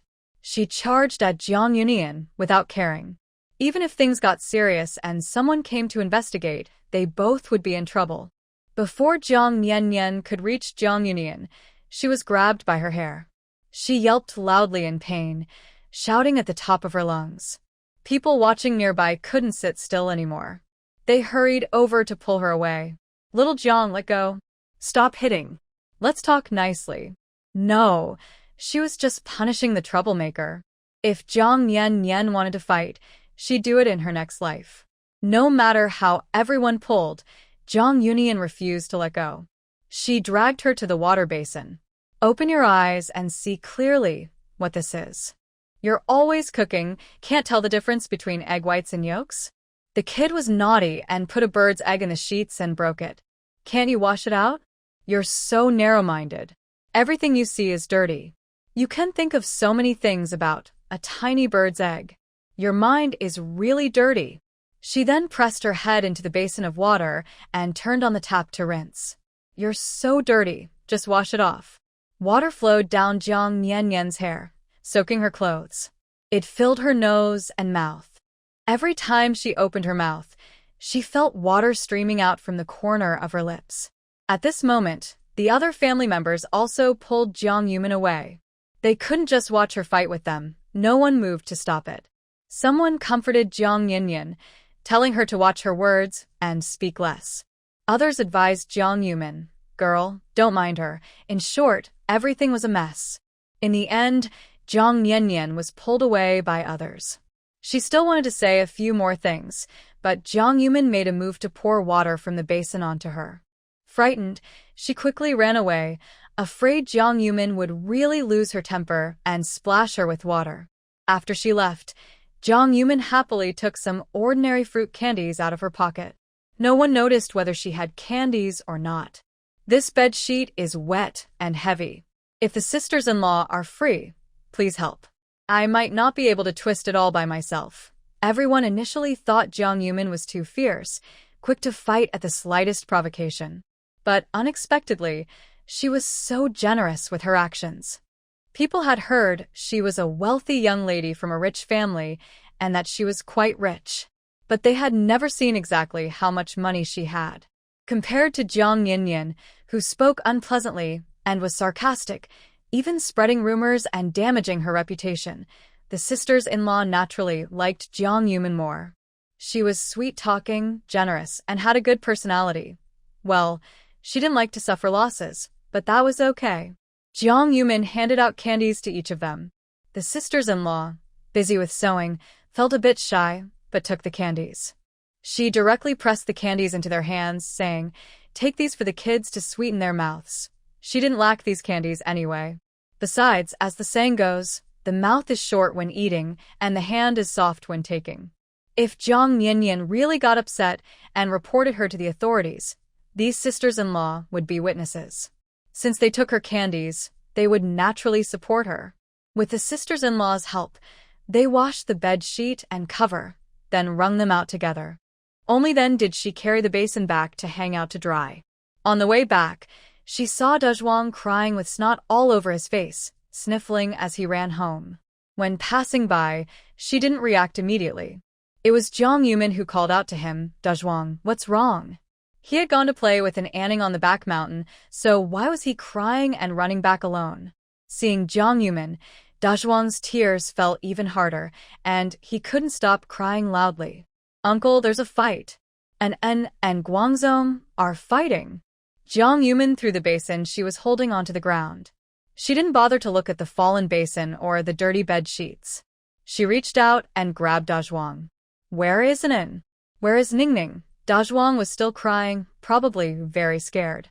He turned around and pointed toward the clinic. "In the clinic. The doctor said we need to take her to the hospital." Jiang Yumin felt her head spin as if the sky was falling. She didn't think much and hurried to the clinic. The more she ran, the more anxious she became. Her legs felt slower than a bicycle. The more anxious she was, the harder it was to run. She was gasping for breath when she finally reached the clinic. Inside, It was noisy with children crying and adults scolding. Jiang Yumin pushed through the crowd. "Anen, where is Minan? Ningning, Qin Yuan." Qin Yuan. She struggled to weave through the crowd, calling out the children's names. Soon, she saw a small figure standing in the corner, raising a hand to her. "Mommy, I'm here." Many children in the neighborhood still call their parents Dad and Mom. Her call of "Mommy" sounded very sudden in the noisy crowd, but it helped Jiang Yumin quickly find her. She rushed over and picked up Ningning, checking if she was hurt. "Does it hurt? Are you injured? Where's your brother? Where is he?" Having lost a child once in her past life, she understood that deep pain. That's why she was always worried something might happen to her children in this life. She had gone up the mountain with them before, but today she stayed behind to wash the bedsheets. How could this happen? How could it? Jiang Yumin was almost going crazy. Since her rebirth, she had never felt so frantic. She held Ningning tightly and looked in the direction her finger pointed. In the ward, she saw a small figure lying alone on the bed. Sitting nearby was Chu Panin. When she saw Jiang Yumin, Chu Panin quickly stood up. Her uniform was stained with blood, probably from one of the children. Jiang Yumin's mind was very chaotic. Even in this moment, her thoughts were clearer than ever. She kept Ningning close in her arms. I approached the hospital bed and saw Anin lying there lost in thought. When she saw me, she pouted sadly. Jiang Yumin quickly bent down to wipe her tears and looked at her body, but she didn't know where she was hurt. Just as Jiang Yumin was about to check her, Chu Panin reached out and gently pulled her aside, whispering, "Sister-in-law, Anin is fine. She was probably just scared. She'll be okay after a good sleep." Jiang Yumin finally relaxed her tense heart. She had been so worried when she heard from Dazhuang that Anin had fought with someone and was taken to the clinic. Her heart was pounding so fast. Before Jiang Yumin could fully calm down, Chu Panin pointed to the next room where a child was crying loudly. Anin bit someone and the injury might be a bit serious. Jiang Yumin peeked inside with Ningning. The doctor was applying medicine while the child was crying loudly. It was Jiang Niannian's son. What a small world. Just after arguing with Jiang Niannian, Anin had gotten into a fight with her son.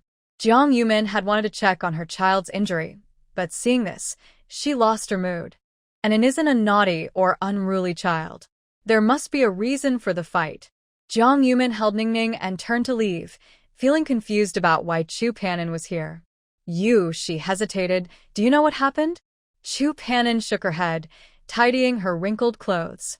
Today was a military training day, and they went for a weighted run in the back mountain. While running, she heard children crying and asked the squad leader for permission to go see.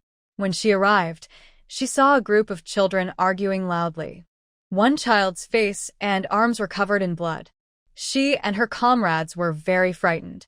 The children who appeared here were all from the family housing area. Worried something might happen to the children, she and her comrades each carried one and rushed down. At the clinic, after the doctor examined her, Anin said she had a bad headache and then pretended to faint. There was nothing she could do, so she had to place the child on the hospital bed. Ningning was standing at the door, waiting for Jiang Yumin to come. When Jiang Niannian heard the news and rushed over, her clothes were changed, but her hair was still wet. She hurriedly rushed in and, upon seeing her son's injuries, started crying loudly without caring about anything else. "Damn it! Who hit my son? Who dares to hit him? Come out if you have the guts. Stand up and face me." Jiang Yumin hadn't left the hospital room yet but could hear Jiang Niannian shouting loudly. A group of children in the corridor were so scared they didn't dare make a sound. I don't know what she heard, but maybe the kids were crying and saying, "Nan and Guangzong are fighting." Hearing this, Jiang Niannian's blood boiled with anger. She wished she could grab Jiang Yumin's hair and slap her face. She had lost twice before to Jiang Yumin, but this time she finally got the upper hand. She wondered how Jiang Yumin would try to argue her way out this time. Fuming, Jiang Niannian stormed into the hospital room. The moment she saw Jiang Yumin, she started shouting loudly. "You little brat! You shameless woman! How dare your little bastard hit my son? I spit on you! I tell you, this isn't over. Just as she was shouting, Jiang Yumin quickly handed Ning Ning to Chu Pan Nan and rolled up her sleeves, rushing over to fight back. Jiang Yanyan's mouth was really foul today. She only washed her hair, but didn't wash away the dirt on her body. Looks like she needs a good brushing of her teeth and a wash for her mouth another day. Parents coming to pick up their children outside heard Jiang Yanyan's shouting and thought about coming over to see what was happening. But when they saw Jiang Yumin, why are these two Jiang family members fighting? They just want to watch the drama, but seeing Jiang Yumin fight so fiercely, everyone couldn't just stand by. They pushed into the room to break up the fight. After pulling the two apart, Jiang Yumin's hair was perfectly in place. Meanwhile, Jiang Yanyan's face was almost swollen from the punches. When Lu, the deputy battalion commander, arrived after hearing the news, Jiang Yanyan was being beaten and was frantically rushing toward Jiang Yumin. Shameless woman, I will kill you. Lu was so scared he almost lost his soul. No. Why is his wife fighting with Captain Qin's wife? And looking at Captain Qin's wife, so gentle and kind, she didn't seem like someone who would fight. Lu quickly reached out and grabbed Jiang Yanyan, pulling her out of the room forcefully. Can you stop causing trouble? Jiang Yanyan cried hysterically. What am I causing trouble for? Look at what happened to our son. She had 3 daughters before finally having this one son, whom she cherished very much. She loved and pampered him since he was a baby, never letting him get a single pimple. But now, his face was marked with fingerprints from being grabbed, and his arm was bleeding from a bite. Jiang Yumin was also very angry inside. Anan was so well-behaved, always playing with the children, never arguing. So how could she suddenly be fighting with someone? Ning Ning kept clinging to Chu Panan, who had no choice but to hold her and come out. They heard Ning Ning pointing at Lu Guangzong, who was crying loudly after applying medicine, and in a sweet voice she said, "He said Ning Ning is his wife, and my brother hit him." After Ning Ning finished speaking, she scratched her head, not knowing what wife meant, and looked curiously at Jiang Yumin. Mom, what does wife mean? These 2 sentences made Jiang Yumin's anger flare up instantly. Deputy Commander Lu didn't know how his wife usually taught the children, but hearing this, he also felt a chill. The daughter of Commander Qin's family was only 3.5 years old, and her own son was talking nonsense. After Ning Ning finished, the children around them echoed, "Yes, yes." He grabbed Ning Ning and called her wife, and even wanted to kiss Ning Ning. Anan hit him. Lu Guangzong bullied Ning Ning, pushed her, and Anan hit him. Children are always innocent and unbiased, not taking sides. But sometimes, children can't tell reality from imagination, so they might tell unrealistic lies. For children under 5, it's okay not to consider it seriously. Jiang Yumin looked at the 2 children who were already 7 or 8 years old. Did Lu Guangzong bully Ning Ning first and Anan only hit him because of that, right? The child, who had previously been given candy by her aunt, bravely nodded. Good, the truth is clear now. If not for the crowd around, Jiang Yumin really wanted to rush over and punch Jiang Yanyan's head. She took several deep breaths to calm herself down. Then she looked up at Deputy Commander Lu with a commanding gaze, her eyes full of pressure. Did you hear that? Lieutenant Colonel Lu knew he was in the wrong now.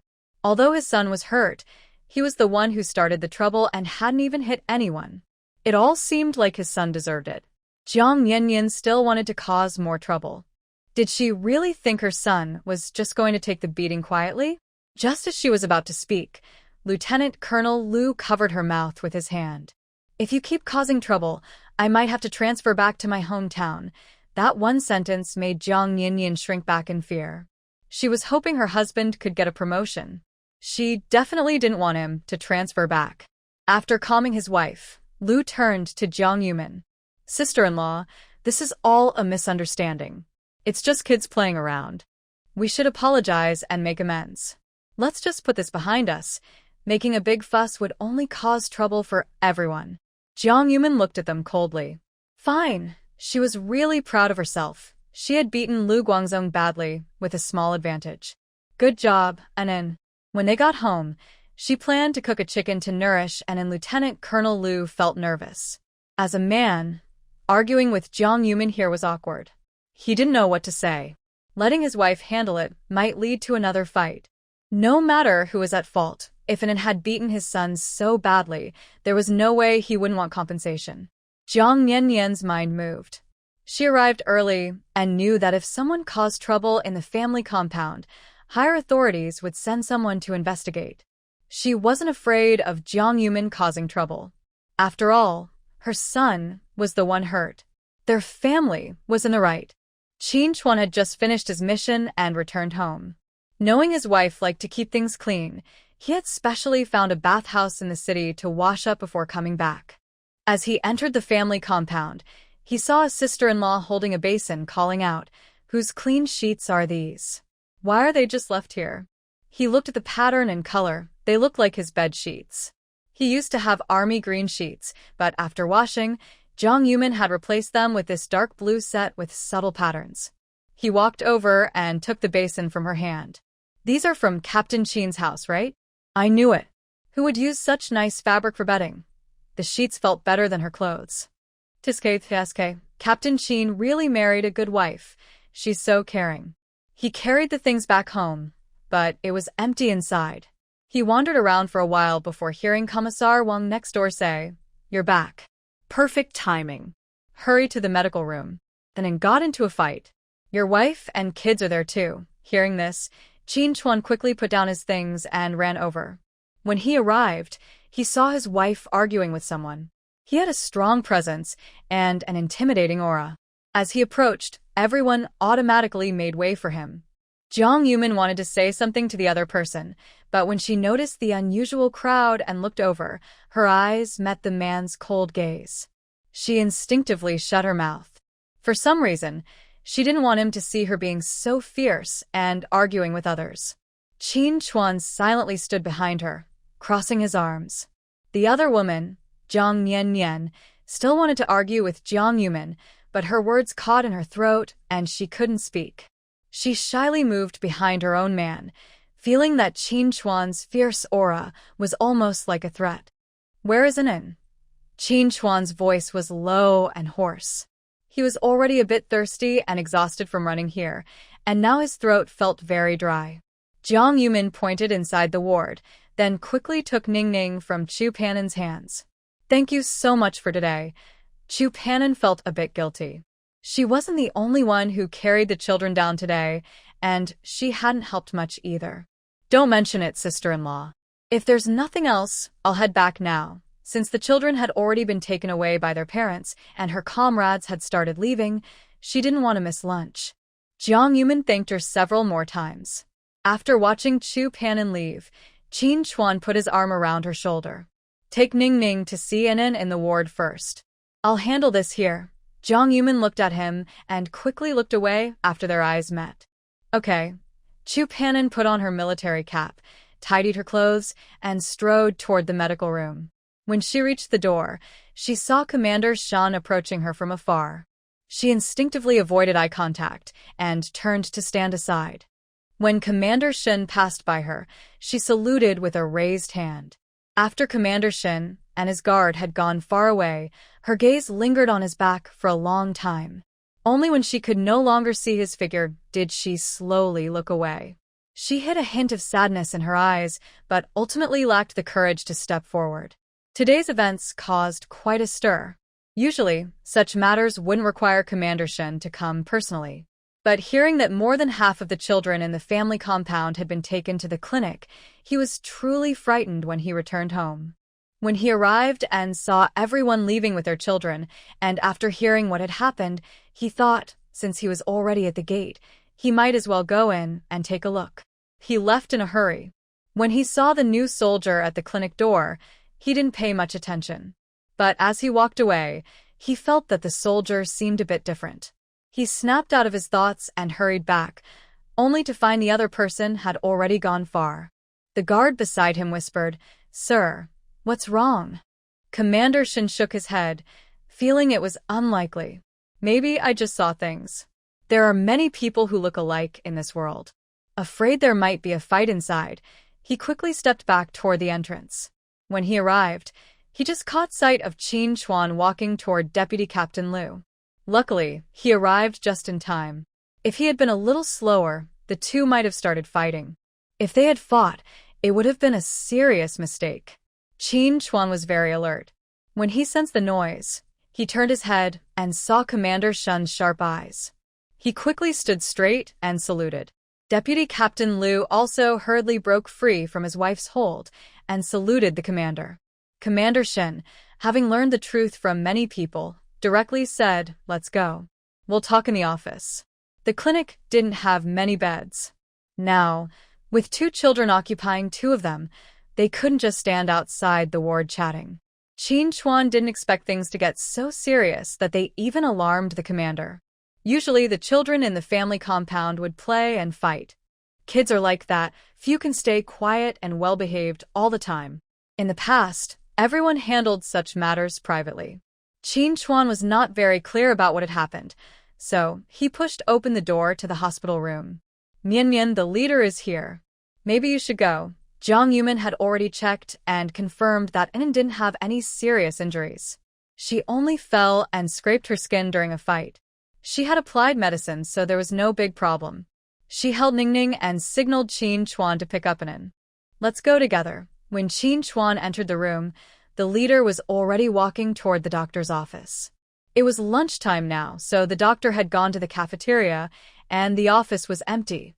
Although Jiang Nian felt sad for her son, she also didn't want to miss the chance to complain. She followed along. As soon as she entered the office, Jiang Nian eagerly started to complain. "Leader, that Jiang Yumin is really too much. With her status and background, I won't say much." She came to the residential area and kept causing trouble. She then pretended to be upset and wiped her tears, ignoring Deputy Captain Liu pulling her sleeve, and continued speaking. "Leader, look at my hair. It's not because I washed it today, but because Jiang Yumin pressed it under the faucet.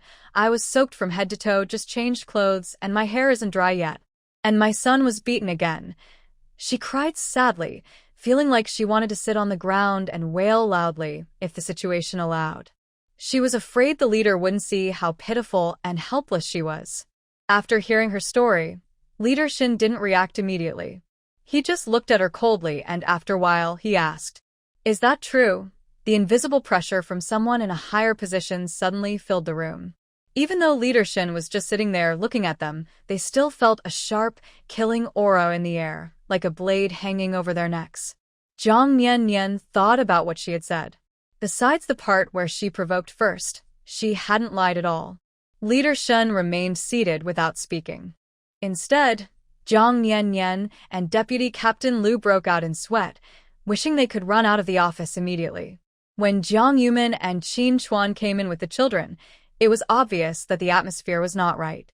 Anan looked very unwell, probably because during the fight with Lu Guangzong, he had a surge of adrenaline. This caused him to be clearly overly frightened now. He lazily lay on Qin Chuan's shoulder, avoiding eye contact and shrinking back whenever others looked his way, afraid of being scolded. After Jiang Yumin put Ningning down, she immediately ran quickly to Commander Shin. Then she started to complain in a soft, babyish voice. "Grandpa, someone is bullying Ningning." Big brother hit him. As she spoke, Ningning looked a little wronged, pouting and starting to cry. Children's crying is very contagious, especially since Ningning's cry wasn't very loud, just a constant pout. Big tears squeezed out of her eyes, falling down her chubby face with a plop. Seeing this, it softens people's hearts, making them want to hug her and comfort her. Commander Shin reached out and held Ningning in his arms, wiping away her tears, then softly said, "I've roughly understood what happened." Lu Guangzong called Ningning daughter-in-law and tried to bully her. On only hit him, right? He then looked at Deputy Battalion Commander Liu and Jiang Nian with sharp, intense eyes, full of anger, and said sternly, "You still have the nerve to talk. On is only about 3.5 years old." How old is Lu Guangzong? Over 6, right? He started the trouble first. When he couldn't fight back, he started crying. If the situation wasn't appropriate, he really wanted to curse him. Coward. He's 6 or 7 years old, and he can't even handle a 3.5-year-old brother, yet he still dares to cry. What a baby. If he were his son, he would definitely take him home and give him a good beating. Commander Shin looked at Deputy Battalion Commander Liu with dissatisfaction, but he could discipline his soldiers. The soldiers' children could be disciplined by themselves. As he got older, he couldn't manage everything anymore. Deputy Battalion Commander Liu was so scolded he didn't dare to lift his head. Jiang Nian sensed something was wrong. She felt that Commander Shin was leaning toward Jiang Yumin. At this moment, everyone's mood was high. Even facing the leader, they weren't afraid. If there was a problem, they had to speak up. If there was an issue, they had to fight for it. Commander, no matter what, the fact is that on hit my son. My son is the victim and is injured. You can't just side with Jiang Yumin. Commander Shin almost laughed out of anger. He had only said a few words. Jiang Yumin spoke up. Then why didn't you mention that your son hit him? Ningning immediately started to speak up, her soft, cute voice almost melting everyone's heart. Grandpa, he's bullying Ningning. Jiang Yumin didn't want the leader to get involved, fearing that no matter what the outcome, Jiang Nian might turn around and accuse her and Qin Chuan of favoritism. And hit Lu Guangzong. I admit it. No matter how much medical expenses there are, I will pay for them. The anger Jiang Nian had been holding inside finally eased a little. She had just asked the doctor. Her injuries had been treated, but she needed to change the bandages in a few days, which would cost at least 4 or 5 yuan. With that money, her family could buy several meals of meat. She wasn't willing to spend that money. Seeing Jiang Nian's face start to light up with happiness, Jiang Yumin immediately poured cold water on her. What about your son bullying my daughter? How do you want to handle that? Jiang Nian instantly looked like a furious cat, ready to pounce on Jiang Yumin with claws bared. Although she had read books, she was still very familiar with the local ways, crying, making a fuss, and threatening to hang herself. She was quite skilled at it. Jiang Yumin looked at her and saw countless women who had been oppressed all their lives, abused by their parents from birth, unable to be free after marriage. Most women in the village cried, made a fuss, and threatened to hang themselves because, in their limited understanding, they believed that doing so was the only way to defend and fight for a little bit of their own rights. It wasn't that they wanted to cause trouble, the environment forced them to act that way. As for Jiang Nian, she had been educated and had been around soldiers for years, yet she still reacted the same way when faced with problems. Perhaps because in the past, whenever she caused a fuss, Deputy Battalion Commander Liu would compromise to soothe her. When she made trouble, her quarrelsome sisters-in-law would back down to avoid conflict. It was as if she had a magic sword in her hand, wielding power here. Just a girl, look at how precious she is. Can my son play with your girl? In our village, children who play well from a young age can even be betrothed. If you're not satisfied, we can arrange a marriage for the 2 kids. Deputy Battalion Commander Liu was so angry at her words that he couldn't hold back and could only angrily slap her. Village, you've been with the army for many years, always talking about the village. The village is so good. You should pack your things and go back tomorrow. He watched his chances of promotion slip away, knowing he might be transferred back home next year. She didn't want to behave herself and kept causing trouble every day. And she even arranged a marriage for the child. Jiang Nian covered her injured face, feeling wronged, and kept making faces at Deputy Captain Liu. She grabbed his sleeve and kept crying, "You hit me. You hit me. Boo-hoo. I can't live like this." Today, she had been hit all day. Boo-hoo. She couldn't take it anymore. Jiang Yumin really didn't want to argue with her here. She was very annoyed. Deputy Captain Liu, your son's behavior is inappropriate. Don't think that because he's young, he can get away with it. My demand is that he must admit his mistake in front of all the children and sincerely apologize to Ningning. After speaking, Jiang Yumin went over and took the child out of the officer's arms. The 2 kids are frightened today. It's almost 3 o'clock and they haven't eaten yet. I will take them to eat first. The officer waved his hand, letting them leave first. Before Qin Chuan left, he silently looked at Deputy Captain Liu, making him break out in cold sweat. After they left, Commander Shen's intense gaze fell on Deputy Captain Liu. Family matters are important. The rear is uncertain. How can you be at ease on the front lines? This was a serious warning. Deputy Captain Lu's heart sank, cold sweat pouring down his forehead. He was afraid the commander might say more, so he quickly promised, "Rest assured, sir, I will handle this properly." He hurriedly pulled Jiang Yinyin away from the office, taking his tired, crying son home. Lu Guangzong still wanted to be carried, acting spoiled, but he was slapped across the face. Always causing trouble. All the other kids are fine, but you keep causing trouble every day. Jiang Yinyin felt heartbroken and quickly rushed to protect Lu Guangzong. "Why did you hit my son?" When Jiang Yumin packed up and left the hospital room, she heard noise from the next room. It was better to go back quickly. The journey home was long. Qin Chuan picked up both children, one in each arm. After Jiang Yumin paid the medical bills for Lu Guangzong and got the receipt, they finally left. When I got home, I found the bedsheet hanging on the clothesline.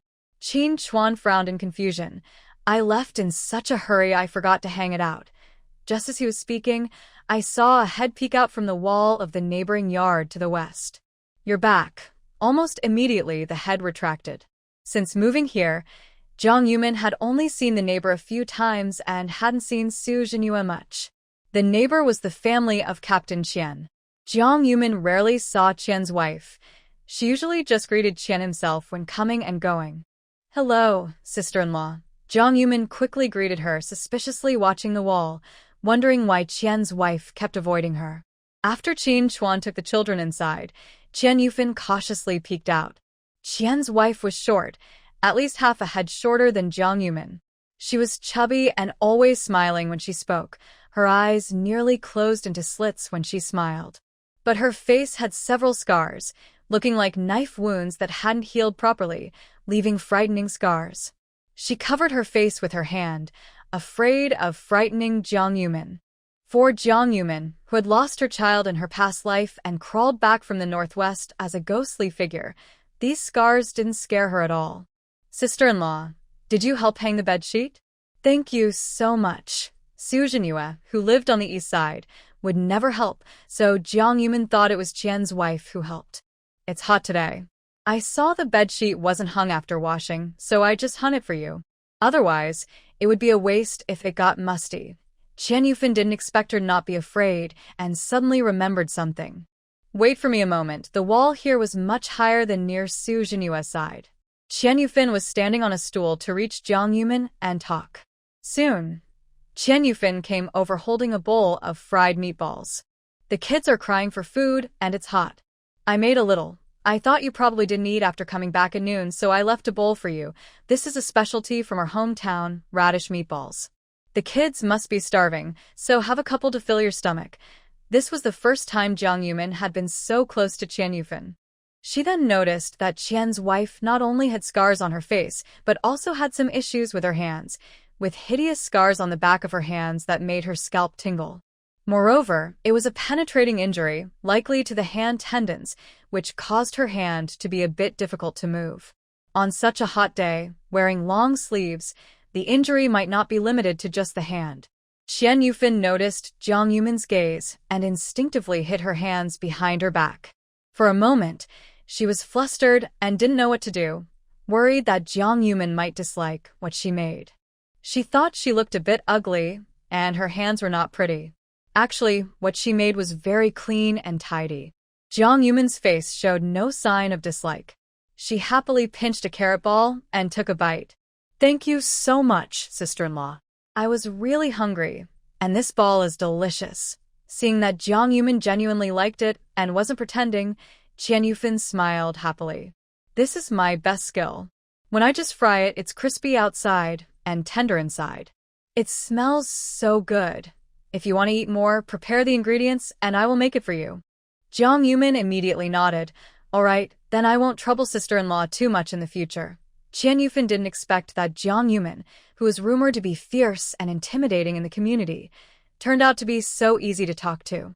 She remembered seeing Jiang Yumin from afar before and thought she looked so beautiful. When talking to the children, she was so gentle, not at all like a fierce person. It shows that the rumors are not true. Jiang Yumin quickly called out, and Anning come over and thank Annie Qian. When the two children saw Qian Yufan for the first time, they were startled but not afraid, just curious. They had never eaten this before and looked at it curiously. Each took one and politely said, "Thank you, Auntie Qian." Jiang Yuman took the bowl and hurried into the kitchen, poured the contents into a basin and washed the bowl. At this moment, Anning curiously moved closer to Qian Yufan. Ningning reached out and held Qian Yufan's hand, her small voice tinged with a hint of crying. "Auntie, does it hurt?" "Ningning will blow on your pain." When she was tidying up, the children in the family saw her and were scared, not to mention others. Unexpectedly, Ningning was so obedient and considerate, even caring if she was in pain. Tears flickered in Qian Yufan's eyes. She squatted down and hugged Ningning. "Ningning is good. Auntie doesn't hurt anymore." Anan also moved closer to her face. Anan also calls Auntie and then the pain goes away. When Jiang Yuman came out, she saw this scene and felt very happy. The two children have good nature. She handed the bowl back to Sister Qian. "Thank you so much, sister-in-law. It's already late and there's no vegetables at home. I couldn't even prepare fresh food. I was just thinking about what to give the children to eat and you brought it." Although Su Jinyue, who lives in the east, often gets a little nervous, Sister Qian from the west is really kind. Jiang Yuman still believes that, in this family compound, there are definitely some odd characters, but most of them are easy to get along with. Neighbors might need your help in the future. After Sister Qian took the bowl back, Jiang Yuman placed the basin on the table in the main hall, letting Enan and Ningning sit nearby to eat. She quickly prepared some malted milk for the two children. Seeing no sign of Qin Chuan, she went into the room and found him packing his things. He had just finished packing when he turned around and saw the bed was empty.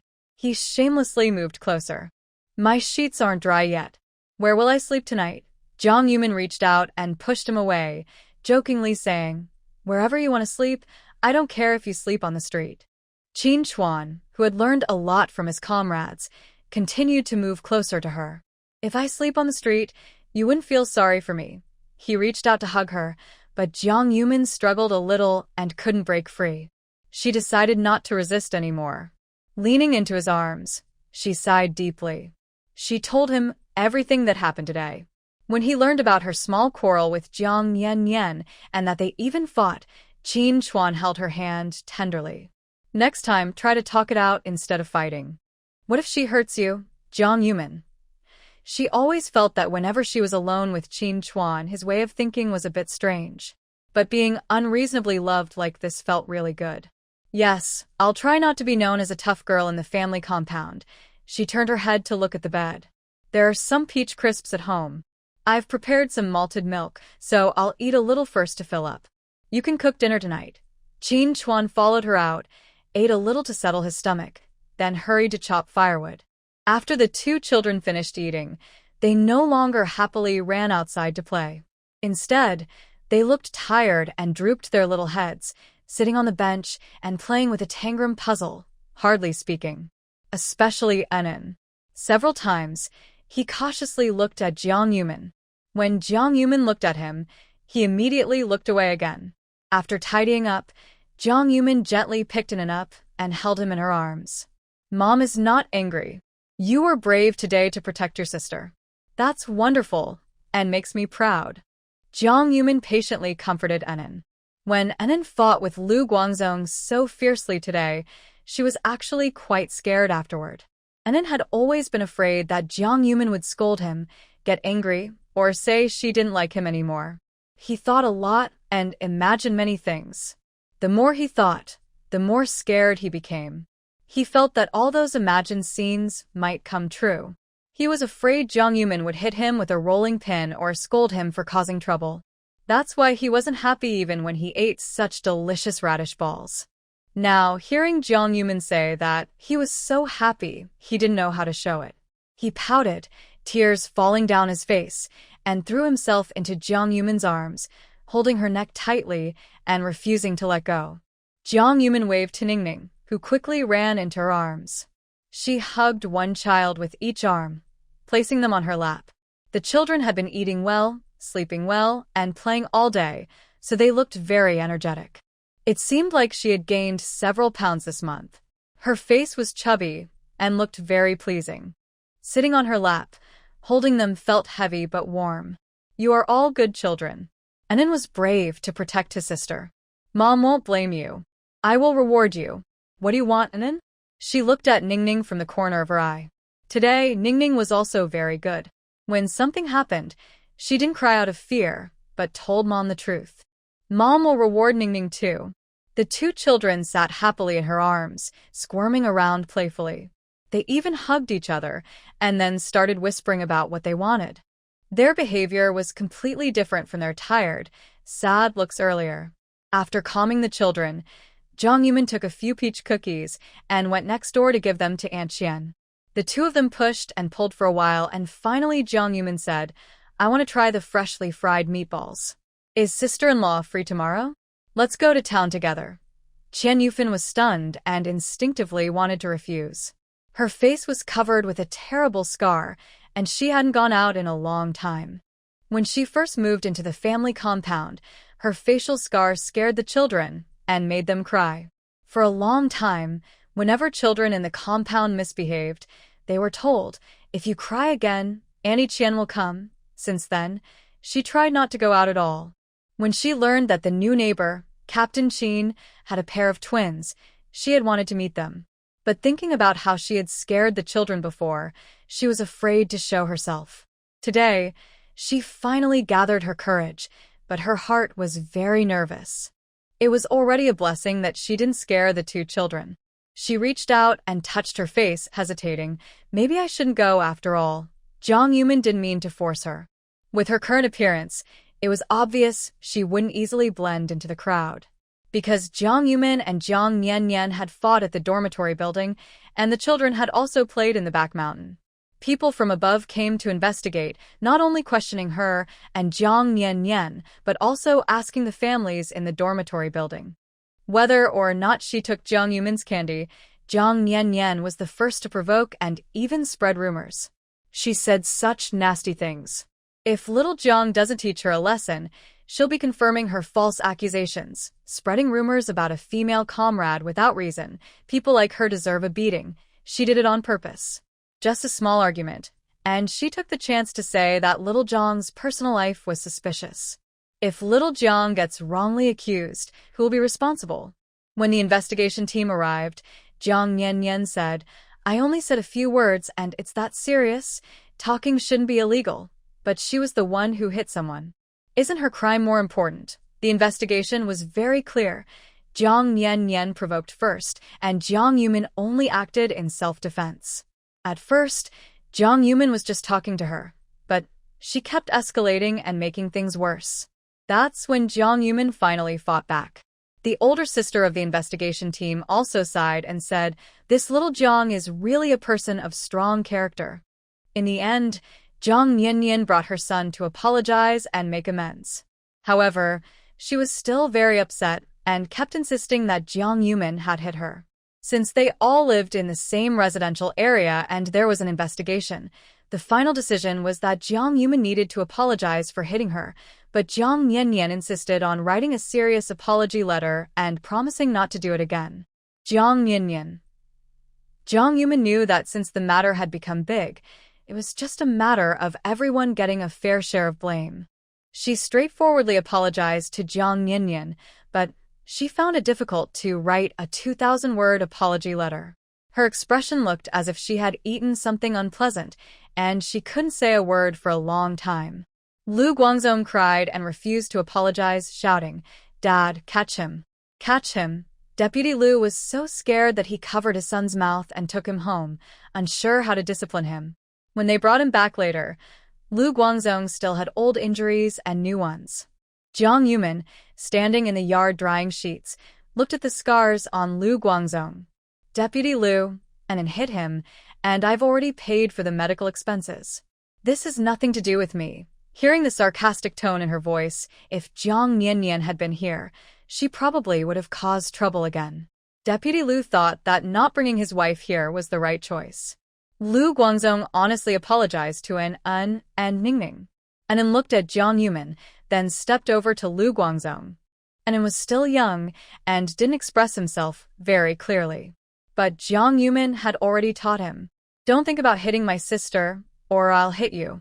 "I was wrong this time. I'm sorry," and he clenched his small fists and made a few gestures toward him. Maybe this time, he was really scared of being hit by and seeing An's clenched fists. Lu Guanzong was so frightened that he kept hiding behind Deputy Lu. This matter went on for more than a week, until Jiang Yanyan stood under a tree at the entrance of the residential area. In front of many people, she stumbled and looked very aggrieved, as if she had suffered a lot of humiliation. After finishing her apology letter, everything finally ended. Jiang Yumin also didn't go to the city she wanted to visit, but she finally caught a break when Qin Chuan was resting. "Let's go. We'll call our family. When I saw Lin Xiao off, I said I would call home." But then Qin Chuan went on a mission, and more things happened afterward. "Today, I really have to go." After Jiang Yumin finished packing, she held hands with Qin Chuan and the two children, heading toward the communication room. The children had never met their grandparents before, nor spoken to them on the phone. Their impression of the older generation was still stuck on the stern Liao mother and the shouting Liao father. So, they were a bit scared on the way. Ningning walked for a while, and then demanded Qin Chuan to carry her. Qin Chuan bent down, picked Ningning up with one hand, and then looked at Anan. Before he could reach out, Anan let out a soft hum. "I've grown up now. I'm not a 3-year-old anymore. I can walk by myself." When passing the female soldier training ground, An and Ningning waved inside, but Chu Pan Nan, who was training, couldn't respond to them. "Mom, that Andy is the one who carried us back." Jiang Yumin thought that when Chu Pan Nan was resting, she could invite her to their home for a meal. For now, she shouldn't disturb her. Watching the training ground all the time might distract them. Jiang Yumin remembered the story about Qian Yufan and became a bit curious. "Qin Chuan, do you know how Sister Qian got hurt? If it was burns or scalds, it would be understandable. But that terrible knife wound." She was worried. Qin Chuan didn't usually pry into others' privacy. But the story about Sister Qian had caused quite a stir for a while. Many family members of soldiers who had been there early on knew about it. He knew a little. It was an enemy agent. Qin Chuan spoke slowly and calmly, recounting the story. At that time, Captain Qian was just a company commander. When the Rongqing military district was newly established, he was transferred there. Due to his outstanding performance, he was promoted quickly, and his family was allowed to accompany him. His wife and children were at the train station when they saw Captain Qian and his team capturing enemy agents. The enemies were very brutal. They had already injured several people at the station and took 5 children hostage. To protect the children and the crowd, his wife handed her own child to the police officers, revealed her identity, and exchanged herself for her child. This was their silent understanding after exchanging glances with Captain Qian. After several negotiations, the people's child was successfully exchanged, and Sister Qian was taken away by that group. During the pursuit, Captain Qian and his team learned that the other side had been fooled and knew that Sister Qian was determined to die with them, willing to sacrifice herself. They tortured Sister Qian harshly, injuring her face and body with multiple cuts. Originally, the goal was to capture her alive. After much internal struggle, Captain Qian personally shot and killed the enemies to try to save her. The children listened to this, feeling it was not a big deal, but Jiang Yumin was already crying. Qin Chuan was not good at telling stories. Even such a grand, exciting, life and death story sounded very flat coming from him. But still, Jiang Yumin could feel the determination Sister Qian showed when she swapped the children, knowing she might die, but still willing to face death. Military families are also very brave. Jiang Yumin wiped her tears with a handkerchief, her voice slightly choked. What happened next? Qin Chuan thought carefully. He didn't know all the details, only heard about it when talking with Commander Shen. The group fled with Sister Qian, with no time to rest, so they only inflicted superficial injuries as revenge. In the end, Captain Qian and his team caught up, decisively shot and killed 2 of them. The others, leaderless, stabbed Sister Qian several times, then abandoned her and scattered. They were eventually all caught and taken for questioning, preventing a major incident. The organization also held a commendation ceremony for Sister Qian. Although her life was saved, the injuries she sustained healed into permanent scars. Heard that on the day her face was bandaged, the children saw her hideous scars and cried in fear. Jiang Yumin put herself in her place. If it were her, she probably wouldn't have such a strong heart to endure it. She might even think it's better to die. Sister Qian is also a heroine. As they talked, they arrived at the communication room. Jiang Yumin quickly wiped her tears with her handkerchief. When she returned home, she planned to look through medical books in her space, searching through Liao's belongings to see if there was any secret recipe to treat such old scars. And Ning Ning, the two children, followed them and behaved very well. They also greeted the uncles and aunts they saw. Their cute behavior warmed everyone's hearts. Many single men said they were very jealous of Captain Qin. At first, they thought he was single because he never mentioned a wife. But then, his wife came to join the army with 2 children. Turns out, they are twins. Qin Chuan called the brigade headquarters, saying he would call again in 20 minutes to give them time to prepare. They played in the communication room for a while. The children were very playful and funny, making everyone laugh a lot. They also gained some small gifts like peanuts, cookies, and fruit candies. Although not many, after walking around, both children's pockets were full. After a brief chat with his family, Qin Chuan looked at Jiang Yumin. Since she had never met her in-laws and knew that her mother-in-law had introduced her to someone else, Jiang Yumin automatically imagined a story where her harsh mother-in-law wanted to harm her. Recently, besides not having enough time, she was mostly trying to prepare herself mentally and figure out how to face her in-laws. Jiang Yumin hesitated and then walked over, taking the microphone from Qin Chuan. She tried to imitate Qin Chuan's tone and said, "Dad, Mom, I am Jiang Yumin." It was the first time they heard their daughter-in-law's voice. Her son had been married for several years, but they had never seen what his wife looked like. Because of this, people in the village said their family was lying, thinking maybe Qin Chuan had some problem from the war and couldn't find a wife. When Qin's mother heard Jiang Yumin's gentle voice, she was stunned for a long time. Is that Yumin? Jiang Yumin had imagined many possibilities, but she never expected her mother-in-law to be so easy to talk to. And she even called her Yumin. Feeling nervous inside, Jiang Yumin nodded instinctively, but then remembered they couldn't see her through the phone. "Yes, Mom. I am Yumin. I brought the children to join the army. I want the children to say hello to you." Jiang Yumin knew that no matter if her daughter-in-law was good or bad, the elderly cared most about their grandchildren. The Qin family still didn't know that Jiang Yumin had given birth to a pair of twins. But when they heard there were children, they were very happy. Okay. Jiang Yumin waved to the children, signaling them to come over. Anan and Ningning happily ran over, and Jiang Yumin and Qin Chuan picked them up and stood them on chairs. The 2 children carefully moved close to the microphone. Ningning, with her soft, sweet voice, curiously asked, "Hello, is this Grandma?" Qin's mother quickly took the microphone and leaned in with Qin's father. "Wow, it really sounds like my granddaughter." Having a granddaughter was already a big surprise. When Anan spoke, the elderly couple's eyes filled with tears of joy. Hey, what's your name?" Anan quickly answered, "Grandma, I am Anan and my sister is Ningning. Our full names are Qin Yuan and Qin Yuning." They only said their full names once, so they didn't remember them well, but the grandparents remembered their nicknames. "Anan, Ningning, that's nice. When Grandma has free time, I'll come to see you." The old man was unwell again. The eldest son went to repair the dam, and there were many things at home that kept her busy, so she couldn't leave. She just hoped Qin Chuan could take some time off at the end of the year to come back and visit with the children. Anan and Ningning moved close to the phone and kept talking, chattering away. Jiang Yumin thought about how nowadays, long-distance calls are paid for by both sides. If they kept talking, the elderly might feel distressed when paying the phone bill later. Thinking there were still things she needed to say, Jiang Yumin took the phone and felt nervous inside, but she thought that even if there were some disagreements, she needed to clarify things.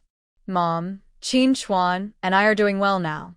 We haven't divorced yet, and the children are over 3 years old. In the future, Please don't look for partner for Qin Chuan anymore.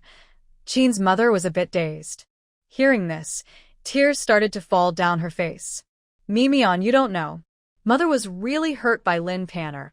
She came over and said all sorts of things, even lied to me, saying your background wasn't good. She said if you and Chuanzi didn't divorce, he wouldn't be able to stay in the army. I was confused at the time and believed her. Mother knows she was wrong. You and Chuanzi should stay happy. Don't be mad at him. This was all my fault. I'm sorry. Qin's mother on the phone was very emotional, with tears in her voice.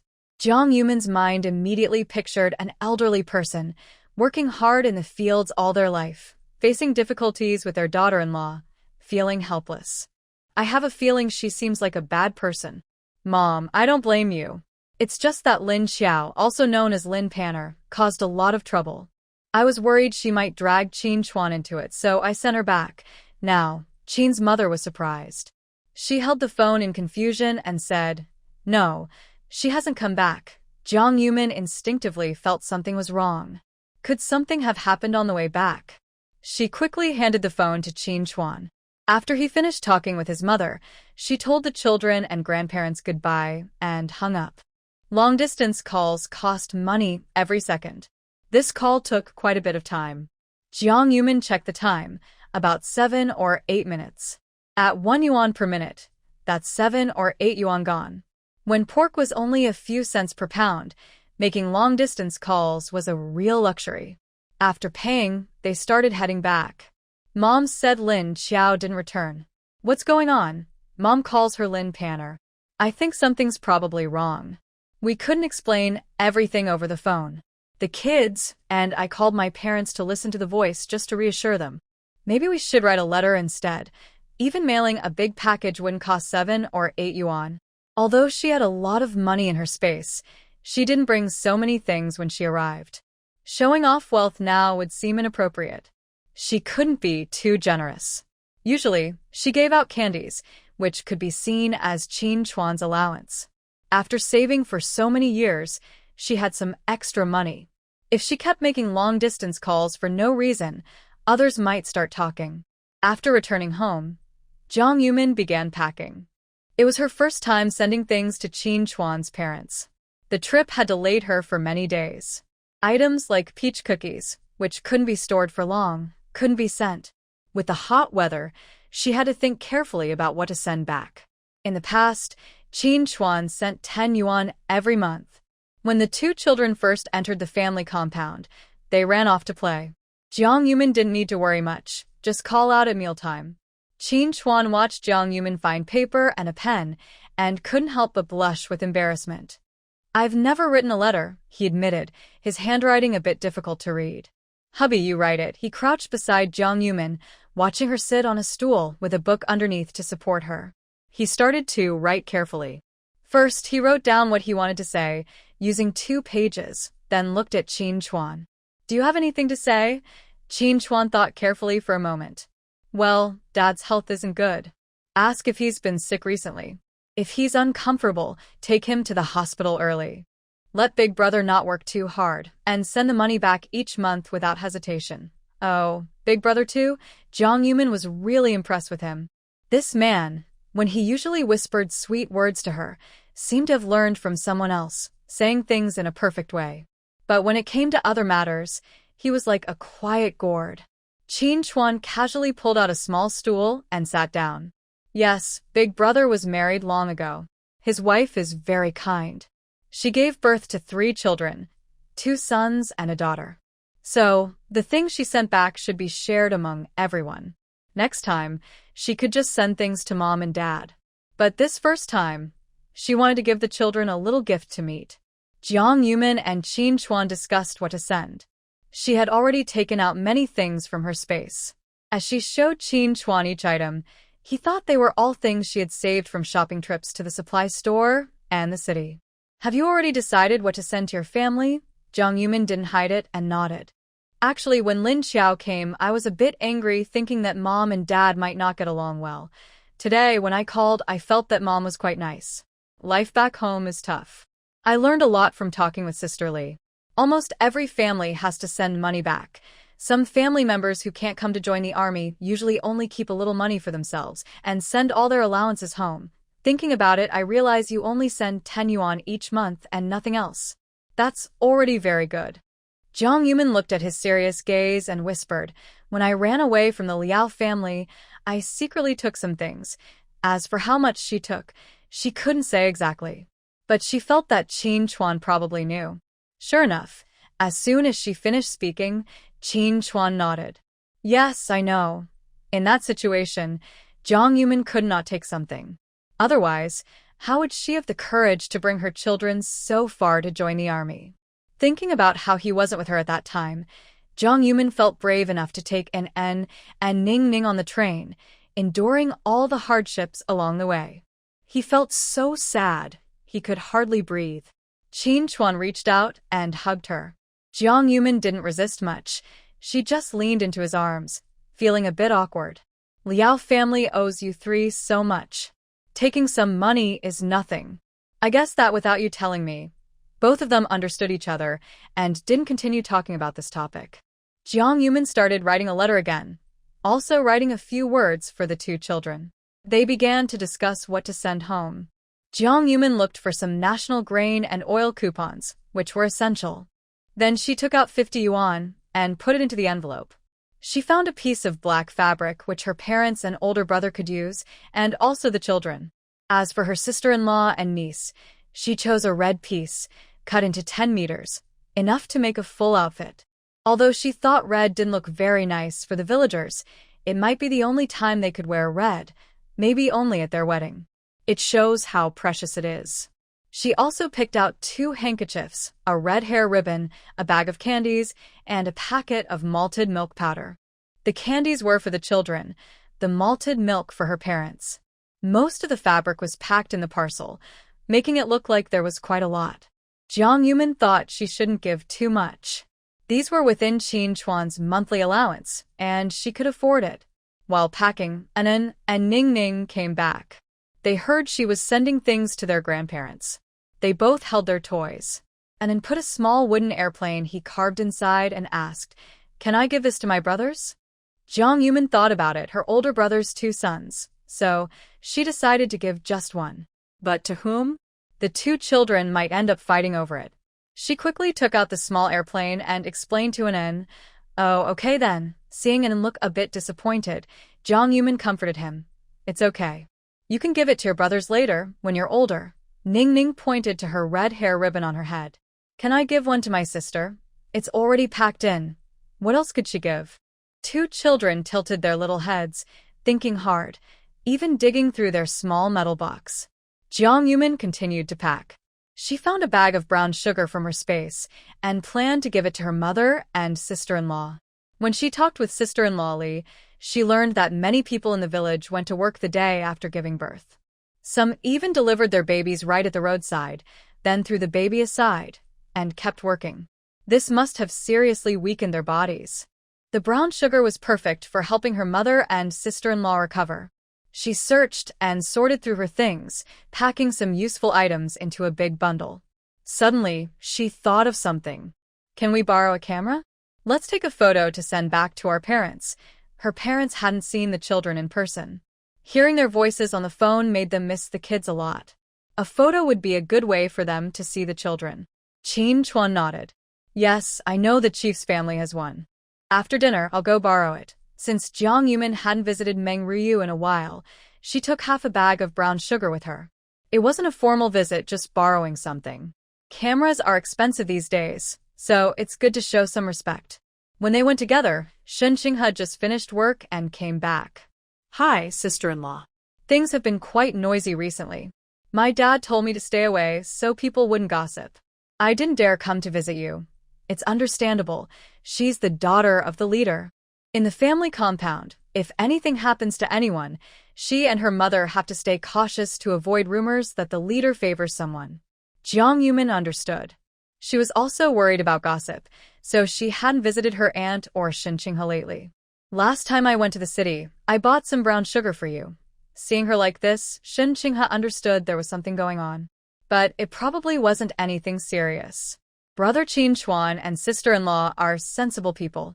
If it involved their father's reputation, they would avoid it to prevent gossip. Her eyes flicked around. Are you here to borrow something? What do you need? Jiang Yumin thought Shin Qinghe was quite clever sometimes. She wondered why the leader sometimes felt this girl wasn't good enough. Qin Chuan spoke briefly. Take the camera. Some are available. After Shin Qinghe parked her bike, she invited the two inside. Want to take a family photo? I can take it for you. Recently, there was no brown sugar at home. She had gone to the supply store several times over the past few days, but couldn't find any. When she went to get the camera, she also looked for some money, intending to give Jiang Yumin the money for the brown sugar. Sister-in-law, you keep this money. The brown sugar is on me. Her mother loved to eat brown sugar eggs, and the family couldn't be without them. Otherwise, she would wait for her rest days and buy some in the city. Jiang Yumin refused politely. We're borrowing the camera. It's a valuable item. Giving some brown sugar isn't a big deal. A camera costs several hundred yuan and requires connections and tickets to buy. In times like these, such things can't be measured just by money. They are symbols of status. Borrowing just half a bag of brown sugar was already rare. They argued for a while, but the money wasn't handed over. Shin Qinghe was worried that her father would find out and scold her again. All right, I'll take a few more photos. We can develop them together later. Shin Qinghe still had to work during the day. After thinking for a moment, she said, the day after tomorrow I have a day off. I'll come to take pictures then. While Jiang Yumin and Shin Qinghe discussed, she couldn't help but glance around. The living room wasn't very big, but it was very tidy. There was a handmade cushion on the wooden sofa, a lace-trimmed tablecloth on the table, and a TV. From a glance, it looked quite nostalgic. Where's Auntie? Shin Qinghe pointed outside toward the medical room. It's been cloudy these days. She's been feeling some discomfort from her leg injury, so she went to see Dr. Liu for acupuncture. When Qin Chuan was in the military, he was still very young. Over the years, he mostly grew up around Meng Ruyu. Hearing this, he, who had been silent, finally spoke. Is it serious? Can acupuncture help? Shin Qinghe nodded. It helps a bit.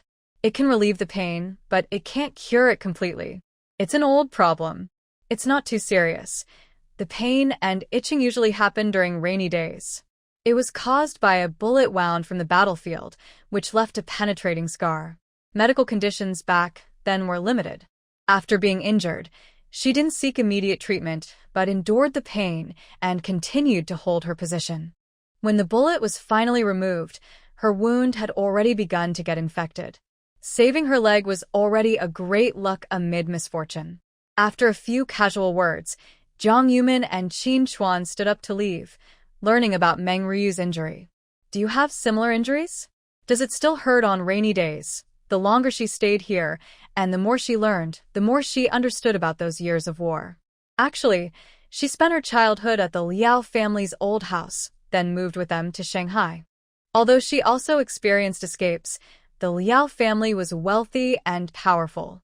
No matter where they went, she had the best food and shelter.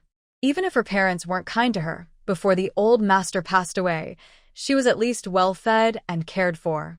So, if she didn't have contact with those experiences, it was hard to understand what Qin Chuan had gone through. Qin Chuan held her hand, his voice low and gentle, speaking slowly. Yes, not only from missions but also from training, I get injured sometimes. Do you want to see? When they entered their yard and saw the children weren't home, Qin Chuan directly picked Jiang Yumin up horizontally and headed straight to the house. Didn't you see each other on your wedding night? What? Have you forgotten? Want to see? Jiang Yumin quickly reached out and hit him several times. Hey, let go of me. Qin Chuan, already holding his wife and walking into the house, honestly didn't want to let go. Luckily, the children were still outside playing. There was enough time. Before he could speak, Jiang Yumin's face turned red with embarrassment. I'm about to. She wasn't ready for that, and today was just really bad timing. Qin Chuan was a bit surprised. He put her on the bed and was about to lean in when Jiang Yumin suddenly cried out. A sharp pain shot through her abdomen, coming in waves. Qin Chuan panicked and quickly got up, seeing Jiang Yumin lying weak on the bed, feeling helpless and unsure what to do. I'll go make you some sweet ginger water. Just as he was about to leave, Jiang Yumin grabbed his sleeve. She hadn't felt this much pain before, especially after giving birth. She hadn't experienced such pain in a long time. Maybe it was the hot weather these past 2 days and she was feeling a bit too cold? Was it just now that he accidentally bumped into her? I'm not sure. Maybe both times. Qin Chuan quickly crouched down and leaned beside her. Mian Mian, it's okay. I'm here. Should I carry you to the clinic? Actually, the pain was only coming in waves.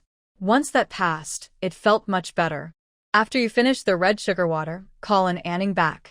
Qin Chuan thought she couldn't bear the pain and wanted to go to the clinic.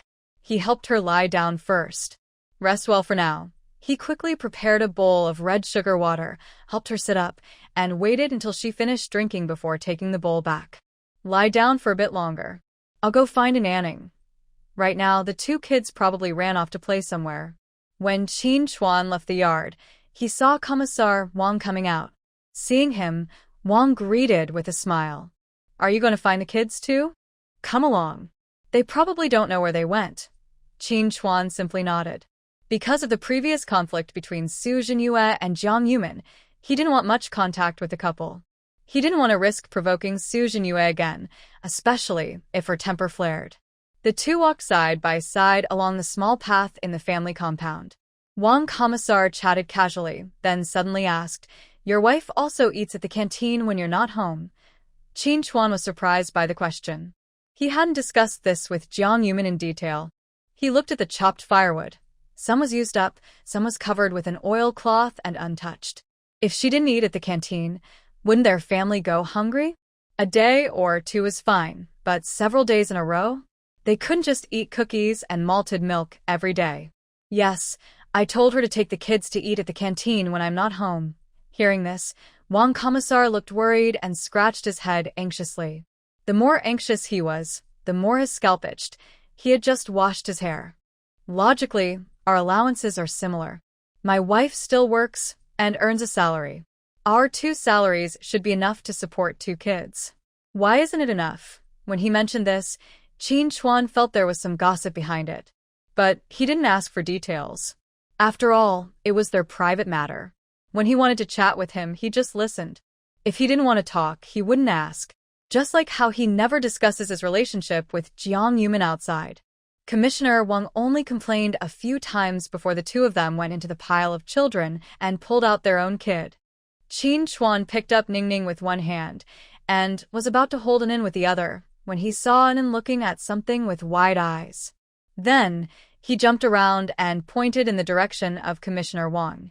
Dad, I want to do that too.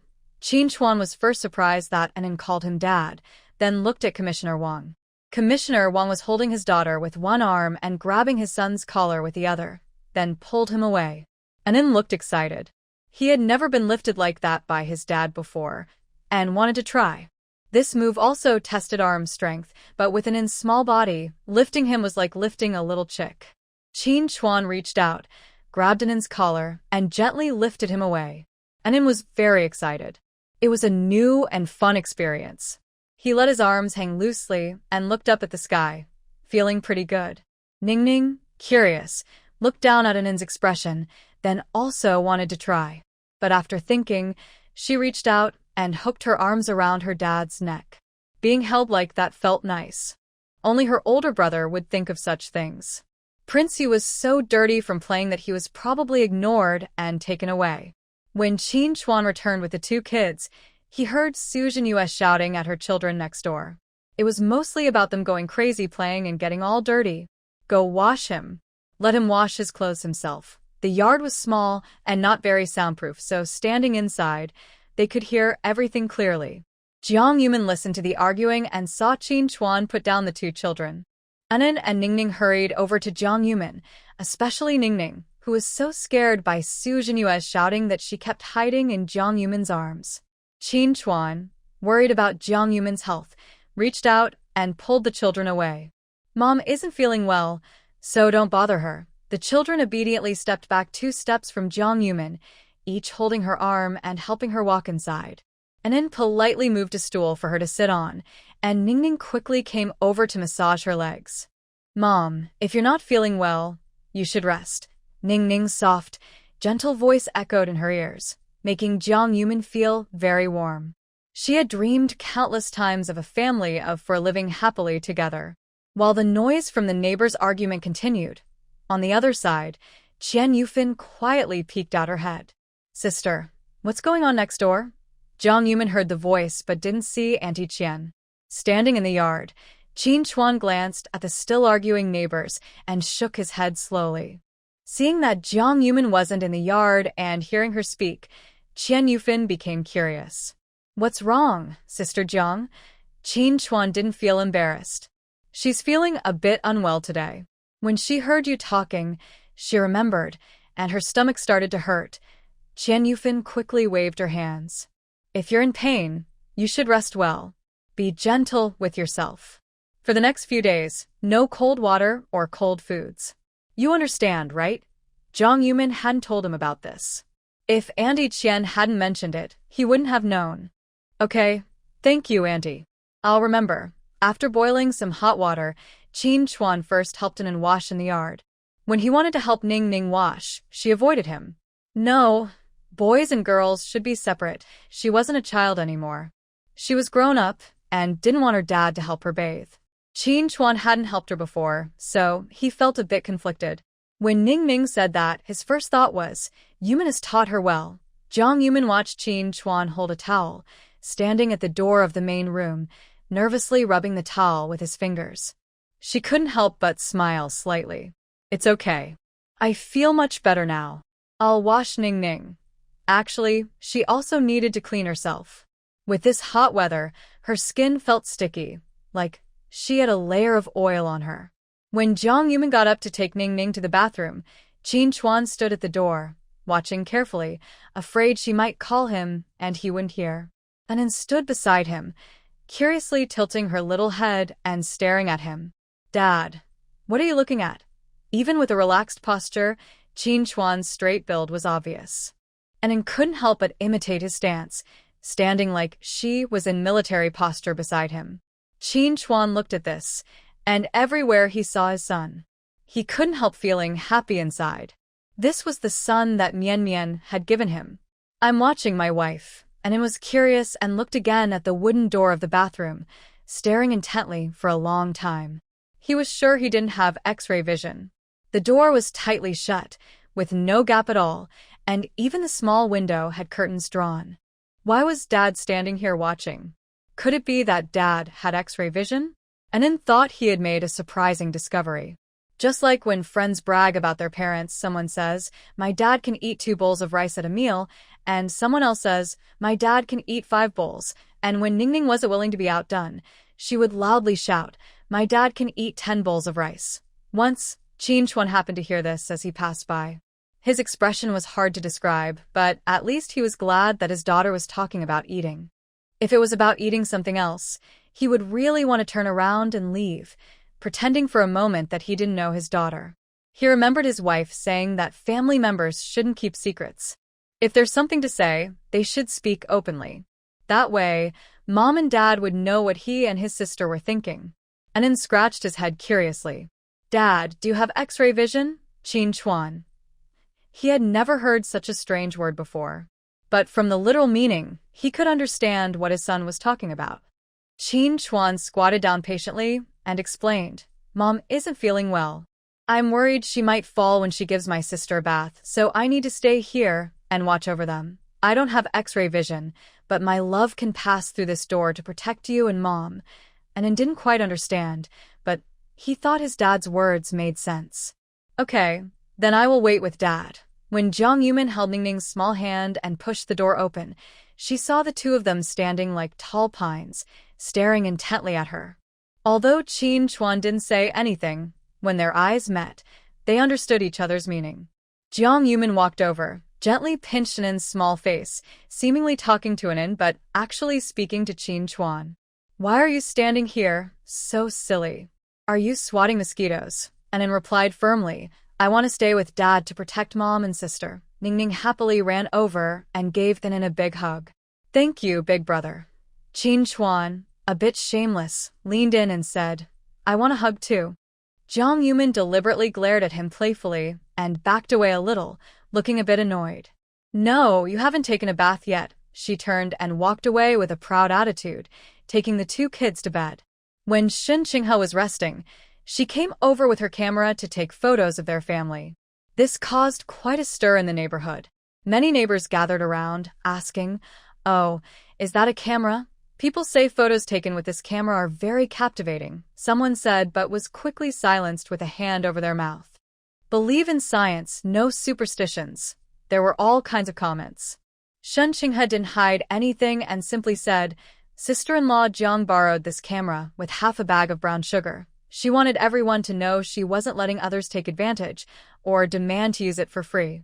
Some lively neighbors came over to discuss with Shen Qinghe. "Well, I can bring you some eggs. Can you take a couple of pictures of my kids? How much for developing the photos? I'll pay you later." No matter what, it was definitely cheaper than going to the city photo studio. Shen Qinghe thought for a moment. I should tell sister-in-law Jiang first, since she borrowed half a bag of brown sugar. Jiang Yumin had no objections to this. How many photos can we take this time? I think 3 should be enough. When you develop the photos, just print 2 copies and I'll pay you. With that calculation, mailing the package home would have to be postponed for a couple of days. Luckily, everything packed inside was long-lasting, so she didn't have to unpack and repack everything again. Taking advantage of this, Shen Qinghe called out loudly in the neighborhood. When they want to take photos, they can come together and bring anything they like, or sometimes not bring anything at all. Shen Qinghe just doesn't want them to develop a habit of taking advantage without giving anything in return. Some people give her a few milk candies, others bring homemade dumplings, fried dough twists, or pickled vegetables. Others have their own preserved vegetables they made themselves. Basically, just taking a little bit is enough, as long as the meaning is clear. After all, buying a camera costs a lot of money. Anyone who understands reason wouldn't want to take advantage of others easily. Most of the photos are for the children at home to be sent back to the elders to see. Since they rarely see each other throughout the year, the elders must miss their grandchildren very much. Some also take the opportunity when the men at home are resting to take a family photo as a keepsake. Qin Chuan isn't resting today, so they can only take the photo when he comes back at noon. Shen Qinghe chose a shady spot under a big tree at the entrance of the residential area because it's cool and has good lighting. The children were all excited and curious. Many of them had never taken photos before, so they were very surprised. Even if they didn't want to be in the photo, they still came over to join the fun.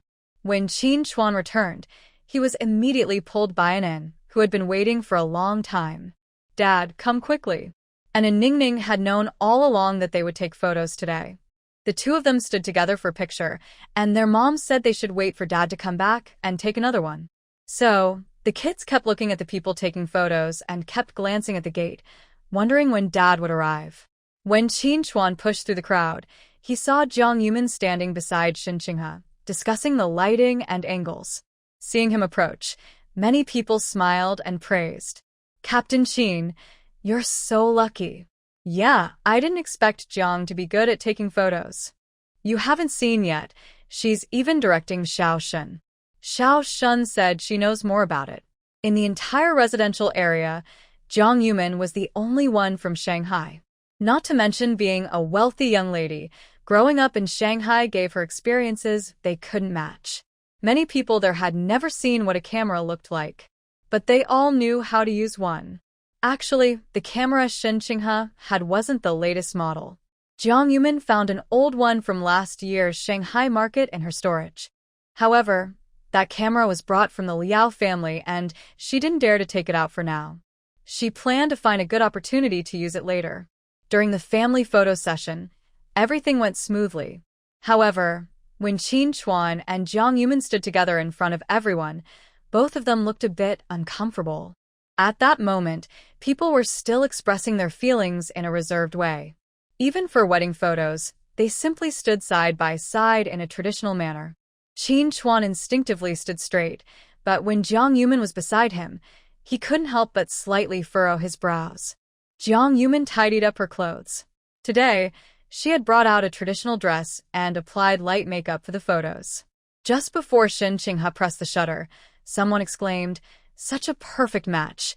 If they had gone back 10 or 20 years, someone might have teased them to kiss. Jiang Yumin slowly smiled gently, and when Qin Chuan looked down and saw her smile, he couldn't help but smile back. When he looked up, her smile was still there, and the shutter clicked. Not many people in the family compound wanted to take photos. After finishing, Shen Qinghe checked the film, which was not yet used up. She asked around, but no one else wanted to take pictures. "All right, I'll develop the photos in the city. When they're ready, everyone can come to my house to pick them up." As the daughter of Xin Shouzhang, she was treated well in the family compound. Even some bossy and unreasonable relatives would tone down when they saw her. Xin Qinghe had no idea there were such unreasonable people in the family compound. When she was packing up her camera to leave, she overheard some gossip. "Everyone else has taken photos. Why can't we get one? It's obvious they look down on us. They probably think my husband's job is too low, and since he's retiring next year, they're bullying us." No, Shen Qinghe thought she was being fair. Most people had received some small gifts. She didn't expect much, and her aunt even gave her a simple bread roll. She didn't say anything about that. After the photos were taken, she still had to go to the city to develop them for everyone. Shen Qinghe decided to ignore these people. The more she responded, the more they might push their luck. Some others were trying to stir trouble, hoping to see if this gossip would cause any chain reactions. It's hard to say, but since Shen Qinghe is young and considerate of others' feelings, she simply agreed to take the photos. Jiang Yumin noticed what those people meant, exchanged a glance with Shen Qinghe, and jokingly said, "Qinghe, next time I want to borrow your camera, can I just take pictures without bringing anything?" Shen Qinghe nodded, "Sure." Jiang Yumin then asked, "Since you've already developed so many photos, I guess I won't pay for printing them?" Only then did Shen Qinghe and the surrounding people realize what she meant. Shen Qinghe firmly replied, "No way. Everyone brought something for me to take pictures, so I only shoot when I have something. If I agree to just take pictures without anything, I can't explain to the other aunts and sisters-in-law. If I let one person print photos for free, then everyone will want the same. I also have to work and earn my salary. It's not like money grows on trees. If I give everything away, how can I pay for the family expenses?" Her words made the noisy crowd gradually quiet down. After the photos were developed, Jiang Yumin took out a family portrait and pictures of the children, placing them in an envelope. As for her and Qin Chuan's photo, she found a frame and put it up. When she married Qin Chuan, the Liao family sent her a solo photo. Now, that was her first picture with him. When Qin Chuan returned, he saw a large package placed in the main hall. Jiang Yumin was waving a fan and said, "Look, this is the package I'm sending back. I don't know the address, so you'll have to send it when you have time." Qin Chuan glanced over, sitting casually in a chair, looking at Jiang Yumin with a smile in her eyes. He looked at the big package again and said, "No wonder people say you should raise a daughter. I never thought about sending things to my parents all these years, but you've considered everything. It's about understanding each other. Let's see how the Qin family's elders treat her. If they are kind, she doesn't mind sending a few things back every now and then. But if they are not, or if Qin Chuan keeps taking advantage of her, she wouldn't mind being a tough wife." It was very hot. Qin Chuan went inside and saw the children weren't there, so he took off his shirt, walking around shirtless in front of Jiang Yumin. Jiang Yumin felt a bit annoyed and glanced away, then withdrew her gaze. Forget it. Not looking anymore. It's still painful to see, so better not. Moreover, she was still in a special period. Thinking about some things, Jiang Yumin sat under the corridor while Qin Chuan chopped firewood. She fanned herself with a palm leaf fan and asked, "Have you looked into the Liao family? How are they doing?" Her question seemed casual, but Jiang Yumin really wanted to know the answer. Qin Chuan had indeed looked into it. Besides Liao Yingying, who was still missing, everyone else's situation was not good. Mr. Liao is worn out, doing hard labor every day, and his health can't hold up. Mrs. Liao is badly injured. The farm lacks medical supplies, and they rely on Mr. Liao to feed them now and then, just hanging on. After thinking for a moment, Qin Chuan finally mentioned Liao Yingying's situation. Ingy was on her way to the northwest and jumped off the train. Now she's missing. Hearing this, Jiang Yumin's heart trembled slightly. She never expected that Ingying would have the courage to jump off the train and leave. Suddenly, she remembered something else. Oh, right, that Lin Xiao. Her referral letter was for the Rongqing military district. If she doesn't go back, she probably is still in Rongqing. Qin Chuan also considered this possibility. Yeah, she can't get into the military district now. As for other places, if she's caught, she'll be sent back. No need to worry. In this era, where having a referral letter was necessary to move freely, Jiang Yumin wasn't too worried about Ingying or Lin Xiao. Last time, Anan and Lu Guangzong fought, and it was Chu Pan Nan and her comrades who helped carry the kid back. Maybe you should tell her. Invite her and her comrades over for meal?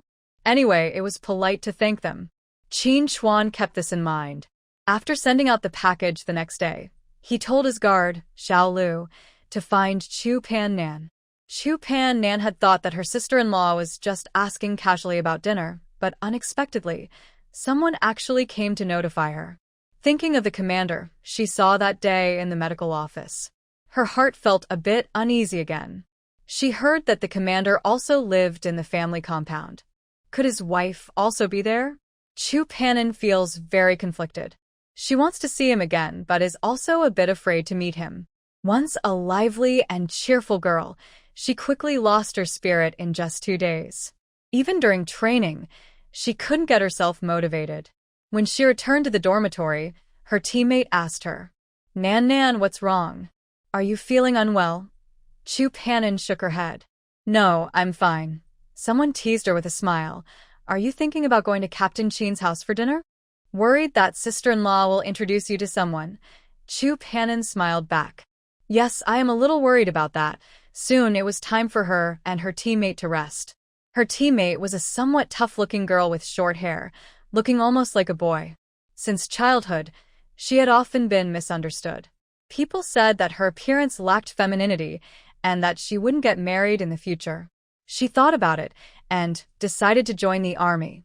To her surprise, she was accepted. She was quite sturdy and looked taller than Chu Panin. Her name was quite unusual, Zhang Xiaoxiao.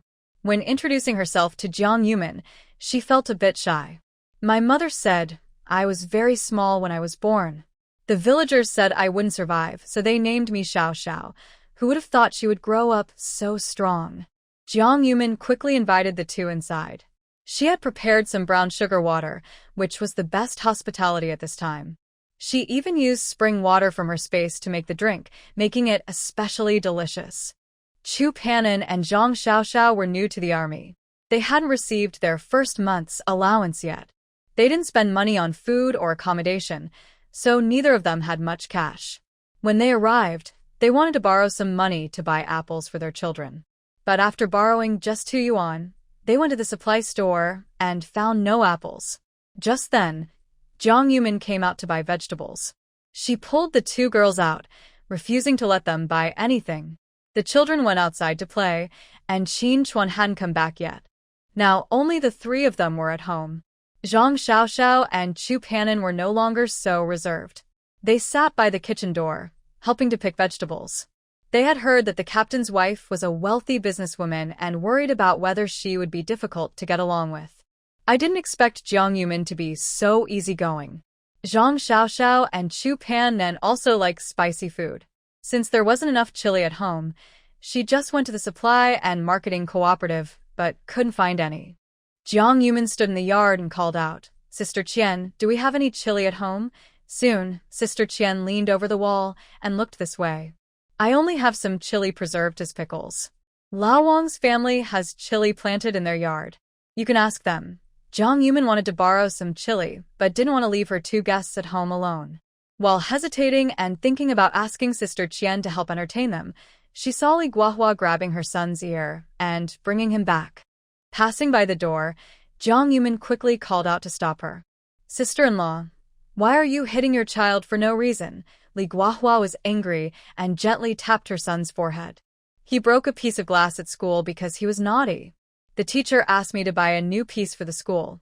Really, how can this kid be so careless? Boys are like that. always mischievous and playful. Jiang Yumin waved her hand. Tomorrow, I'll go to town with you to buy glass. Do you have any chili at home? Can I borrow some? She changed the subject. As soon as Li Guohua loosened her grip, her eldest son immediately slipped away. Li Guohua thought for a moment. Yes, I have some at home. Wait a moment, I'll go get it for you. Okay, I also have guests at home and can't stay long. I won't bother you, sister-in-law. Jiang Yumin smiled and chatted with Li Guohua for a few more minutes. After Li Guohua left, she turned back. Just then, Zhang Xiaoxiao and Chu Pannan were standing in the yard, having just washed the vegetables they picked. She felt that the community yard was just like their village. Everyone got along well. Just as Zhang Xiaoxiao was about to say something, Su Jinyue from next door came back with her child. After entering the yard, she started scolding her kid. When she turned her head and saw the three of them, she snorted softly. She looked very impatient and turned her face away in a huff. Zhang Xiaoxiao almost thought that she disliked her. But Jiang Yumin said, "Don't be angry. That's just how she is." Su Jinyue's attitude wasn't just directed at her, she was equally dismissive of everyone. Sometimes, Jiang Yumin even wondered if there was anyone she liked in this world. She looked like a hedgehog, covered in spines, as if she wanted to hurt everyone around her, including her own two children. While Jiang Yumin was tidying up the vegetables, Li Guifeng brought some chili peppers. Jiang Yumin thought for a moment, then pulled Li Guifeng aside. "Sister-in-law, could you come help me entertain the guests later? Qin Chuan is a man, and it's a bit awkward." "Sure, I'll roll the noodles and serve the elders first, then come over." Jiang Yumin wanted to invite the whole family to eat, but after thinking about it, she decided not to say anything. She knew Li Guifeng's personality well, and was sure she wouldn't agree. Also, during this time of scarce resources, every family was trying to tighten their belts. Without a good reason to invite guests, even Commander Cui, who was quite bold, wouldn't just come over for a meal on her word alone. After tidying up the dishes, Qin Chuan returned, followed by Xiao Lu and Zhang Xinghua, whom she had met on the train. She had previously mentioned inviting him over for dinner, but after everything that happened in the compound, she almost forgot about it. She didn't expect Qin Chuan to remember so well. Zhang Xinghua smiled shyly. He hadn't expected the team leader to suddenly say, "Don't go to the cafeteria at noon, come to my house for a meal." "Hello, sister-in-law, I'm here to join the meal." Zhang Xinghua was a bit shy, while Xiao Lu was very familiar, pulling Zhang Xinghua toward the kitchen. "Let's go, we'll help the team leader." Jiang Yumin felt a little embarrassed. How could she let guests go into the kitchen to cook? Qin Chuan naturally took off his coat and rolled up his sleeves.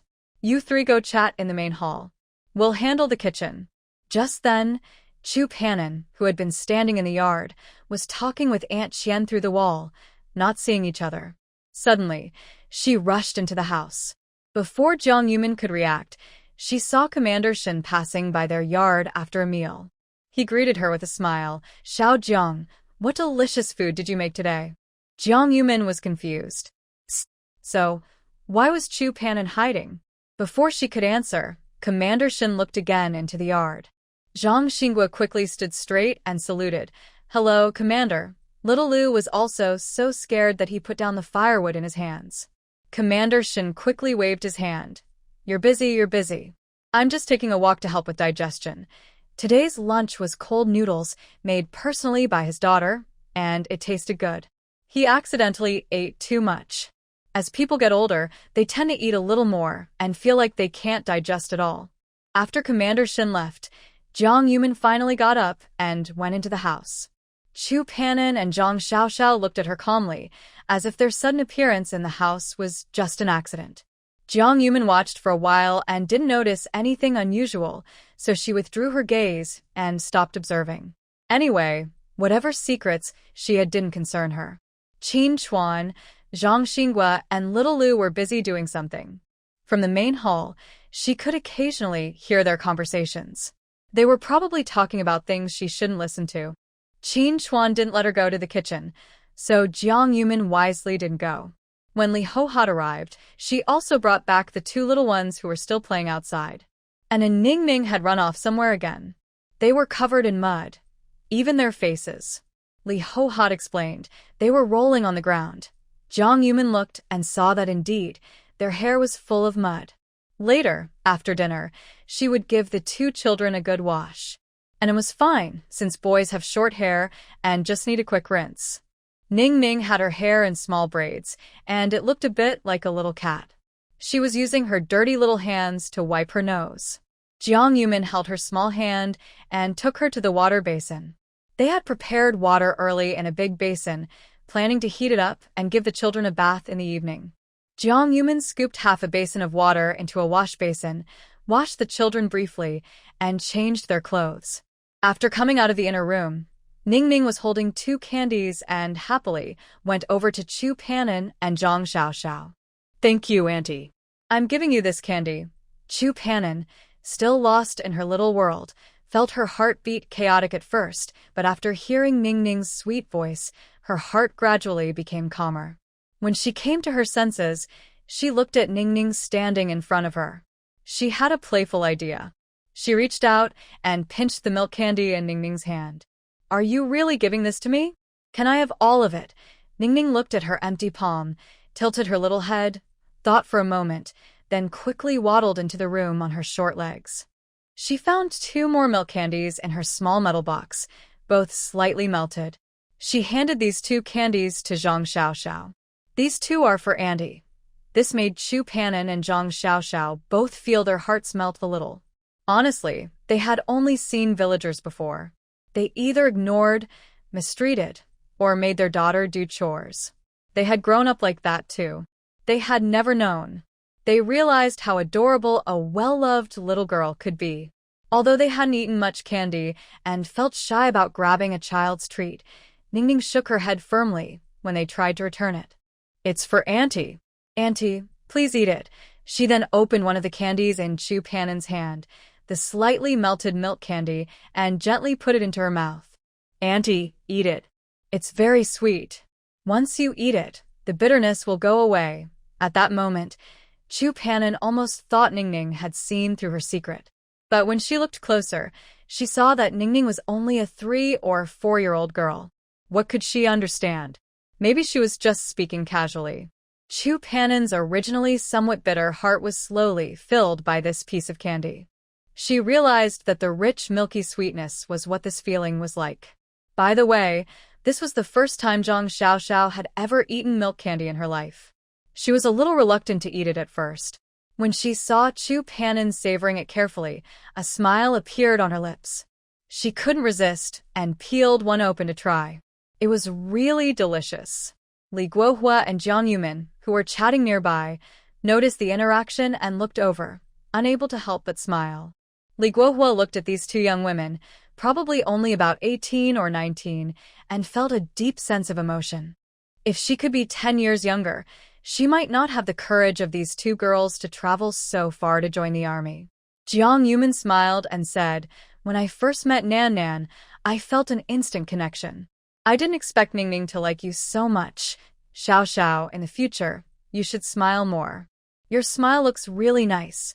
Caught off guard by the compliment, Zhang Xiaoxiao instinctively wanted to stand up and salute.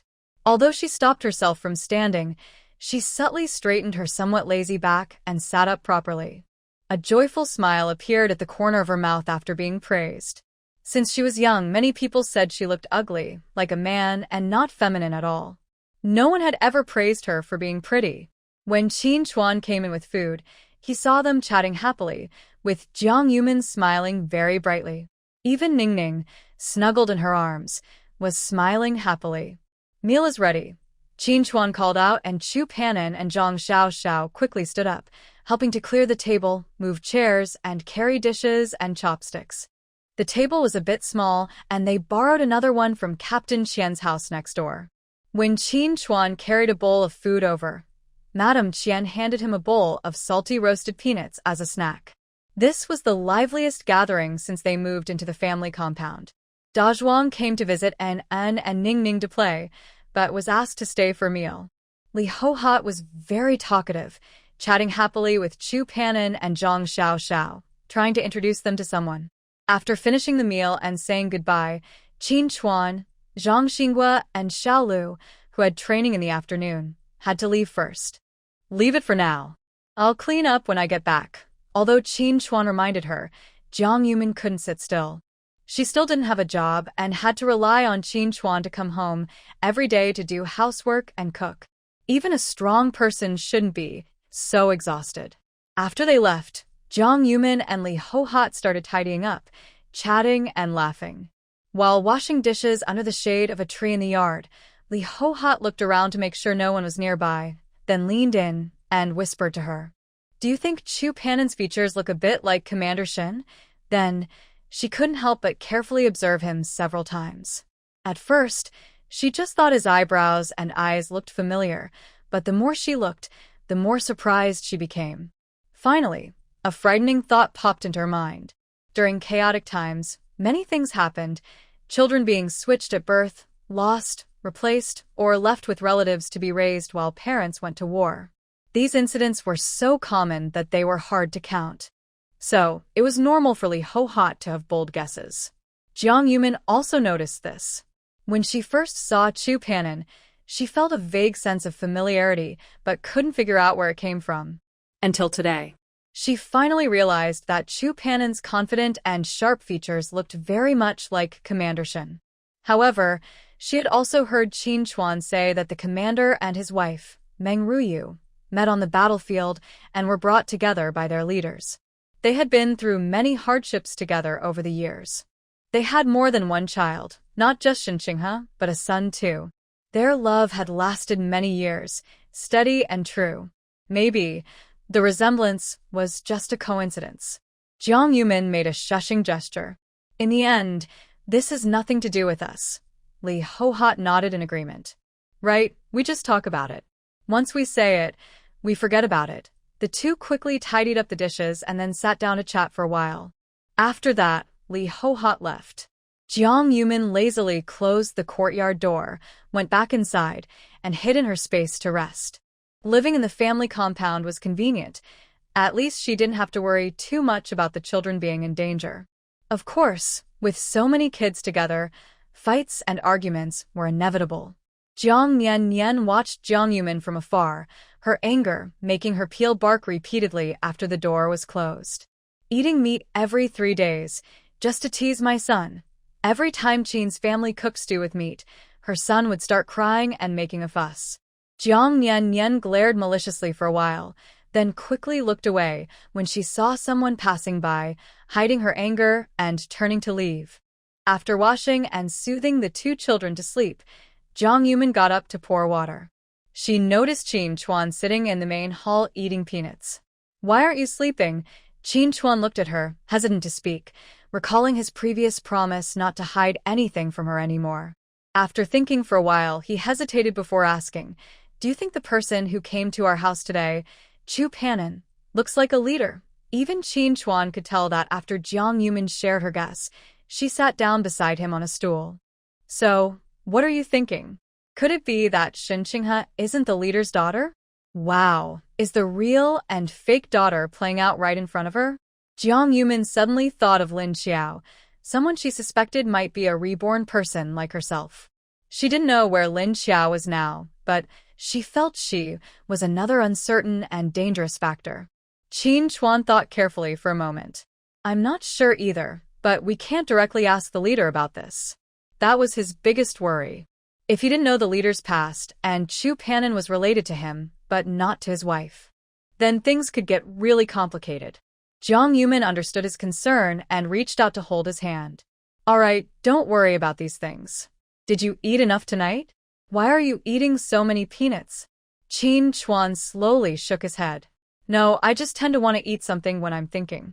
He didn't say it out loud, but maybe it was because he used to be very hungry when guarding the base, so now he always wants to eat something when he's free. Jiang Yumin got up and poured him some water. The water at home was boiled with spiritual spring water from her space. The children's skin visibly became whiter, and they had gained some weight from eating, drinking, and sleeping well every day. Qin Chuan's condition was much better than when they first met. Drink some water and go to bed early. Just as Jiang Yumin placed the teapot in front of him and was about to turn back into the room, Qin Chuan grabbed her wrist. He pulled her into his arms. It was a bit hot, and the door to the main hall was not closed. The moonlight was bright, and the evening breeze was gentle. Qin Chuan's hand, which was around her waist, couldn't help but move forward again. His low, husky voice made her feel a tingling sensation in her heart. Mian Mian, how much longer do we have to sleep in separate beds? Jiang Yumin knew his little thoughts. After being with the army for over a month, her heart was slowly shifting toward him. She even started to think that maybe, in the future, they wouldn't mention divorce anymore. While she hesitated, unsure of what to say, Qin Chuan simply picked her up and carried her horizontally, walking toward the inner room. If I can't have meat, at least I should get a taste of something spicy. All day long, he watched his beautiful wife walk back and forth in front of him. Especially in summer, after her shower, she wore such thin pajamas. He couldn't resist himself. This time, Jiang Yumin didn't refuse him. In fact, she thought for a moment and found there was no reason to say no. After being carried to the bed, Jiang Yumin's heart was pounding like a drum, beating loudly and non-stop. Thinking about what might happen next, she didn't even dare to open her eyes. As Qin Chuan moved closer step by step, she slowly lay down, clearly feeling the buttons on her clothes being undone one by one. In a relationship, you can't always be the one taking the initiative. Jiang Yumin gathered her courage, reached out, and hooked her hand around his waist. This response seemed to trigger something, causing the man who was already close to losing control to suddenly have tears in his eyes. The imagined pain didn't come. Instead, Qin Chuan was very gentle. But he couldn't hold back for long, and his strength made her dizzy and faint. Jiang Yumin didn't even know when she fell asleep. She was drowsy, feeling as if she had been tossing around until dawn. Qin Chuan thought he would only be able to kiss her, and just holding her to sleep was already a luxury. But unexpectedly, Jiang Yumin was so proactive, even willing to cooperate with him. When Jiang Yumin woke up, it was already noon, and then was lying peacefully by the bed, staring at her curiously for a while, then muttered softly, "Mommy's a little lazy. The sun is shining on her butt." And then reached out and touched Jiang Yumin's forehead, saying, "Mommy isn't sick. Why did she wake up so late?" Jiang Yumin was awakened by the two of them and was still a bit confused, not sure where she was. Last night, she and Qin Chuan. Thinking back, Jiang Yumin felt both embarrassed and shy. She had thought that only when their feelings were deep and intense would they. It turns out that the small moments of everyday life are enough to make people willing to open their hearts. On such a calm day, on such a peaceful evening, just a glance between them was enough to ignite a spark of passion that they couldn't control. Listening to Anning's gentle chatter, Jiang Yumin felt so shy she didn't know what to say. Ningning tugged at her finger. "Mom, why are you sleeping in Dad's bed?" Anning also came over, curious. "Mom, why didn't you sleep with us? Dad is grown up now. Why do you sleep with Dad? Don't you like us anymore?" Jiang Yumin hesitated for a while, then explained a few words to comfort the children. After tidying up briefly, she was about to start cooking when she saw Qin Chuan come back carrying a lunchbox. Her previously calm mind suddenly became restless. Her cheeks flushed, and she didn't dare look up at Qin Chuan. Qin Chuan, on the other hand, looked calm and composed, as if nothing had happened last night. "I came back late, so the meat and vegetables in the cafeteria were gone. But today, there are vegetarian dumplings filled with wild vegetables. It's been a long time since she last ate dumplings." Jiang Yumin's shy expression was softened by the delicious food. Qin Chuan took a bowl and chopsticks, served her a bowl first, then went to take care of the two children. He didn't say much. Even their glances at each other were rare, but Jiang Yumin inexplicably felt that they had broken through an invisible barrier. Their hearts seemed to be connected. While eating, Jiang Yumin suddenly remembered she had promised to go to the city with Sisterly to buy glass. "Oh no, I forgot about that." She scolded herself lightly and shot a playful glare at Qin Chuan, blaming him for insisting on pulling her onto the bed yesterday. Qin Chuan quickly finished a large portion of vegetarian dumplings, then looked up at his wife with a guilty expression. He hadn't expected it to go so smoothly and actually get to eat meat. This morning, I told Sister Lee that Captain Shui asked some buyers to help bring it back. Mainly, glass is something they might not be able to buy even if they go to the city.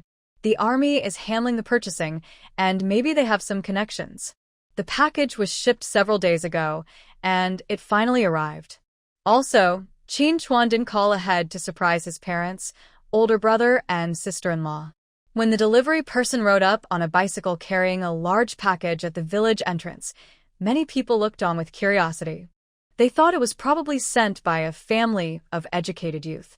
Before the educated youth arrived in the village, no one knew what the mail carrier looked like. Someone at the village entrance asked curiously, "Whose package is this? It's so big, there must be a lot of things inside." Some people looked at it with suspicion, thinking if it was sent by a girl-educated youth, her family must be wealthy. If they could marry her, that would be great. Some village girls liked the city-born, educated youth. They looked gentle and cultured, much better than the village boys who knew nothing. When Qin saw passed by, she didn't push into the crowd. She heard the delivery person ask, "Where does Qin he live?" She was surprised. Wasn't that her husband's name? When others turned to look, they saw her and quickly pointed, "That's her. Qin he is her husband." Qin saw couldn't read or write. When signing for the package, she was so nervous her hands trembled. She wondered, what package? Who would send a package to our family? She hurried to call her husband from the fields, but when Qin he arrived, he also couldn't sign. In the end, the team leader came to help sign for the package. When Qin he carried the package home, he was still stunned. Qin's father and mother were even more confused. Qin's mother quickly lifted her apron to wipe her hands. "What's this? Where did it come from?" she asked. Qin Saw explained. The delivery person said it was sent back by his second brother. Wow, so many things.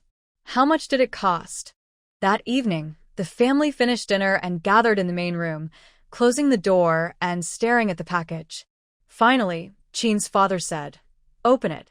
If there's food inside, we won't worry anymore. Farmers are always careful about food, afraid of wasting grain." Qin Saw never thought there would be something just for her inside, so after tidying up the things, she stood with her daughter to watch the excitement. After Qin opened the package, he took out the items one by one. There were many things. Qin's mother, knowing her son's habits, only thought about sending money home over the years, never about sending things. Not long after finishing a phone call with Jiang Yumin, she sent back such a large package. It looks like something Yumin prepared. Look, so thoughtful. After taking out the thick letter, he opened it and saw food coupons and 50 yuan. Qin's father and mother felt both affection and guilt toward Jiang Yumin. "Last time, I did something so foolish. My second daughter-in-law wasn't angry with me. It's all my fault. I was too soft and was tricked by that young girl from the Lin family." Qin's mother wiped her tears, clutching several densely written letters. Qin looked at all these things and knew that the whole family must have contributed, but he didn't know who the items were for. They wrote so many letters, but they couldn't read or write. Qin's eldest sister-in-law spoke at the right time. "Should we ask the young person from the farm to come and help read the letters? Getting someone to help would definitely require giving some reward." Qin's mother looked at the bag of brown sugar taken out of the package. "Big brother, go call that young person from the farm. Big sister-in-law, go make some brown sugar water." Nowadays, the highest hospitality standard is just brown sugar water. Qin went to the small hut near the cattle shed and knocked on the door. The young man, handsome and gentle-looking, opened it. "Big brother Qin, it's so late. Do you need something?" Qin and Qin Chuan looked alike, but he was darker from working outdoors all year. "Li, the young person from the farm, my second brother sent us a letter. Since we can't read, could you help read it?" Li nodded. "Sure," then turned around to get his glasses, carefully cleaned the lenses with his sleeve, and put them on before following Qin to the main hall. Just then, Qin's sister-in-law had also prepared the brown sugar water. She took the opportunity to make a little extra. The two children, hiding in the kitchen, each drank half a bowl. Now they were holding their bowls and licking the bottoms. After reading the letter, Li looked at the items again. "Should I read it again?" The young man from the farm hadn't finished building his house yet, so they stayed at a local farmer's home when they arrived. After he left, I realized that the second son in this family is in the army, and I heard he is a high-ranking officer. I thought, at least his wife can follow the military, and she should be a battalion commander by now. Also, they prepared red sugar water for me, and their attitude was very kind. This was the first time Mother Qin received a letter from her daughter-in-law. "Then please, Li Jiqing," read it to me. When Li Jiqing was leaving, Mother Qin also gave him 3 milk candies. Li Jiqing, you... Li Jiqing understood what the old lady meant. "Don't worry, ma'am. I won't tell anyone." He happily accepted the candies. These white rabbit candies are very good, and the supply store in the city often runs out of them. Sending so many things back at once, if the villagers found out, they might be jealous. After Li Jiqing left, Mother Qin picked up the red cloth. "This is for the eldest daughter-in-law." Big sister-in-law Qin was surprised as she took the cloth from her mother-in-law. It felt very soft, much better than any fabric she had ever worn. Holding the heavy cloth in her hands, she felt a little more fond of her sister-in-law, whom she had never met. But she hesitated and handed the cloth back to Mother Qin. "Mother, such a nice cloth, you should keep it. I wear too much. It would be a waste." Mother Qin didn't take it back. Although her husband was sick and they could only rely on their eldest son for farming, Qin Chuan Yeye still sent money home. Compared to many families in the village, their life was already quite good. Take it. This is your sister-in-law's kindness. When you have time, make some new clothes for the children too. After packing everything, she also prepared some items for the 2 children. Big sister-in-law Qin tied a red ribbon on her daughter's head. She looked very pretty. "Mother, this year we dried a lot of radish strips and sweet potato strips. Maybe we should send some to them too." Father Qin agreed. "Good idea. We don't have many valuable things at home. Dried mushrooms, radish strips, and so on. We should also send some to the second son. He hasn't tasted the flavors of home in many years. In the past, the family was so poor they couldn't even afford food. The second son was so hungry he couldn't stand it, and he ran off to join the army when he was just a teenager. They thought he wouldn't be accepted because of his age, but surprisingly, he persisted. He has been in the army for over 10 years, always sharing good news and hiding worries." Qin's father was still a bit worried about his son. He had heard that his daughter-in-law could follow the army and held a fairly good position, but they didn't know exactly what job their son had now. Big sister Qin was lying on the bed, tossing and turning for a long time, without falling asleep. She nudged her husband with her elbow. "What kind of person do you think my sister-in-law is?" They had only heard she was a wealthy young lady, and at first, they thought their second son had married into a high-status family. Now, looking at the situation, many important people used to live in the village's cattle shed. "Sigh, I wonder if my sister-in-law has had a hard time." Qin Day didn't know what was on his wife's mind. Who she is doesn't matter. As long as they live happily together, that's enough. His thoughts were very simple. Qin Chuan was living comfortably. He could stay in the army, avoid injuries during missions, and return safely. That was all he cared about. He didn't want to worry about other things. As a farmer, even if he wanted to care about his brother's life, he couldn't reach that far. "Don't think too much. Sleep now. Tomorrow we have to go to the fields and work. There are many things to do." Big sister Qin turned over and faced away from Qin Day. After thinking for a moment, she believed her sister-in-law was just like those young educated youths, beautiful, quiet, and most importantly, very kind. She just hoped they wouldn't argue anymore and could live peacefully. Thinking this, she reached out and touched the handkerchief placed under her pillow. A smile appeared on her face, and she gradually fell asleep. In the afternoon, Qin Chuan returned home carrying a package. Jiang Yuman helped fold the dried clothes and was about to take them inside when she saw the package in his hand, feeling a bit curious. "Did the family send this?" Qin Chuan nodded. "Let's go inside and open it." Jiang Yuman took out scissors. After Qin Chuan opened the package and looked inside, he found a letter. It was probably written by someone else on their behalf. There weren't many things sent back. 6 pairs of cloth shoes, shared among Qin Chuan, Jiang Yumin and the two children. There were also some preserved salted vegetables, dried radishes, sweet potatoes, mushrooms, and some dried wild vegetables and beans. Jiang Yumin took everything out. All of it was edible. Although she didn't know much about the current situation in the village, she had learned some from chatting with Aunt Li and Aunt Qian. She heard that some families were so poor they couldn't even afford enough food. Could it be that the Qin family sent all their belongings here? Fortunately, they had previously sent back some money and food coupons. Otherwise, I would really worry that the Qin family is tightening their belts just to send things here. Jiang Yumin opened the letter for Qin Chuan to see. Qin Chuan read it hesitantly, stumbling over the words. He handed the letter back to Jiang Yumin, then sat down beside her, leaning close to her ear and whispering, "Wife, read it to me." Jiang Yumin always felt he was doing it on purpose, especially since that night, he had become even more bold. Now, his hand was restlessly resting on her waist. Jiang Yumin patted his hand gently, then started reading the letter. It wasn't long.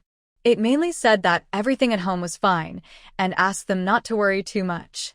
It also mentioned that Qin Chuan had sent some allowance, asking them to save it and not send so many things back. With a child, they should think more about the child's needs.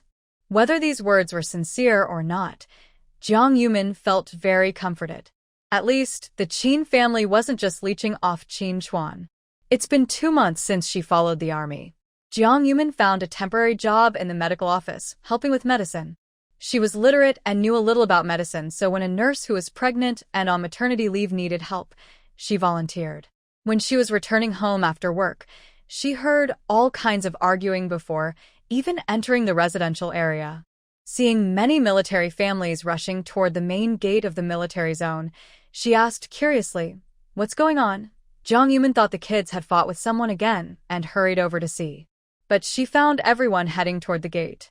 Li Ho-hot grabbed her and said, "Something's happened. Something's happened. What's going on?" Li Ho-hot pulled Jiang Yumin along, following the crowd toward the military gate. Everyone was chattering, but no one could explain what had happened. They only said that Shen Qinghe had met a girl when she went into town today. That girl was now causing trouble at the military gate. When Jiang Yumin heard this, she didn't think it was a big deal.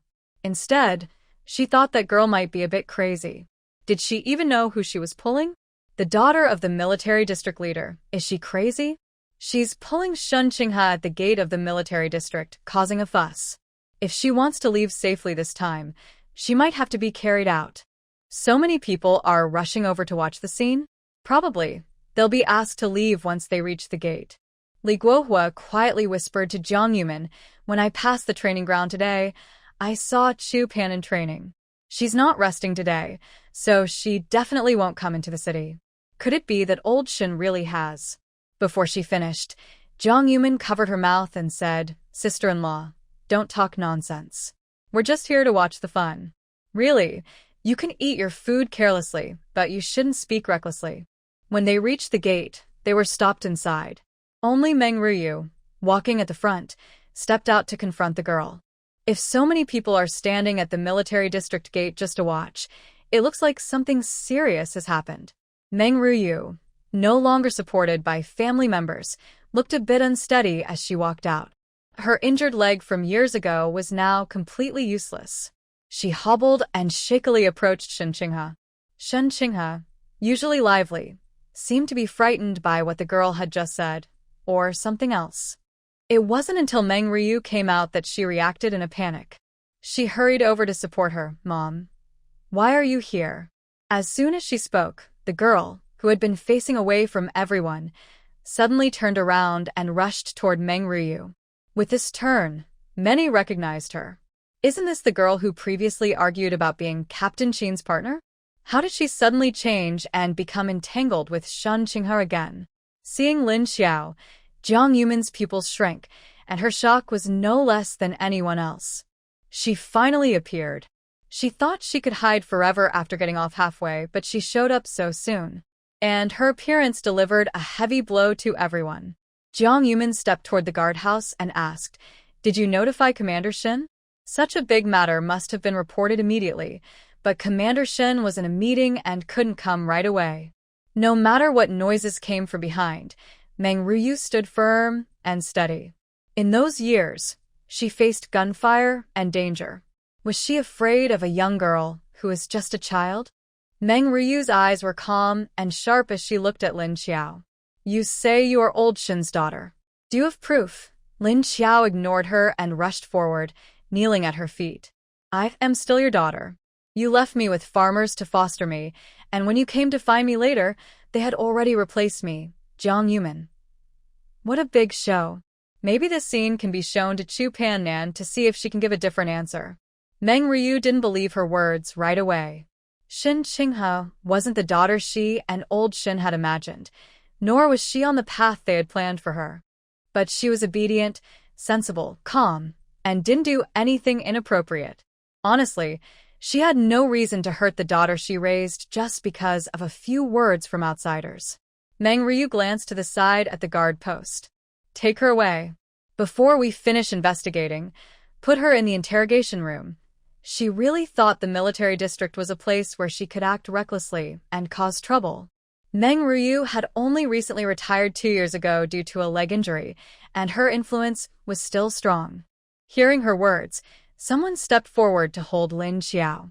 After the three of them entered, seeing everyone, Meng Ryu initially wanted to leave without speaking. Jiang Yuman hesitated, about to step forward when she heard Lin Xiao shout. It's you, Jiang Yuman. Do you already know my identity? That's why you hurried to send me away so I wouldn't see my parents. At first, Jiang Yuman was just hesitating whether to speak, but now the matter involved her, so she had to say something. Andy, she's the one who keeps saying that Qin Chuan is her boyfriend. That day, when they sent Lin Xiao away and were on their way back, they casually talked about why Jiang Yuman went to the train station. Jiang Yuman told Meng Ryu and Shin Qinghe everything about Lin Xiao.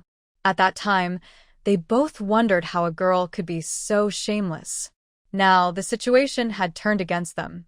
Meng Ryu snorted softly, turning to look at Lin Xiao, who looked panicked and helpless. She didn't believe this sudden woman was her daughter. From the very beginning, she didn't believe her. She, like Jiang Yuman, prefers to believe that this is not an enemy spy. If one investigation isn't enough, she'll investigate again and again, until she knows everything about her.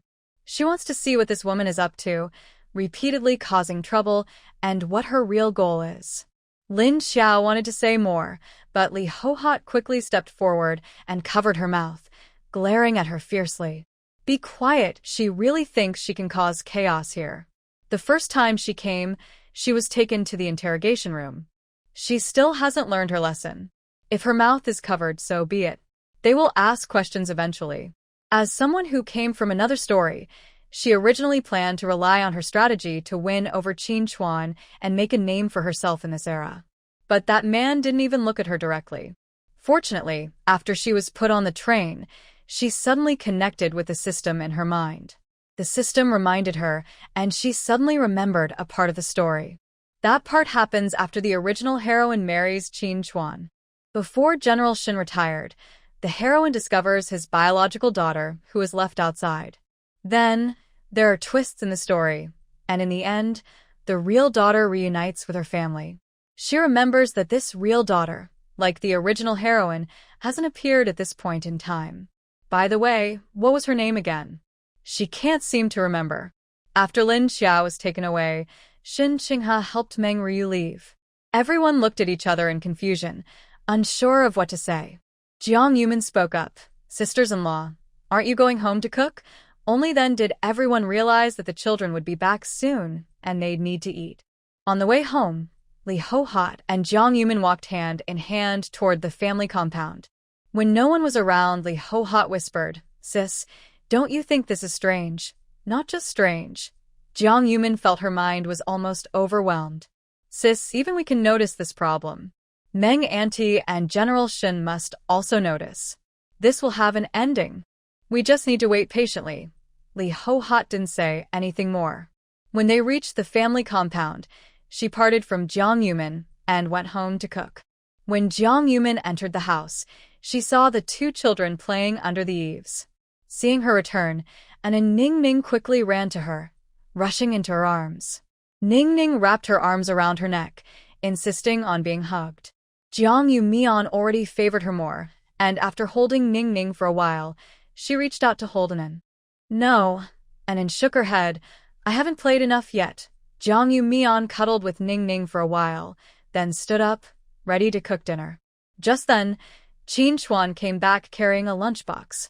The two exchanged a knowing look without saying much. After feeding the two children and waiting until Anan Ning Ning was full and ran outside, they finally started talking. Do you know about Lin Xiao? Jiang Yu Mian asked first.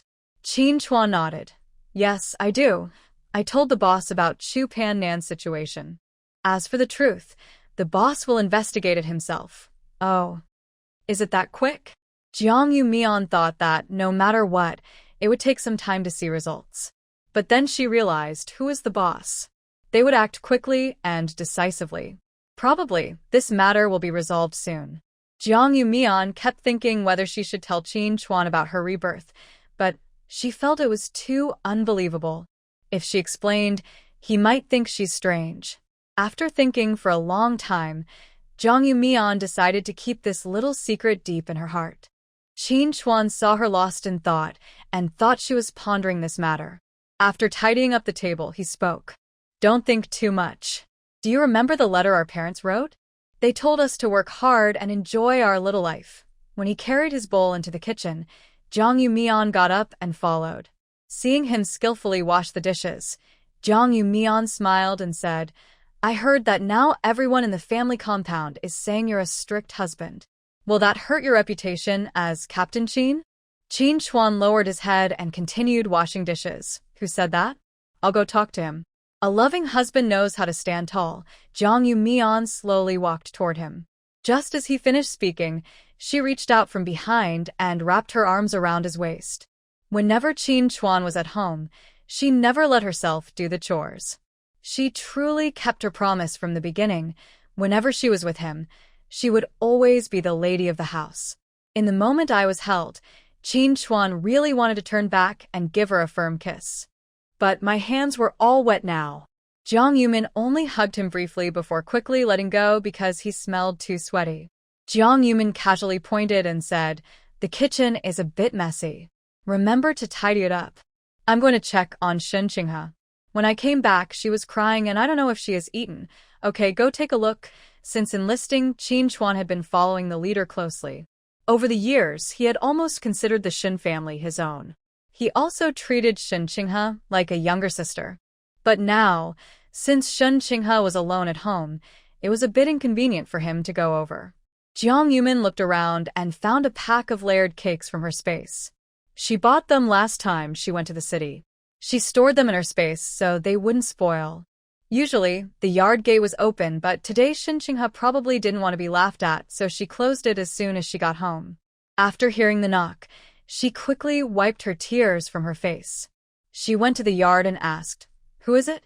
If it was those people who wanted to laugh at her, she definitely wouldn't open the door. It's me, Jiang Yumin. Oh, it's sister-in-law Jiang. Shen Qinghe hurried over and opened the yard gate. Seeing only her, she welcomed her inside and then closed the gate behind her.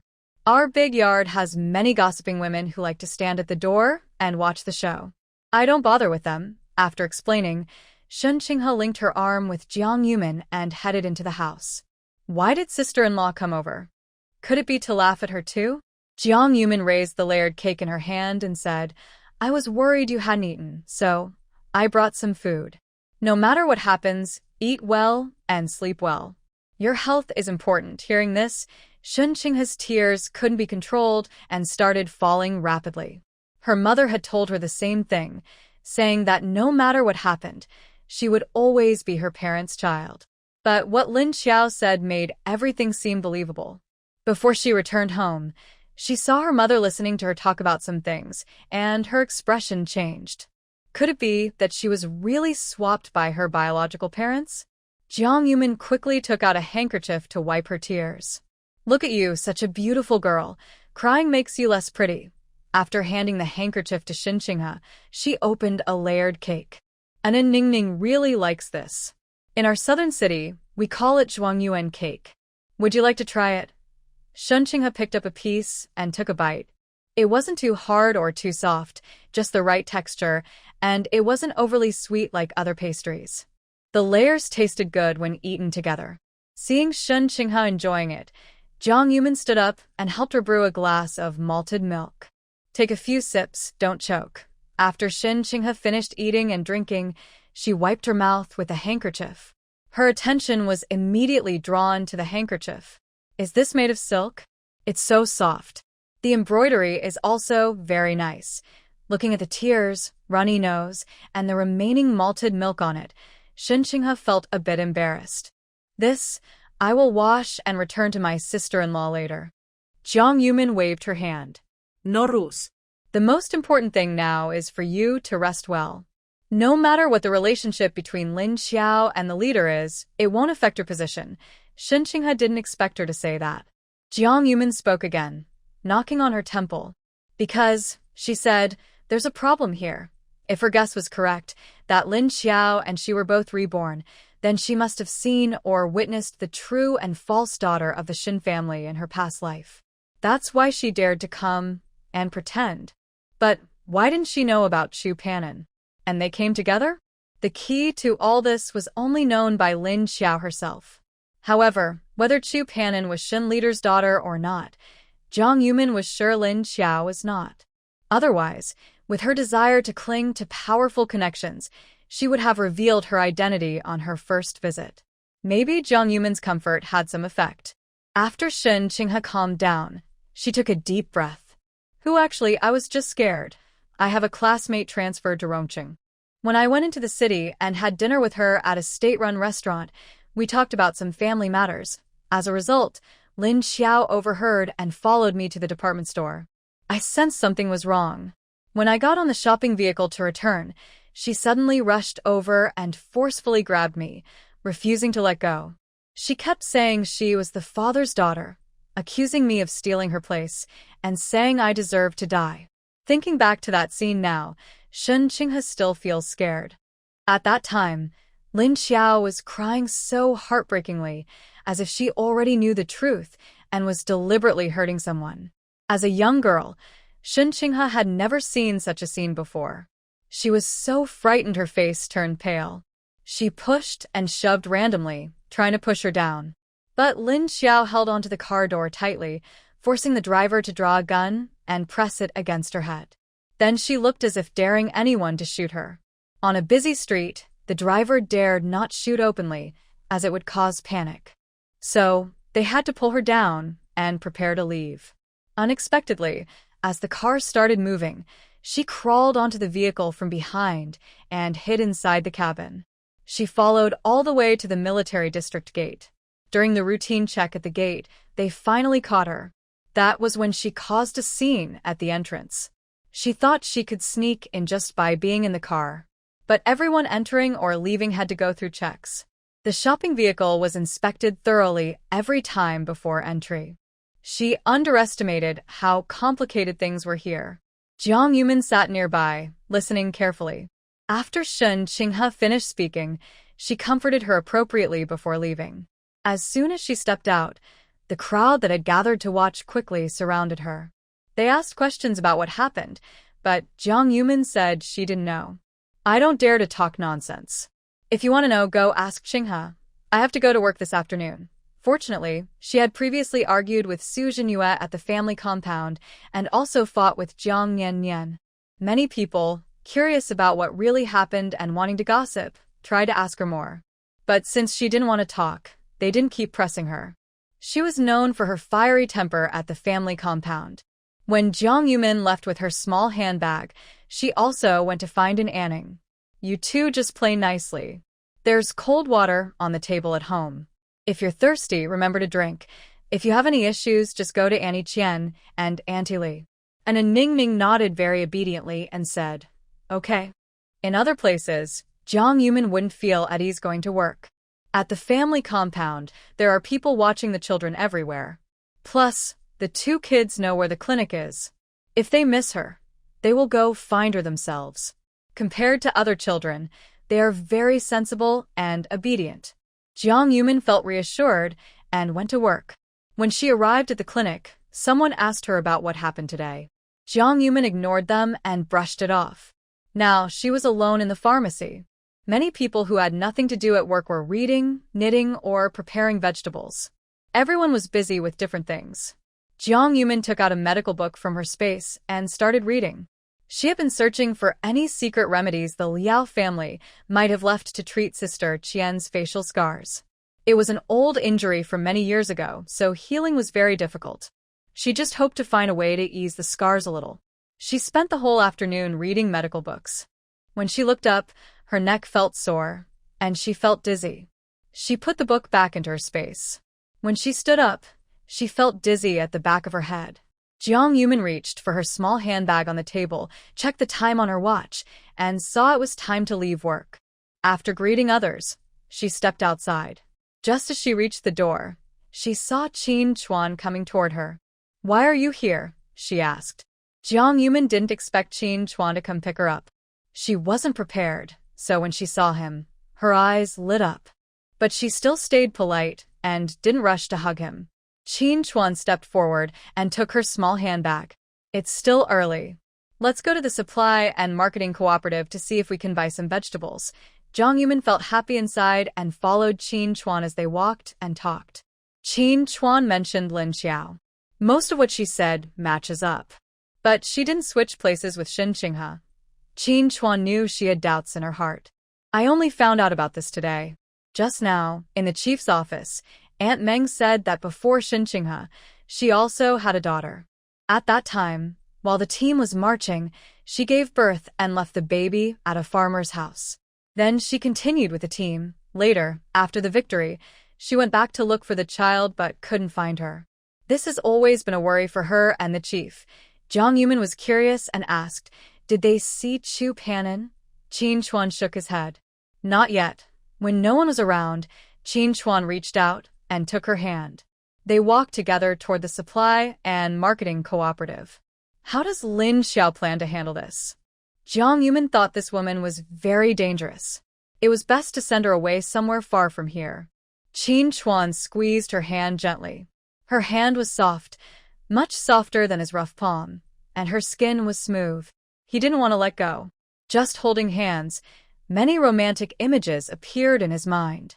Playing around with his wife shouldn't be considered a crime, right? If it turns out she's lying, she'll be sent to the farm for reform through labor. That would be even more serious than sending her back to her hometown. The two of them chatted casually as they arrived at the supply and marketing cooperative. At this time, there was probably no meat left and no eggs either. Only some fresh spinach remained. "Then let's buy some spinach and go home to cook noodles." When Jiang Yumin asked the clerk to weigh the spinach, she turned and saw Qin Chuan looking at some snow cream. "Here, they don't have the one you usually use." He saw that Jiang Yumin's snow cream was almost finished and came over to look. The supply and marketing cooperative here had very few items. He didn't know what kind Jiang Yumin used. She bought it at the Shanghai department store. Then I'll buy some when I go to the city another day." Qin Chuan looked at other things and finally bought some fried dough twists to take home as snacks for the children. When they returned to the residential area, they saw Chief Shen helping Meng Ruyu out of the car. Meng Ruyu's eyes were red and swollen from crying, probably because Lin Xiao's appearance today stirred up many memories for her. Shen Qinghe, upon hearing the news, hurried over to pick her up.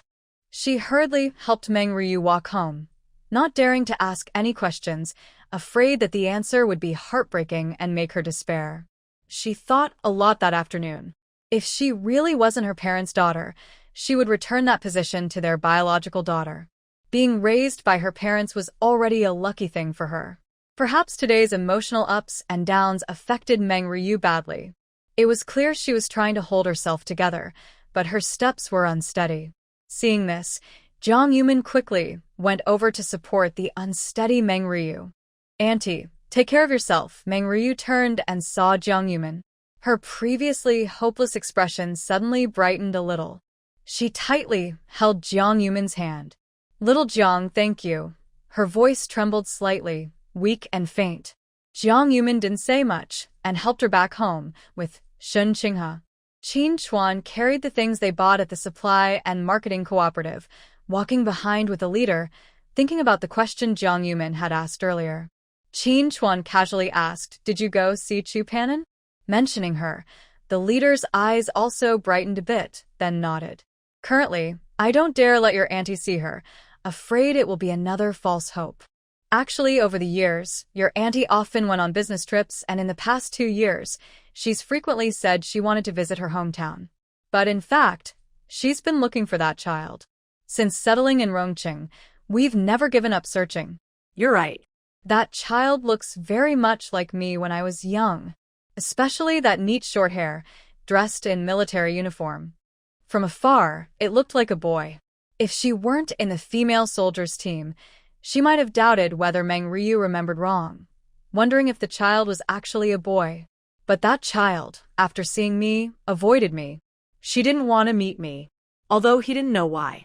He even had a feeling that the child might know her own background and didn't want to acknowledge them, so she deliberately avoided him. Qin Chuan didn't know how to comfort him. Maybe she's just a little shy as a new soldier. After Jiang Yumin sent Meng Ryu home, she started to turn back. Qin Chuan stopped in his tracks and didn't follow the leader anymore. The couple watched together, feeling that today Commander Shin's back looked especially lonely. Until his figure disappeared around the corner, they both looked away at the same time. Lin Xiao thought that what she had said was enough to gain Meng Ryu's trust. After all, in the original story, she was very loved by her biological daughter, whom she had finally found. But in the interrogation room, she was kept there for several days. No matter how much she called, no one responded. In a daze, Lin Xiao wondered whether she had really traveled into the book or was just dreaming. Why is it that others who travel into books seem to live happily, while she suffers so much? She just wanted her life to be a little better. At worst, when the real daughter arrived in a few years, she could give up her position then. She wanted to use her status as the commander's daughter to marry a regiment leader. That way, even if her identity was exposed later, at least her child would be born, and even if the man wanted a divorce, he would have to think carefully. Why is it so hard? After Meng Ryu returned home, she fell ill. That night, Jiang Yumin heard the noisy commotion in the family compound and quickly got up to put on her clothes. When Qin Chuan came out dressed, they almost bumped into each other. Sounds like the noise is coming from Commander Shin's house? They hurried over to check. By the time they arrived, several people had gathered at the gate. What's going on? Shin Qinghe's sobbing voice was choked with tears, almost unable to speak. If Jiang Yumin hadn't supported her, she might have fallen. Mom fainted. Qin Chuan didn't hesitate. Meng Ryu had taken care of him for many years, like her own son. He quickly stepped inside. Commander Shin was dressed and about to make a call. Jiang Yumin went into the room and checked Meng Ryu's condition. She only knew some basic medical knowledge from her time with old Master Liao, but she wasn't good at treating illnesses. "Commander, Auntie needs to go to the hospital." The military hospital wasn't far from the family compound. Hearing this, Qin Chuan immediately carried Meng Ryu horizontally and headed outside. Someone had already brought a jeep to the gate of the family compound. Everyone was busy taking Meng Ryu to the hospital. Jiang Yumin thought that since the two children at home were so young, she couldn't leave them alone. Qin Chuan had already gone, so she didn't follow. After having breakfast at the cafeteria with the children, she packed some wild vegetable pancakes and millet porridge and headed to the hospital. The hospital is crowded. Be good and don't run around. And Ning Ning was visiting the military hospital for the first time and felt very curious. It was much larger than the medical office. Jiang Yumin walked and asked along the way. Fortunately, the emergency last night was only for Meng Ryu. She quickly found out which ward she was in. When she entered, Commander Shin was sleeping on the next bed, still not awake. Qin Chuan had dark circles under his eyes and was sitting by the bed, seeming to have stayed up all night. Jiang Yumin placed the lunchbox on the bedside cabinet. "How is she?" Qin Chuan pinched his nose and did some simple eye exercises. The doctor said she was brought in just in time. The problem isn't serious. She was overwhelmed and needs to rest, probably because she hadn't seen her children for many years and suddenly received the news, but it turned out to be a scheme to deceive her. As a mother who lost her child, This blow was really hard. On the neighboring bed, Commander Shin slowly woke up and, seeing Jiang Yumin, felt very relieved. Qin Chuan, your wife is really good. If you dare to bully Xiao Jiang in the future, I won't let you get away with it. Just as he was speaking, Xiao Lu hurried in, signaling Qin Chuan to go out because he had something to discuss. Commander Shin looked a bit displeased. If there's something, why can't you tell me? Why keep secrets from him? Xiao Lu looked a little embarrassed. Mainly, this matter really couldn't be told to the commander. Qin Chuan saw Xiao Lu's difficulty and stood up to leave. All right, let's go outside and talk. Jiang Yumin watched Qin Chuan walk out of the ward, deep in thought. She felt something was strange, but she thought Qin Chuan wouldn't hide anything from her. When he came back later, he would probably explain it to her, so she didn't think about it further. When Meng Ruyu slowly woke up, she asked the doctor and confirmed she could drink some millet porridge before feeding her. Chief Shin sat by the hospital bed, eager to help, but he had dedicated most of his life to the revolution. He was not very good at caring for others. Little Jiang, you still need to go to work, right? You should go now. Qinghe will come later. Jiang Yumin glanced at the time. No rules. I can be there in a few minutes. I want to feed Annie some porridge first. Since yesterday, she had been busy and probably hadn't eaten much. Chief Shin was also a bit hungry. After drinking a bowl of millet porridge, he felt his stomach, which was burning, start to feel better. Meng Ryu still looked very weak, sitting weakly by the bed. She seemed exhausted just from opening her mouth to drink the porridge. Seeing Meng Ryu like this, Jiang Yumin thought that if her mother were alive, she would probably be around the same age. She fed her half a bowl of porridge, but Meng Ryu couldn't eat any more. Jiang Yumin helped her lie down. Meng Ryu drifted into a light sleep just as Shin Qinghe arrived with a lunchbox. Last night, she had also been busy most of the night. After returning home, she tossed and turned but couldn't sleep. Finally, when she felt sleepy, she thought she would just close her eyes for a moment, but when she opened them, it was already this late. Sorry to trouble you, sister-in-law. Jiang Yumin looked at the time. It was time for her to go to work. She glanced at An and Ning Ning sitting quietly in the corner of the room, playing happily together. And Ning Ning, Mom has to go to work now. Can you two wait and go back to the courtyard with Auntie Qinghe later? Ning Ning heard this and quickly got up, taking small steps toward Jiang Yumin. She thought her daughter was reluctant to see her leave. While she was thinking about how to comfort her daughter, she slowly crouched down, reached out her hand, and gently hugged her running daughter into her arms. Ning Ning hugged her neck and rubbed her small face against hers. Mommy, Ning Ning will wait for you to come back. She was really well behaved. Jiang Yumin reached out and pinched her chubby little face. Compared to when she was reborn, Ning Ning had visibly gained more weight. After eating, her little belly looked rounder.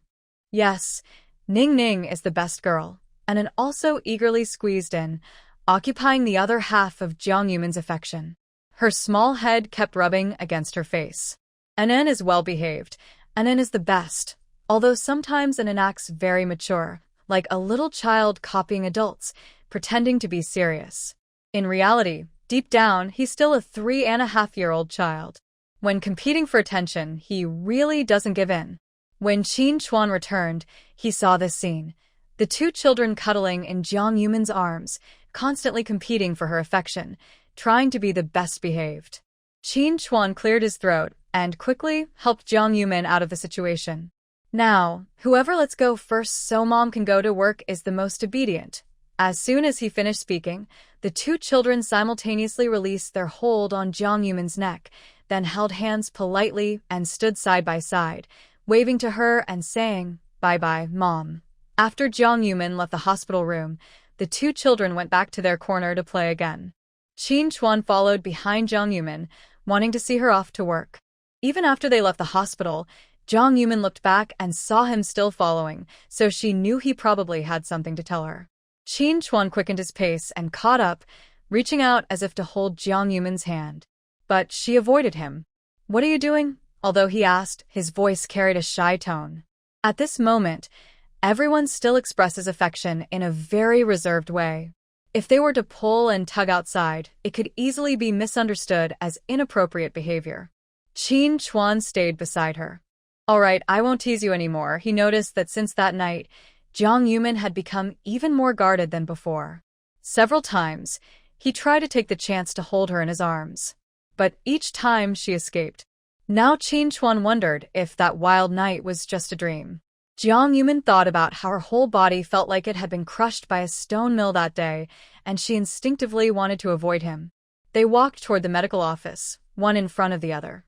Jiang Yumin saw he was silent and didn't ask right away. She wasn't in a hurry either. When they reached the door of the medical office, she looked back and saw he was still wearing the same clothes he had on when he got up that morning. You have training today, so go back and change quickly. Don't waste time. If it weren't for the fact that the medical office and the family residence are on the same road, she wouldn't have let him come to see her off.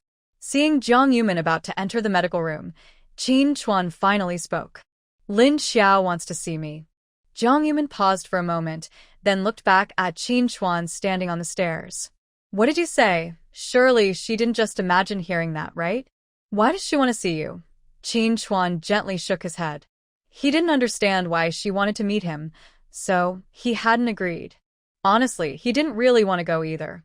But since Lin Xiao was from the same village, maybe she had something important to tell him that she hadn't shared with the leaders.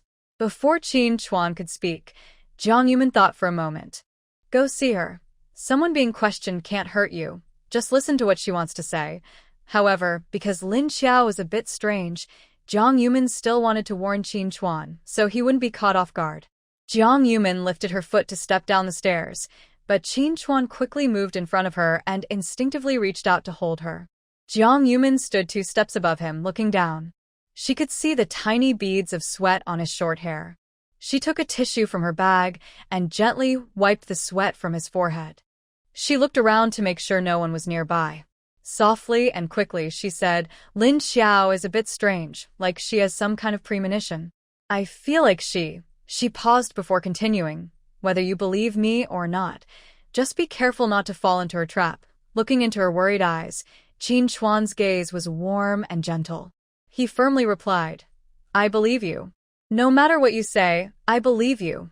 Jiang Yumin's words were vague, and she didn't even explain why she doubted Lin Xiao.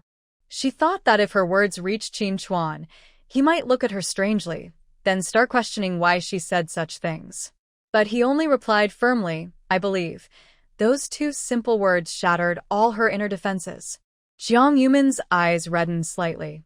She opened her arms and hugged him tightly, her response a warm embrace. She just wanted a quick hug before letting go, but Qin Chuan held her tightly and didn't loosen his arms. Sleepy. No matter what you say or do, even if the evidence and testimony point to you, I will only believe you. In this life, only my faith in you can make me give up my life. So don't be afraid. No matter what happens, I will be here for you. She said this man must be secretly reading again, as he always speaks such charming words effortlessly.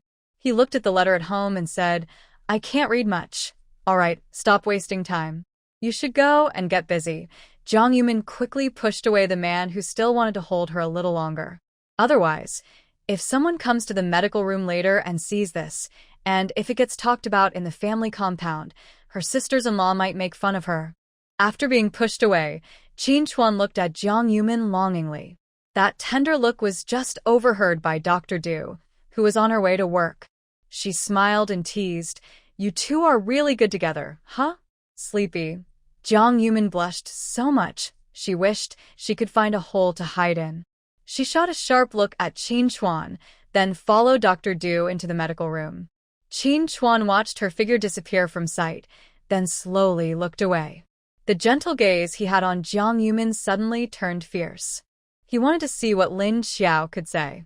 After returning to the family compound, Qin Chuan naturally ran into some sisters-in-law asking about Meng Riyu's condition. The whole family compound was shocked by Meng Riyu suddenly fainting last night. With Director Shen's son not around, Shen Qinghe was upset and unsure if she was really Director Shen's biological daughter. Last night, Qin Chuan was the one staying with the elderly couple. Knowing he was close to Director Shen, but this close? He had to think carefully. Could it be that old Shin favors Qin Chuan to take his place? When asked by everyone, Qin Chuan simply explained the situation. He avoided questions about Shun Qinghe's background. Then ask the director yourself. What? Are you afraid to ask? Then why are you asking me? After quickly changing clothes, Qin Chuan hurried out without breakfast. Today, he was taking new soldiers to train in the back mountain. After finishing a day's training, he finally remembered that Lin Xiao wanted to see him. However, by the time he remembered, she had already gone back to her home. Since Jiang Yumin started working, she rarely turned on the stove at home. The two children liked the meals cooked by the chef at the cafeteria, so Jiang Yumin thought there was no need to make things complicated. In the hot weather, coming home from work and cooking, that would just be asking for trouble. But today afternoon, after she returned, Sister Qian made hand-pulled noodles. After cooling them with water, she mixed in garlic sauce. Knowing that Jiang Yumin didn't like to cook with fire, she made extra so the children could eat at her place. When Jiang Yumin came back, the children had already finished eating. Mom, Sister Qian's noodles are so delicious. Through a wall, Sister Qian stood on a stool and looked over, saying, "If you like it, I'll make it for you again." Their children had grown up and were no longer at home. When old Qian went to work, she was alone at home. She didn't usually socialize much with others in the neighborhood. So, Sister Qian often stayed home and thought about cooking. She didn't expect that the children would really like her cooking. Qian's sister's cooking smells so good, just the aroma makes your heart itch for more. While Jiang Yumin was praising, Su Jinyue from next door started to look at Wang Ziyue with a mischievous smile. Stop staring or she won't give you any food. Thinking you're some kind of fairy, everyone likes you so much. If you love eating so much, why don't you go be her son? Wang Ziyue was scolded so badly he didn't dare breathe, obediently holding his lunchbox and holding his sister's hand as they went into the main room to eat. Jiang Yumin turned to look when she heard the noise, and her gaze met Su Jinyue's guilty look. She naturally heard Su Jinyue's indirect insults. Jiang Yumin had said before that she was not the kind to suffer losses. She quickly stepped forward, using her height advantage, and glared at Su Jinyue several times. Don't think I don't know you're talking behind my back. Who are you sneering at? If you want to scold your son, go inside and do it. Don't let me hear you, or I'll assume you're deliberately talking about me. Su Jinyue. She admits she was just talking about Jiang Yumin. That Qian Yufin is really something. Since she made noodles, her kids are playing at the door. Why does she only call an Anning to eat and not her own children? Isn't that obvious? She's deliberately bullying her. Su Jinyue was scolded so much she couldn't say a word. Feeling angry and wronged, she stomped her feet and went into the house. With only a few days left before the allowance day, Su Jinyue had no money left in her hand. When she got her salary, she thought about how tight things were last month. She considered giving only half of her salary to her parents and not sending anything to her brother and sister-in-law. But she sent the money a day late. Her brother and sister-in-law called to rush her, saying the family would run out of food soon, and if she didn't send the money, her little nephew would go hungry. Feeling helpless, she had no choice but to send the money. Who would have thought that, even after planning carefully, she still didn't have enough money to spend? Jiang Yumin remembered that during the days right after the allowance was issued, Su Jinyue would go to the cafeteria and almost always eat big fish and meat. But in less than 10 days, she started eating only vegetables, and now she's eating plain noodles. She has no savings and is not even good at managing her money. If this keeps up, it seems likely that Su Jinyue and Commissar Wang will have a bigger fight. Soon, Wang Ziyue and Wang Zishan, the children, happily finished their meals and sat by the water basin washing their dishes. And Anning is getting chubbier since she joined the army. In contrast, Wang Ziyue and Wang Zishan, the siblings, look less lively than when they first arrived. They seem a bit darker and thinner than before.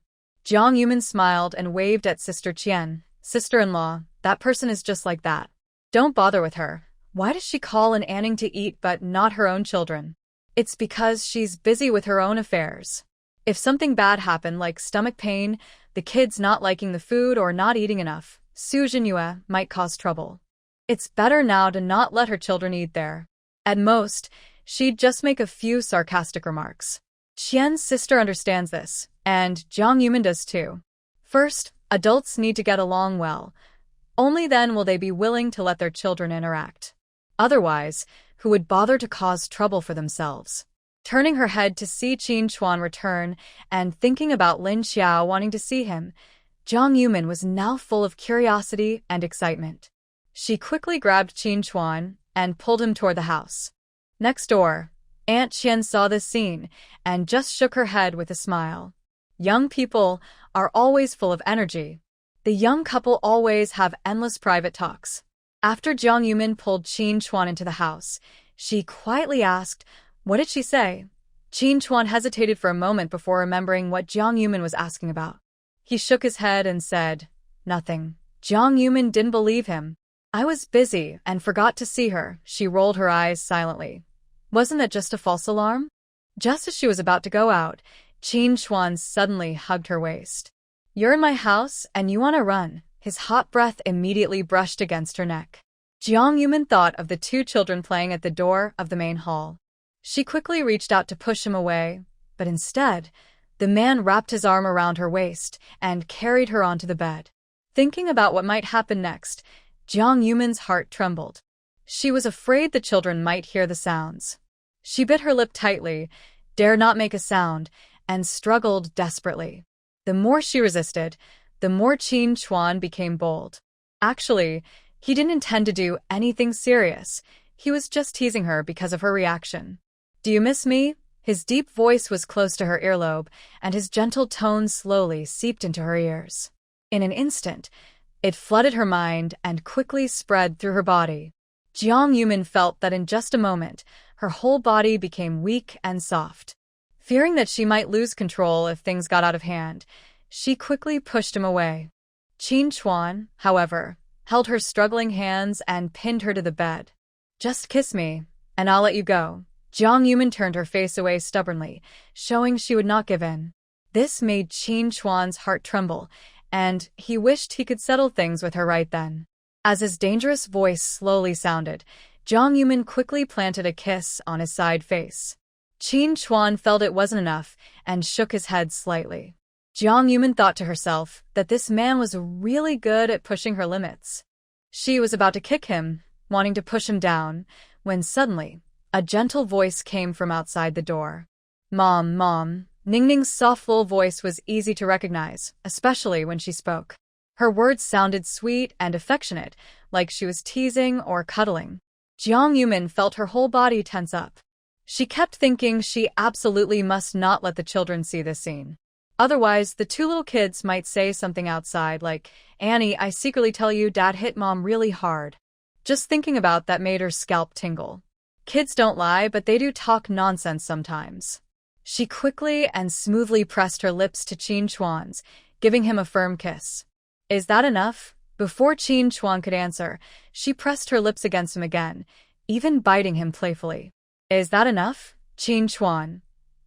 If she kept kissing him, her lips might get hurt. He quickly let go. As Jiang Yumin hurriedly got up from the bed, Ningning ran into the room. She was holding a small flower she picked outside the door and offered it to Jiang Yumin. "Mommy, pretty flower. Give it to Mommy."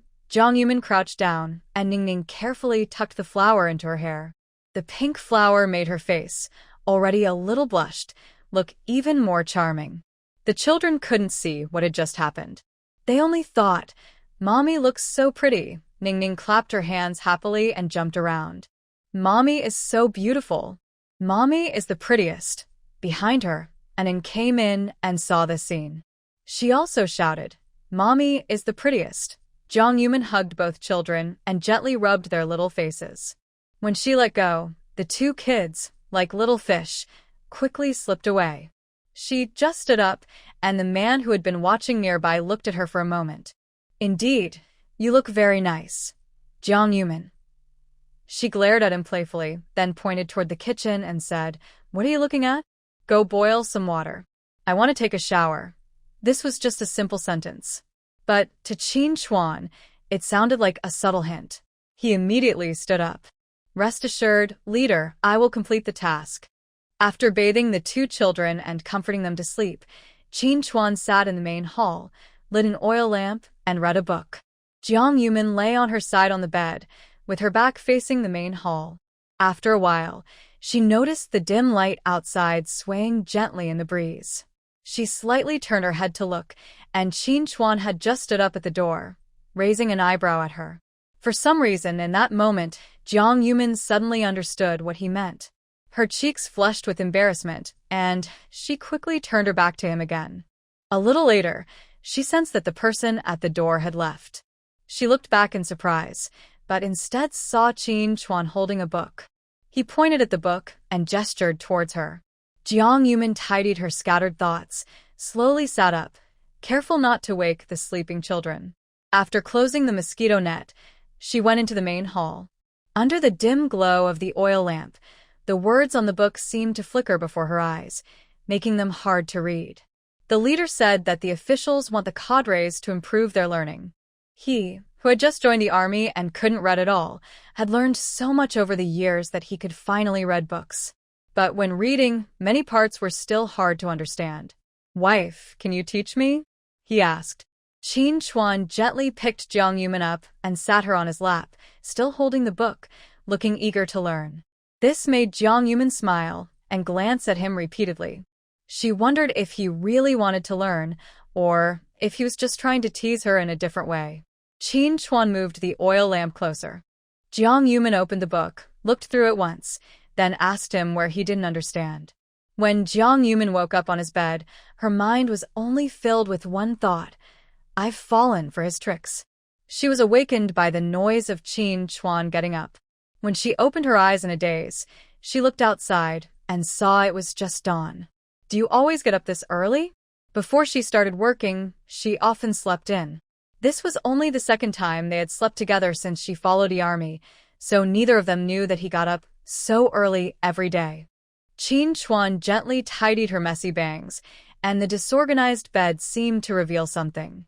Thinking about last night, he chuckled softly. Sometimes, chasing after a wife requires a bit of shamelessness. Jiang Yumin saw his gaze fixed on a certain spot. Curious, she followed his line of sight and saw her fair, slender legs faintly visible under the thin blanket.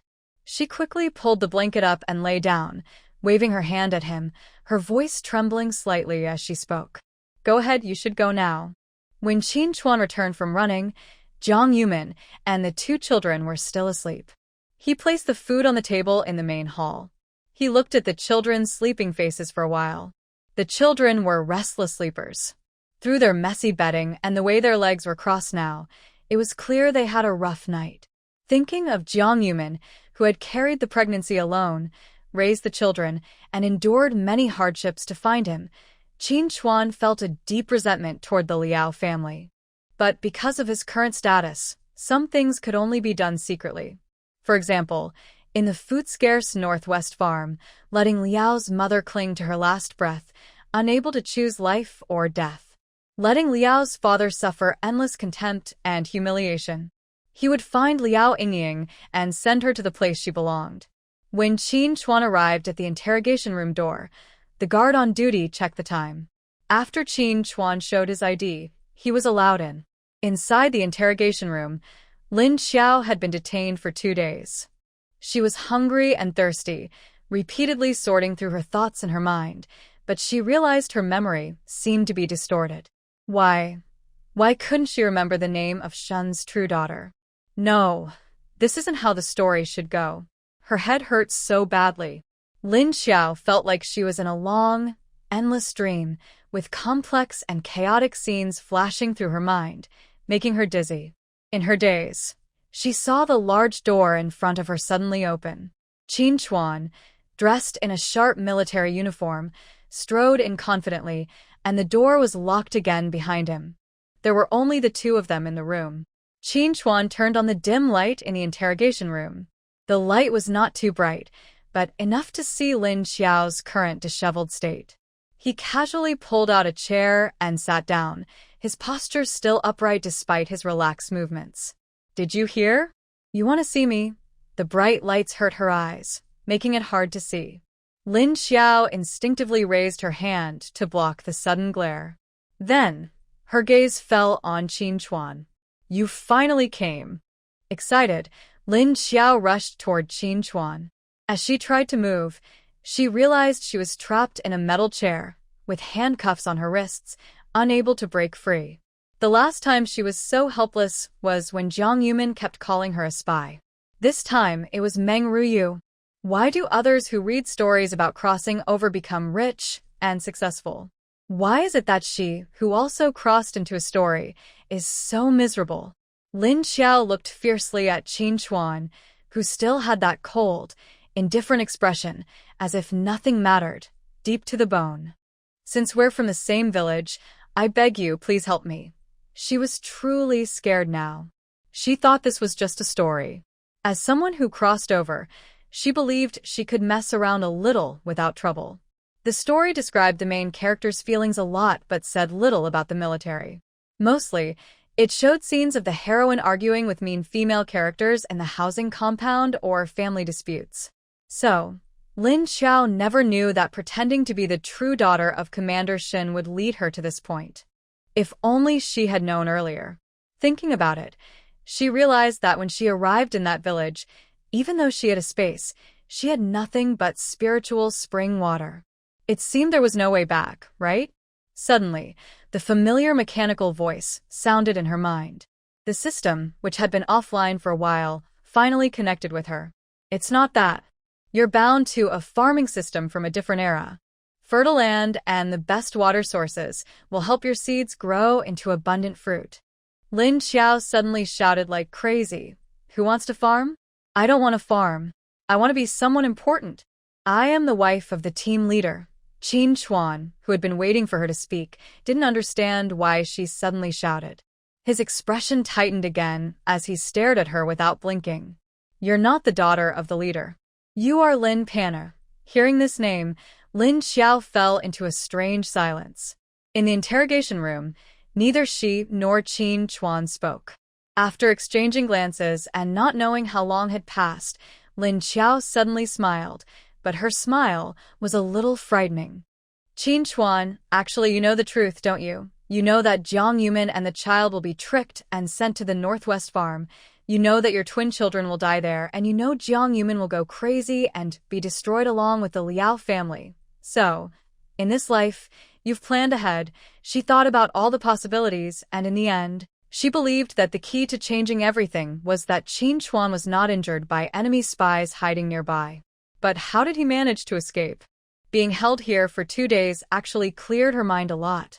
After sorting out all her thoughts, Lin Xiao realized that the most unlikely thing often turns out to be the truth. In the original story, the male lead was reborn. The female lead traveled through a book. The supporting female character was a fake and real daughter. Oh, and you? The widow who followed her brother-in-law into the army, what about me? There were also plots about unfilial children, the old lady reborn and becoming wealthy, and other popular storylines. When she was reading the book, she had mocked the author for doing anything to make the story popular. Now, it didn't seem strange at all that she was changing the plot by traveling through the book. Qin Chuan understood only part of what she said, but he didn't rush to ask questions. Instead, he looked calm and composed, wanting to hear what she really wanted to say. You lost your child and were heartbroken, became gloomy and sad, then met the female lead years later, who saved you, and from then on, you loved each other deeply. Remember, when she was reading the story, she was very supportive of their relationship. Ha ha ha, you and Jiang Yumin will never have a good ending. I can't wait to see her abandoned by you. Her fate won't be much better than mine. All the characters blocking the main couple's path will face the worst punishment. When Qin Chuan heard this, he suddenly stood up from his seat, looking directly at Lin Xiao. I don't understand what you're saying, but I swear with my life that I will be loyal to my country and to Jiang Yumin this lifetime. The silence was deafening. Lin Xiao had thought of many possibilities, but she never imagined that Qin Chuan truly loved Jiang Yumin. No, this can't be right. In the book she read, it was clearly not written like this.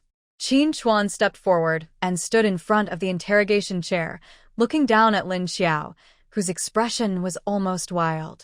His low voice carried a harsh tone that left no room for argument. What exactly do you want to say? For some reason, at this moment, Lin Xiao suddenly had the courage to look directly at him. She seemed crazy, as if she had just woken from a deep dream.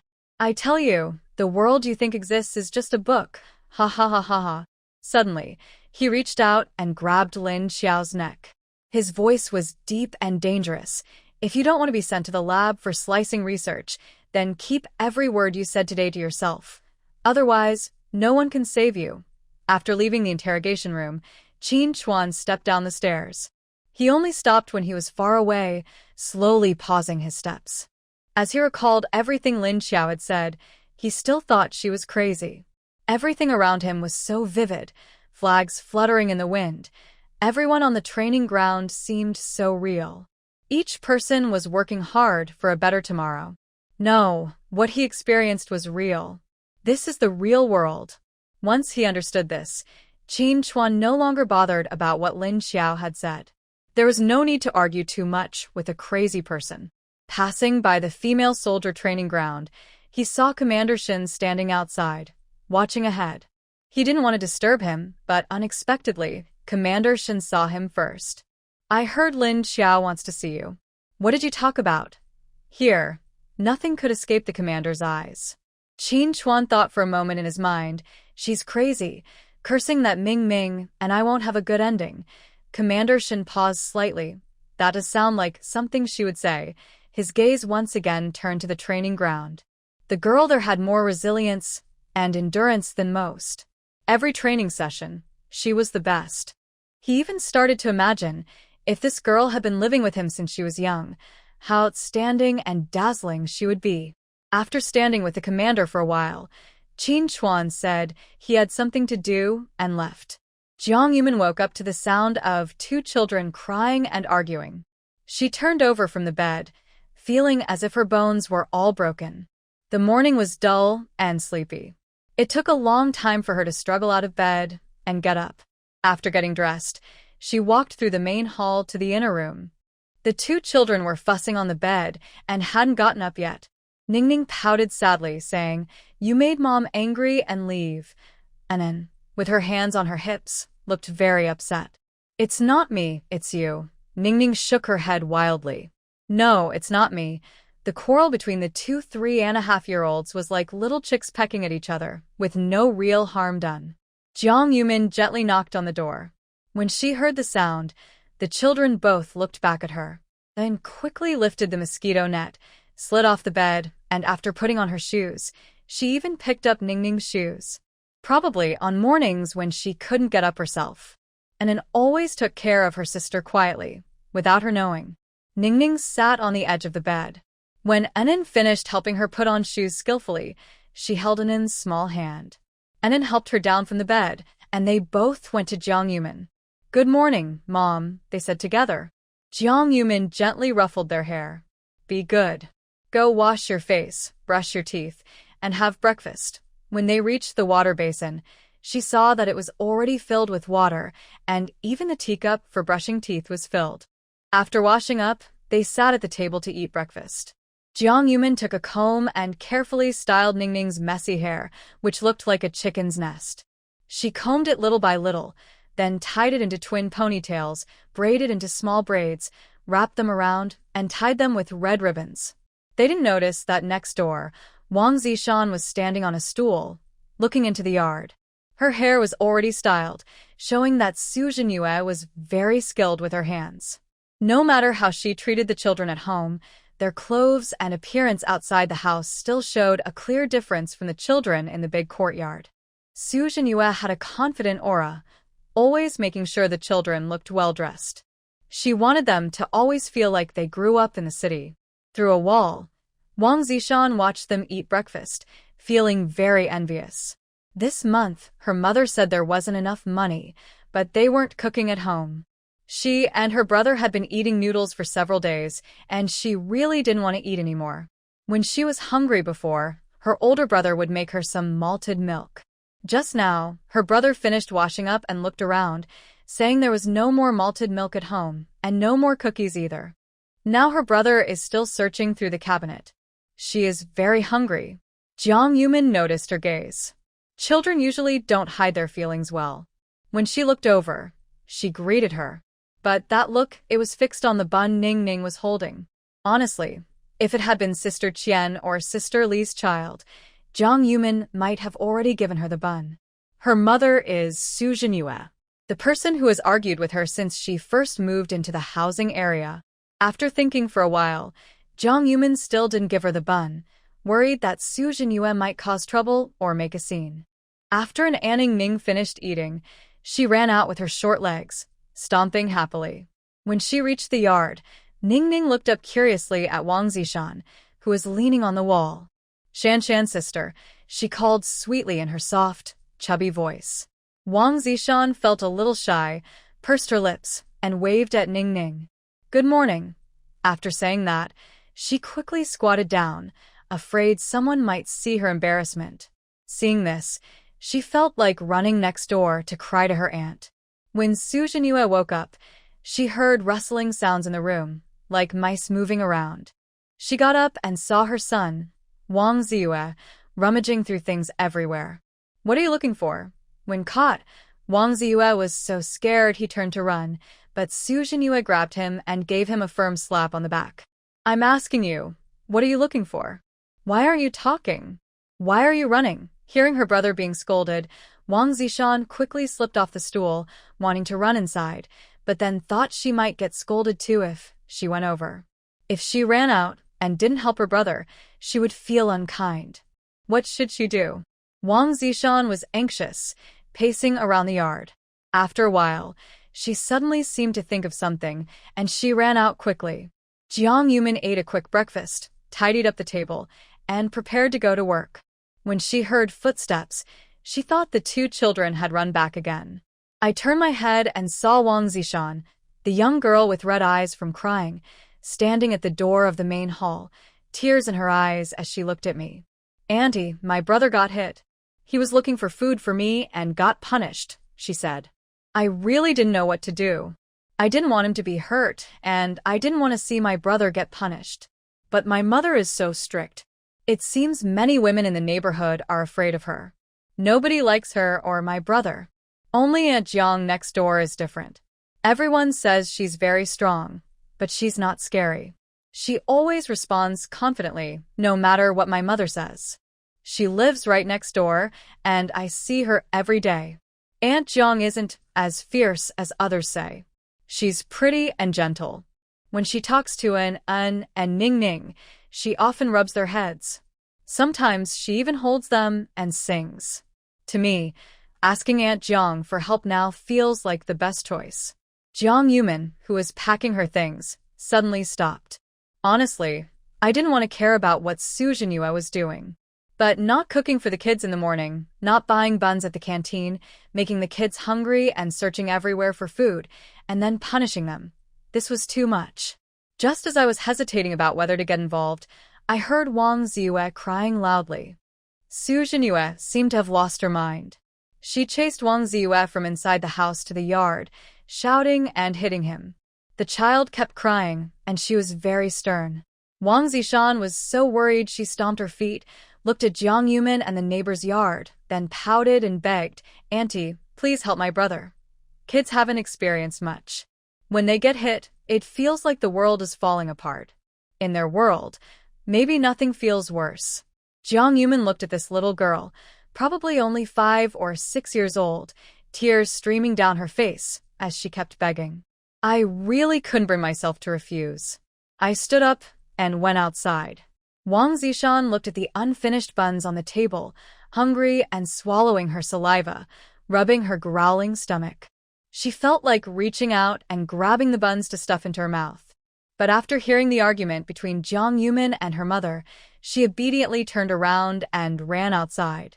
If she takes it, Aunt Jiang will definitely stop liking her forever. Jiang Yumin didn't go to the neighbor's house. The wall is so low that she can clearly see what's happening next door from the yard. Jiang Yumin watched Prince Yu being beaten and felt a bit frustrated. Why don't you run when you're being hit? Why are you just standing there? Run. Probably because he's never been through this before, Prince Yu looked at Jiang Yumin with a dazed expression. After Jiang Yumin's last words, "Run," he suddenly rushed out. Su Jinyue missed her shot and almost fell. She glared angrily at Jiang Yumin. When she saw Prince Shan in the next yard, she wished she could rush over and tear Jiang Yumin's face apart. Shan, what are you doing next door? Come back." Prince Shan was so scared by her shout that she ran away quickly. Although she ran out of the yard, she didn't go home. Judging by her direction, she was probably going to find Prince Yu. Jiang Yumin looked at the time on her watch.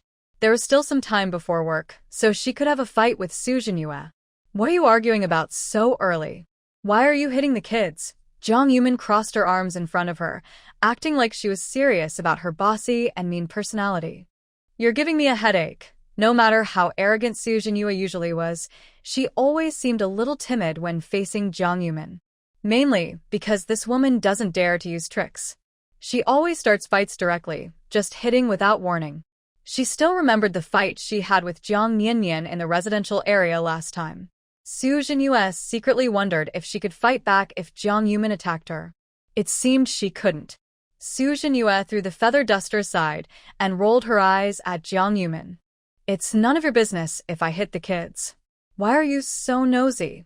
Jiang Yumin almost laughed out of anger. Your kids are staring at the baozi in Ningning's hand because they're hungry. I'm worried they might fight outside and snatch food from my kids. Even if you don't cook at home, the food in the cafeteria is so good, you shouldn't let your kids go hungry like this, right? Or is it because Commissar Wang's allowance isn't given to you? Then I need to talk to Commissar Wang. His wife and kids are with the army, so why isn't the allowance handed over? Why aren't you supporting your wife and kids? Su Jinyue felt that she and Jiang Yumin really couldn't look at each other. She only said one sentence, but Jiang Yumin kept talking nonstop. It's hot, I can't eat. Su Jinyue clenched her teeth and forced out a few words. Just as she was about to turn and go inside, she suddenly looked back at Jiang Yumin. Don't talk to my husband. Jiang Yumin rolled her eyes, so much they almost turned to the sky. My husband has broad shoulders, a slim waist, and long legs. I don't even bother to be interested. Who would want to talk to your husband? Just talking to you makes me feel sick. Before Su Jinyue could say anything else, Jiang Yumin went straight into the house, grabbed her purse, and turned to leave. The yard door wasn't locked. Standing outside, Su Jinyue could smell the bun aroma. It was filled with cabbage, and it smelled quite good. She was also hungry, her stomach growling loudly. She looked around the house, but found only some water in the thermos. There was no food left. When she went to work, she passed by the neighboring house and saw the slightly open yard door. She paused, thinking about the cabbage buns on the table in the next room. At noon, Jiang Yumin finished work and took her lunchbox to the cafeteria, wanting to see what was served today. Not many people in the family compound ate at the cafeteria. When Jiang Yumin entered, many people called her sister-in-law, mostly soldiers under Qin Chuan. She had been there for 2 months and had mostly made friends. When she reached the cafeteria window, she looked around. There was stir-fried radish, braised radish.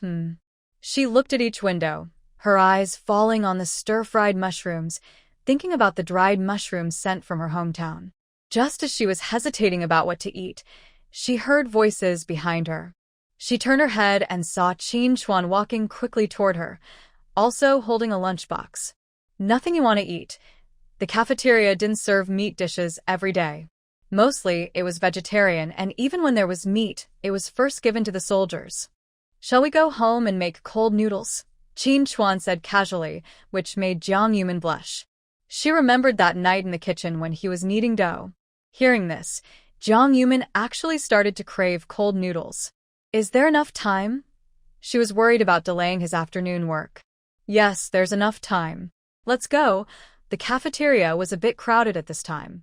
Qin Chuan instinctively reached out and held her hand as they walked outside. This action caught everyone's attention, and some people chuckled and teased. On the way back to the residential compound, Jiang Yumin told Qin Chuan about what happened that morning. Those 2 kids are much thinner than when they first arrived. They were in a growth period, but they kept eating poorly. If Su Jinyue kept acting like this, trouble would definitely happen sooner or later. Jiang Yumin repeated everything she had said to Su Zhanyue, including her plan to find Commissar Wang. She only said it out of frustration. At this time, if anyone saw her chatting alone with Commissar Wang, someone with bad intentions might report her. But deep down, Qin Chuan was thinking about something. He could talk to Commissar Wang himself. Their homes were very close. Usually, they ate at the cafeteria and occasionally had some meat. The Wang children looked envious, and it wasn't the first time they had shown interest. If they did it too often, what if they started bullying his daughter in the future? Anan wasn't worried. He had fought Lu Guangzhong before and even hurt him badly. He was a tough kid. When they arrived at the courtyard, they saw an Ningning sitting and waiting. By this time, the children had gone home for dinner, so they would come back on their own. And Anning, are you hungry? Ningning rubbed her stomach with both hands. Hungry, Mom. Ningning is hungry. Annan also followed Jiang Yumin into the house and picked up the leftover buns from this morning. Jiang Yumin saw the buns taken out of the woven basket. Annan had just picked them up from the table. In the residential area, children ran around freely. Most families didn't lock their doors. Most valuables were kept in her space. So normally, there were only some leftover food on the table. She didn't expect the buns to be touched today, but they weren't taken away. Jiang Yumin's gaze involuntarily looked toward the neighboring wall, then took the buns from Anne's hand. The buns are cold now. Don't eat them. How about I get you some peach cookies? The two children happily followed Jiang Yumin, waiting for her to take out a piece of peach pastry and break it in half for each of them. They obediently sat quietly in their chairs, calmly eating the pastry. Jiang Yumin looked at the bun she was holding. The outer skin was intact, but she wasn't sure who had picked it up. Perhaps her conscience was bothering her, so after hesitating, she put it down. She initially wanted to throw the bun away, but then thought wasting food was shameful. She heard that many people nowadays had never even tasted plain flour. After some thought, she took the bun to Qin Chuan and told him about it. Qin Chuan pinched the bun and put it in his mouth. Next time, you should lock these things in the cabinet. As for this bun, Qin Chuan ate it in just a few bites. Jiang Yumin didn't have time to stop him, just watched as he chewed and finished the bun. You're so quick to speak. If someone had put poison in that bun, you wouldn't even notice. Hearing this, Qin Chuan paused slightly. This is a military compound. No one dares do such things here. First, outsiders can't get in. Second, if it's found out that a military family member did it, they could lose their job. Qin Chuan understood her worries. Aren't you afraid the neighbor might cause trouble for you? Don't worry. Given Commander Wang's current situation, the worst that could happen is he might get a promotion before retirement. Unless she's really foolish, she wouldn't do something that could ruin Commander Wang's future. If Su Zhanyue really wanted to cause trouble, she wouldn't make such a big fuss. That would be like giving up the future of Commander Wang and their two children. That's just crazy. The kitchen was a bit stuffy, so Qin Chuan moved the table outside. While kneading the dough, Commander Wang returned from the cafeteria with some packed food. Seeing him knead the dough, she teased with a smile. Looks like the kitchen staff really work hard. In the entire family compound, only Qin Chuan could cook well and make delicious food. He used to visit the kitchen staff so often that he was almost sleeping with his wife there. Qin Chuan rolled his eyes and said, "Can't you keep quiet? I enjoy cooking for my wife. If you have the skill, you do it too. We not only want to complete our tasks well, but also want to keep our wife looking beautiful. Look at my wife. In the whole neighborhood, no one is as beautiful as her. I enjoy taking care of her. Marrying her means I get to spoil her. Otherwise, with so many talented young people in Shanghai, why would I marry someone like me, a rough guy?" Commander Wang. No. Did Qin Chuan get into trouble today? He only said one sentence, but his words kept coming out rapidly, like machine gun fire. Before Commander Wang could speak, Qin Chuan started again. Look at our two kids. Since they started traveling with the army, they've been getting chubbier. Everyone likes them that way. Kids look best when they're plump. Thin ones look like sticks and can't even win a fight. What's the point? Commander Wang wanted to say something, but he felt Qin Chuan wasn't the type to cause trouble without reason. Usually quiet, today he was different. He watched and Ning Ning holding a piece of peach pastry, running over to Qin Chuan. Dad, what delicious food are we making today? Commander Wang immediately thought of his own children. They seem to be getting thinner lately. Especially Wang Ziyu. In the past 2 months, he's grown taller, and his sleeves and pants are too short. His face is also getting thin and hollow. Seeing that Qin Chuan didn't argue but looked thoughtful, he guessed his words might have worked. When Commander Wang, carrying the lunchbox, hesitated to go inside, the 2 kids quickly ran out, took the lunchbox from him, and went inside to eat. After the neighbor's yard was empty, Jiang Yumin quietly leaned close to Qin Chuan and whispered, "I thought you would talk to him alone when no one was around?" Just now, Qin Chuan suddenly acted very stern, which surprised her. It looked like he was about to argue with Commander Wang. Luckily, Commander Wang is a gentle scholar and didn't argue back with Qin Chuan. I'm Buse. I don't have time to care about his nonsense. Qin Chuan started kneading dough. Jiang Yumin had been peeling garlic nearby, using a mortar to crush it. The 2 kids also came over, wanting to play. The garlic mortar was a bit heavy. Ning Ning could barely lift it, and only managed a few crushes before losing interest. After smashing the garlic into paste, Jiang Yumin followed Qin Chuan's instructions to prepare the cold noodle sauce. She looked a little doubtful. Are you sure this will work? Maybe we should ask Sister Qian? Jiang Yumin thought that Sister Qian's cold noodles were still the tastiest. While Qin Chuan was rolling the dough, he glanced at her with a hint of sadness. Wife, do you not trust me? She couldn't stand the look he gave her. Jiang Yumin reached out and pushed his face aside. I trust you. I trust that my man can fight on the battlefield and cook at home. Who in the entire neighborhood is as good as my husband? Qin Chuan's heart fluttered happily, and he continued rolling the dough proudly. Of course. With my skills, I could be a chef at a state-run restaurant. I'll never let you and the kids go hungry. Then, while Jiang Yumin was busy seasoning the sauce, he leaned over and kissed her on the face. Embarrassed, Jiang Yumin quickly moved aside. What are you doing? Qin Chuan still had flour on his hands. He forcefully pulled her into his arms. I'm at home. Can I kiss my own wife? Jiang Yumin smiled and pointed at the flour on the cutting board, smudging it on his face. Watching her parents playfully argue, and a Ning Ning clapped happily. Dad has become a big spotted cat. Dad has become a big spotted cat. Commissioner Wang looked at the cold stove and the empty kitchen. The 2 children were eating radishes brought from the cafeteria, along with some mixed noodles and cornbread. Su Zhenyue hadn't come back yet at this time. Listening to the lively sounds of laughter from the yard, he felt that life was really dull and boring. Lin Xiao was sent to a farm for re-education through labor. When he heard this, Jiang Yumin wasn't surprised. Anyone who tried to cause trouble here would be suppressed eventually. But Chu Panin had been hiding from Director Shin all along. After Meng Ruyu was discharged from the hospital, she stayed at home to rest. Jiang Yumin visited her a few times. Shin Qinghe took a few days off to care for her at home. Once she could get out of bed, she quickly went back to work. Today, Jiang Yumin was off work. She, Li Guohua, and another pregnant sister-in-law from the neighborhood went to visit Meng Ruyu. They had also invited Qian Yufin, but she wasn't keen on going out. I won't go. You all go ahead. Please say hello to her for me. Meng Ruyu had just finished breakfast and was resting on the sofa.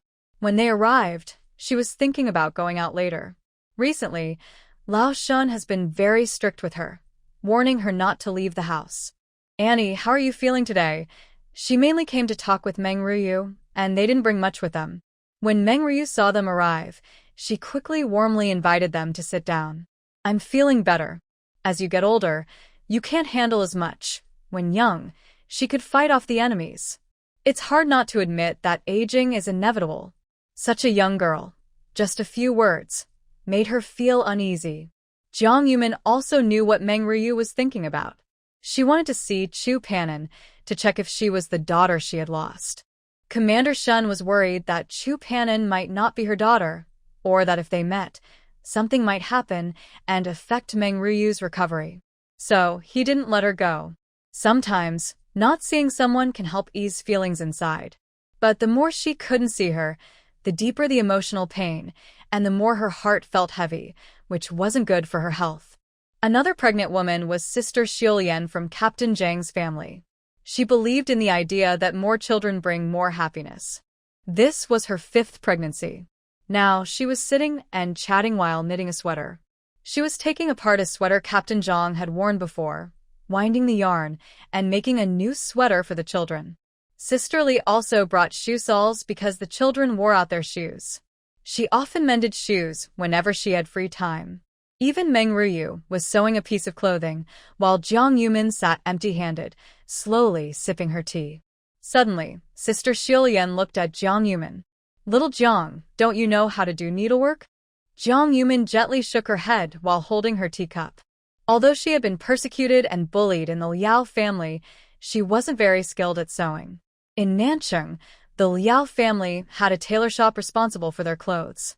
Later, when she moved to Hushi, she mostly bought ready-made clothes or had skilled tailors make custom ones. Mainly because Liao Yingying didn't learn embroidery, or she might have been forced to learn it. Sister Xiulian had only heard that Jiang Yumin was a wealthy young lady who couldn't do manual work. She had met her a few times and thought Jiang Yumin's elegant demeanor was impressive.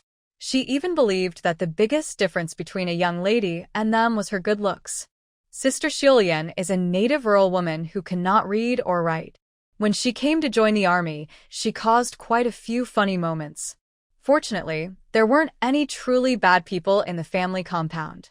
Over time, as they got along, they gradually understood each other better. Sister Xiulian looked at Jiang Yumin with curiosity. "Little Jiang, when you were in Shanghai before, what did you usually do? I want to ask about the capitalists. What do they do all day? Do they own land? Are they like landlords with lots of land?" Listening to this, Jiang Yumin felt a bit embarrassed. In such a sensitive moment, she didn't dare to talk about it. "Sister-in-law, be careful with your words." Hearing this, Sister Xiulian realized she had been foolish again. I was just a little curious. I didn't mean to pry." Meng Ruyu also understood her meaning. But seeing that Jiang Yumin was not proud or boastful after being complimented, and even tried to advise others, she liked her even more. The 4 of them talked all afternoon, mostly about family stories in the big courtyard. Jiang Yumin enjoyed listening to these. She hadn't interacted much with some of the sisters-in-law and aunts, so chatting helped her learn more. When they were leaving, Meng Ruyu waited until Sister Xiulian and Li Hohat had gone, then pulled Jiang Yumin aside. "Little Jiang, I heard that Chu Panan, that young girl, ate at your house before?" That day when she came to eat, everyone in the family compound knew about it. Jiang Yumin knew she would definitely be asked about it. So she briefly explained the fight between An and Lu Guangzong and how Chu Panan helped. Hearing this, Meng Ruyu tightly held Jiang Yumin's hand. "Little Jiang, I know it might be too bold to ask directly, but please understand a mother's feelings. Back then, I had no choice but to leave her at a neighbor's house. After I gave birth to her, I had no milk. On the march, we lacked clothes and food. If she stayed with me, she would have starved to death. Once An settled down, I went to find her. I searched for so many years but couldn't find her.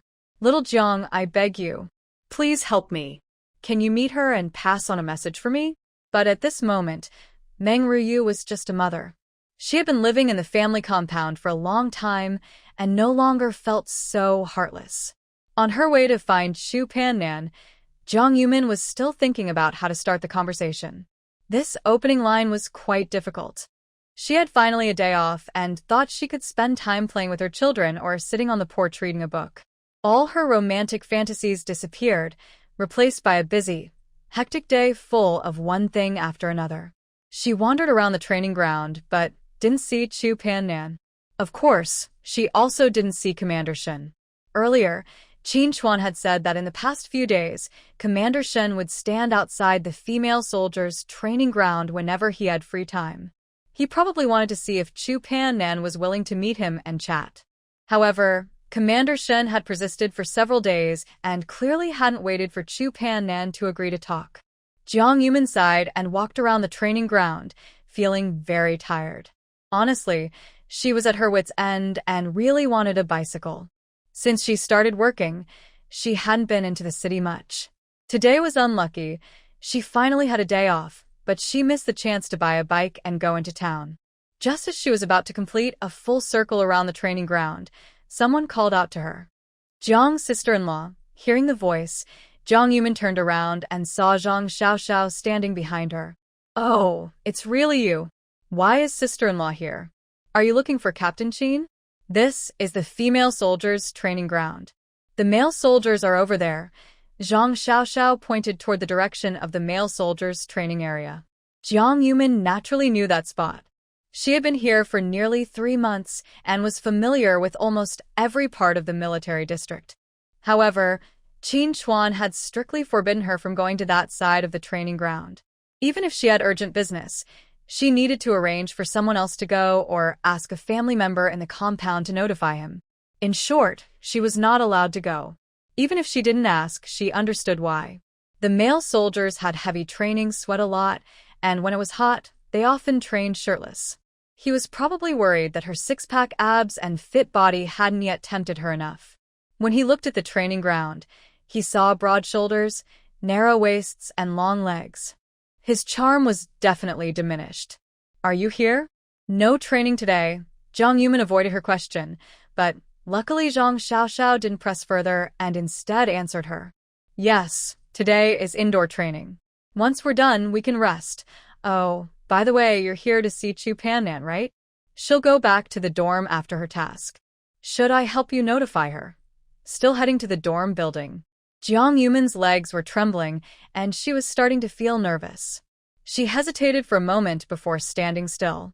All right, I'll go with you to the dorm. Originally, Zhang Xiaoxiao wanted to visit the supply store, but seeing Jiang Yumin's expression, she guessed there was an urgent reason to see Chu Pannan. Recently, there were rumors that Chu Pannan might know Commander Shen, perhaps a relative of his. Otherwise, why would such a high-ranking leader spend time watching their training every day? Zhang Xiaoxiao had a small suspicion that Chu Pannan was hiding something from her. It would be better to find out and clear it up. That way, the commander wouldn't keep an eye on their training all the time. Although Jiang Yumin always performed very well during training, having the leader watching made her feel a bit uneasy.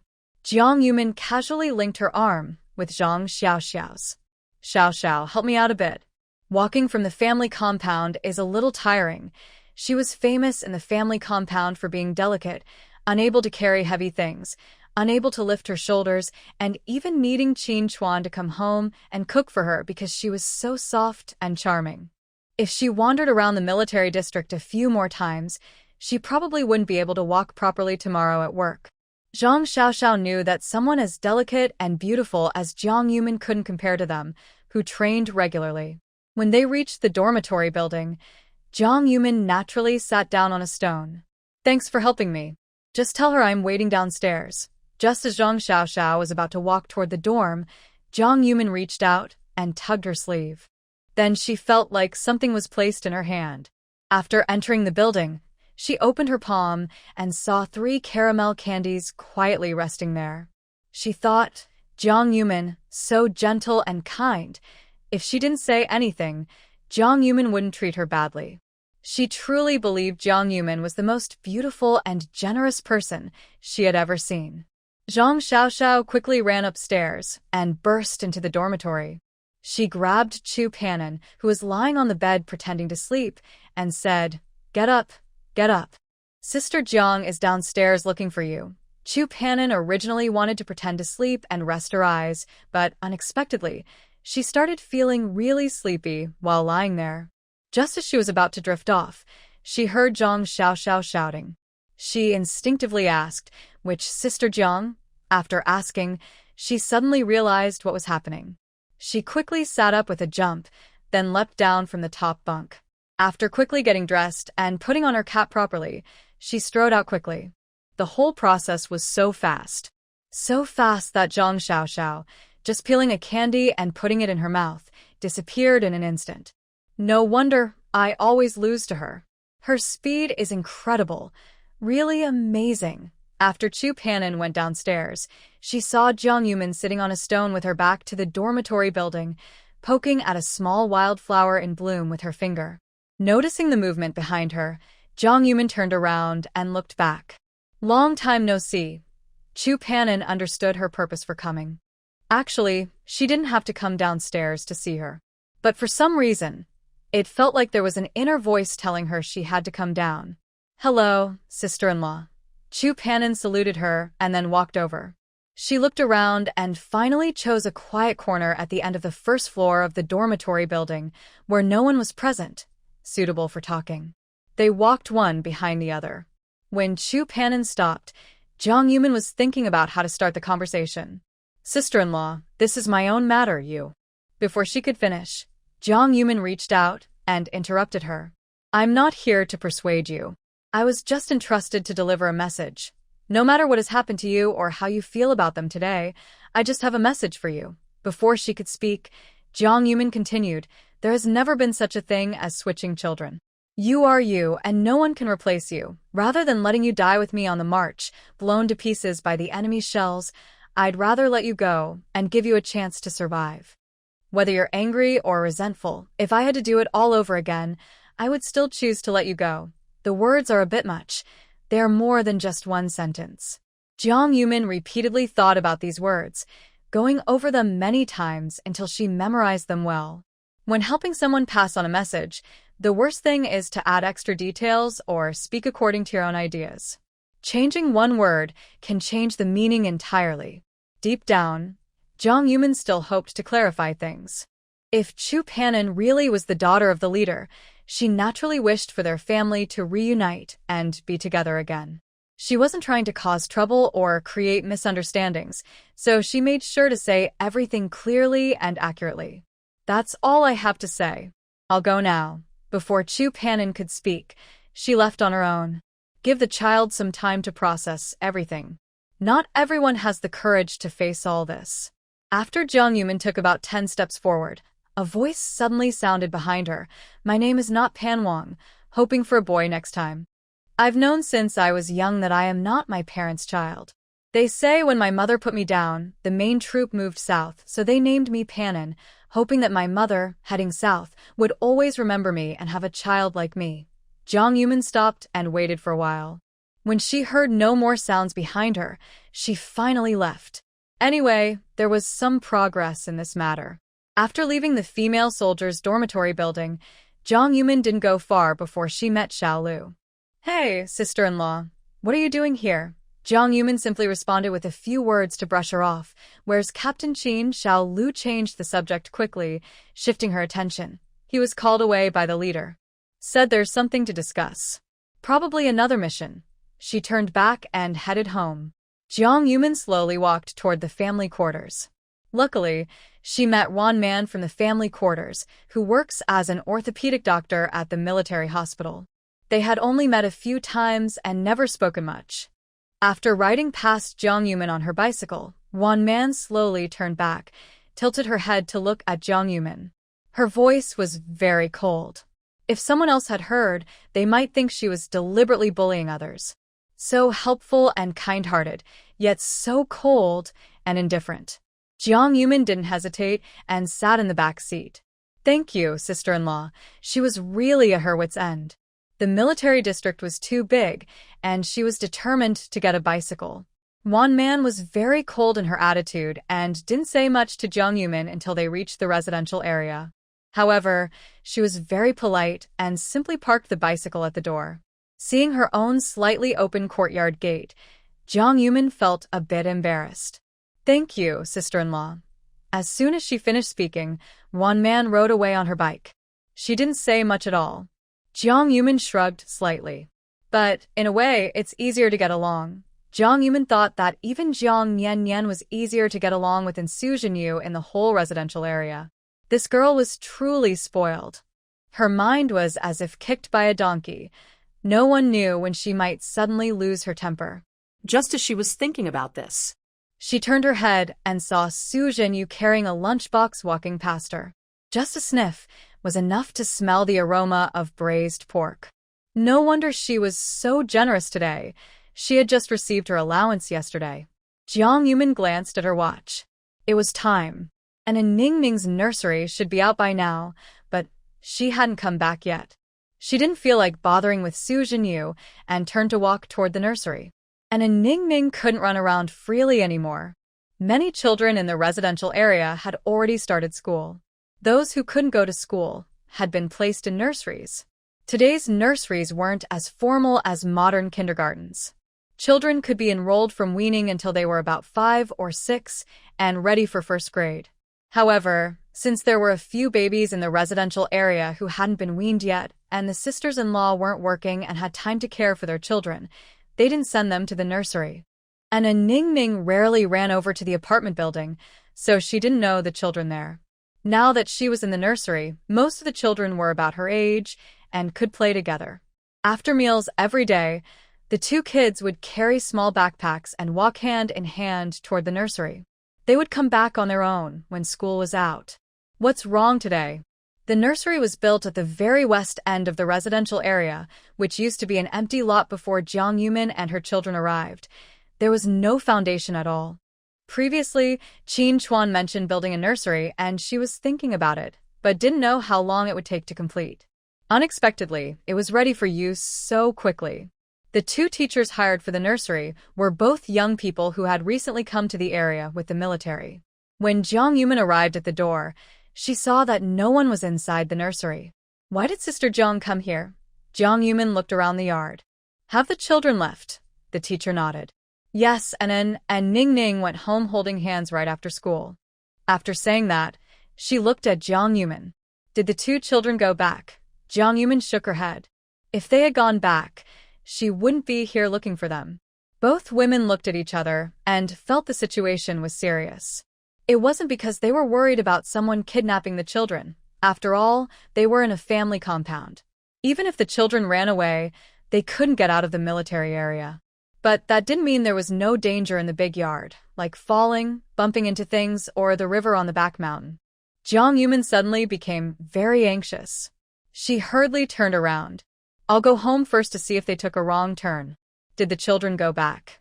After locking the yard gate, the two teachers also quickly searched around the family compound. When Jiang Yumin hurried back, she saw Qin Chuan reaching out to push open the yard door. She didn't think much and pushed the door open to go inside.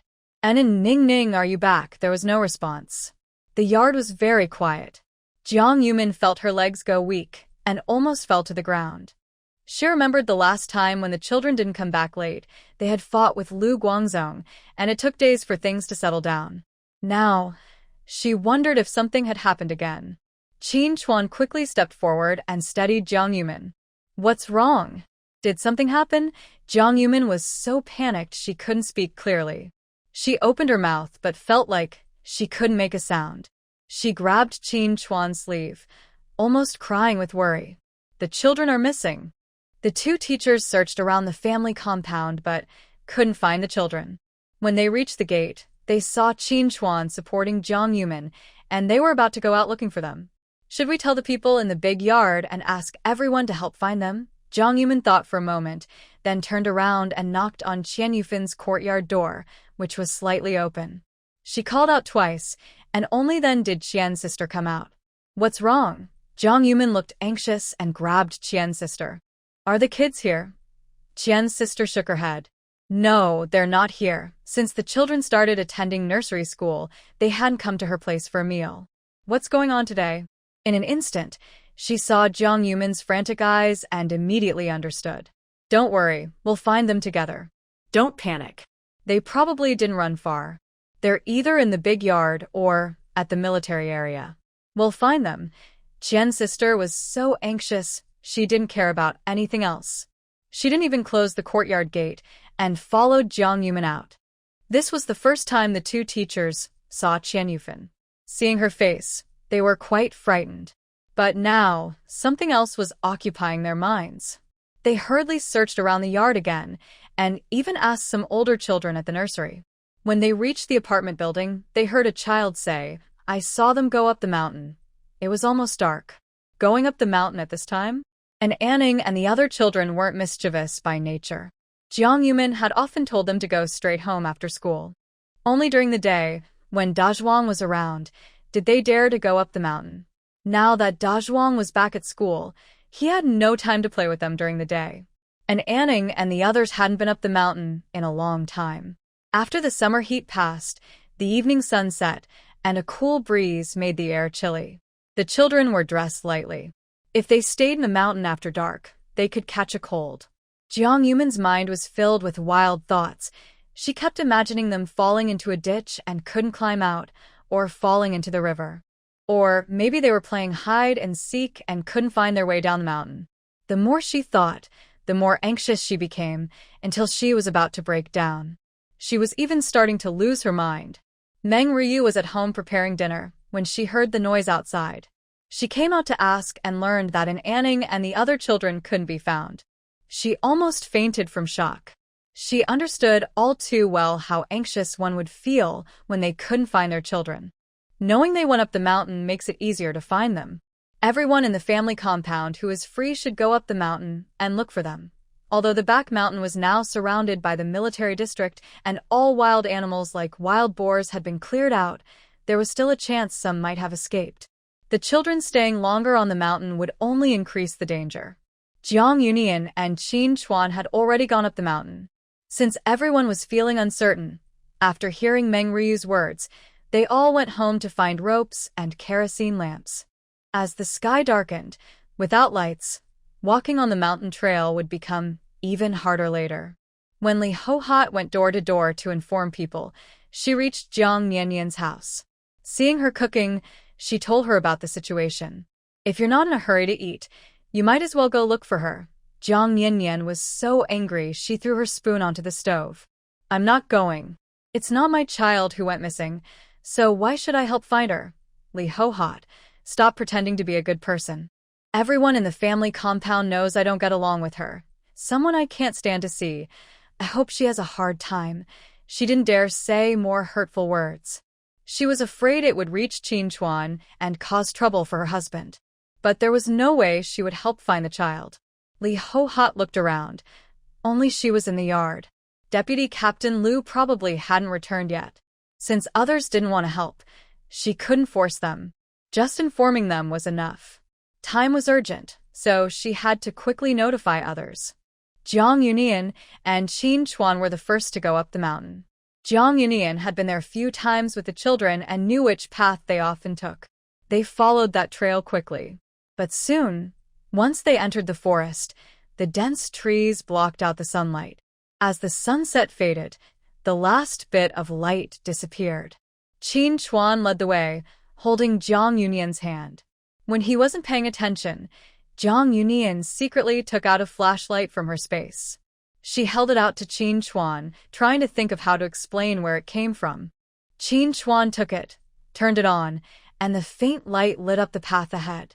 You're thoughtful. Even in such a hurry, you didn't forget to bring a flashlight. After explaining, Qin Chuan still held her hand and kept walking forward. No one knew that at this moment, her heart was pounding wildly, and even her palms were covered with a thin layer of cold sweat. Her clothes were thin, and with such a large flashlight, she had nowhere to put it. When she first went up the mountain, her clothes pocket was very flat, probably even empty of a candy. So how could she have a flashlight? Could she have made it appear out of thin air? Qin Chuan knew that Jiang Yumin was hiding a secret. After thinking carefully, he decided not to investigate it. No matter what, Jiang Yumin was his wife now, and that was enough. After the light appeared, the two of them started calling out and Ning Ning. Ning Ning, where are you? And I am Mom. And Ning Ning, can you hear Mom's voice? Qin Chuan's voice was very clear and loud. Usually, when he spoke to her, his voice was gentle, so Jiang Yumin didn't notice how powerful his voice was. Qin Yuan, Qin Yuning, please answer if you hear me.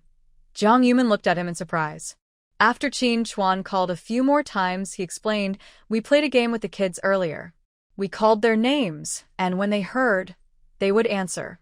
It's like reporting to the officer that the signal was received. Jiang Yumin had just been thinking that she didn't usually call the kids' names loudly. She was worried that the kids might feel uncomfortable hearing their names. Qin Chuan's voice was very loud. As they walked, he kept calling out, and his voice mostly drowned hers. Min Min, stop calling. Save your strength.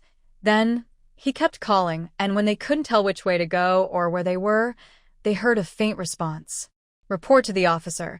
The signal was received.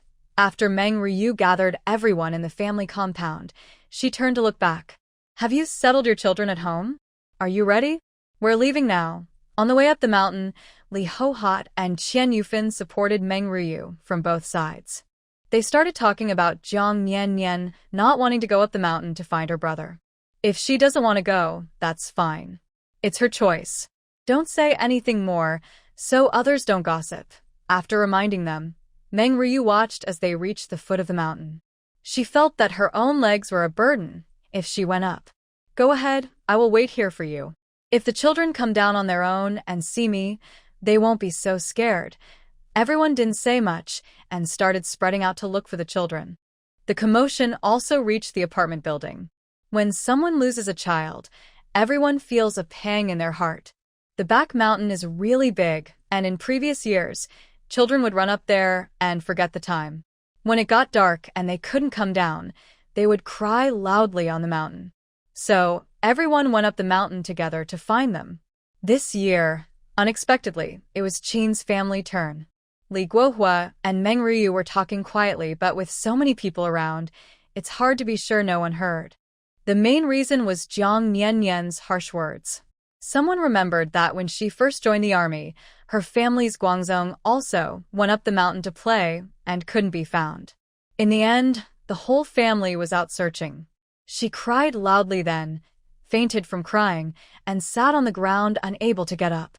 2 family members stayed to take care of her. Look at Jiang Yumin. Though she has a bad temper, when her child was in trouble, she was the first to rush forward. In such moments, the most anxious person is naturally the mother. Compared like this, the difference is obvious. Some people whispered and discussed, while others mocked.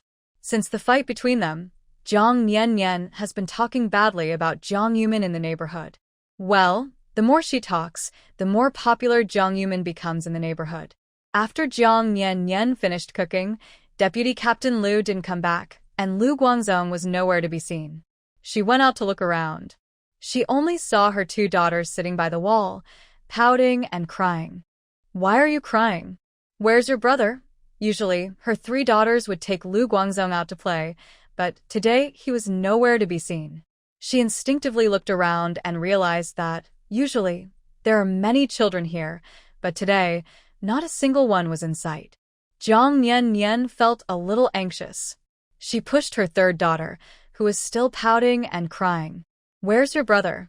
Who did he go to visit? The 2nd and 3rd daughters held hands tightly, trying to hide from her, but refused to speak. The 3rd daughter was even more afraid to speak. Usually, she would be busy with chores while watching her brother, but today she didn't have to do any work. She started playing with the other children in the yard. As they played, she suddenly heard everyone shouting that an Ning was missing. Then a group of adults came over, took their children home, and told them to be good and go back quickly.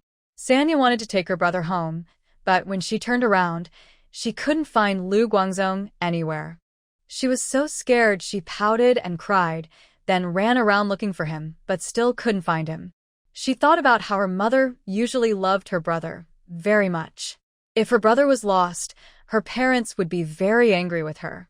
Sanya was so scared she didn't dare go home. Arya looked around and finally pulled her back from the gate of the residential area. If it weren't for Arya, Sanya might have already wandered out of the neighborhood. Big sister, I'm scared. I don't want to go home. I want to leave, she said. After Arya held her tightly, Sanya kept struggling. She felt that even if she ran away from the military compound and wandered outside, it would be better than going home. Losing her brother, her parents would definitely be very angry with her. Arya hugged her sister and patted her back to comfort her. Don't be afraid, it's okay. This is the military area. Your brother won't be lost. He's just hiding somewhere. We'll find him. Sanya, don't be afraid. No bad people can come in here. Your brother definitely won't be lost. The 2 of them searched around the neighborhood again and again but couldn't find him. They were so tired they didn't even have the strength to walk. Arya wanted to ask for help, but suddenly remembered that many people in the neighborhood had gone up the mountain to look for an Ning. While the children sat here resting and crying, they suddenly heard Jiang Nian's voice. "Where are you, Guangzong? Why are you silent?" Jiang Nian pointed sharply at the two children's foreheads, as if she wanted to poke a hole through them. She also remembered the time when her son went missing during her military service. Her heart suddenly sank with fear, and she collapsed to the ground, crying loudly. She grabbed Sanya's arm and started to shake her. "I told you to watch your brother. Why didn't you? Were you playing? Who told you to play? You useless girl, bad girl. I told you to play, and you didn't watch him." Her grip was very tight. In just a moment, she turned Sanya's arms purple. Sanya cried even louder. After crying a few times, she suddenly got up from the ground and raised her hand to slap her face from side to side. She hurriedly ran out, knocking on doors one by one, asking, "Has my son Guangzong been here? Is my son Guangzong at your place?" Jiang Yumin thought she must have heard wrong. Qin Chuan's loud voice was so strong it made her ears ring. Soon, Ningning's soft voice followed loudly. "Report, sir, message received." The voice paused briefly before continuing quickly. "Report, sir, message received." Jiang Yumin excitedly reached out and patted Qin Chuan. "We found him. We found him." God knows. Her heart was pounding so hard it felt like it was about to jump out of her chest, worried that something might happen to the child. Qin Chuan was worried that Jiang Yumin's emotions might get too intense, so he gently held her as they moved toward the sound. The two quickly followed the sound and went over. In a small, low ditch, they found 3 children. Qin Chuan shined his flashlight and saw Lu Guangzong, face covered with tears and snot, looking very messy, with blood on his legs and arms. And Ningning was okay, just a bit dirty. The ditch wasn't very deep, but for 2 3.5-year-olds, it was a deep hole they couldn't climb out of. Especially with Lu Guangzong injured. Qin Chuan jumped down, carefully picked up each child, and held them high. Jiang Yumin reached out to take the children, placing them on flat ground, and told them to sit quietly and wait. After all 3 children were up, Qin Chuan supported himself on the edge of the ditch and jumped out with a strong push. Using his flashlight, Qin Chuan checked the children briefly. After confirming there were no serious injuries, he finally relaxed a little. Once relieved, he couldn't help but complain about the children. "Why did you run up the mountain? Do you know how worried Mom was?" The 2 children were scolded so much they didn't dare to speak, their little faces full of grievance, quietly letting Jiang Yumin and Qin Chuan scold them one after another. Parents worry like this, feeling like they want to die for their children. After confirming the children were okay, they were so angry they wanted to give them a good beating. Jiang Yumin vented her worries and then reached out to hold the 2 children close. "Really, Mom has been worried and crying. I can't let Mom keep worrying, you know." Lu Guangzong nearby still had tears on his face. He only saw Jiang Yumin and Qin Chuan but didn't see his parents. He was so anxious, he shouted loudly. Qin Chuan quickly scolded him. "Be quiet." He was so scared that his small body trembled slightly, and he sat on the ground, not daring to move. After Jiang Yumin held Ningning in her arms, Ningning reached out his dirty little hand and randomly wiped Jiang Yumin's face. "Mom, don't cry. Ningning is good." And then, sitting on the ground, quickly raised his hand. He learned to do this at nursery school to speak in class. "Mom," he said, "he wants to take us to pick fruit," and then took the fruit out of his pocket to prove to Jiang Yumin that he was telling the truth and not lying. Then he fell down, and who usually acted like a little adult, still sounded a bit childish when he spoke. He desperately tugged at Jiang Yumin's arm, gesturing with his hands and feet. Pointing at the pit, and gestured, trying to pull Lu Guangzong's arm. "Like this," and thought with his little head, pulling him, then we both fell down. He also pointed to Ningning. "My sister was scared, so she jumped down to stay with us while waiting for Dad and Mom." With all his gestures and descriptions, Jiang Yumin and Qin Chuan understood what he meant. Lu Guangzong said he wanted to take them up the mountain to pick fruit. It was already getting late, and after picking the fruit, they went down the mountain but didn't see the way clearly. Lu Guangzong slipped and fell. Wanted to help him, but he was pulled down into the ditch with him. They couldn't climb out, and it was getting darker. Ningning was too scared to stay up top, so he jumped down to stay with An. The story was clear now, but Jiang Yumin still didn't quite understand. Since that last incident, An and Ningning haven't played with Lu Guangzong anymore. Even when they see him, they avoid him. Why did they go into the mountain with him today? Jiang Yumin gently brushed Ningning's messy hair and took out a handkerchief to wipe his dirty little face.